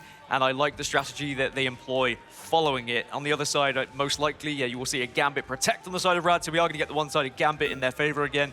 Really worked out for them. They were timing their Gambit ultimates successfully in that first map. Every single time that Swamp were going up against it, they really did struggle to try and contain the damage output that you have once you are able to tag everyone with that ult. Now, for Swamp Gaming, they have a decision, though. Do they want to try and get the single-handed mag again like they did? It didn't help them in the previous, but they are going to at least ban it away here. Magneto removed for good reason. We've seen just how aggressive Rad can be on it, but of course we still have some great heroes for both of the Rad frontline with the Thing still available, as is the Groot as the potential. And Rad will secure the Thing. They want to make sure that the team is comfortable, want to make sure that frontline is sustained, and they have removed the Rocket Raccoon away from Forky Dog. I do think banning Rocket against Swamp is an important one, especially here on this map. We know how integral that BRB can be to the game plan, both defending and attacking, if I'm completely honest. Rocket is just such a fantastic hero to have on your backline, and in particular, Forky Dog, one of the best to pilot it. Now, this is an important one for Swamp Gaming. They recognize how much of a problem Emma was towards the end of that game after the switch, and they will remove it immediately. Emma is a problem in general, not just the Psionic Seduction, but the grab is something that is so difficult to play against. Going for that over the Groot, choosing to believe, like you mentioned, that Psionic Seduction shuts down ultimates even before you're caught in its thrall. So being able to get rid of that is very effective, and like you already mentioned, it goes all the way to the end, but Swamp Gaming do secure that one-sided Magneto. Rad, with their final ban coming in to try and take a 2-0 lead in this series, it's going to be a Daredevil ban against Swamp Gaming. Well, Rad have said, all right, you're not targeting our Black Cat. Let's look after Crazy Kitty here, and let's make sure that Daredevil is not going to be a counter to it. So we should, at some point during this game, get to see Crazy Kitty on the Black Cat again. And it is exciting because he has been touted the best Black Cat in the world. So we'll have to see whether he can put it into effect here in map 2. But that's going to be our lock and ban phase. I feel like both teams have been able to achieve what they've set out to here. There's a clear strategy on both sides. But of course, it comes down to who can actually put it into effect once we're into the map. We're going to have to find out, so we're going to head on into Spider Islands. Rad starting on the defense, and Swamp Gaming will be bringing it on the attack. Having that one-sided Magneto is very important for Swamp. We'll have to see how they're able to execute it. But in terms of rollouts, you know that this map can lead to some very hefty defenses. Will we see Rad go for that triple Vanguard, triple strategist? The answer is no. They're starting off on a standard 2-2-2. Let the Kitty have his claws out. That's what I say. As we saw previously as well, Swamp, when they tried to do this against TLC, they did run Mellow on the Punisher just to make sure that they have you an answer for Thing and how oppressive he can be, especially in this opening point, just hitting those haymakers left, right, and center. Swamp, show us what you got, because I'm excited for this game. Speaking of oppressive, we saw a rollout on the Hulk to try and send Dace into the backline and get them through that first point, but they're unable to get the final hit thanks to that force physics of Vertigo protecting Mash, who was almost caught out of position. It's literally just a rollout for aggression, immediately makes their way back to spawn, swaps to the Storm, get a stick with the Winter Soldier in the end to make sure that they have the range damage to deal with any bunkered up members of Rad. So much of Marvel Rivals is knowing how to play your heroes and how you can counter other heroes as well, as Dace almost gets walled off, but is going to be able to get back behind his teammates, as Crazy Kitty does get the opener onto Forky Dog as well. The Kitty's been let loose, and she is starting to scratch. And look at the power we're seeing with Crazy Kitty here, unmarked, because they banned away the Daredevil, the character who would be able to see them every time they go into that Helm of Hades invisibility. So now that that's been removed, Crazy Kitty has so much more freedom to try and track down the members of Swamp Gaming without being punished. And already it's working out as Swamp Gaming are sent back to spawn and Rad set up the hold. It's very difficult because you want to peel to be able to help your backline here, but then if you do so, you just give so much space to Thing to start bullying you as well. We'll have to see whether Swamp can find the answer here, because at the moment, Smash also on the Elsa is being a real problem with the amount of damage being applied. Ultimates are charging up very quickly, though. Valentina Eve's going to hit theirs first, and with that Cloak and Dagger for Forky Dog, they could go in for an Eternal Bond to try and go for a backline setup. Mash is going to be zoned away by Scatter, but it's going to be picked off on the flank. Beautiful positioning from Swamp Gaming, able to get the full wraparound and cut off that backline, and suddenly that defensive Rad collapses as quickly as it was set up. It was a big switch over from Daze as well, moving over to the Bucky, being able to get that pick onto Crazy Kitty. You eliminate Black Cat from the game. You have the 6 versus 5, and at that point, you just have to use the damage output of Mellow on that Punisher, which is exactly what they've been able to achieve here. And Forky Dog does find one onto Crazy Kitty again, so it is going to be another stagger here on the side of Rad, and they have to make a decision whether they want to commit to this one. They do have ults to do so. Brute Balls trying to be zoned out, trying to get a punishment onto Ducky, who steps forward. Goblin Time going to be coming on out, knocks up Krasbag and Valentina Eve, preventing that ultimate, but it is going to be an eternal bot from Valentina Eve with the God of Mischief and the Kraken Impact, looking for the first reset, but the boundary is going to keep them topped up, preventing Ducky from falling. Glasrox comes on down, grabs two, but it's not enough for the finishing blow. Smashless just cannot find them here. That's ults from both sides, but Rad find nothing, and Swamp still have tools to use. Finally, Valentina Eve's going to fall on the backline once again. Crazy Kitty is piling on the pressure, and despite Swamp having the ultimate economy advantage here, they still lose members, meaning it might be down to the next push to drop those ultimates. Fairly certain it was another double support, or another double strat ult from the Swamp Gaming backline, which again is going to be a little bit frustrating for them. And it has allowed Rad to come out on top despite the fact those ults were used. And yes, there is still some form of economy here on the side of Swamp Gaming that they can utilize and gain an advantage from. When you use both of those backline ultimates, you'd be expecting to win that fight. You would hope, as Melophobia is just going to be sending some shots down range. You can see the Elsa trying to just unleash fire from above. So Melophobia plays close to the building, making sure that they're at least a little protected and not going to get burst from above. But once again, Crazy Kitty is in the backline, causing a mischief. The final judgment comes on out for an attempt at a turnaround, but the rest of the team is just falling around them. But while that's happening, while they avoid it, the point just moves forward. It's going to be a dive from Mash to try and delay it. Scattergun is going to be coming on in with the media air. It is tanked beautifully, but it's just too much damage. Lugigo will fall, but Melophobia will be picked off in exchange. Scatter goes down, and somehow Mash are still holding this as Rad is forcing them back. Mash healing is fantastic here. Scatter committed heavily to that fight. Maybe got a little bit power hungry on the Chaos Swords, as I'm sure all Magnetos do at the moment, but it leaves us with only 14 seconds left for Swamp Gaming to try and make this push just to the first point. Is there going to be any attempt at a portal here, or Swamp Gaming just going to try and run this one up? They're running out of time. They need to step up. Valentina Eve's being focused down, which is building up a lot of gold for that Black Cat. Daze on the flank, though, looking for an opportunity. He's 66% of the way towards a last stand. A move on in, straggling Prism for the setup to try and zone them out on the backline. It's going to be a triple, with the point moving. Daze on the backline, nearly gets the back cap, but it's going to be marked by Ducky, preventing that from going on in, and the rest of Swamp Gaming are whittled down 1-by-1. Daze tries to delay for a portal, but there's no way he holds in time, as Rad hold on point one. At the start of this tournament, I was told Rad might just be the underdogs, the dark horses of a team that could go on to win this entire thing. And the further and further they get in this tournament, the more I start to believe that they definitely have the capability to do so. And a lot of it does come down to Crazy Kitty on that Black Cat. And now you understand why Swamp Gaming had that respect ban in the previous. I questioned it. They now have allowed it through on the second, and Crazy Kitty has punished them. But Swamp Gaming do get a hold here. And remember, Swamp Gaming chose this map for a reason. They have a game plan. Do they have something up their sleeves? The penny is an option. Look at what is banned on the side of Swamp Gaming, what they cannot play. They have access to the Adam, they have access to the Penny, they have access to the Ultron, even if they want to go for the full whole hog here. But instead, it looks like they choose Forky Dog to stay on that Invisible Woman to make sure they have the damage boost, the healing output with the Boundary. But they will be bringing in the Loki. So no matter what, it's the potential for double revives or even double Boundary. Of course, if you have the option, you would rather make sure your team never goes down at all than to revive them. But having the option is nice. It's an interesting mentality to go into this one for Rad as well, because it feels like a win. It feels like a success. You've denied the first point, but how many times have we seen on Spider Islands where a lot of these teams fail at that first point as well? Rad need to know full well Swamp Gaming have the capability to do exactly the same thing to them, so they need to particularly calculate how they're going to break this initial setup to give them as much time as possible. Vertigo started the pre-round on the Daredevil just in case anyone was trying to set up or set a trap with Wolverine outside the spawn door, just so he could see through the wall. He swaps over to the Invisible Woman once the round starts, but I love the min-maxing here from Rad to make sure that they do not get cheesed out here, and now they start to move up. The Penny webs are set up, and it is going to make it very difficult. The side door, that side building is very hard to push into, but it also means your team is not there to help you if you get pushed in. The damage down, but it's a bit too much for Crazy Kitty, who will fall down, and Smashness will retreat back to spawn, but it's just unloading shots into the Penny, and the Penny seems mostly unbothered. Yeah, whose job is it to find that nest? Or are you just going to try and brute force it and take the Penny down? If so, would you like to switch over to a Bucky perhaps, see if you can get a grab, and then everyone just pummel the Penny at the same time? Or you could just pass it over to Smashness, who gets the opener. Kraz goes down from Crazy Kitty, and the break looks like it's going to be here already for Rad.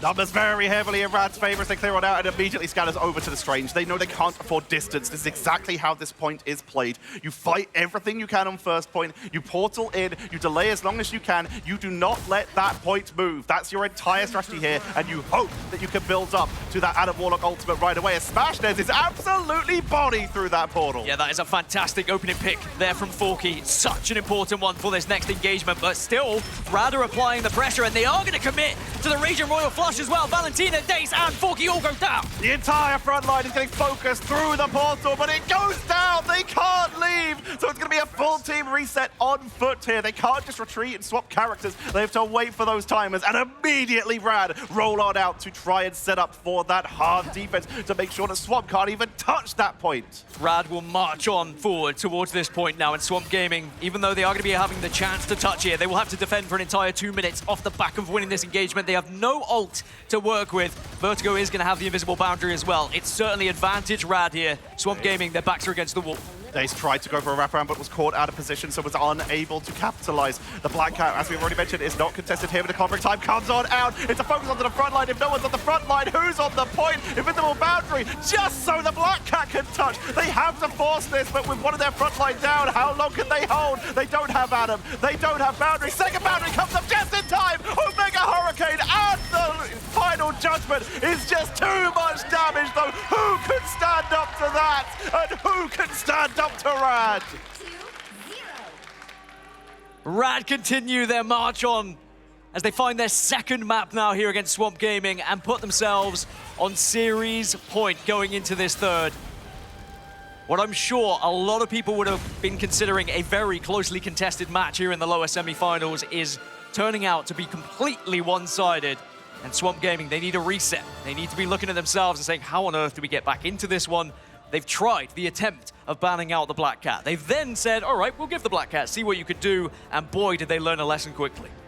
It did just so much. They didn't even need it on the attack, going back to the standard that's sort of shown up in previous patches and has returned in this one. The Punisher with the Storm. Not even a team up. This is just an old-fashioned team up of just, I'm giving you bonus damage. There's no fancy overlay, there's no fancy logo. This is just Storm gives Punisher damage, and Punisher does damage. We're going to head over to the analysts to break down that incredible first two maps. Thank you so much, Tetra. I mean, when Destiny has a name, it is hard to erase it. I mean, the Fate threads are showing Rad. I don't know what it is about the mid-season finals, but it's crazy. You look at someone like 100 Thieves, that it looked light work for Rad. I mean, they handled it easily.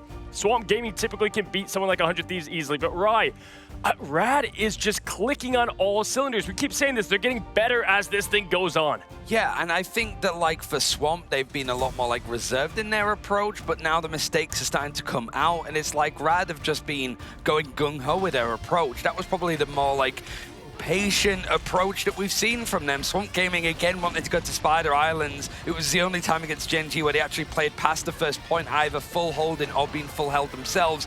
It's the latter against them. Rad actually having a good defense, even with all of the triple, like, strategist Garbo banned out. It was a 2-2 setup that was held in from Rad to Swamp. It feels like they're kind of out of options, whereas Rad have got more and more creative. I think Swamp Gaming are so practiced against triple strategists. When they play against a comp that isn't that, they kind of fall apart a little bit, especially with Mash being one of the most aggressive Gambit players we have seen in this entire tournament. 8 finals in the first game, 7 in this one, going toe-to-toe with even some of the star players from Swamp Gaming.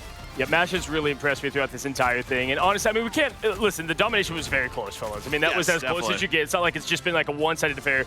That map, though, like, if Rad was in the position Swamp was in, I was like, okay, there'd be some hope. For me, I get nervous because Swamp now being down 2-0, this is just, it's not built for how Swamp is. Like, they like it messy, right? But this is just a team that it feels like it will be very tough. Everything's stacked against them to be able to climb that reverse sweep. Not saying it's not impossible or possible, but Rai, this is a team that makes me uncomfortable in this position. I mean, the best analogy I can think of is, you know, like they're a team called Swamp, and it's like imagining the Florida, you know, Georgia, like swampy-ass regions of Americas, and they've gone over to the West Coast in LA where we play mid-season finals. It's still hot, but it's a different type of hot. That's kind of how it feels for like Swamp Gaming. Like they're still trying to play their game, but Rad are sort of well aware of it, and they're not afraid to just take a few more risks. It feels like Rad are playing to win, whereas Swamp are playing to not lose, and that costs teams. And we have to highlight this, right? This is first-time land for both teams, right? And so one has gone and sped run all the things you could possibly go through. It does kind of feel like a bit for Swamp Gaming that the inexperience, if you will, in environments like this. Now, Melophobia did say on stage, like, this is my environment, this is my home, this is where I feel the most like me, and the respect is absolutely there. But you have to keep your mental strong if you're trying to make it into what is going to be a very competitive top 3. Vaudable, what do you want to see for the pick and ban here? I'm just shocked that we're going to Symbiotic Surfers. We have not seen this map in some time, especially during this event. So, I mean, they might have a good strategy here. I think the big thing is making sure that you can secure either the DD. I mean, we have not seen that be online at all to try and counter Crazy Kitty. And I feel like the one-sided vision of the Daredevil has been such a monumental advantage for this side of Rad. And the Wolverine's just not working. We got to go with something else. I mean, for it going to Clintar as well, I think we've only seen Swamp play it once, but it's more the fact of, like, at this event, Swamp have only chosen Spider Islands, have not been in a position where they've had to be choosing Convergence, but the other main option that they've gone for across the year is Jalia, which is a very, very good map for Rad, as we've been seeing, so they have to go something a little bit different. Here's my opinion on this for a couple of reasons. First of all, this map can kind of lend to all playstyles. It's front to back. If you want to go dive, you can go dive as well. The second point is built well. And funny enough, again, I've been covering this team now for as long as this esports been around. They were Nemesis before Swamp Gaming, couple of changes there. But Nemesis used to love this map too. This was kind of their home base back in the day. Melophobia, it feels like the home court for them. We talked about, like, it's so important to have a map locked down. You said Rad there. I think that was a great point. That's kind of their map, right? For Jalia or for Wakanda in general. For them, Swamp Gaming, if they can get this win on this comfortability for them, it gives them options, and it really plays to what I feel like Vaudable Swamp does well, and that is having that flex. But it's when you ban out days, it can be tough. Those options get limited, and then Melophobia is uncomfortable, and you go from there.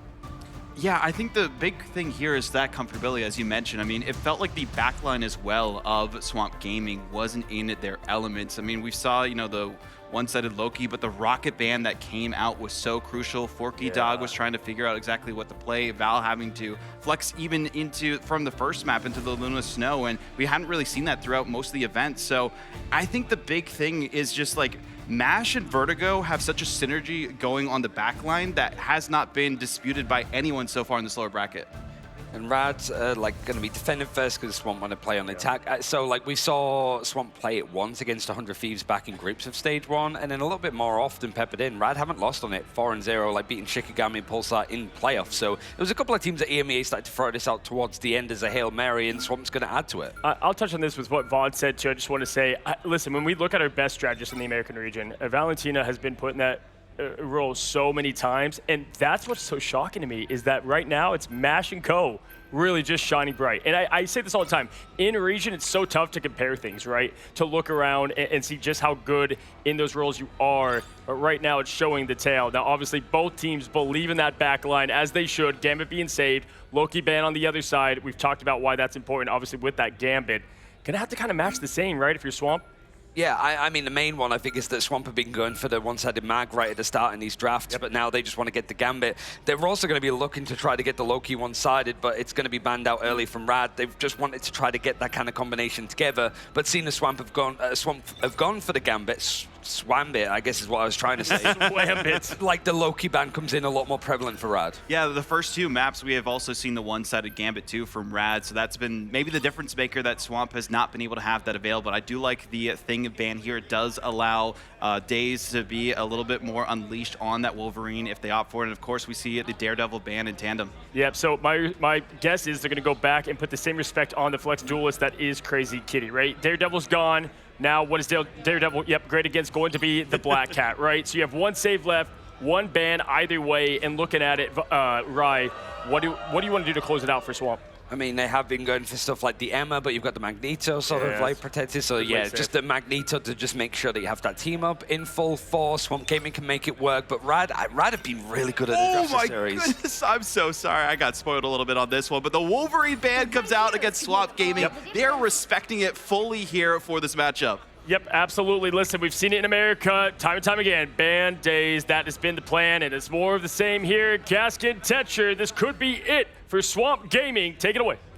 This really could be it. There's so much pressure on these teams. And I'm going to take advantage of my co-caster here. Gaskin, you've actually played in quite a few esports in the past. How do you deal with when you're in a situation where the next map could just be the end? I mean, this is where you look into your coach, right? This is where Fox needs to step up, make sure the mentals are brought out of the gutter. It's so easy as a player to start to think about what losing might feel like. Coach needs to turn that around and say, just imagine what winning will feel like. Just imagine the victory of being able to overturn this one, get that reverse sweep. That was what pulled me out of things when I was competing. I'm hoping that the same can be done for these Swamp Gaming players, because right now I'm sure they are feeling dejected. But all it takes is that one map, and you feel right back into it. And that coach, you've seen they'll be communicating to them through those Razer headsets that are keeping them locked in that you see on stage. These are headsets that are tournament optimized, ensuring they hear everything they need to and nothing they don't. And if you're looking to upgrade your home setup, Razer's brought the same advanced wireless audio to the Blackshark V3 Pro. Check them out on the Razer website and stay ahead of the game, just like Rad are ahead in this series.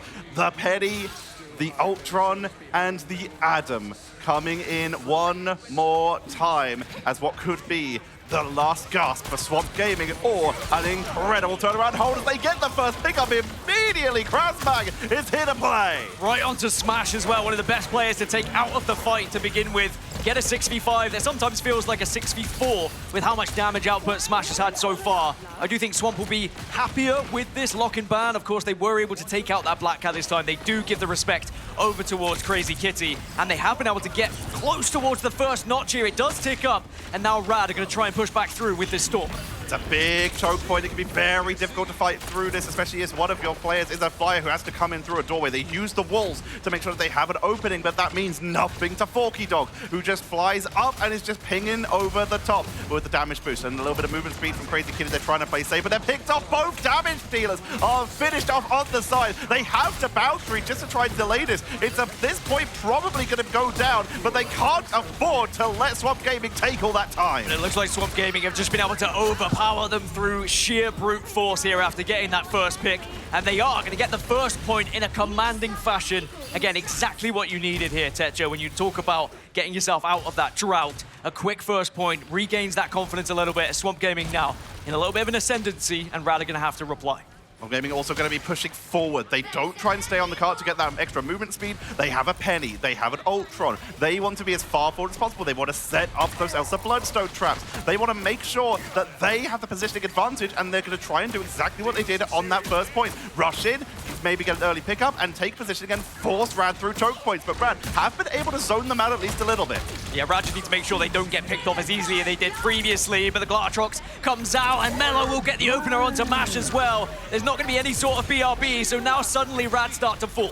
Jays will go down, but he has the Cocoon and can come back. He's 86% of the way towards that extra revive for the Karmic Revival, but it's all about the positioning for Swamp Gaming right now, coming in from above, holding the high ground, and they're able to clean out the defending members of Rad, who are just trying to stand on the point and slow it down. And honestly, that's been the whole story of this map. It's just Swamp Gaming's just picking people off as Rad slow them down, but it's not by a lot. They're approaching the second point with 4 minutes on the clock. And I wonder if Swamp Gaming will look back at those lock-in bans as well, the instant protect onto Loki. Should they have just been having Valentina on the Gambit? Yes, she's one of the best Lokis around, but don't forget, one of the best Gambits to do it in the game as well, as now Scattergengi trying to be a little bit aggressive here on the mag, but you're going to get Meteor M on the other side. Meteor M to absorb at least some of that Rage of Ultron, but it is going to get popped as Forky Dog unleashes Rage and Royal Flush from both sides for the turnaround with the Omega Hurricane onto the objective to try and focus down the front line, but it's right into the Penny Nest, but it's enough to keep Crazy Kitty top. Second Meteor M to look for the blow up. It's enough! Crazy Kitty falls! And the defensive tools from Rad are running down, but they're about to have that invisible boundary.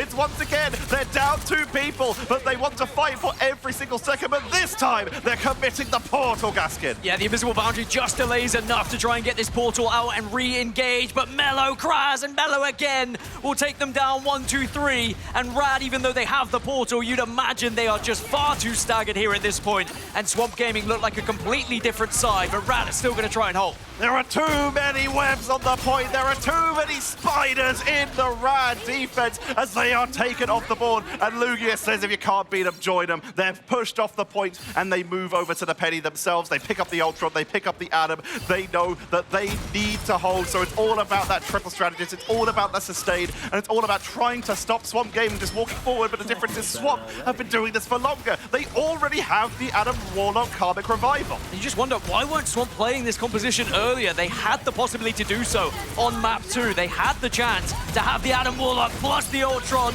and of course the Penny. It's been so prominent in the meta at this tournament as Swamp Gaming continue to push forward. Ducky gets caught in the trap, focus down, magnetic barrier, has to drop the self bubble in order to tank on through. Very nearly finished off. Aggressive move from Lugia with that Cyberweb snare. Not enough of a finishing blow as in comes the Rage of Ultron into the glass rock, pops it and might have just saved the rest of the team here as the positioning is pushed forward by Swamp, forcing Rad around the corner. Here comes the Raging Royal Flush from Bash. That's enough to take out Melophobia, enough to take down Valentina. But Daze, the perfect being, brings them all back. Swamp won't stop pushing.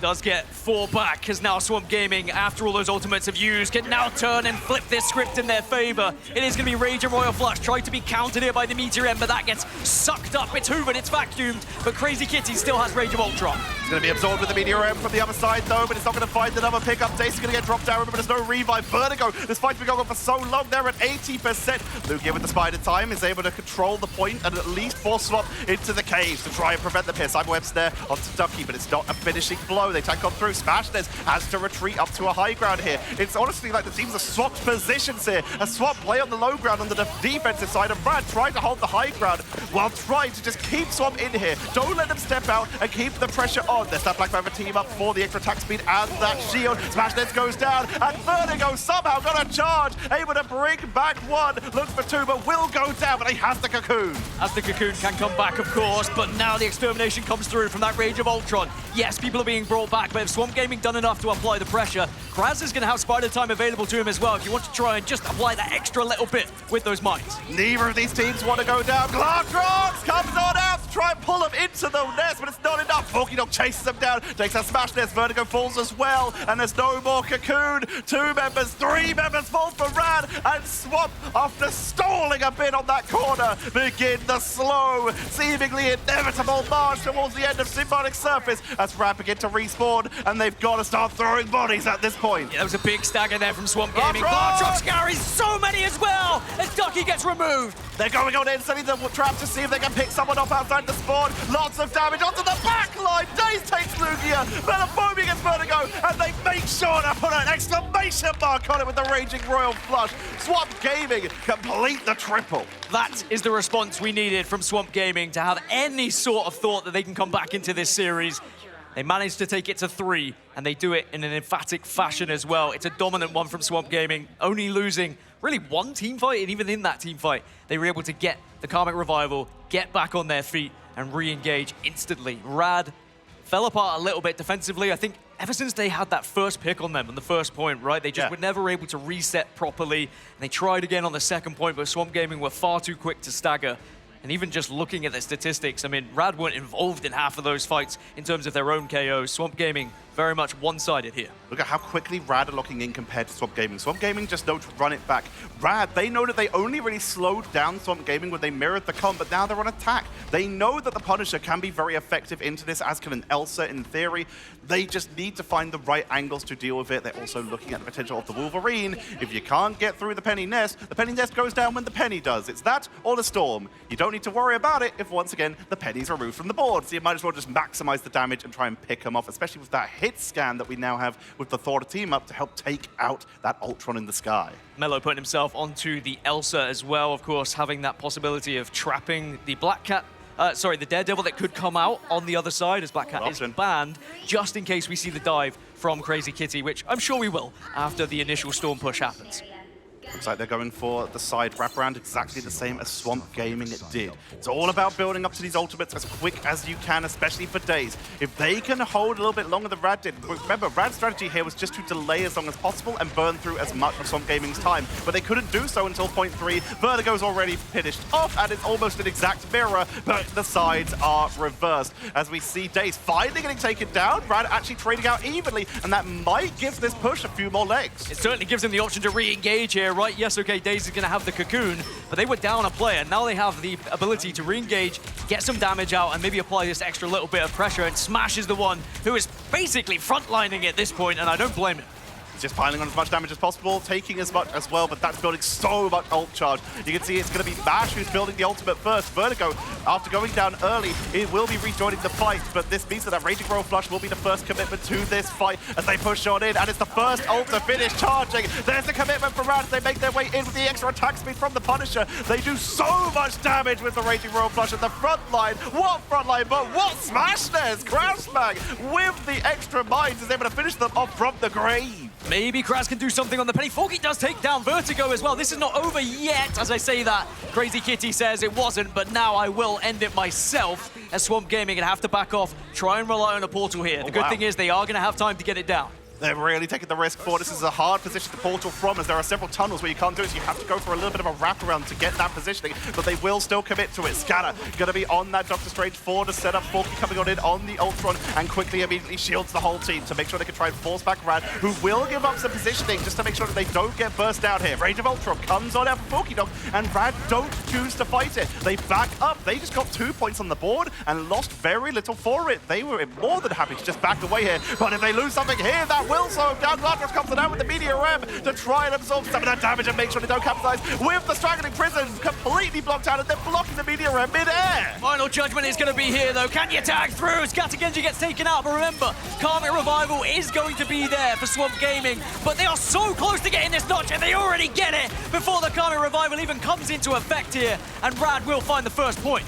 The Mega Hurricane to try and finish them off. They don't want them to be slowing down. They want to see if they can get a stagger. Crazy gets caught in the Cyberweb snare, but they really want to just pick these people off. And look, they're not even going as aggressively as they can. They slowly finish them off to try and stagger those eliminations. And with that, while Swamp Gaming were able to hold for much longer than Rad did, Rad are able to get a stagger, and that will give them a big chunk of distance. I did like the portal, though, and with Kraz having the nest down on the other side of the portal, just firing those mines through, it made it difficult for Rad to try and contest it. And yes, it's just about eating away at the time for Swamp Gaming. Maybe they recognize Rad definitely have the firepower to get through these first couple of points, and it may come down to time going to that overtime.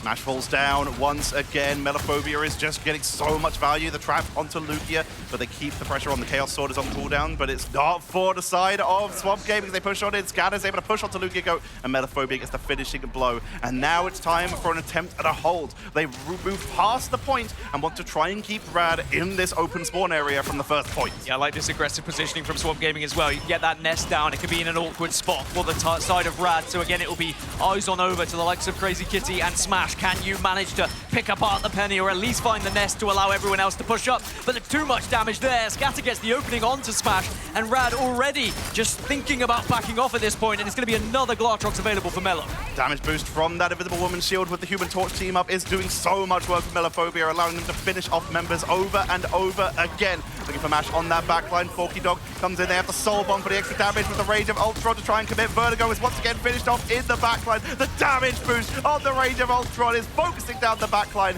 and it's once again 3 more members of Rad that fall, and more time is being eaten away by Swamp. And even worse news, Boundaries on the way, and they're 50% of the way towards Karmic Revival number 2, Gaskin. Swamp just needs to make sure they don't get overzealous here, and they do back off accordingly. They wanted to see if they could stagger a little bit more to add more time in their favor, but now Rad, they've grouped up, and they might just be able to do enough damage to go front to back as Scatter's gone down and Forky follows.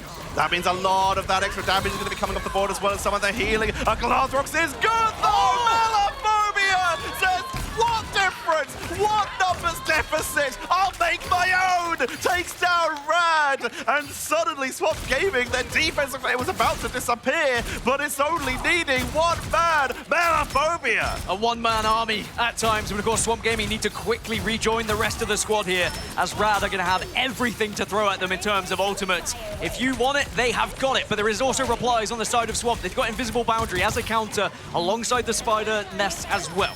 Kraken Impact is at the ready with the storm damage bonus. This is what we've seen on Museum of Contemplation as an attempt to burst this, but Vertigo once again falls on the backline. Invisible Boundary comes on out from Valentina Eve to make sure they can try and absorb this, but it's Ducky who goes down, and Swamp just keep finding pickups one by one. Lugia will find nothing, but he is contesting the point, trying to make sure that they can force Swamp off this. Comic Revival comes on out, brings back Melophobia, and Swamp keep the numbers in their favor, but Rad have been patient. They have Boundary as Vertigo returns, they have Kraken Impact and Omega Hurricane to try and force out any remaining defensive tools from Swamp Gaming. As long as Crazy Kitty does not go down attempting this, then it's a great setup and an early push to try and give them an opening. But they still just don't have the time here. I mean, they only have 42 seconds right now. They're only halfway through this point. Spider time begins here from Krasman again as an attempt to stall and delay. Even though Smash was able to get a pick onto Scatter, Swamp are still stopping this from moving too quickly, and they definitely have time on their side. Gana was in Rad's backline, finding himself isolated, did draw a lot of attention, but was picked up. And once again, we see Swamp realizing that that fight is over. They throw bodies at the point,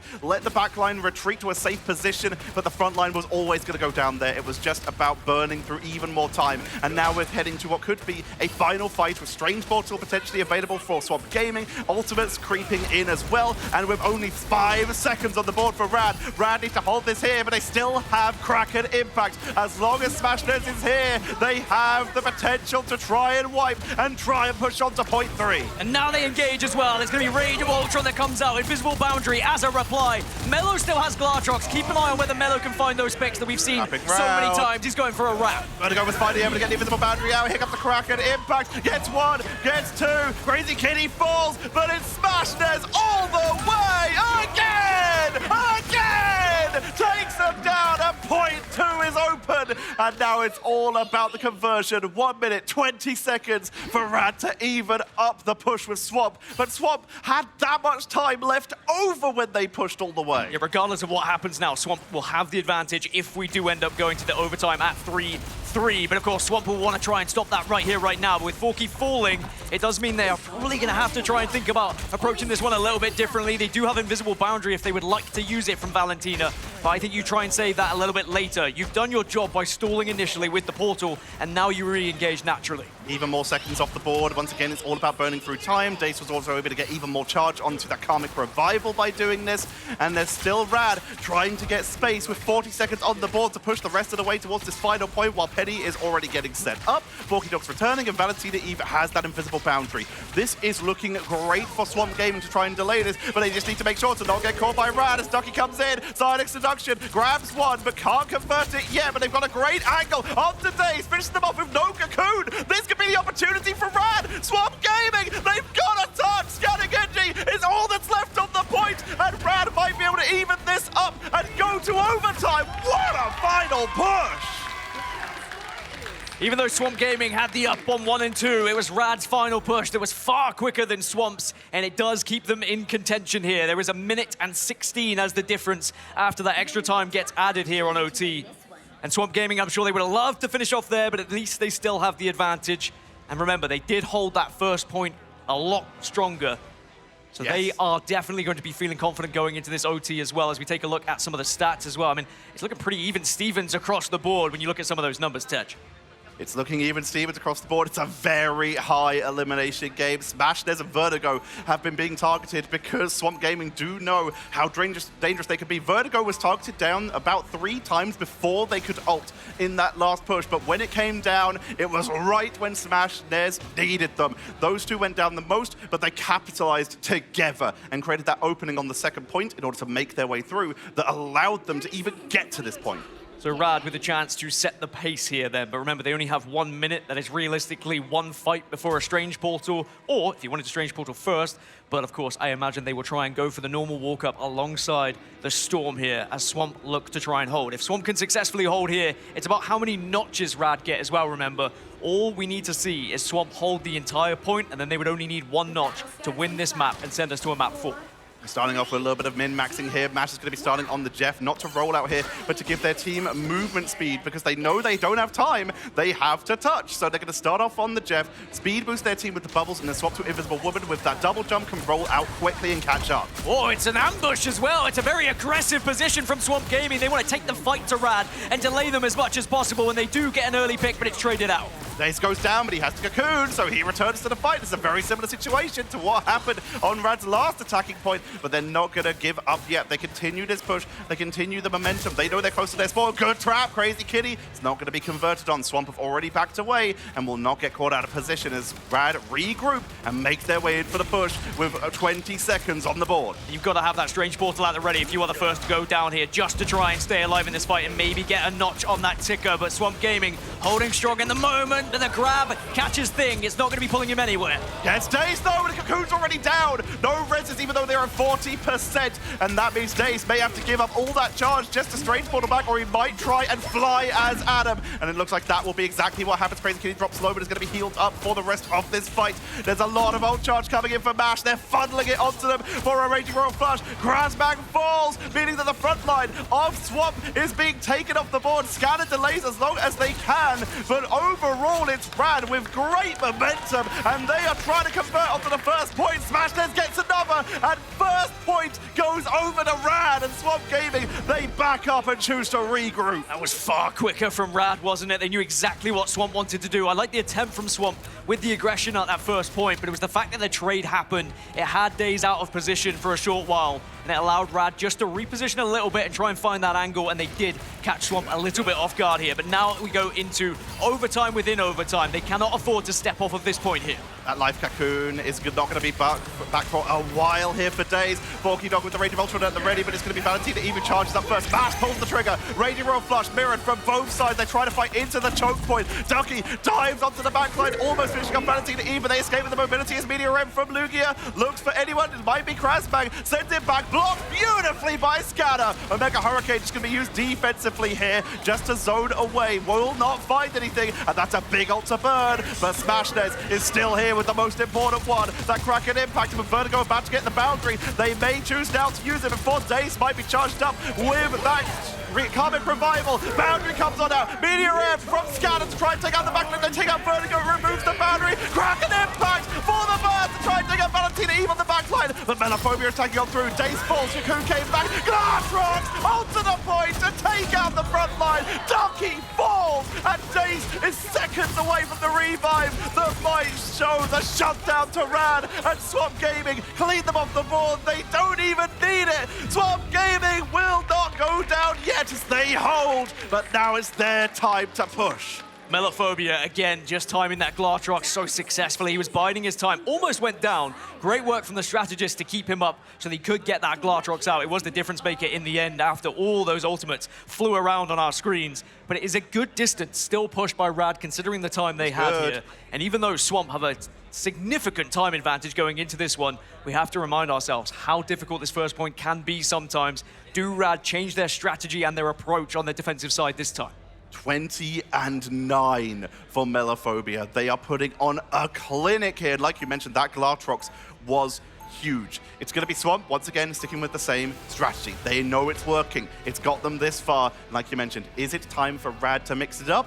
The answer is yes. While they don't have a Penny on their side in this case, they do have an Ultron, they do have an Adam, and they do have a Gambit. But instead of Penny, they choose to lean more heavily on their stalwarts. Lugia sticking on that Magneto, and Ducky will be continuing to bring out the Emma. I really like Ducky on Emma. I think he's been such a big difference maker throughout this entire series. Swamp have struggled to deal with that Psionic Seduction at times, and if Rad can build up this ultimate a little bit quicker than the side of Swamp in the neutral, there is a fantastic chance for them to just get a full-on hold here and still not just win this map, but remember, Tech, they would win this series, they would send Swamp Gaming home, and they would send themselves into a guaranteed top 3 position in those lower finals. For their first ever LAN for both these teams, it comes down to this. Swamp fighting to just stay in the series.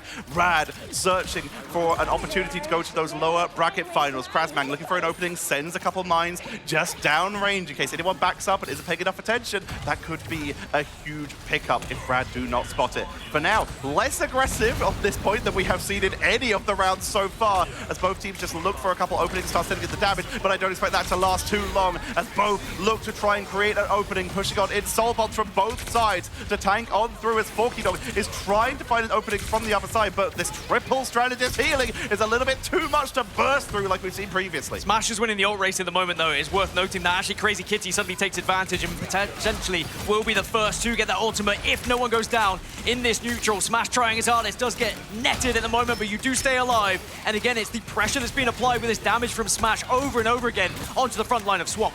Shooting down to the low ground, Rad are forced into the choke point. This is where Swamp were able to take advantage of them last time. That Penny can make this a really miserable point to push, but they're still trying to fight this. Ducky onto the point, good damage, but it's enough healing to keep smashing this up. We have Rage of Ultron at the ready. They pull the trigger early to make sure that they can keep the healing onto their front line. But that dispossession from that Gambit and the Magneto team up is good. Ducky will fall, and here comes the counter from Swamp Gaming, making the most of their timing advantage here with the fact that Ducky is still yet to respawn. They zone them off the board. Lartrox coming on out to try and push them off the board, but he won't find a finishing blow. But Melophobia has a beautiful flank going on. It's a great flank from Melo, does some damage, but recognizes there could be a lot of threat if he stays there. So instead, he goes back to the point, and they will manage to capture. They have 30 seconds on the board to try and match what Rad were able to push just previously. And Rad, they back off, they set up, and they do have the utility here. They've got the ability to get that Psionic Seduction a little bit later, which they may save during overtime.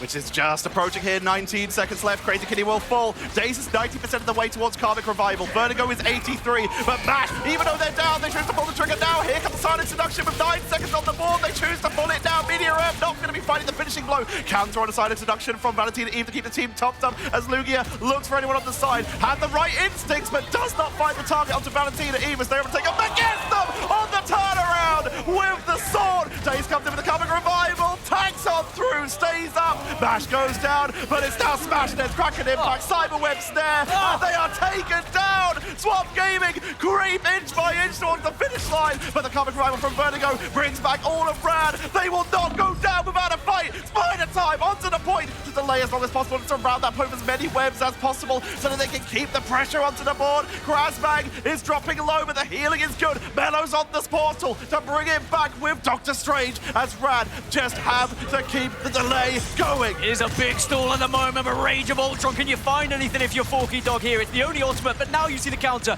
on the other side from Crazy Kitty here, as Rad are desperately trying to force them off this point, but now we get back to the neutral. No ultimates available. It's a straight 6v6. Portal comes on in because they have to keep this contention going. Swamp Gaming throwing bodies at the point. Their lifeline is that little yellow bar at the top of the screen. Krasbang falls. There's no revive, so it's all about Rad to see if they can finish off the frontline members onto that point. Go kick from Ducky to isolate it, but Crazy Kitty is doing so much work for the finishing blow. Melophobia falls. Valentina Eve falls. Swamp falls as Rad will move on in the lower bracket.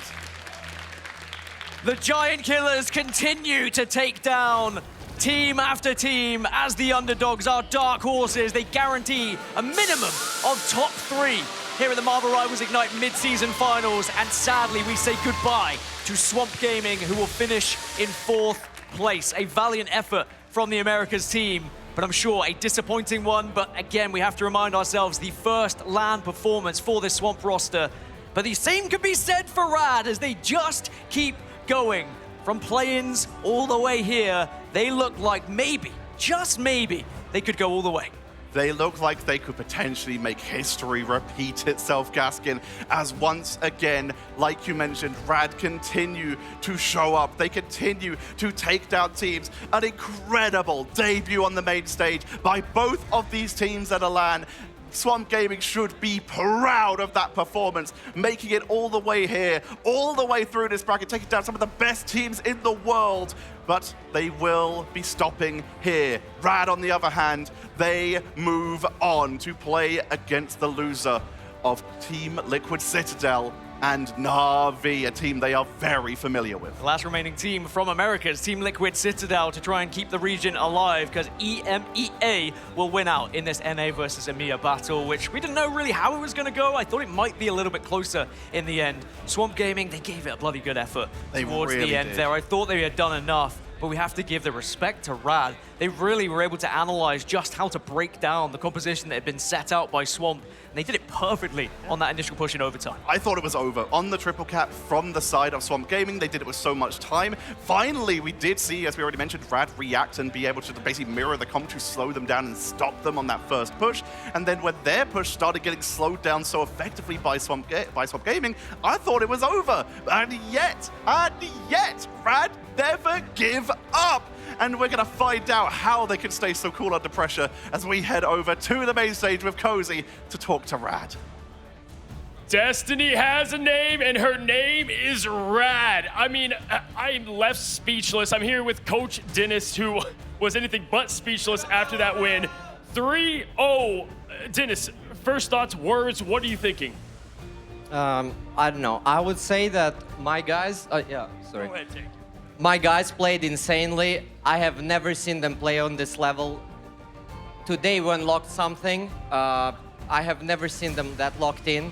All props to them. It's insane. I know. Congrats, guys. You deserve it. Give it up for Rad one more time. I love to hear it. Listen, Dennis, you know the story of this team better than anybody. And again, it's just insane from couch to dream to now having a shot to play-in stage, to the main stage, to potentially the grand finals. Walk us through all of this journey and just what it would mean for your entire team to have that shot. I've been with some of these people from Chopped, and us losing map 5 versus VP. It was a very hard hit to all of us. I can't lie, a lot of people wanted to retire, and we were thinking a lot about what we could achieve together more. We couldn't get an org, we split up, and now I'm back with some of these people, and we're here on the big stage, and this whole journey was insane. Congrats again to all of them for performing this good today. I can't imagine what they're feeling. I'm just a coach. Those emotions in the game as a player must be insane. But I'm pretty sure they're surprised that they're this locked in. Listen, you have TLC and Na'Vi up above. Who do you want? Who do you think you're going to play? Let me hear it. 100% TLC. I'm sorry, guys. I need to root for my friends, for my region. I want Na'Vi to win. I want to match them in the final. I hope we are this locked in for tomorrow. I hope for a very, very close series against TLC. And I really want to go to the final. Well, listen, we've done 3 lands, and so far the road has always led through the EMEA, and right now the odds are stacking in that favor. One more time, give it up for Rad! 3-0 in Swamp Gaming here on the big stage. And to break it all down and to close today, let's bring it to the desk to check out the action. Credits where it is due, Cozy, to Swamp Gaming. They gave it their all, even pulled out the strats they were probably saving for Team Liquid Citadel with that symbiotic surface. First time we saw at this event, but Rad just seemed to be on another level. And when you have the likes of Dennis even saying it like this is beyond his comprehension, he spends a lot of time with him. It's how do we feel as EMEA? So, we sort of expect Rad to sort of look promising and then just have weird moments, but certainly this series, there wasn't really anything given up when it came to some of the mistakes, right? It felt that everything was locked in. We were starting to see Swamp Gaming push to making some errors, some misplays, but more Rad individuals especially rising to the occasion. Stuff like Crazy Kitty, not having to rely on Daredevil or Black Cat. He's not a one-trick pony going in for the meta Storm on maps like this, having grand stuff, the back line, the front line. Every element of Rad has been a world-class contender. Listen, I was just there on the stage, and as they won, Dennis just kept saying, holy Shin Shibuya, over and over. I've never seen y'all play like this, and I think we were talking about it here, in the green room, that at LAN, it's who shows up. It's any given day, and Rad picked every day to play their best, and that's exactly what you need to do. I forget the level of competition comparison, Ryan. If you show up and there's enough belief there in clutch factor, Rad right now feels like the team to beat. Well, it almost feels like, we're on NA soil, Swamp is in America's team, but there was a good amount of cheering for Rad because you can't help go for the underdog, but also the way that they play, it's the panache. It feels like Swamp Gaming, getting to see them play, it's very no for the football analogies, but it's like Italian football, 1990s. It's a lot more defensive. It isn't flashy. It's a little bit boring, but it's just well played in the end. So when you have a team that is just doing terrific stuff going up against a very disciplined approach for Swamp, you always lean to the team that's just sort of firing more neurons and endorphins into your brain. You know what I mean? Vod, we're gonna make it. It's soccer over here. All right, it's soccer, you know. But I know what you mean. I mean, Vod, listen, what's impressed you? I mean, we've all watched Rad so long now, and we're gonna have to, have the pleasure to talk about them. The job's, not finished. What's impressed you about them? And I do want to talk about Swamp Gaming and the end of their journey. So for me, the unsung hero, and honestly, us at the desk, we've been kind of doubting a little bit throughout this competition, was Vertigo, actually. Stepped up huge on the Invisible Woman, using the Flame Shield, the Human Torch team up, 20% damage boost. Using that in combination with the Ultron that we saw from Crazy Kitty, with the Rage of Ultron ultimate, just so that they can just do so much damage to the other team. We saw it there with the Punisher ult at the end as well. Damage is key for Rad, and it seems to be the name of the game for them, and they've just figured out this meta in a way that the other teams have been struggling to so far. Yeah, figured it out, especially hero-wise, but also just like exactly what needs to be done in that current moment. For Swamp Gaming, obviously, I've covered them for so long at this point. I know definitely they're disappointed, to come here. It is their first land to get in that top 4 element. I'm sure they are happy at least about that. But overall, I know their expectations were so much larger. Hey, Ryan, I think you said it best. It's not like, oh, do we replace this, that, the other? No, they can go back to the drawing board. They have the talent there. You said pizzazz, yeah, like the sexiness of a team, if you will. Yeah, exactly. When you're looking at like the play style, what they do. And for me, you can highlight a couple of things like Daze and adding those hero pools and everything combined. I mean, I think it's just like Swamp Gaming. It doesn't really invoke sexiness as well, but it's not as if the way that they play is like swampy. There's still a style to it, and there's a level of respect that you have to give when it comes to the plays. But it feels like from watching Swamp at the start of the year, like take a series against Team Liquid Citadel, it's getting further and further away. And I think like as a player to highlight, like the MVP just across the series was Ducky to sort of highlight, but there was clips of him like just looking to the camera, pulling silly faces. He's feeling a lot more comfortable. When you looked at him on the first day in play-ins, he was like a ghost. He was making a lot of errors individually too, but now he's completely in his comfort zone, and Rad are looking above and beyond. And I think even the likes of Na'Vi, who have typically been smashing Rad in officials, if there is the chance of them meeting up tomorrow with like Na'Vi falling into losers bracket, or even Rad going all the way to grand finals, whichever way, they have to be a little bit more afraid of this Rad because they have become something else here. I just don't know why so many teams have not been banning out Ducky. We finally saw it in that second map. The Emma ban came through right after the mag, but I feel like they should have continued with that into this one, and the Emma was so consequential, especially with the Sonic Seductions, creating so much space from that. I feel like it was a bit of an underrated hero for them because they were so good on the group. Yeah, you know what? I think Dog said it well earlier. The best teams right now are banning the Vanguard line. Like, if you look at kind of what have been the strengths of some of these best teams going through the entire thing, that's been a lot of their focus, and then having the trust for the rest of the game plan. Sometimes it's like, do you ban to lose, or do you ban for your team and like to enable yourself of what you do well, right? Not just go with this stereotypical things. I do want to say, as we wrap for Swamp Gaming, to not let this get to you as players. Melophobia, an absolute just young star in the making. Valentina in the back line, we know what they can do. We're still seeing very much just the beginning of this team and what's been put together. But I could not have put together a better script through the lowers, as Rad has just shown. It's the hardest thing to do in esports, right? Yeah, I mean, but it's also something that Rad has done with exactly. I know. History keeps it's a flat circle, I think, at this point. But I also want to say, like, a 4th place finish for Swamp. I know they'll say, we expect him to win and stuff. I'd still take a 4th place finish. I think that's a good showing for your first international event. But seeing how both of these teams sort of grinded it through, Rad sort of knocking out world champions Virtus Pro again, but at an international event, and then Swamp Gaming making sure the Pacific only leave with a top 6 finish. Here it was a lot more standard for Rad, who are just good when these days are long. They qualified for 3rd seed, having to play in this sort of similar position in that match A and then going to the semi-final. They're used to it going the full distance. Yeah, Vod, it feels like they're learning from their mistakes. 100%. Right? It's like everything that's happening to them, and if you look at playing to here, that's where that advantage comes from, playing so much. You're learning more and more as, again, we take a look here from that upper bracket of who they might play. I mean, you're talking about 100 Thieves, which seem to be one of the few teams, aside from TLC, who actually put up a showing against Rad, right? Unfortunately for them, they fell to Gen G earlier on, but if they made their way, could have been a different story at this point in time. But the story is Rad are that Cinderella team. But we also got to talk about the upper bracket, right? Na'Vi at Team Liquid Citadel, undisputed, and Na'Vi the only team to not drop a single map. Yeah, for sure. I mean, Ryan, listen, at the beginning of the game, day was not super dramatic or climatic because we knew that these two top teams were exactly that. Na'Vi, TLC. Yeah, if you've been a fan of this esport, right, you We've heard it all year long, and guess what happens tomorrow? The Titans finally clash.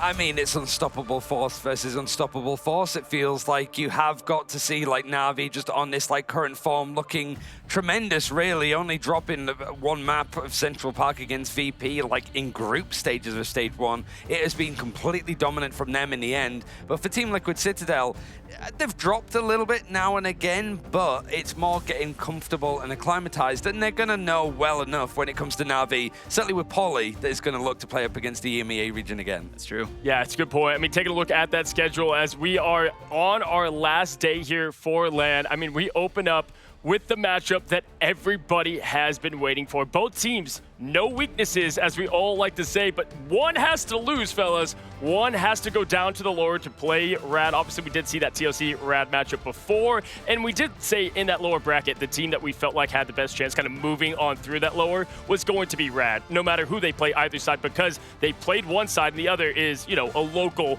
team. But yeah, I think them having, you know, footage on both these teams is more of a benefit than anything else, right? Na'Vi going into this Team Liquid Citadel matchup, of course, they probably scrimmed and done whatever preparation they can, but, you know, Na'Vi and scrims are not really the best at it. They're more on the day, and I was talking a little bit earlier to Gaskin. He still has not been truly impressed with Na'Vi. He says they still have not been tested. VP went out early. This is the true testament to how Na'Vi can be dominant or if TLC are going to show up.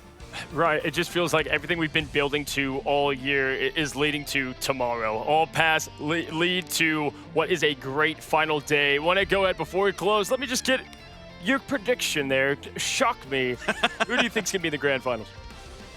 Probably the two teams in the upper bracket. Okay. I think Liquid win that upper bracket game. I think Na'Vi have to do the whole gauntlet tomorrow. I said shock me and color me shocked. I have Na'Vi doing the whole thing again, but I don't know. Liquid on home soil, scary. Yeah, especially with it being the Championship Saturday, right? Hometown crowd here for Team Liquid Citadel. The last Americas region team remaining. They're going to have everyone cheering them on. We saw FlyQuest in the grand finals be the last bastion of hope for them as well, taking a map against Virtus Pro, but this is a whole different ballgame, whole different story. And I gotta agree with you on this one, Ryan. I'm thinking Team Liquid Citadel take the uppers, but then Na'Vi come through lowers. Listen, tomorrow, day 4, we have concerts, voice actors.